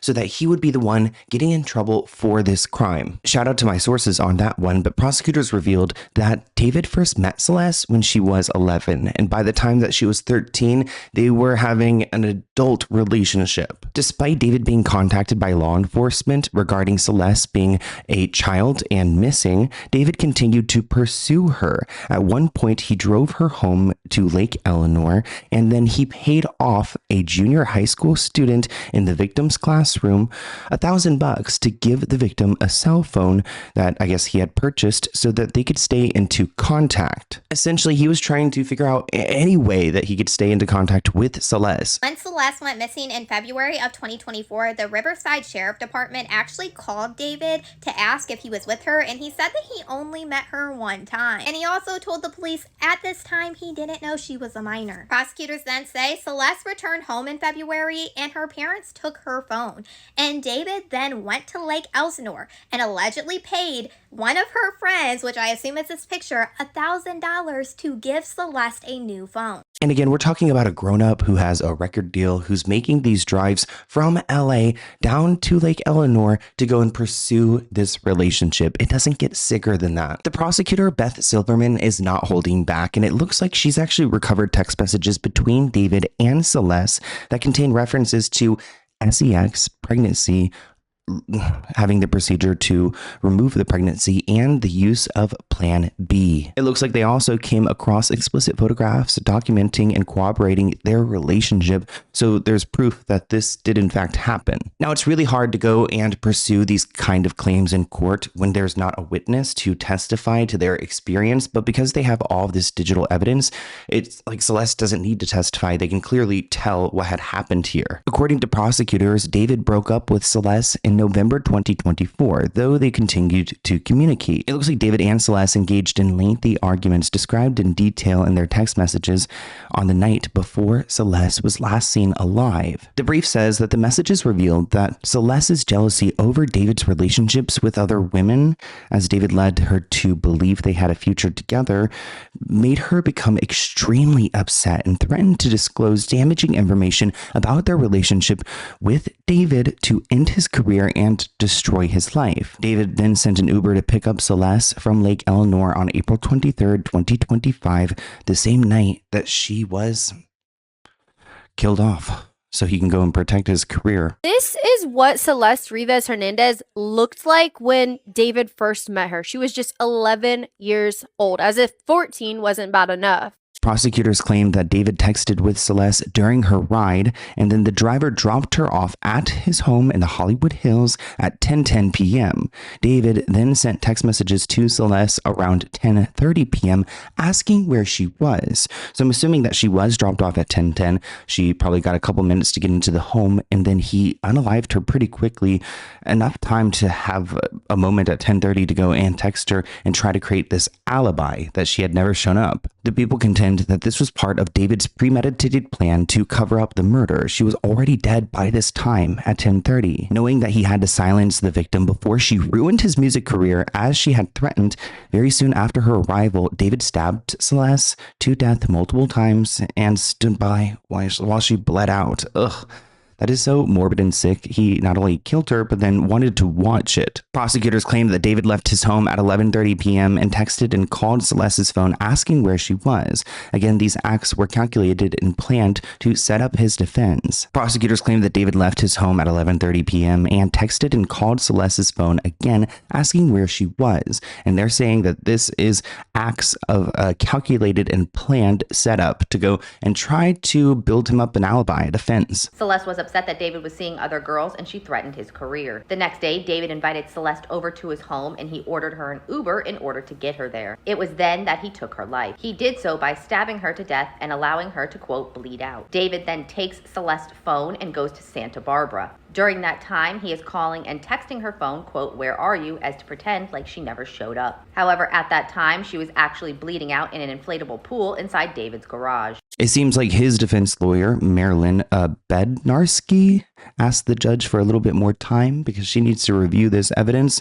Take all the time you want, but this guy is not getting out. Now, I want to give you guys a disclaimer. We've talked about some graphic things so far, but it's going to get a lot more graphic. So David allegedly used a chainsaw to dismember Celeste's body. So after David stabbed her and watched her die, he then ordered a shovel from Home Depot the next day from Postmates that was delivered to his home. On May 1st, he allegedly ordered 2 chainsaws from Amazon that were delivered to his home. And then on May 5th, he also ordered a body bag, a heavy-duty laundry bag, and a blue inflatable pool. What makes this even more sketchy is that David didn't need a chainsaw or anything like this, and he ordered it all under a fake name, Victoria Mendez.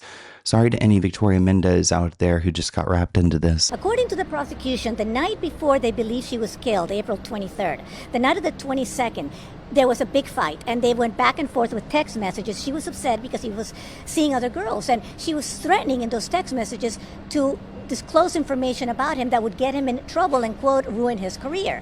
So he actually gets an Uber for her, according to prosecutors, and has her delivered to his home that day, April 23rd, to come to the house. He pays the Uber to drop her off, and according to them, that is when he killed her. They say he stabbed her to death, and he actually waited, according to this complaint, until she, quote unquote, bled out. From there, investigators say that David took horrifying measures to destroy and discard the victim's body. David placed her into a blue inflatable pool to prevent her blood from making a mess on his garage floor. He used the chainsaw and perhaps other tools to dismember her.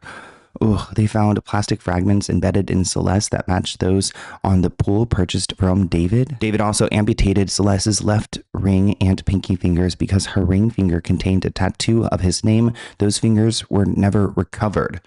Ew. Imagine him having it like somewhere. I did see a clip of him with something that almost looked like that, and it really disturbed me. Investigators served David with a search warrant back in September 2025, and even back then, they started to see signs that something was wrong. They could see that there was evidence consistent with dismemberment of a victim's body, which I don't quite understand. Why did he take the trip up to Santa Barbara if he had already done this in his garage? They also found DNA evidence. There is DNA evidence there, so it looks like at first they said they didn't really find anything, but they found a ton of stuff, so you can't really believe what the police say at first. I don't know why he didn't just get rid of the body. The only thing I can think of was a trophy.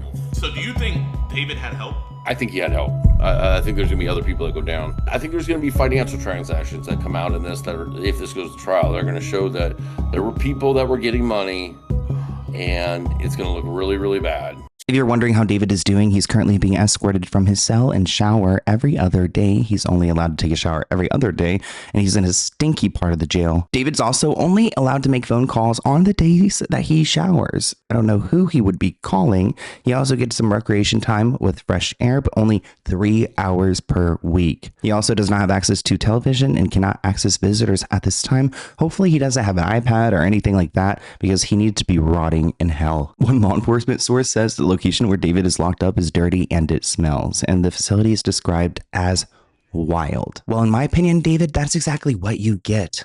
A facility that smells wild and rotting. It's so sick learning that he did this all in the Hollywood Hills home, and that he was there like with the inflatable balloon, ordering things online, just acting normal. Also, I was under the understanding that in this big $20,000 home that he has, that there were other people living there. Like, I remember that Steve, the investigator, said that there were other medications found there prescribed to different people. So he was under the assumption that maybe other people had lived there, which makes me wonder, if they lived there, how could you not hear a chainsaw going off or not witness any of this stuff happening? So I have a lot of questions. Eyes will be on the criminal court building downtown this morning as singer David Burke returns to court in the murder case of 14-year-old Celeste Rivas Hernandez. As we have been reporting all morning, he's accused of killing the teenage girl whose dismembered was found in the trunk of his car last year. This week, David was in court facing the murder trial of Celeste Rivas. There were disturbing images shown in court of Celeste and how decomposed her body was. It was also revealed how meticulous David was with his plan and how his team plans to frame him as an innocent man. I was in the courtroom with David, and I'm telling you guys everything I saw. So let's get into it. This week, I was one of the few people who got to see all the evidence in the David trial because I was there in person in the same room as him. I want to talk to you guys about the preliminary hearing that I attended because I saw all the evidence firsthand. If you don't know what a preliminary hearing is, it's pretty much a hearing for the judge to decide if there's enough evidence to charge this person with these crimes. Then either a plea deal will be presented or it'll go to a real trial with a jury. There are two key players that we need to talk about as we go through this video. It's Beth Silverman, who I'm a huge fan of. She's the prosecutor. She's representing the people.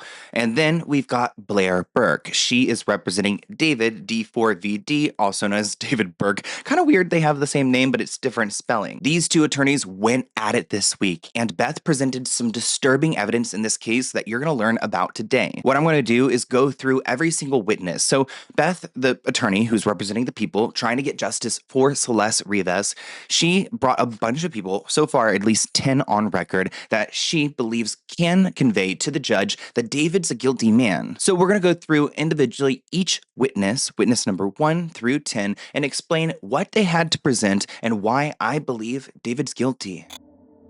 Witness number 1, Deputy Juan.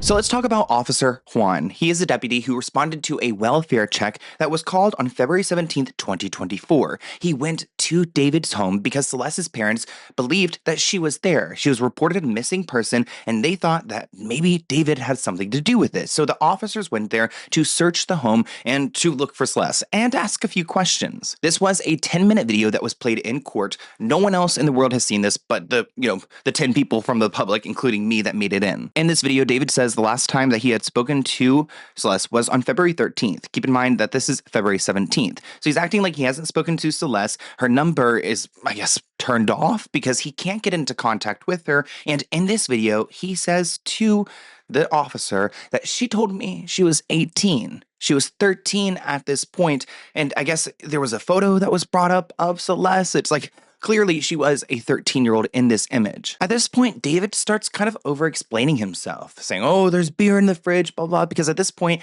he's not able to legally drink. He's under 21. So he's like kind of already trying to tell the officers, oh, there's beer, there's stuff going on, there's things here, because musicians come in and out of this house, but there's no sign of Celeste, and he was adamant about it. Him and his partner, another officer, they searched the house together. They were speaking to David. David was comfortably eating. It almost seemed like he was too relaxed for someone who's and having officers in their home looking for a missing person. Juan said at one point that he did see some Hello Kitty stuff, which, David is into Hello Kitty. Also, Celeste was into Hello Kitty, so we don't know who that belonged to, but he did note that. Actually, at some point in their interaction, David was bragging about his career to the officers, talking about his streaming and how successful he is, and it's just so cringe to watch, especially knowing what he's become. Blair Burke, David's attorney, of course, thought that he acted perfectly fine in this clip, but Beth Silverman, the prosecutor, made it very clear that David wasn't cooperative because he definitely knew where Celeste was, according to the evidence they have. Actually, at one point, she said, did David tell Juan that he was having sex with her? She said that out loud. Did you tell the officer that you're having sex with a 13-year-old? Witness number 2, Detective Josh. Now, Detective Josh definitely had the most disturbing moment on the stand because that is when we were shown the pictures of Celeste's body. I saw what she looked like in the bags. I saw what the trunk looked like. I saw so many images of the trunk, and he described his experience because remember, the car was first towed on September 3rd. Then he was called to the impound lot on September 5th when it was discovered because of the smell was so bad. People called the police because what the hell could that be? And he said it smelled really disgusting. He also said that there was a lot of liquid inside the vehicle because she had been decomposing since July 29th. It's pretty much been confirmed. We'll get to that point at some point. But David left her on the side of the road on July 29th. They showed us images of him walking from the vehicle back to his house. So let's not get ahead of ourselves. So the images, I did redraw them for myself. There are some court images online, but there was one image of a black bag. This is a black bag, and the tie was blue. Well, when they started to open up the bags, they found in this one in particular, there are these limbs that were so this bag included her arms and the bottom portion of her legs. And when I was looking into looking at the pictures in court, I mean, it was disturbing. Celeste's parents were closing their eyes, getting emotional. Her mom was crying. I can't even describe how dark that felt.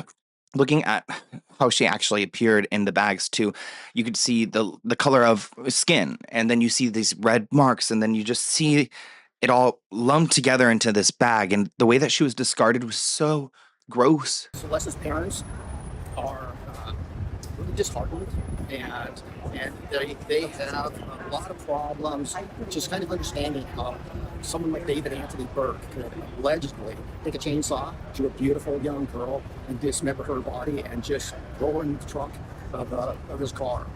And so it's been very hard for them. David needs to be locked up for the rest of his life.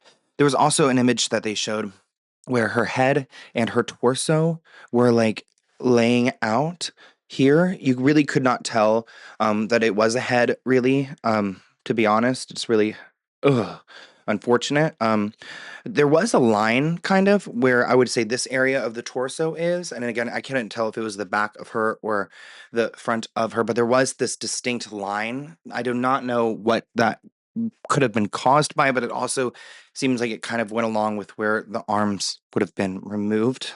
We also got an image of her kneecap, and this is really important. It will be important later in this video because the kneecap, it had a bunch of blue pieces of plastic in it. So many little pieces of blue plastic, which, how did that get there into her kneecap? We also saw a picture of her hand. She had the tattoo, which looking at the image, it was actually very dark black. It was a very dark black tattoo. You could really see it. And that was on one of her hands. But the other hand, where she supposedly had David's name tattooed, two of the fingers were missing. And yes, they showed pictures of that as well.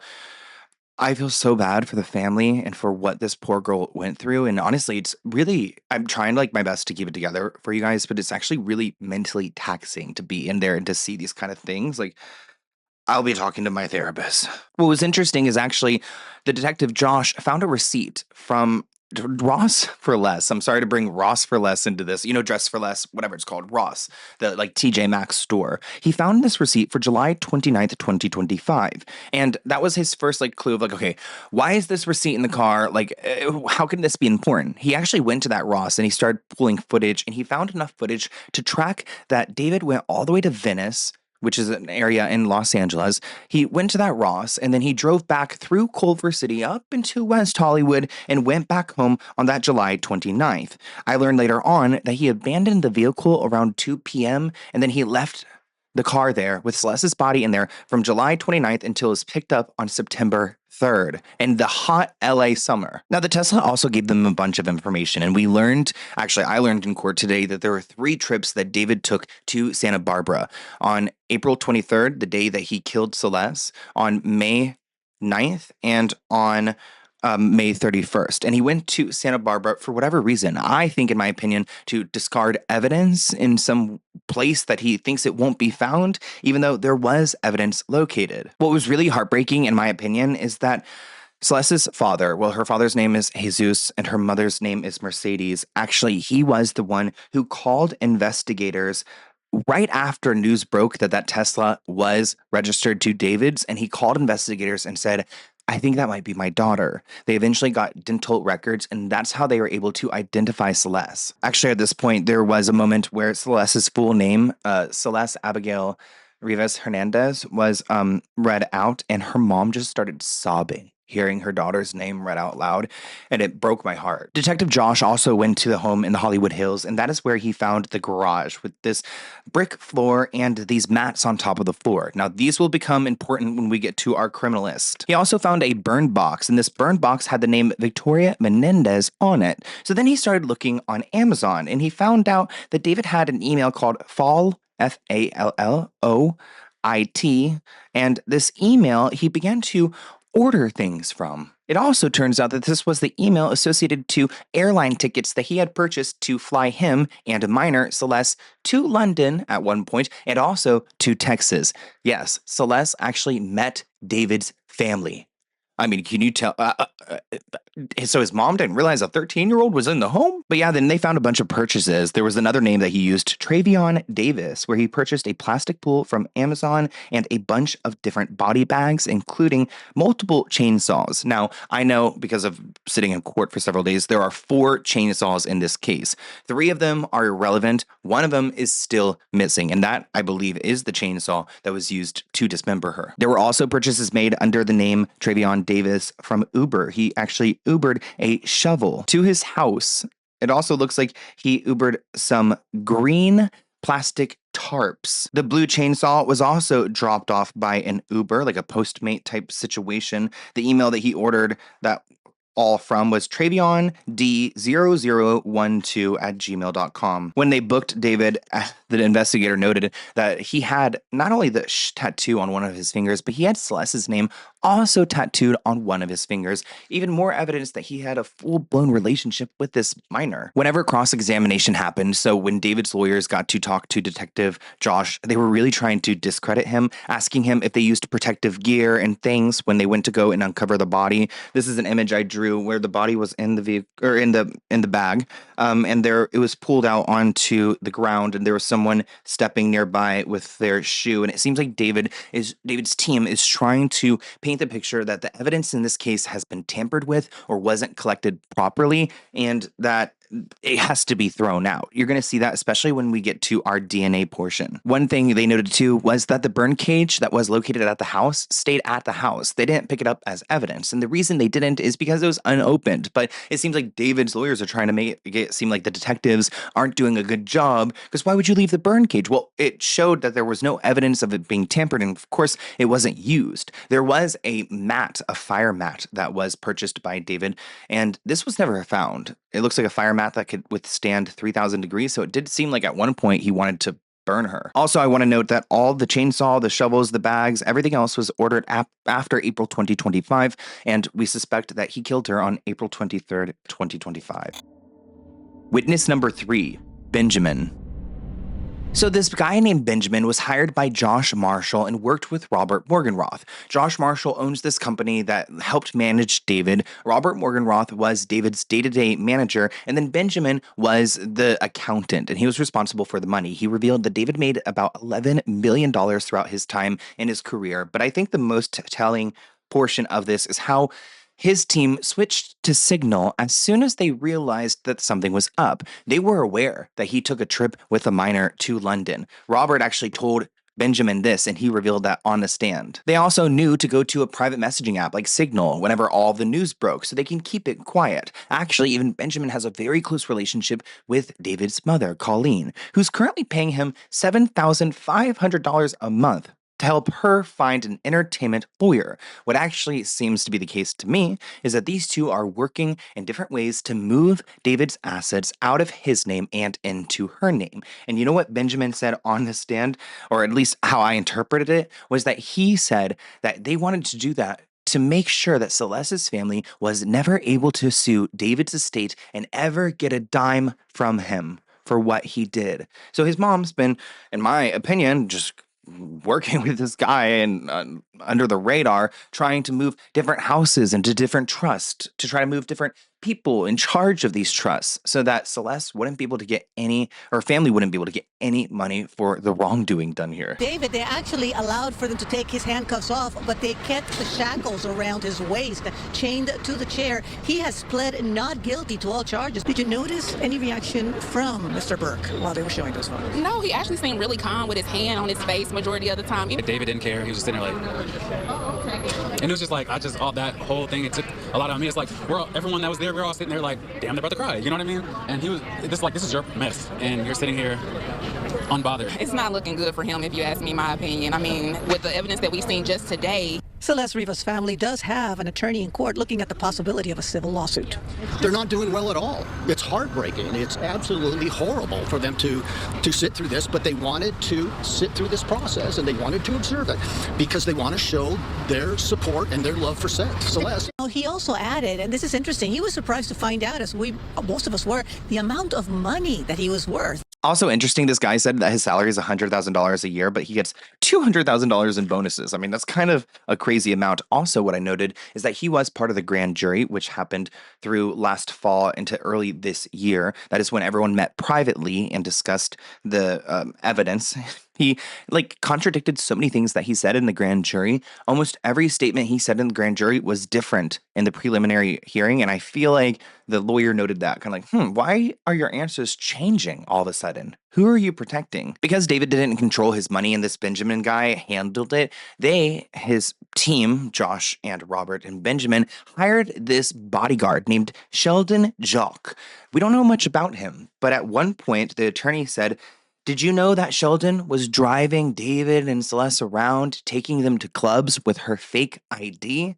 Did you know that they were having parties at the home in the Hollywood Hills?" Because this guy was a live-in security. So I'd love to know more from Sheldon. Like, who's this guy and why was he protecting this relationship for David? I mean, how much money were they paying him? Witness number 4, Louis. Now, Louis, I don't really have much to say about him. He works at Interscope and he handled a lot of David's contracts. I don't know what the point of this really was in trial, maybe to prove how much money David has, because the contracts I guess he had with his record label could add up to $24 million in revenue. They did terminate him in December 2025. Honestly, in my opinion, a little bit too late, but there's really I feel like when it came to him, it was so much about the contracts and the termination. And I don't know if the lawyer was trying to prove a point that Interscope was trying to at least protect David at some point because they viewed him as a valuable asset as far as revenue goes, but it seems to be that way. He did have a big brand merch deal. You guys may remember he had these shirts that had blood stains all over it. Those were found in the garage at where the crime scene was, where Celeste was killed. It was tested for blood. There was no actual blood used in the merchandise that was created, but pretty morbid that he unalived her in this garage. In the same garage, he created this blood-splattered clothing to sell to people. I wonder what inspired him. Witness number 5, Officer Sean. So on January 7th, 2026 at 1:40 p.m., Officer Sean got a call because a Caltrans employee, someone who works on the highways and managing highway traffic, found an ID that was Celeste's. It was a passport kind of ID. This is my horrible drawing, but it was Celeste's, and they found it on the side of the road. Actually, the highway was Highway 154 in the Santa Barbara St. Marie area, I believe.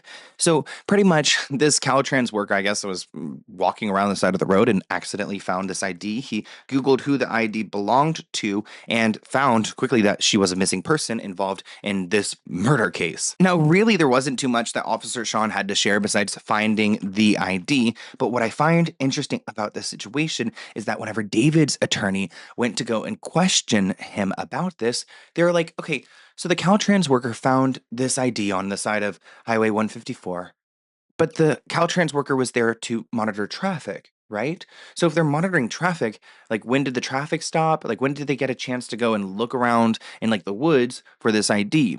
And I felt like they were trying to trap him, being like trying to make it seem like maybe the ID was planted in some way, or maybe weather could have taken it multiple hours up north, which does not make sense to me. But Officer Sean had a great response. He was like, you know what? I spoke to the Caltrans worker, and every time he goes on a job, he looks on the shoulder of the highway. He looks around because he says he's found some crazy things. And I can imagine if you have that job, you're on the side of the highway, you might like find crazy things on the side of the highway. And he did. He found the ID of this missing little girl. But there's more to even tie David to Santa Barbara and these trips.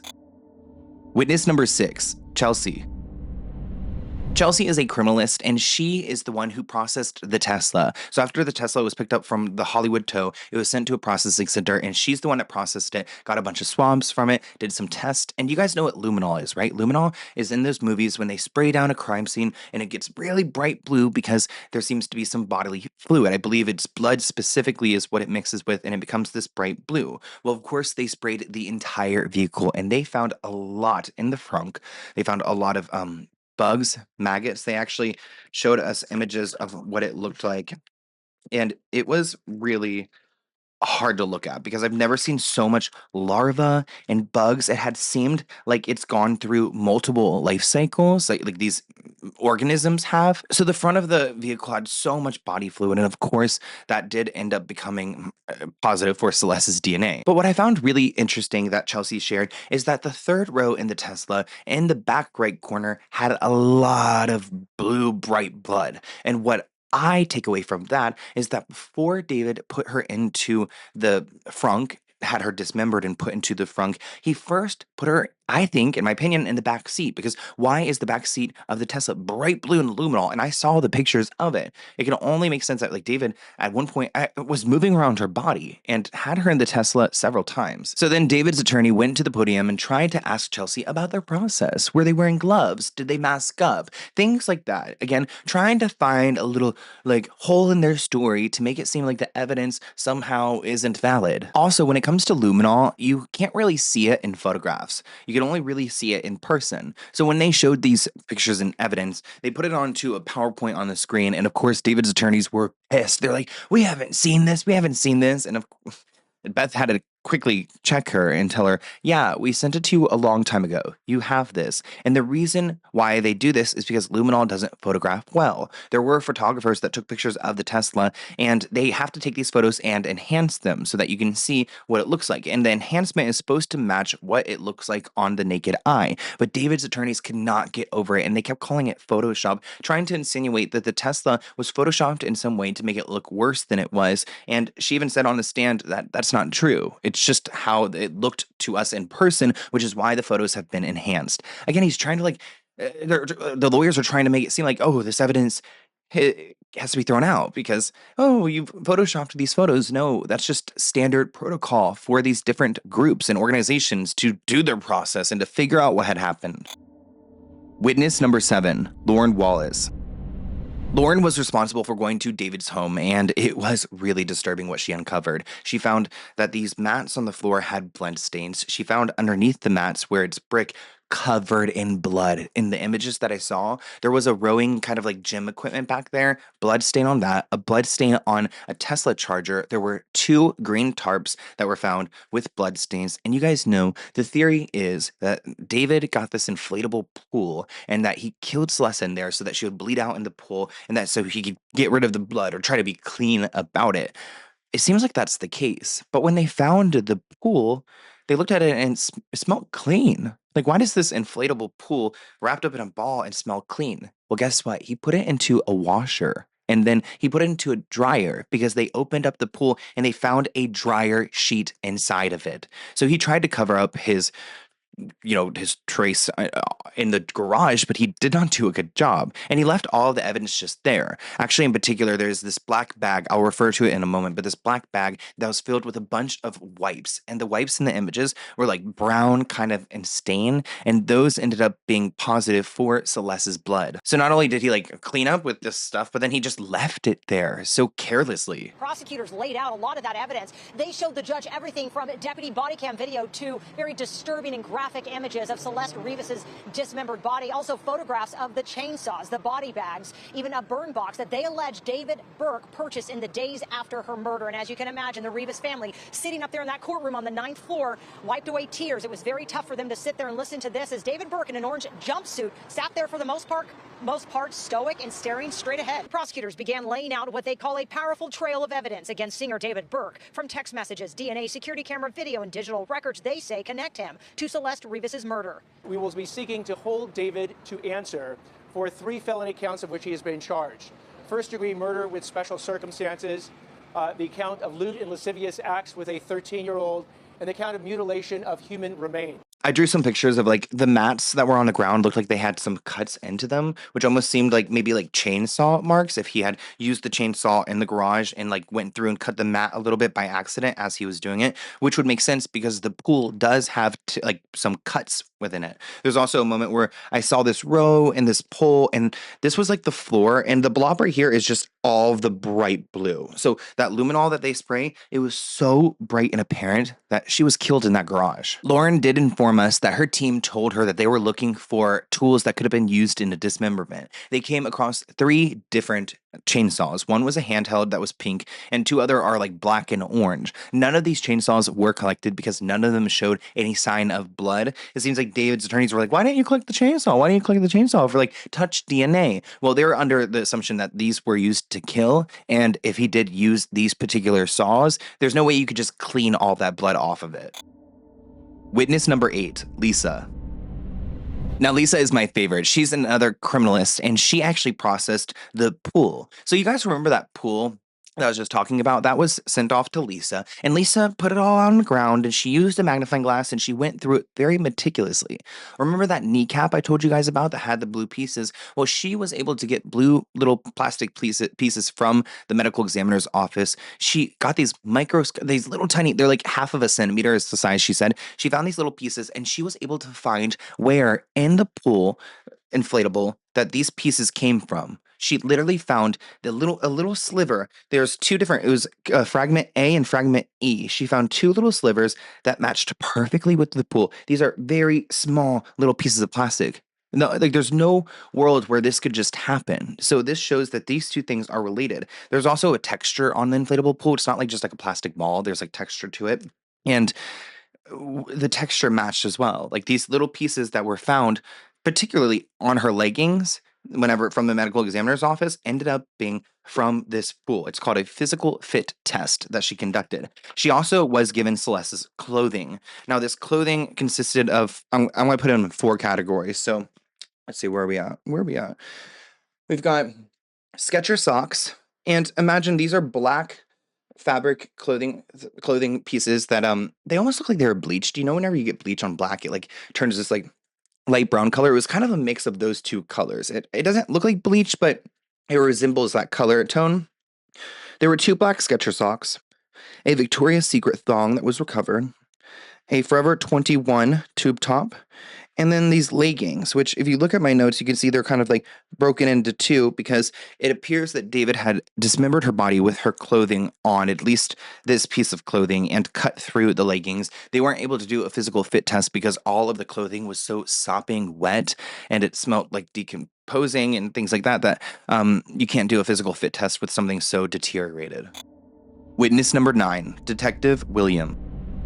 Now, Detective William had a really interesting job because he was the one that connected David's phone and David's Tesla to the trips to Santa Barbara. Like I said earlier, he took 3 different trips to Santa Barbara, and he was able to use the cell towers that the devices connect to track that both of these devices traveled at the same time to these locations. On April 23rd, the Tesla was seen traveling away at 11:31 p.m. Keep in mind, the story is that David ordered Celeste an Uber from Lake Eleanor to come to the Hollywood Hills to meet and to talk because she was threatening to release details of their relationship. That is why he unalived her. Well, it seems like shortly after she was dropped off, he took a trip to Santa Barbara. He left at 11:31 and he got there at 4:03 a.m.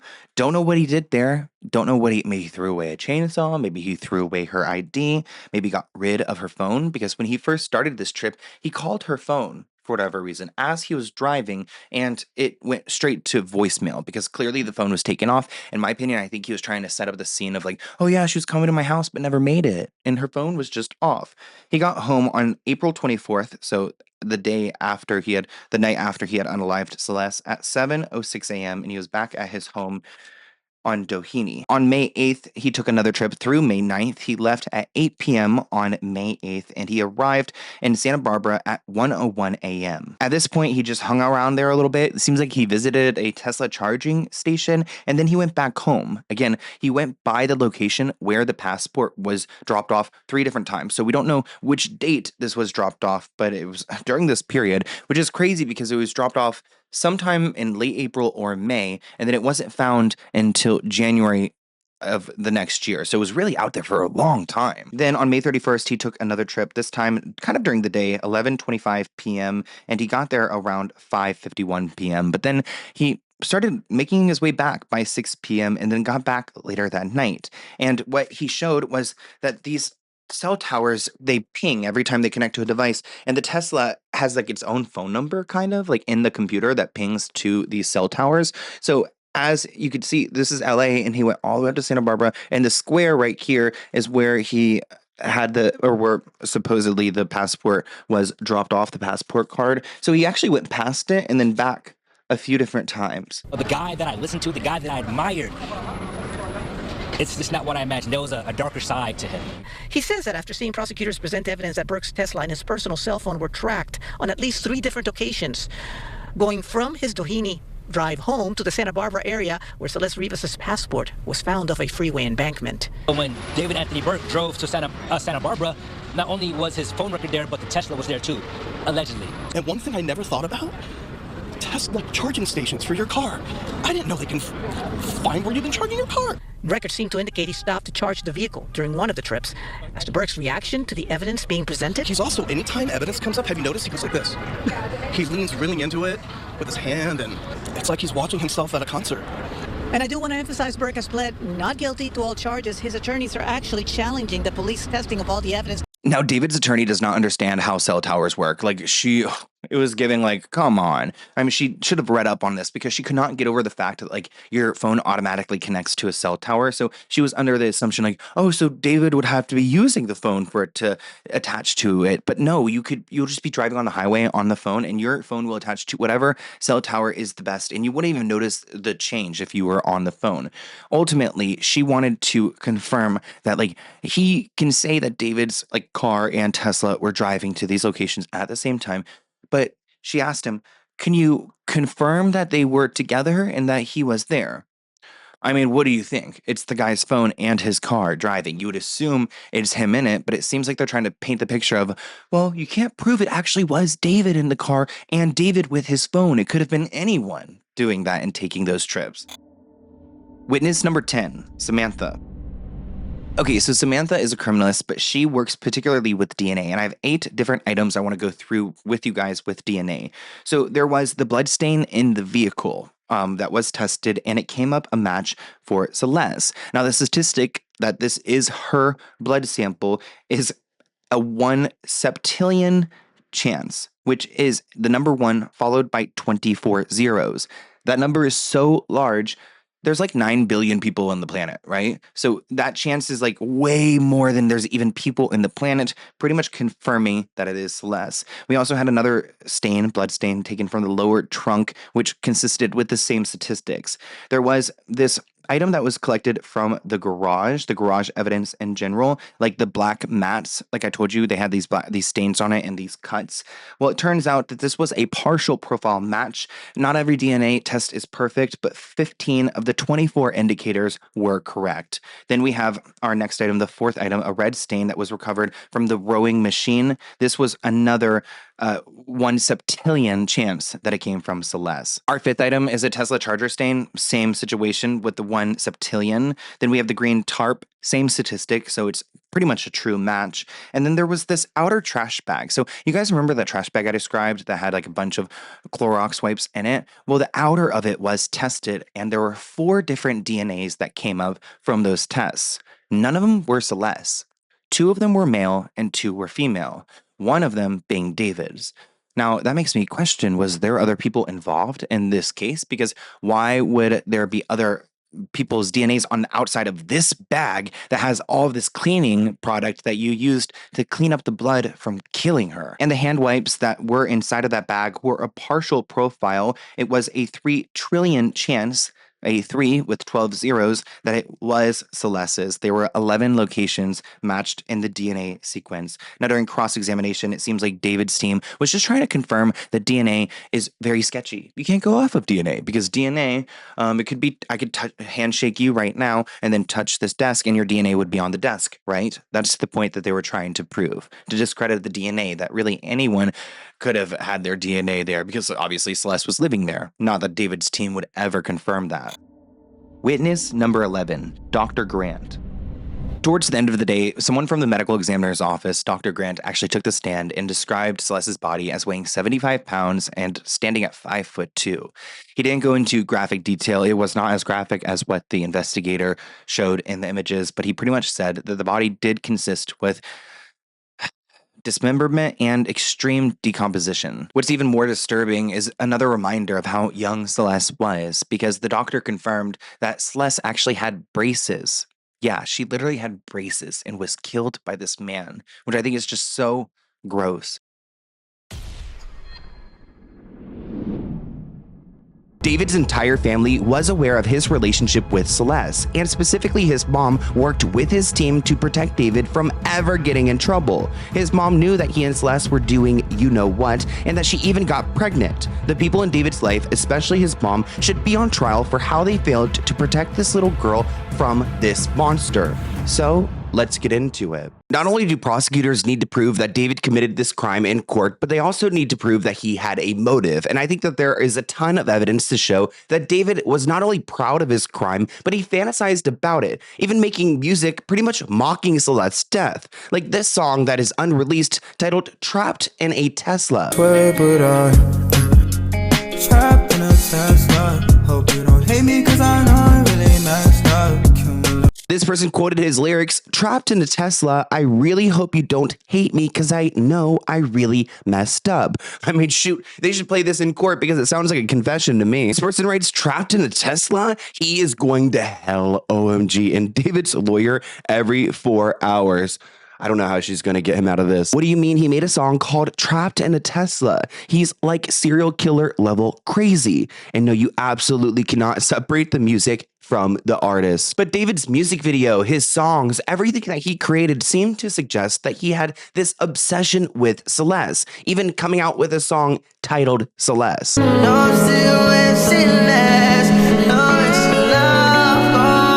In my opinion, the motive is very clear because David wanted to protect his career and Celeste began to realize that she had some power in the relationship because she realizes that their relationship is completely illegal and how David is going to great lengths to try to cover up their romance, their statutory romance. Yo, I media trained you. No, you didn't. That's controversial. It's controversial of kids. Really good. Okay, it's been a good one. Bye. Bye, guys. Mwah, mwah, mwah, mwah, mwah. Oh my! Delete everything. Delete everything. Everything goes. Everything. Pray for his career, chat. Are we done? Are we?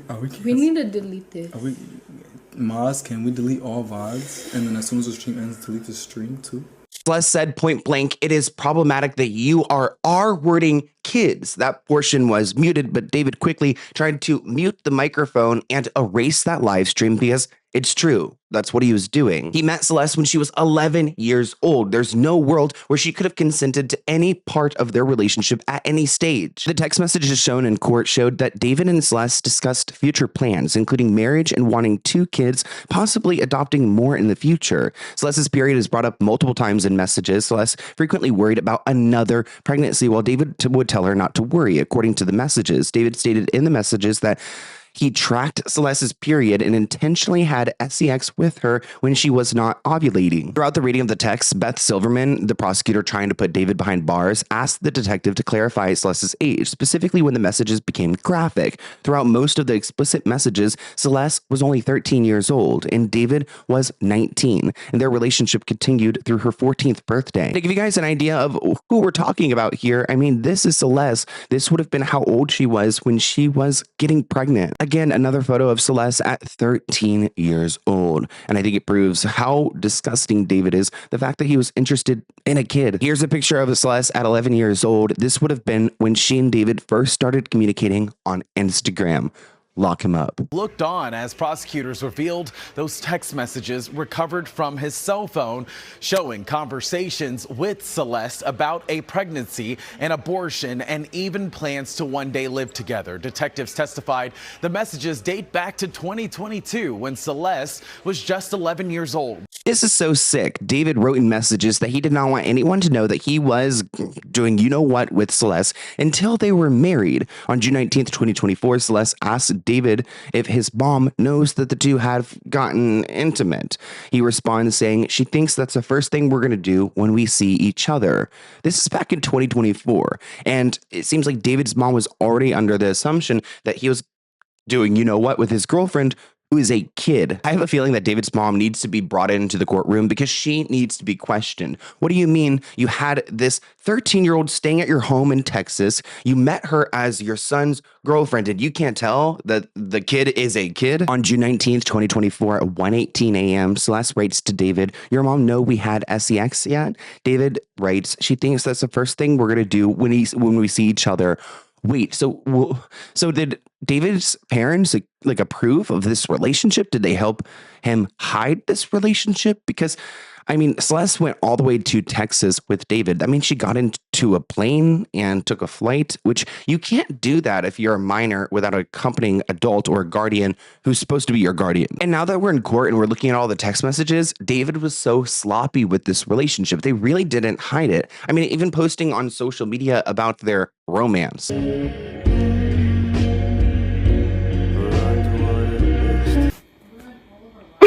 Why are you doing this, yo? This is not this. On June 27th, 2024, Celeste describes painful sex, saying it hurts. David argued that he did not hurt Celeste because he didn't hear her say, ow. Celeste responded numerous times saying she was, in fact, hurt. Because she's a literal child, not supposed to be doing that. One of the biggest theories in this case was that Celeste was pregnant, and that is why David ultimately took her life. I believe she was threatening to expose their relationship, and that is why he did it, because the pregnancy had been terminated before her death even happened. Speculations swirled online over whether Celeste had been pregnant after prosecutors reviewed their plan to present text correspondence with references to abortion and Plan B. Prosecutors say that David stabbed Celeste, who was 14 on April 23rd, 2025, to silence her from divulging the nature of their relationship as his career soared. He was 18 and she was 13 when the sexual you-know-what began. On August 30th, 2024 at 2:08 a.m., Celeste writes to David, realistically, I care about you. I killed my kid first, you. David, it has to be the right time with the least complications. Celeste writes, I still would have been there for it. David writes, yeah, selfishly, because it would have also been mine. Celeste says, David, I'm going to have to lie to people around me, even my kid, for the rest of my life. Celeste added, I don't like talking about it because it gets me really upset, but I'll do it again, showing that she's brainwashed by this man. This person writes they were talking about pregnancy in 2023, so she was like, what, 12 years old? My God. Another person added that Celeste told David that she was 18, but he was well aware that she wasn't 18. I mean, in April 2024, cops were at his home looking for Celeste. So then he should have learned then, right? Not getting her pregnant by August of the same year. He was 18 and she was 12 when he got her pregnant. This person writes, this man is sick. Like, just why? My daughter wasn't allowed to go on a bike ride at 12 by herself. She's 16 and I know where she's at all times. Why aren't the parents also being held accountable? I don't know the extent of how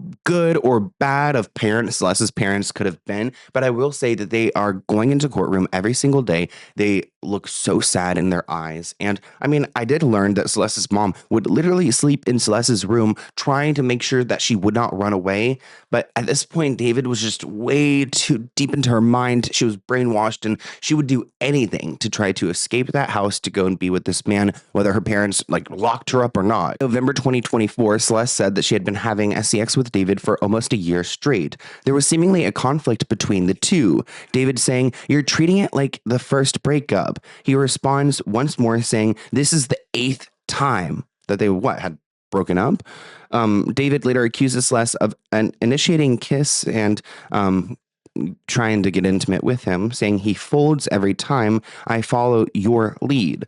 Interesting. So by November 2024, he's trying to shift blame and say, you're the one who's causing this relationship. You're the one to blame. And of course, as these text messages are being read in the courtroom, David is distracted. He's hunched over on the table, scribbling on his yellow notepad, just trying to ignore all of the evidence, probably because he knows it's going to be the nail in his coffin. There was also discussions about different media that was found on David's phone, content showing him and Celeste doing you know what. David wrote that there were a few different tapes of them. Celeste asked David not to leak it, and David said back, "You don't want to leak it." So again, she was 13 years old having a conversation with a man about a tape that they had filmed that should have never been recorded. Should have never happened in the first place. Blind item about David all the way back from September literally just confirmed exactly what prosecutors said that they found in David's phone. As soon as I heard these prosecutors say that they found inappropriate content of children on David's phone, I automatically gasped because I kept thinking about the blind items that kept coming out about David. This blind item about David literally came out 2 weeks after they found Celeste in the frunk of his Tesla. And it said the rapper bragged about how he has hundreds of hours of pee recorded with underage girls. This person writes that he's a disgusting human to hold an sex tape over a child's head when she probably wasn't even doing those types of things before he came into the picture. So wrong. Absolutely disgusting. I hope he gets obliterated in jail. And that is so disgusting. Poor child. There needs to be justice for Celeste. And I want to talk to you guys about Operation Awesome. This is a term that was used between David and Celeste to describe their plan of using David's bodyguard, Sheldon Jock, to essentially help Celeste escape from her home and move in with David permanently. Remember, the cops went to David's home in April 2024 looking for her. Well, David texted Celeste in June 2024, writing, "I can't wait to move in together without the cops bitching, baby." He also floated the prospect of the two eloping in Italy. I don't know how that would make sense because she, again, is a child. And David's phone showed the conversations these two had about Operation Awesome that ended up with her dead. The pair did break up in November 2024, but they stayed in contact. Of course they did, because he killed her in April 2025. What's so weird to me is that everyone in David's life, I learned in court that Robert Morgenroth, Josh Marshall, his accountant Benjamin, who works very closely with his mother Colleen, everyone was aware of David being in this relationship. Actually, in April 2025, one of David's producers asked him, it was caught in the background, if he was still dating that minor. So how many people knew about this relationship? Fucking farm boy, I'll beat the shit out of him. Are you still dating that minor?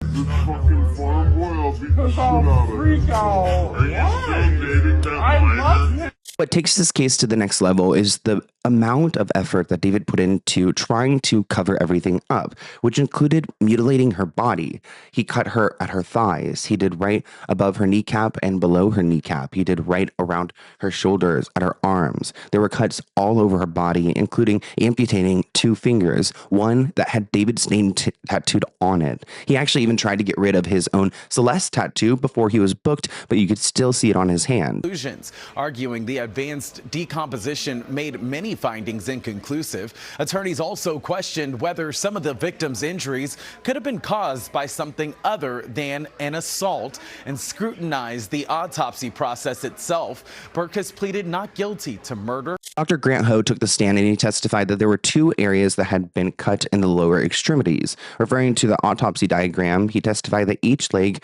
showed 2 dismemberment sites, one around the upper thigh and one below the knee. Although diagrams are not drawn to scale, he noted that the cut on the right thigh was lower than the cut on the left thigh, meaning that the cuts occurred at different positions on each leg. The defense team tried to ask Dr. Ho if Celeste could have stabbed herself. Could have that been a way that she died? Which, of course, he said that these wounds found on her body, they don't really consist with someone who was harming themselves. It would have been difficult to go and stab herself in the diaphragm in this way. One of the wounds were discovered on her right abdomen and another on her chest. The wound to her abdomen actually went to her liver. When the doctor was asked by David's lawyers whether Celeste could have been holding the instrument that caused the wounds, he responded that we usually would find hesitation marks if that were the case, but there weren't. And these two stabbings ultimately led to her death. Can't believe that there's a world where David's team would feel comfortable even suggesting the idea that Celeste could have done this to herself. So did she buy the inflatable pool under David's Amazon and buy the chainsaws and chopped herself up after killing herself? Dr. Ho testified that in addition to the amputated arms, the left ring and left pinky finger were also amputated, and it looked like those cut surfaces were clean and smooth. So unlike the chainsaw, it seems like a knife was maybe used then. The penetration of one of the stabbings went as far as 2 inches in length and 1.5 inches in depth. That tells me that it was a very powerful movement towards that body, and it was from front to back. And yeah, it's a horrible. One thing I want to make sure that we never forget: this is not a movie we're watching. This is not something that we're just another case, another number. This is a real life experience that Celeste went through. Dr. Ho described her body as decomposed, discolored, and with multiple dismemberment sites. The left arm rested somewhat behind the body. He noted the change in skin color and slippage, and where the areas of skin where they have dried. He said at one point that Celeste's face showed partial skeletization with the left eye missing and significant liquefaction of the soft tissue. There were some black, short, curly hairs found, which sounds kind of like David. Maybe it also could have been Celeste's hair. It's insane to me that he always had a plan when it came to how he's going to handle this. Remember, he even created his blood-splattered merch in the same house that he ended up killing Celeste. They even had to go and test these shirts and the fake blood to make sure it wasn't her real blood that was being used. And his music career was so based off of Celeste. I mean, every single time she had a birthday, he would release a new song in honor of her. Dude, that's crazy. Dude, so it's not standardized. So it's not, so I can go like this? Yeah. No, I didn't inspect Element. I swear to God, I'm in LA and it says September 7th for me. Case correct. It's actually the most... Guys, everything lines up. Guys, you're talking about, what would be the other list?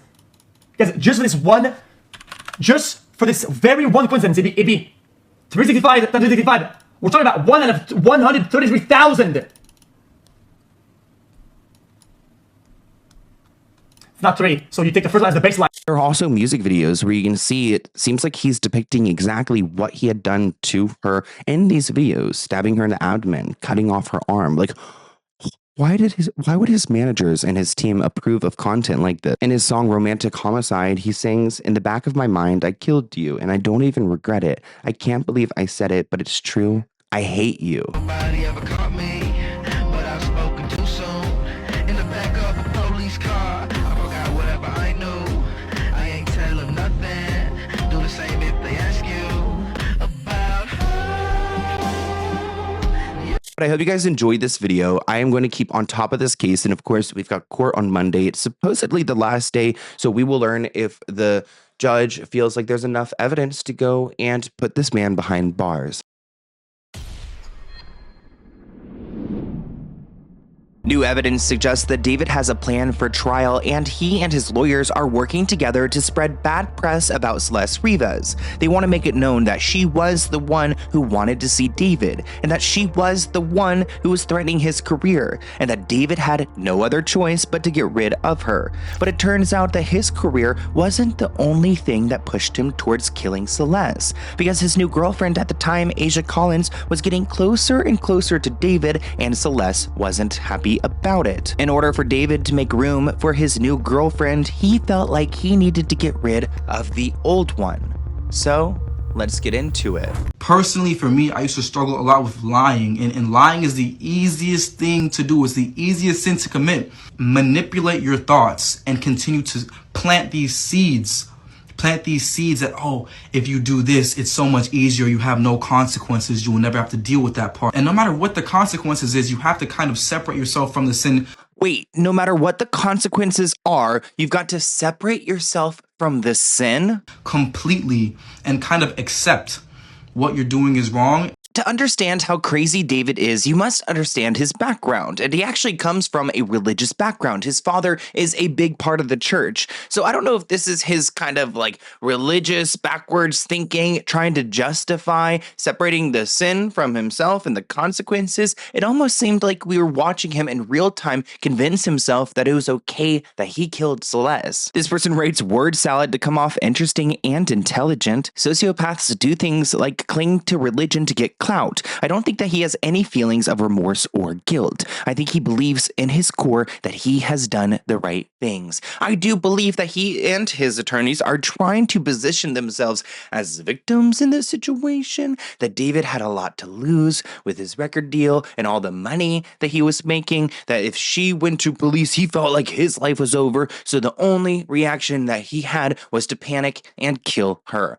I mean, golly, if we go to trial and he tries to say something like this, I don't know how I'll be able to hold myself. I mean, what? What do you mean, dude? I'm sure everyone in the courtroom is gagged to think that they would try to shift the blame onto a child. I don't care if she said she's going to mutilate your you-know-what. This person writes, David's just telling us how easily he finds it to lie and separating himself from the immortal actions. I don't get why he just didn't hand himself in instead of dropping 1 million breadcrumbs. And that's the point of today's video. I want to go through some of the pieces of evidence that we haven't discussed yet and some of the questions that don't really make sense that I hope will be answered in trial. Remember, we just had the preliminary hearing where the judge got to hear all of the evidence against David, and she decided the 3 charges against him would stick in court. So now we're going to a real trial with a real jury. But our friend Steve, the investigator, who I believe is a witness, shared this on X, and I wanted to read it to you guys. He says, David says his parents are in town and uses that as an excuse for not being able to see Celeste. Because remember, Celeste insisted that she wanted to go to David's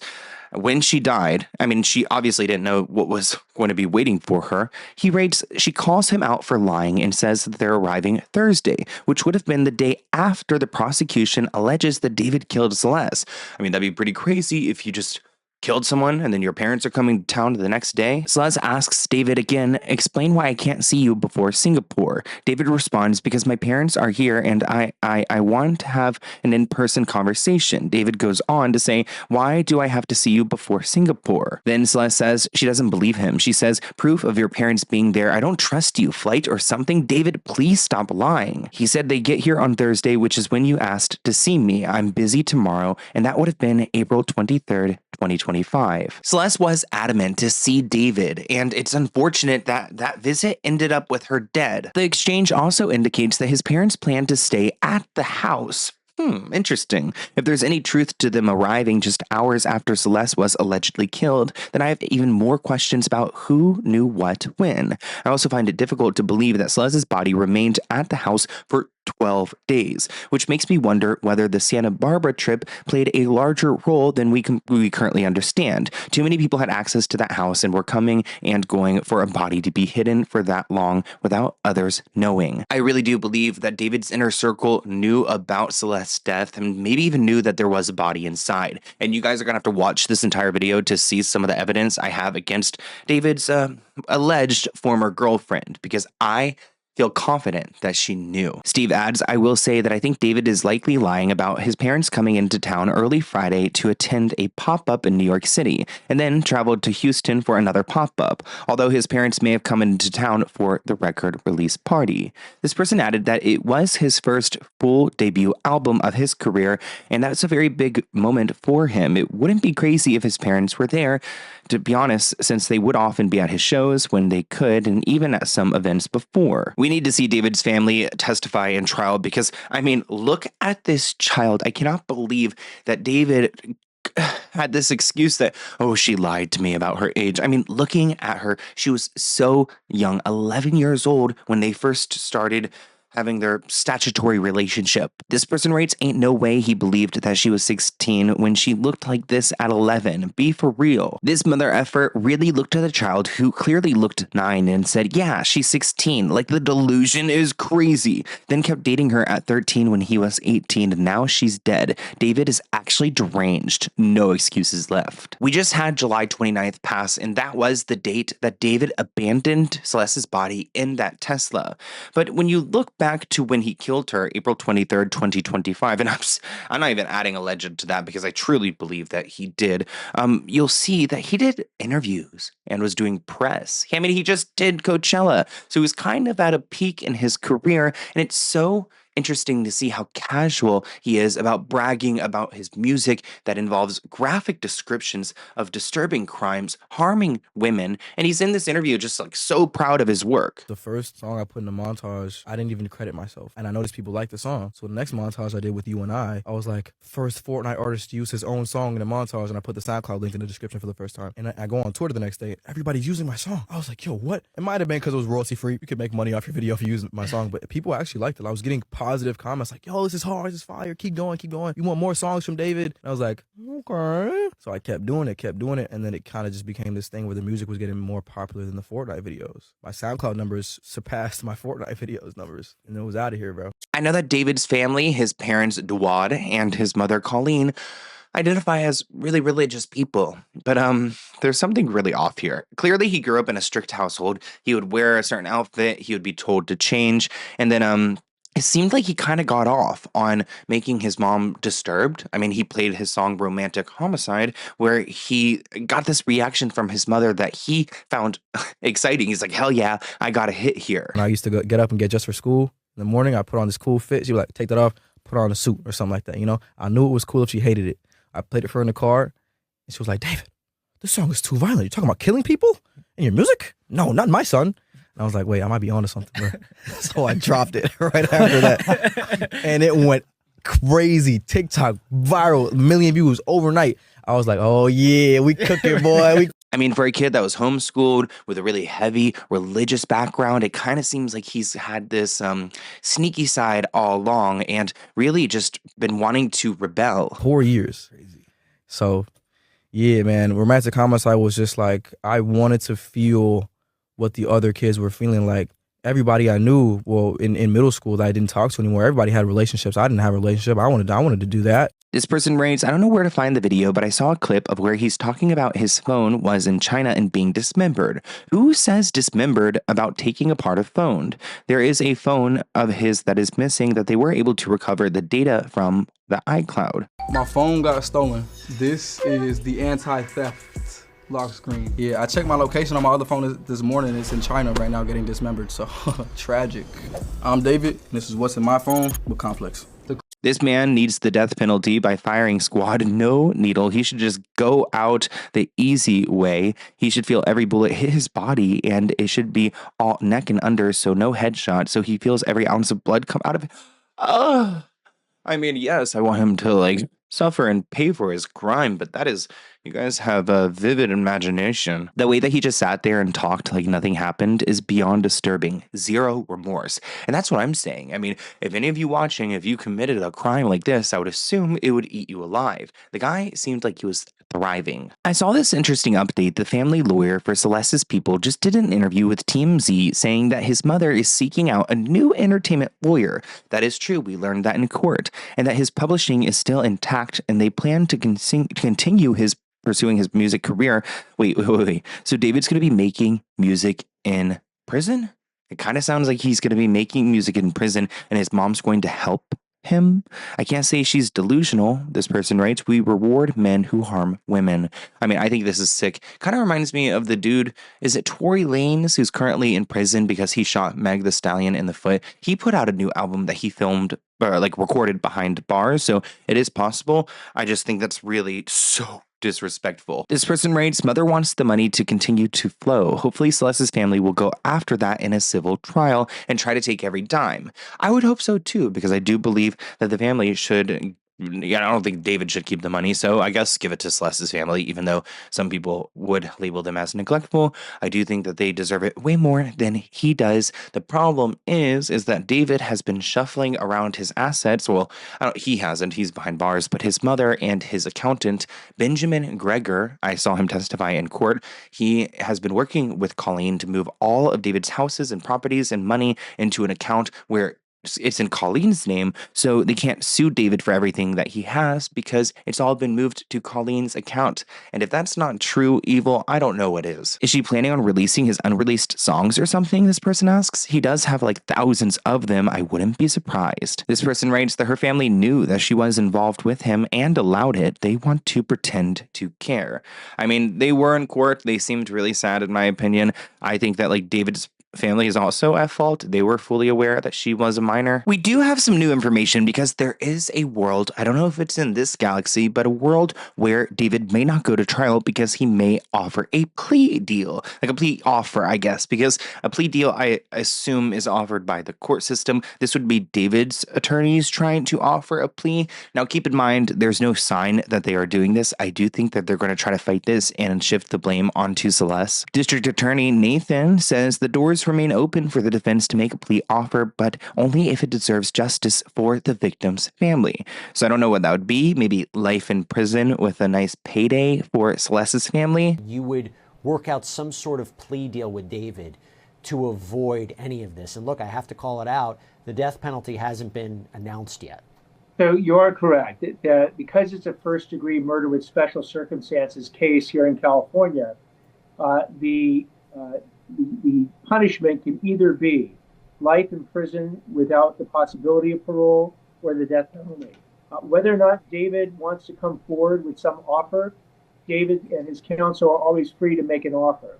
But I do hope there's a world where there isn't a plea offer because I do believe that he deserves to be punished. I don't think that this is an opportunity for him to flex his wealth, give the family a gift, like a payment for Celeste, and then get a lighter sentence at a celebrity prison. I just don't think that that's fair either. Let's speak about Asia Collins. You guys know Asia was very close with David. She was actually on his tour before it was canceled because it was uncovered that he killed someone.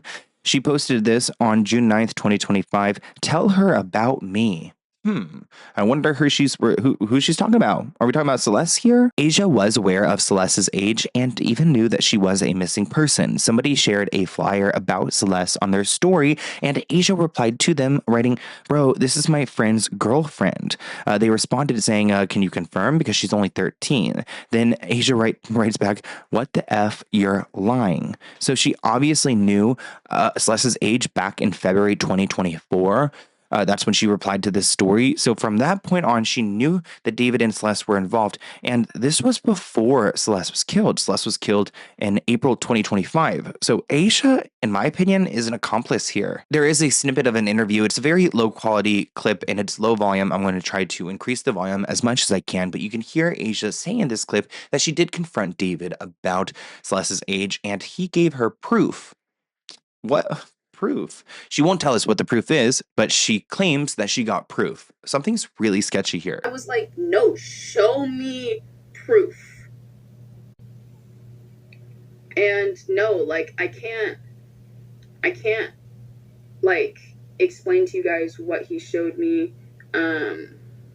So Asia's all excited to tell us that she's seen evidence that Celeste was an adult, but she won't tell us what she saw. Is that her trying to excuse the fact that she knew that Celeste was a minor since February 2024? But of course, she didn't want to go and call out David for this. Why? Because she benefited from their relationship, going on these Twitch live streams, going to these parties, hanging out with them. I mean, she was streaming with her friends at David's home, and there was a really interesting conversation that was picked up from the bathroom. It was in the kitchen. I don't know if they realized that these girls were streaming or what, but it seems like there were a lot of people who knew about this crime, from my opinion. I mean, if you look, there was a piece of evidence. It was, I think the 7th piece of evidence, which was a plastic bag found in the garage. There was a bunch of wipes with like blood dried onto it. And on this bag in particular, there were 4 different DNA sets. One was David's, and then one, we don't know who it was, another male. And then we've got 2 different female DNAs on it. Well, if you look at these video clips, it kind of sounds like we have the group right here. Did they have a little cleaning up party for David? It's kind of giving Harley Quinn. Okay. Aw, cute. I like it. And then, wait, what is this? Stickers? Stalkers. Oh.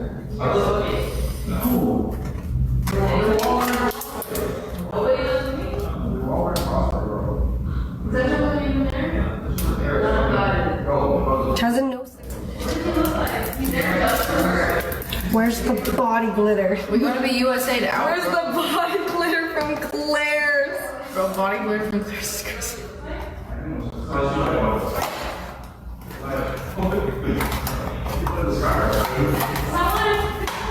Okay, clear glitter or Okay, chat. I'm gonna show you guys my. You guys remember how I brought up the fact that Steve, the investigator, was like, wait.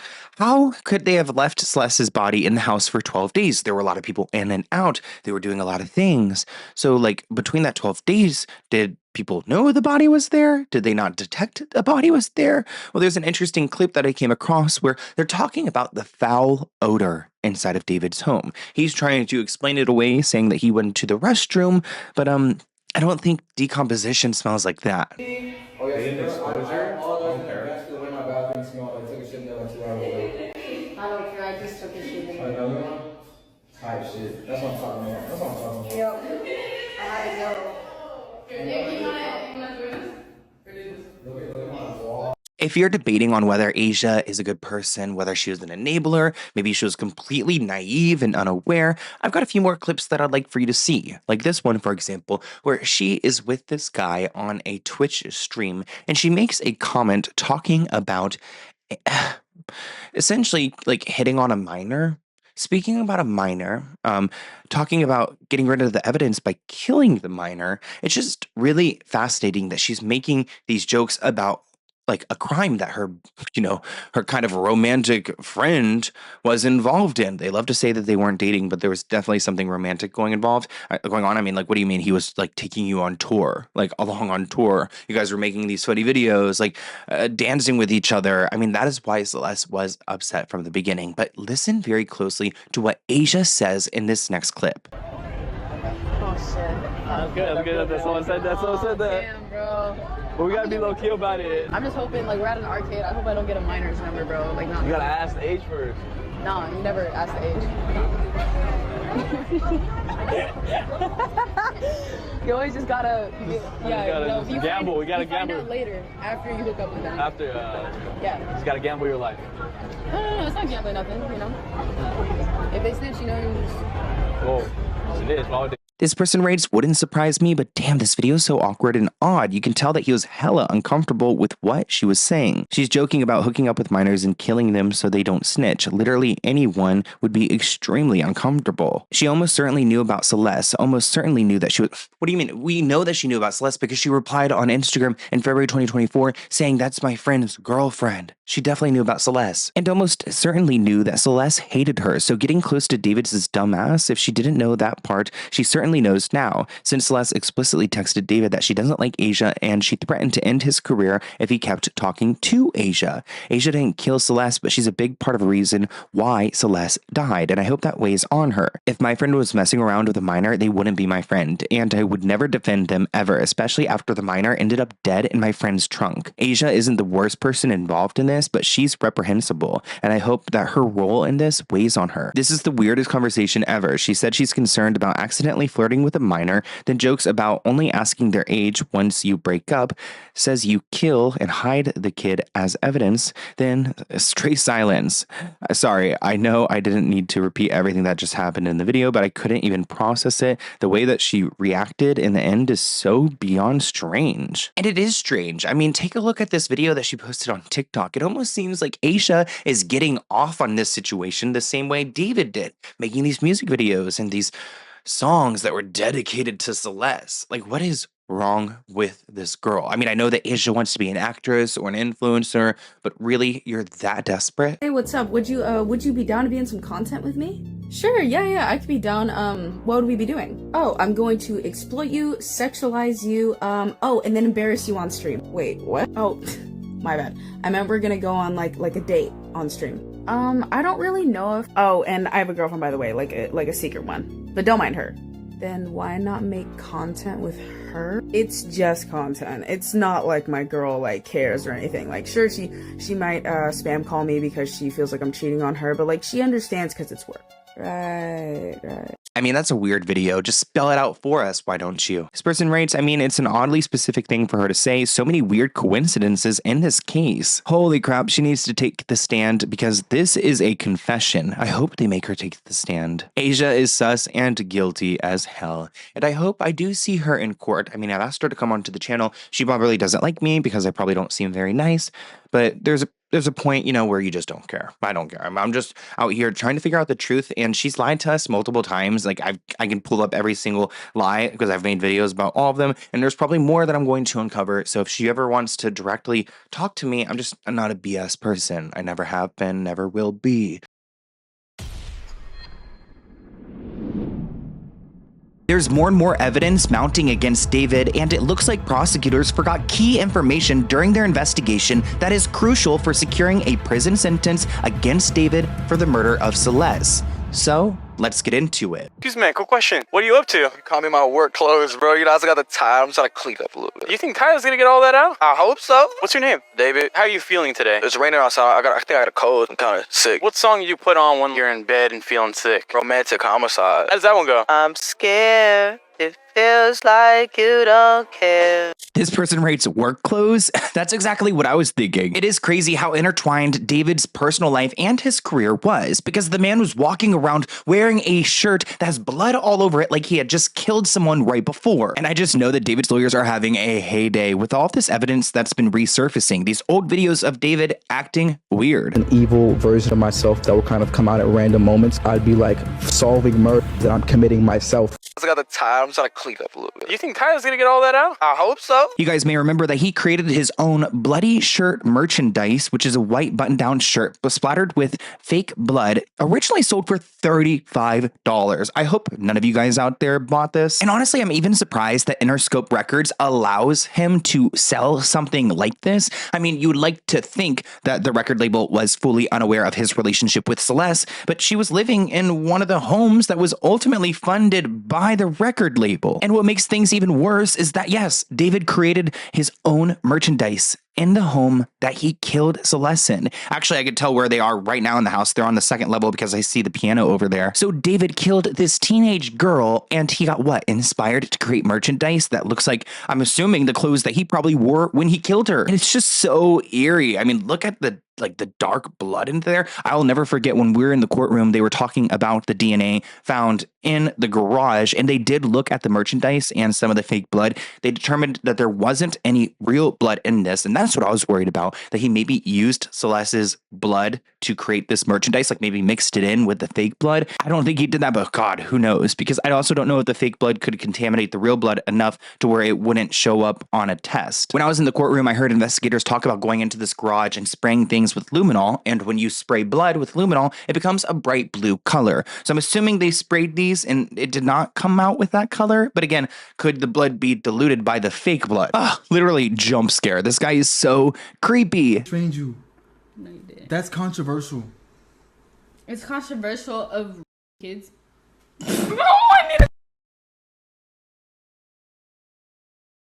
Really good. Okay, it's been a good one. Bye. Bye, guys. Mwah, mwah, mwah, mwah, mwah. Oh my! Delete everything. Delete everything. Everything goes. Everything goes. Exactly. David's lawyer is like, wait, how do we even get around defending this kind of man? I wouldn't be able to sleep at night. Yeah, matter of fact, shame on David's lawyers. I was in the same room with them looking at these disturbing pictures, and I can't imagine them willingly accepting his money after he did this to a child. I mean, hopefully the lawyers don't have any daughters, because imagine if that was your kid. I'm about to make my bloody shirt uniform for a tour. Excuse me. Go ahead and take your hand. Put some blood on that hand. Take that hand and put it on that shirt.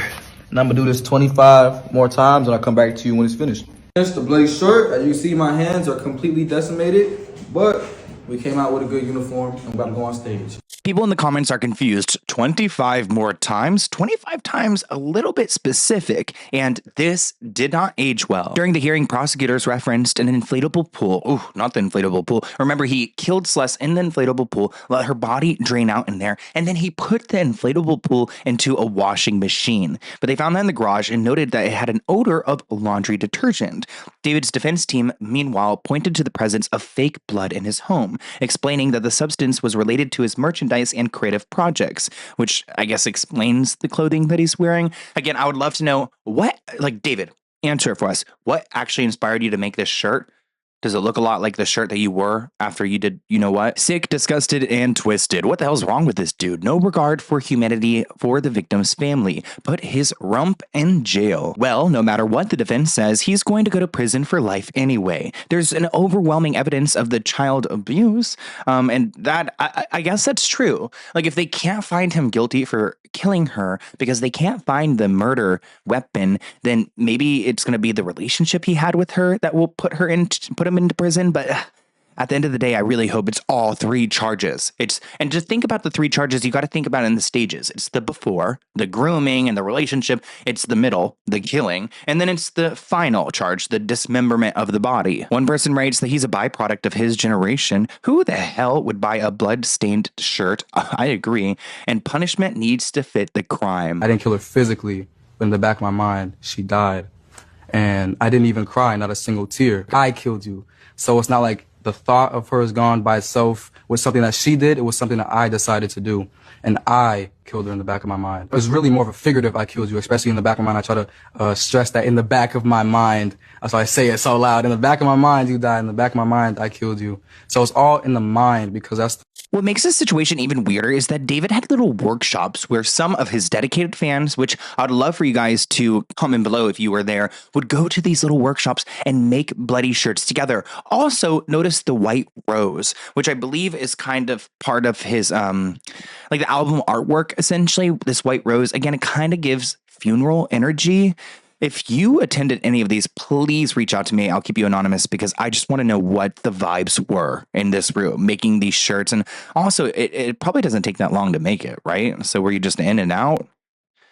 So weird. Oh, and they're all like just hanging out, like casually. Like these are the people I want to hear from. This person writes, I still can't wrap my head around people did not notice that that stuff was weird. Like the shirt and everything else. I would actually think it's weird. I wouldn't even do that. What's interesting is that he actually sent a message out to his fans on April 22nd, 2025, telling them that the bloody shirts are back. Go and buy them. You're going to need them for tour. If you look at that date, April 22nd, 2025, wait, that's 1 day before he allegedly killed Celeste on April 23rd, 2025. So weird that it just all lines up together. And never forget the fact that David had a funeral theme on his tour. His tour was literally a funeral for Celeste. You can see they've got the casket they bring out to the show. There's flowers. It truly does not make sense. Like a lot of his fans thought, oh, this is probably like a death, like a funeral for him, for David, because they weren't aware of Celeste. No, this is all like what, performance art to celebrate the fact that Celeste is dead now. It just all seems like one big sick joke, and so many people were pulled into this. It even looked like they had like a table where you would go and like sign a nice note, like a memory thing that you do at a funeral. So the fact that he was having this funeral tour, I think is just even more disrespectful and disturbing. Like even to the spiritual world, I'm sure the spiritual world doesn't F with David. I seriously think that he had a coffin on tour to represent Celeste's death. I think that he thought that she never had a funeral or a proper burial or a coffin. Maybe David was planning on burying her in the coffin after tour. He just had to have plans to move her elsewhere.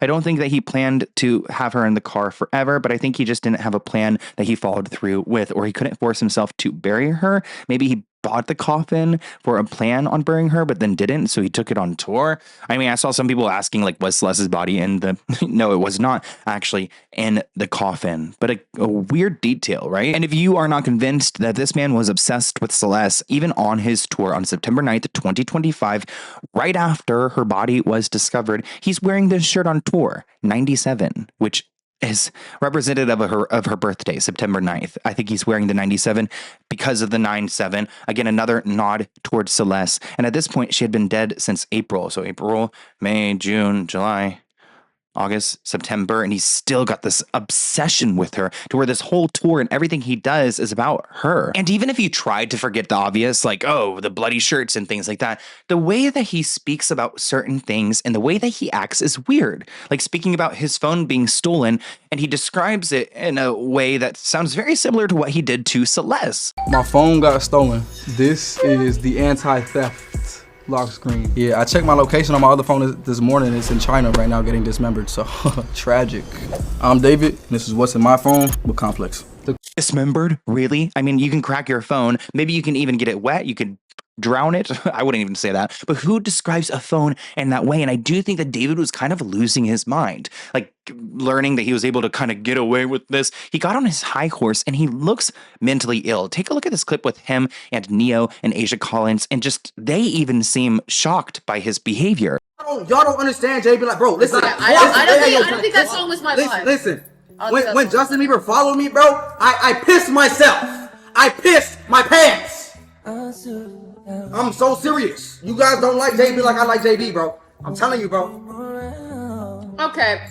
Speaking of Justin Bieber, you guys need to subscribe to the Let's Get Into It podcast. I've got an episode coming out tomorrow, so make sure you're subscribed. I'll collaborate with this channel, but we're going to be talking about him recently smoking some drugs in front of his kid. But look at somebody who pulled this screenshot. Yeah, he did it. I mean, he's starting to get those crazy eyes. This person writes he was manic AF. He was having delusions. They seem scared of him a bit. He's giving crazy eyes, and the facial expressions speak volumes. I mean, get a good look at their faces. Asia's like, what? And then Neo's like disgusted. Why is he acting like this? Asia loves to defend herself so much, and I just wish she would crack and tell us what the reality is. I mean, did you actually like this guy, or is that little picture of you with the crazy eyes a little bit more reminiscent of your relationship with him? Nonetheless, I'll never forget that she said that she was provided evidence that Celeste was an adult, yet she refuses to give us that evidence. I was like, no, show me proof.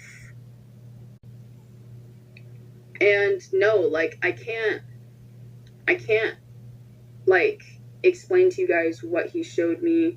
I can't. Like, seriously, I don't understand why she can't share what she saw unless she's just making that up. But I want to take you back to that date. So remember April 22nd, 2025, the bloody shirts came back, right? So you guys remember that date? April 22nd was the day that the bloody shirts became available again. April 23rd was the date that Celeste was allegedly killed. April 24th, the day after Celeste's alleged death, David was active on X, celebrating the release of Withered, which I can't believe his album is called Withered. Which it means like something is slowly dying. It's like when like a limb of a tree is slowly dying. It's called withered. Weird. Then on through April 25th through the 30th, he continued to post regularly about Withered and interacting with fans almost daily. So the guy just killed someone and he's just chilling on social media. On May 8th, prosecutors alleged that he returned to the same Santa Barbara area, which I believe that her finger and the murder weapon is somewhere in Santa Barbara. Around that time, despite being highly active on X, his account was inactive for 2 consecutive days. Then he began posting again on May 10th. Then on May 12th, he returned to celebrate Withered and posting about the album's success and new music. He continues to post almost every single day. Then on May 31st, prosecutors alleged that he returned to Santa Barbara area again. That evening, he posted, listening to 11 p.m. on repeat right now. This might be my best song. Let's look at that song really quick. So this is 11 p.m. It reads, it's 11 p.m. Open the door. Let me in. We've got problems. I know we can fix tonight. It's been a long day. I know, but it's fine. I know I always show up at the wrong time. It's 11 p.m. and you're mine. It's 11 p.m. Close your eyes. It's 11 p.m. Open the door. Let me in. We've got problems we can fix. Please don't act like I owe you because I've been missing the old you. You did the same thing they all do. I know I cannot control you, but we all make mistakes. I won't hold it against you. Is this real love or do you only pretend to? You think you can play me like all of your friends. I won't let you. Then July 29th was the day that David abandoned his Tesla in West Hollywood. He wrote on X, early August, we finally eat. Sorry if I've been quiet about the release. Then on September 7th, on Celeste's birthday, he announced the deluxe version of his album. The following day, according to investigators, her remains were found. I know this is ridiculous, but I wish there was a world where like I was a part of this detective team just because I've been covering this stuff on social media so deeply. There's things that I wish that they were looking out for that they just wouldn't have known if they weren't on social media or tuning into the channel. Like, for example, those shoes that David had of Celeste's. Where are they? We saw him cleaning them up on social media, and I feel like they've got to be in his possession, or at least they probably were until, investigators caught wind of this. I don't know what he could have thrown away, and maybe he threw it away in Santa Barbara. Okay, so I checked out his burner account, and there's this video of him cleaning shoes, and there were like Hello Kitty shoes that he was cleaning also, but he's cleaning these pair of shoes right here. This is Celeste's profile picture on Facebook, and she's wearing the exact same pair of shoes that are in that video. There is something so deep, dark, and evil about this story, and I can't wait for the day that he is sentenced to life in prison. Shoot, I think they have him in solitary confinement. I say just let him out to the public. You know what I'm saying? Let him out to the public. Maybe give him a roommate, Diddy, someone that kind of matches his energy. There are more of David's victims than just Celeste. Now that he's behind bars, the other underage victims are finally speaking out and revealing the disturbing things that happened to them during their relationship with David. Like, for example, one of David's teenage girlfriends revealed that he threatened to cut off her arms the same way that he did to Celeste. So, let's get into it. We have confirmation that David had more than one underage victim. It wasn't just Celeste. This article is reporting that there's another young woman who David had an intense online relationship with when she was underage. Remember, there was a bunch of material found on David's phone, 4 terabytes of information, including videos and pictures of young women. I mean, not even women. I'm talking about minors that he had inappropriate content of. Clearly, this guy was a predator. Unlike Celeste, we actually don't know her name, so we're going to call this second victim Jane. And she says that she first messaged David in the summer of 2022, and eventually they were texting and calling each other every day. According to Jane, David was 18 at the time and was an often caring and attentive friend, but also could be stern and on a few occasions unnerving. Once Jane joked with David about Atami, an evil manga-styled alter ego that he had created for his music videos. Keep in mind that this is kind of like that anime art that you see David likes to use in his videos. And he claims that this creator would commit crimes that David would have to solve. Jane joked that she could beat Atami in a karate fight. David said, "I could never beat Atami in a fight." He joked about him and Atami doing a violent act towards me, cutting my arms off. It was a joke, but it came out of nowhere. Oh, ladies, if you are watching this right now, if a man ever jokes about cutting off any of your limbs, please block him and run as fast as you can, because that is a red flag. What's crazy to me is that Jane had this relationship with David while he had his relationship with Celeste. So while he was engaged to a 13-year-old, getting her pregnant, making her have a boy, he was also talking to this other girl, Jane, and I wonder how many more there are. One day, Jane noticed an icon on his Twitch stream. It was Atami, David's alter ego that he had created, in a blindfold and a red bow tie. David had spent months developing the character, unveiling him as a knife-wielding operation in the romantic homicide video. Crazy that he created this alter ego, and the alter ego has a knife, which is what I'm pretty sure David used to kill Celeste. Atami was the singer's evil doppelganger who would surface randomly and commit crimes, and I guess he wears a blindfold for the sole purpose of not being held accountable for the pain he causes. Kind of seems like David has manifested this evil part of himself into this character in his own universe. Whenever David made that joke about cutting Jane's arms off, she was confused. She was 2 years younger than David was, so not as young as Celeste, but still a minor. She's only 16. She thought that they were teasing each other and maybe he had a dark sense of humor, but now seeing what he had done to Celeste, literally cutting her arms off, I'm sure she's grateful it wasn't her. Now, allegedly, David actually ended this relationship in mid-2023. Jane claims that they weren't at the same maturity level and different stages of life. He was touring, he had a music career starting. I was in high school, she says, so their relationship wasn't going to work because she's in high school, and I wish that he had the same understanding for Celeste in her life. As far as Celeste goes, Jane says, "I feel like she got the worst version of David, a different version. It's just really shocking and saddening." I mean, we're talking about fame and him getting so famous and having these Interscope brand deals. I mean, is there record labels? Is there a world where he could have sold his soul and he's just truly an evil person? I know that's kind of Illuminati coded, but it does seem like, what does she mean that she got the worst version of him?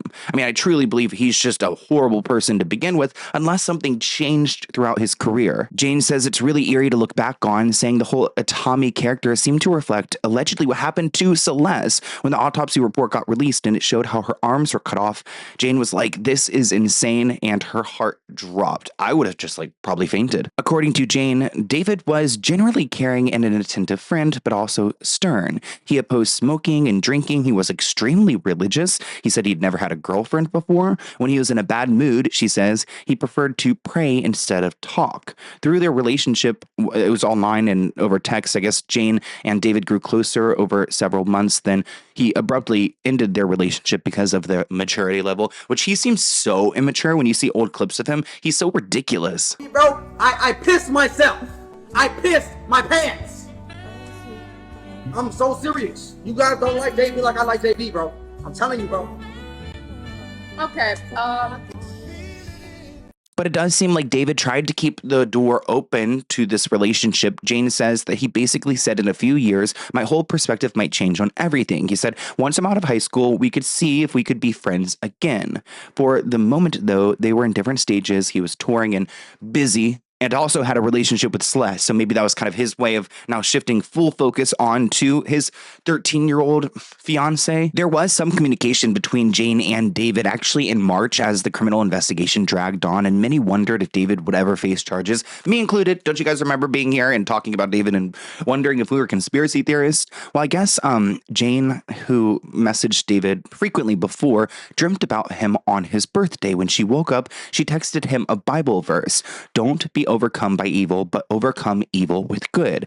Now, I do wonder if this is March of would it be last or this year, or would have been last? Because did she text him this knowing that he is wrapped up in this murder case? Though they hadn't communicated in more than a year. So I'm assuming this would have been 2025-ish. David replied to Jane writing, to see you quote scripture is a joy. Remember, David's dad is really high up in the church. So he's got this religious backing, which, I'm all about religion, but I do feel like he's convinced himself that he's a victim in all of this. He wrote back, I thank God for how greatly you've blessed me, more than you know, to see how the Father can shine light through me that brings more glory to him than can ever be brought to me. I pray that he keeps you in his arms and that you continue to abide in him. You guys know I can get religious, but this just makes me eerie because it's just evil, kind of blanketed with a religious scripture. She said, I definitely think it was shocking because I didn't think that he would ever respond or talk to anyone. I didn't think I'd ever hear from him again. So I guess whenever he was locked up in his $25,000 a month house that he escaped to before he was arrested, he was communicating with people. I mean, I remember seeing he was playing games on Fortnite. His Snapchat was active. It had a little green dot. So I guess he was texting Jane. David is now being accused of messing with another young girl, and now she has decided to make a statement publicly. This young girl is saying that she was with David at the same exact time that he was with Celeste Rivas Hernandez. She gave a statement and this photo of her and David to a content creator who has been looking into this David case for quite a while now. She says, hi everyone, I know nobody knows who I am, but I was a victim of David Burke. I'm just going to say how happy I am to see him arrested. My identity has remained hidden because I deserve a life outside of the case. I went through a lot with David, and this is all very hard for me, but to see him behind bars brings a smile to my face. I feel safer and more at peace with my life. I appreciate everyone who helped bring me and the other victims to justice. I know things haven't fully been done, but they will be. Mind you, even the media heard of allegations of David being with other minors that they actually asked if David was going to be charged with any other minors at the press conference to the district attorney. Mind you, now we have the private investigator Steve Fisher saying that this minor has went and gave a statement to the cops about her alleged relationship with David and also gave them tons of photos and evidence of it. And now, according to this young girl's own statements, it appears that she believes that she's about to get justice too. This person on Reddit writes, we know that David is under investigation in connection to Celeste's death. That part is confirmed, but it makes me wonder if he was able to manipulate or groom Celeste. Could there be other minors he interacted with in the same way? Well, I could already tell you, we already know of another one. Do you guys think that there's a chance he had other victims? Or do you think Celeste may have been the only one we know about? Do you think investigators might uncover more once they review messages? And I think they have. I don't think that they're necessarily bringing it up in court. You guys know I was attending the hearings. I'll also be there on August 31st. I don't think they're going to drag other minors into the courtroom just to protect their identities. Plus, you have to keep in mind that lawyers only like relevant information. So if it has nothing to do with Celeste's death, then they're not going to consider other minors who aren't actually being explicitly listed in the charges. So they really try to avoid talking about things that are not directly attached to the criminal charges against David. This person writes, I'm starting to think that they're investigating him more than just Celeste's case, and that's why it's taking so long. Honestly, I wouldn't be surprised. His main demographic was young people who were commenting on his social media, probably messaging him. Wasn't there a post from a while ago where he messaged some fan who brought him a gift to one of his shows? I'm not saying he did anything inappropriate with that particular fan, but the opportunities were there. One person shared a screenshot of some of David's lyrics from his song Maybe. They write, I'm not sure when this was posted, but if you go through his Genius catalog, there are lyrics to this unreleased song, and they're pretty disturbing. It reads, she broke my heart on Valentine's. She fell in love by summertime. Last girl I made my mama cry. I never saw the signs. I know. Mama, I know. I got 3 girls on my mind. 3 girls taking turns every other night. 1 main, 2 on the side. I guess just and then question mark. Wait, interesting. So I guess like Celeste would be the main one, and then 2 on the other side. It's also interesting he brings up Valentine's Day because that is the date that he actually kidnapped Celeste from her home with his bodyguard Sheldon. It's pretty creepy for sure. Celeste used to tell everyone that she was David's bottom girl, which means main girl. Celeste knew about the others. I won't go into details, but yeah, I think Celeste may have been the main girl, his muse, but I'm sure he had a ton of underage girls on Snapchat that he interacted with inappropriately. Now, you guys know of our buddy Steve the investigator because I have brought him up so many times throughout our videos. He's done a lot of great things for the case. He did reveal at first that there were other minors. He said, I have another minor I've been in touch with for months. Somebody photographed evidence of her and David at his rental house, which was an illegal relationship. Remember, prosecutors said they had 40 terabytes of evidence that were collected over the course of a months-long investigation, and there was a significant amount of child you know what. So lock this guy up and throw away the key. Steve wrote in an X post, I have been vocal about my belief that if there's not enough evidence to charge David with homicide, they should start with the lesser charges in the name of justice, like the grooming charges or the inappropriate relationship with a child. And California, an adult who conceals a minor/runaway from their parent could be charged with child abduction. I do not believe that David could use a defense that he didn't know that she was a minor and a runaway. David and Celeste appeared in the Delete Everything video in January 2024 before she ran away. She was reported missing the first time on February 15th, 2024, and last seen on February 14th. Remember her teacher that told the class that law enforcement had found her at her house at his house in the Hollywood Hills? People knew who Celeste was hanging out with. It was kind of a known thing in this town in Lake Eleanor that Celeste was dating a famous rapper. That's her in my classroom in front of this poster right here.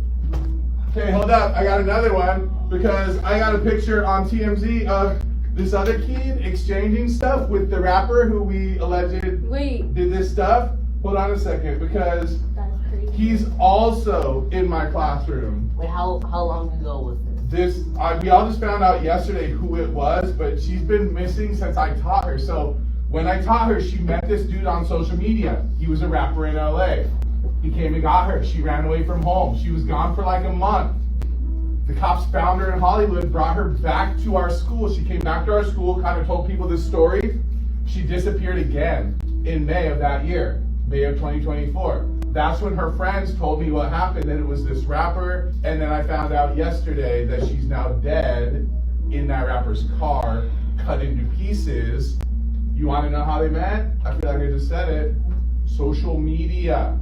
Back in October 2025, Steve requested the investigative file from the LASD, West Hollywood Sheriff's Station, regarding any witness or suspect interviews related to Celeste staying with David at his home on the 800 block of Doheny. He says in November they sent him a letter confirming that these files did exist and referred him to the Riverside Sheriff's Department, who has the missing persons report of Celeste, and I guess they just Try to send him back and forth, just trying to, you go ask them for this information. We're not going to give it to you, because Steve has been really trying hard to advocate for Celeste, even though there's a lot of people in this sphere who do not like him. Like, for example, the lawyer who is trying to put David behind bars does not like Steve, the investigator. The fact that there are investigative files means it's almost certain that law enforcement interviewed David and likely Celeste. Well, we know now that they only interviewed David.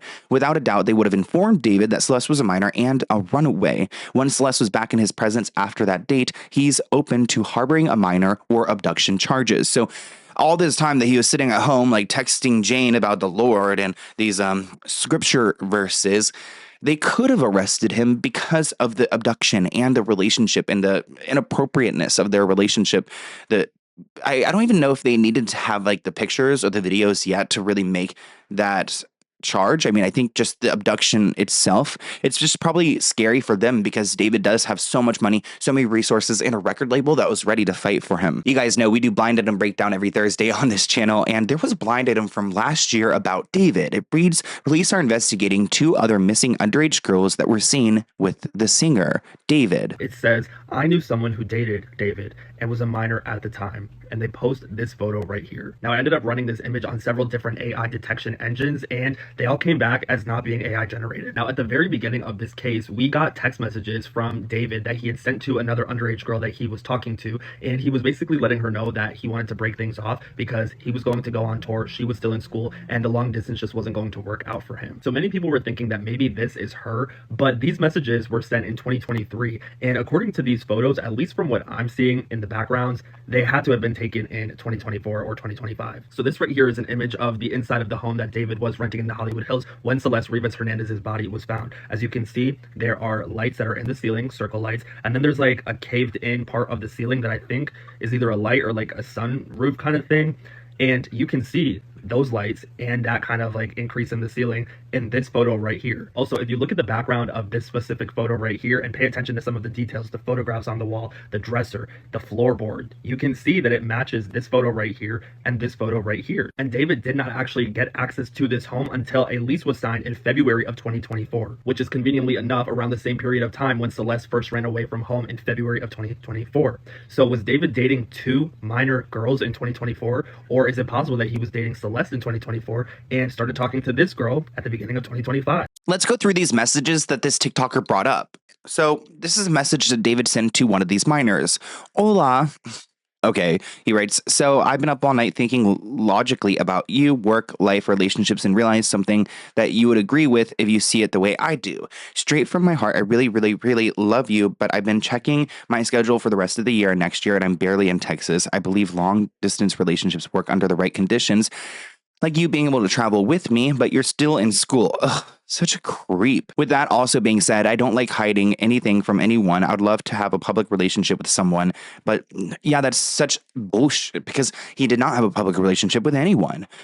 He said, I'd love to have a public relationship with someone, liar, but the way that's going, we have to be secret or something, and I want you to be happy, but you still have so much left to do these last 2 years of high school. So if they try to say that David's crazy and he didn't know what he was doing, he clearly knew what he was doing here. It may change your view on this entirely, and I'll gladly wait for you if we're both in the right headspace when that time comes. I want to still be here for you though and talk like we did before it got complicated. I love and care about you, and I need to make sure you're not alone. We are still interlinked. Ugh.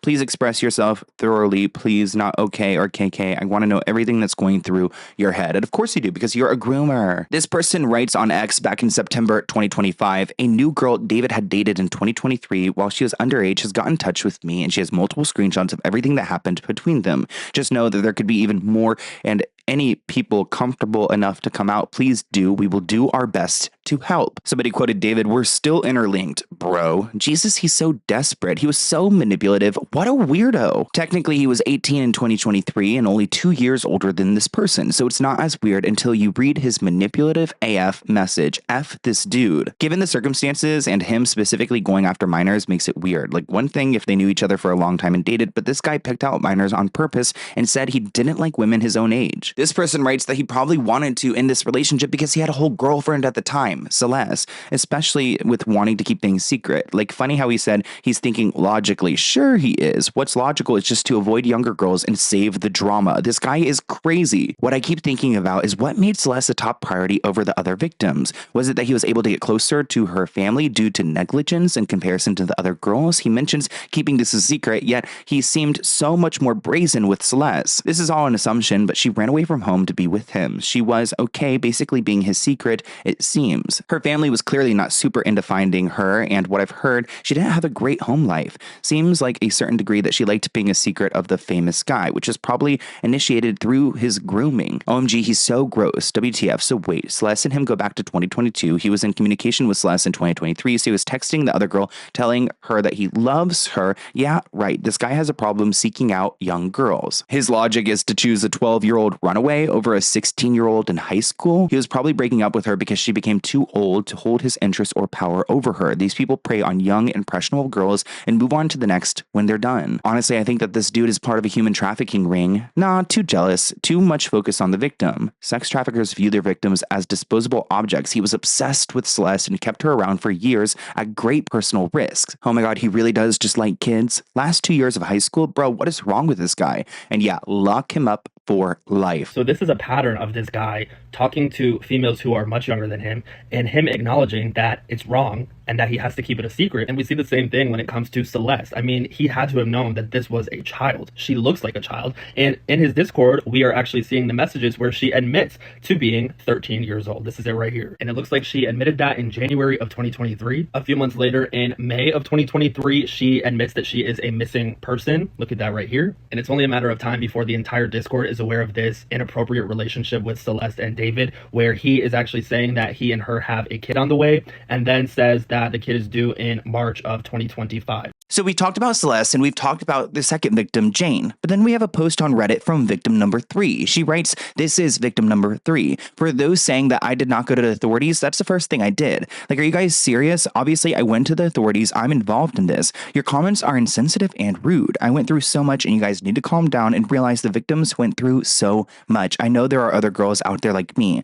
I had a strong relationship with David and all the news that came out brought everything horrible back for me. And I want to be able to live my life without being in the David case. I'm doing everything possible to help this case. And I do think that there are probably some girls who have spoken to authorities, but they're not pressing charges. So ultimately, it makes David look bad. But if there's no charges pressed, it really doesn't do anything to put him in prison." This person writes that that message has been 100% confirmed and verified by the mod team on Reddit as genuine after today's news. Please ask no questions. She's directly involved in this case. This person writes, "I'm not sure what happened, but it's never the victim's fault. David is a sicko, and we're praying that the justice system does its job and puts him in prison for life. If you're being asked to testify as a witness, you need to stop discussing the case on the internet because the defense will use this against you." Damn, now his victims are even being recognized by numbers like prisoners in a jail. Bro was absolutely wildin'. Glad he's kept behind bars now. Wait, so there's other victims? Holy crap. This person replies, "Yes, according to the PI, who is investigator Steve, at least 2 other girls provided proof that they were involved with David, and at that particular time, but police has not spoken further with them about their involvement. No one knows why. People can be so insensitive and have zero empathy to the people who had their lives impacted by David's crimes and suffered physically and emotionally. I hope you know that you do have people who support you." This person writes, "I'm sorry, victim number 3, to what? Underage SA? Grooming? What exactly? Not judging or shaming you, just genuinely asking." They replied, "I'm not going to say what I went through on the internet, but you could assume what you want. The case is ongoing." I'm sure that there's going to be more victims speaking out about David. I don't think it will happen actually in the courtroom because it's kind of,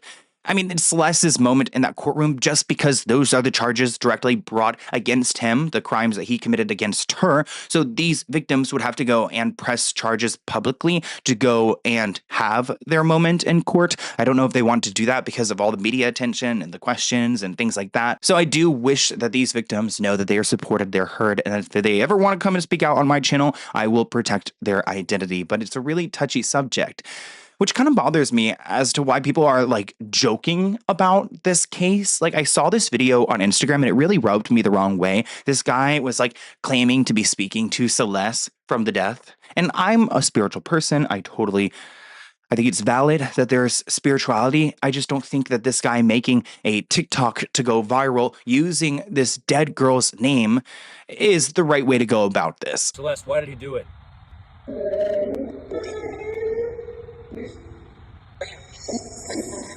Celeste, are you here with us tonight?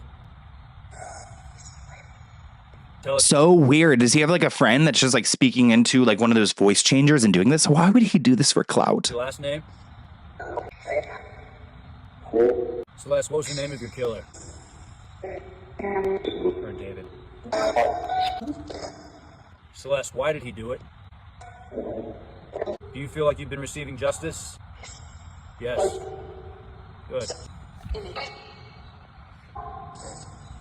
that you, Spirit? Celeste, were there more victims? Keep saying the four-letter R word. No. Was the song about you?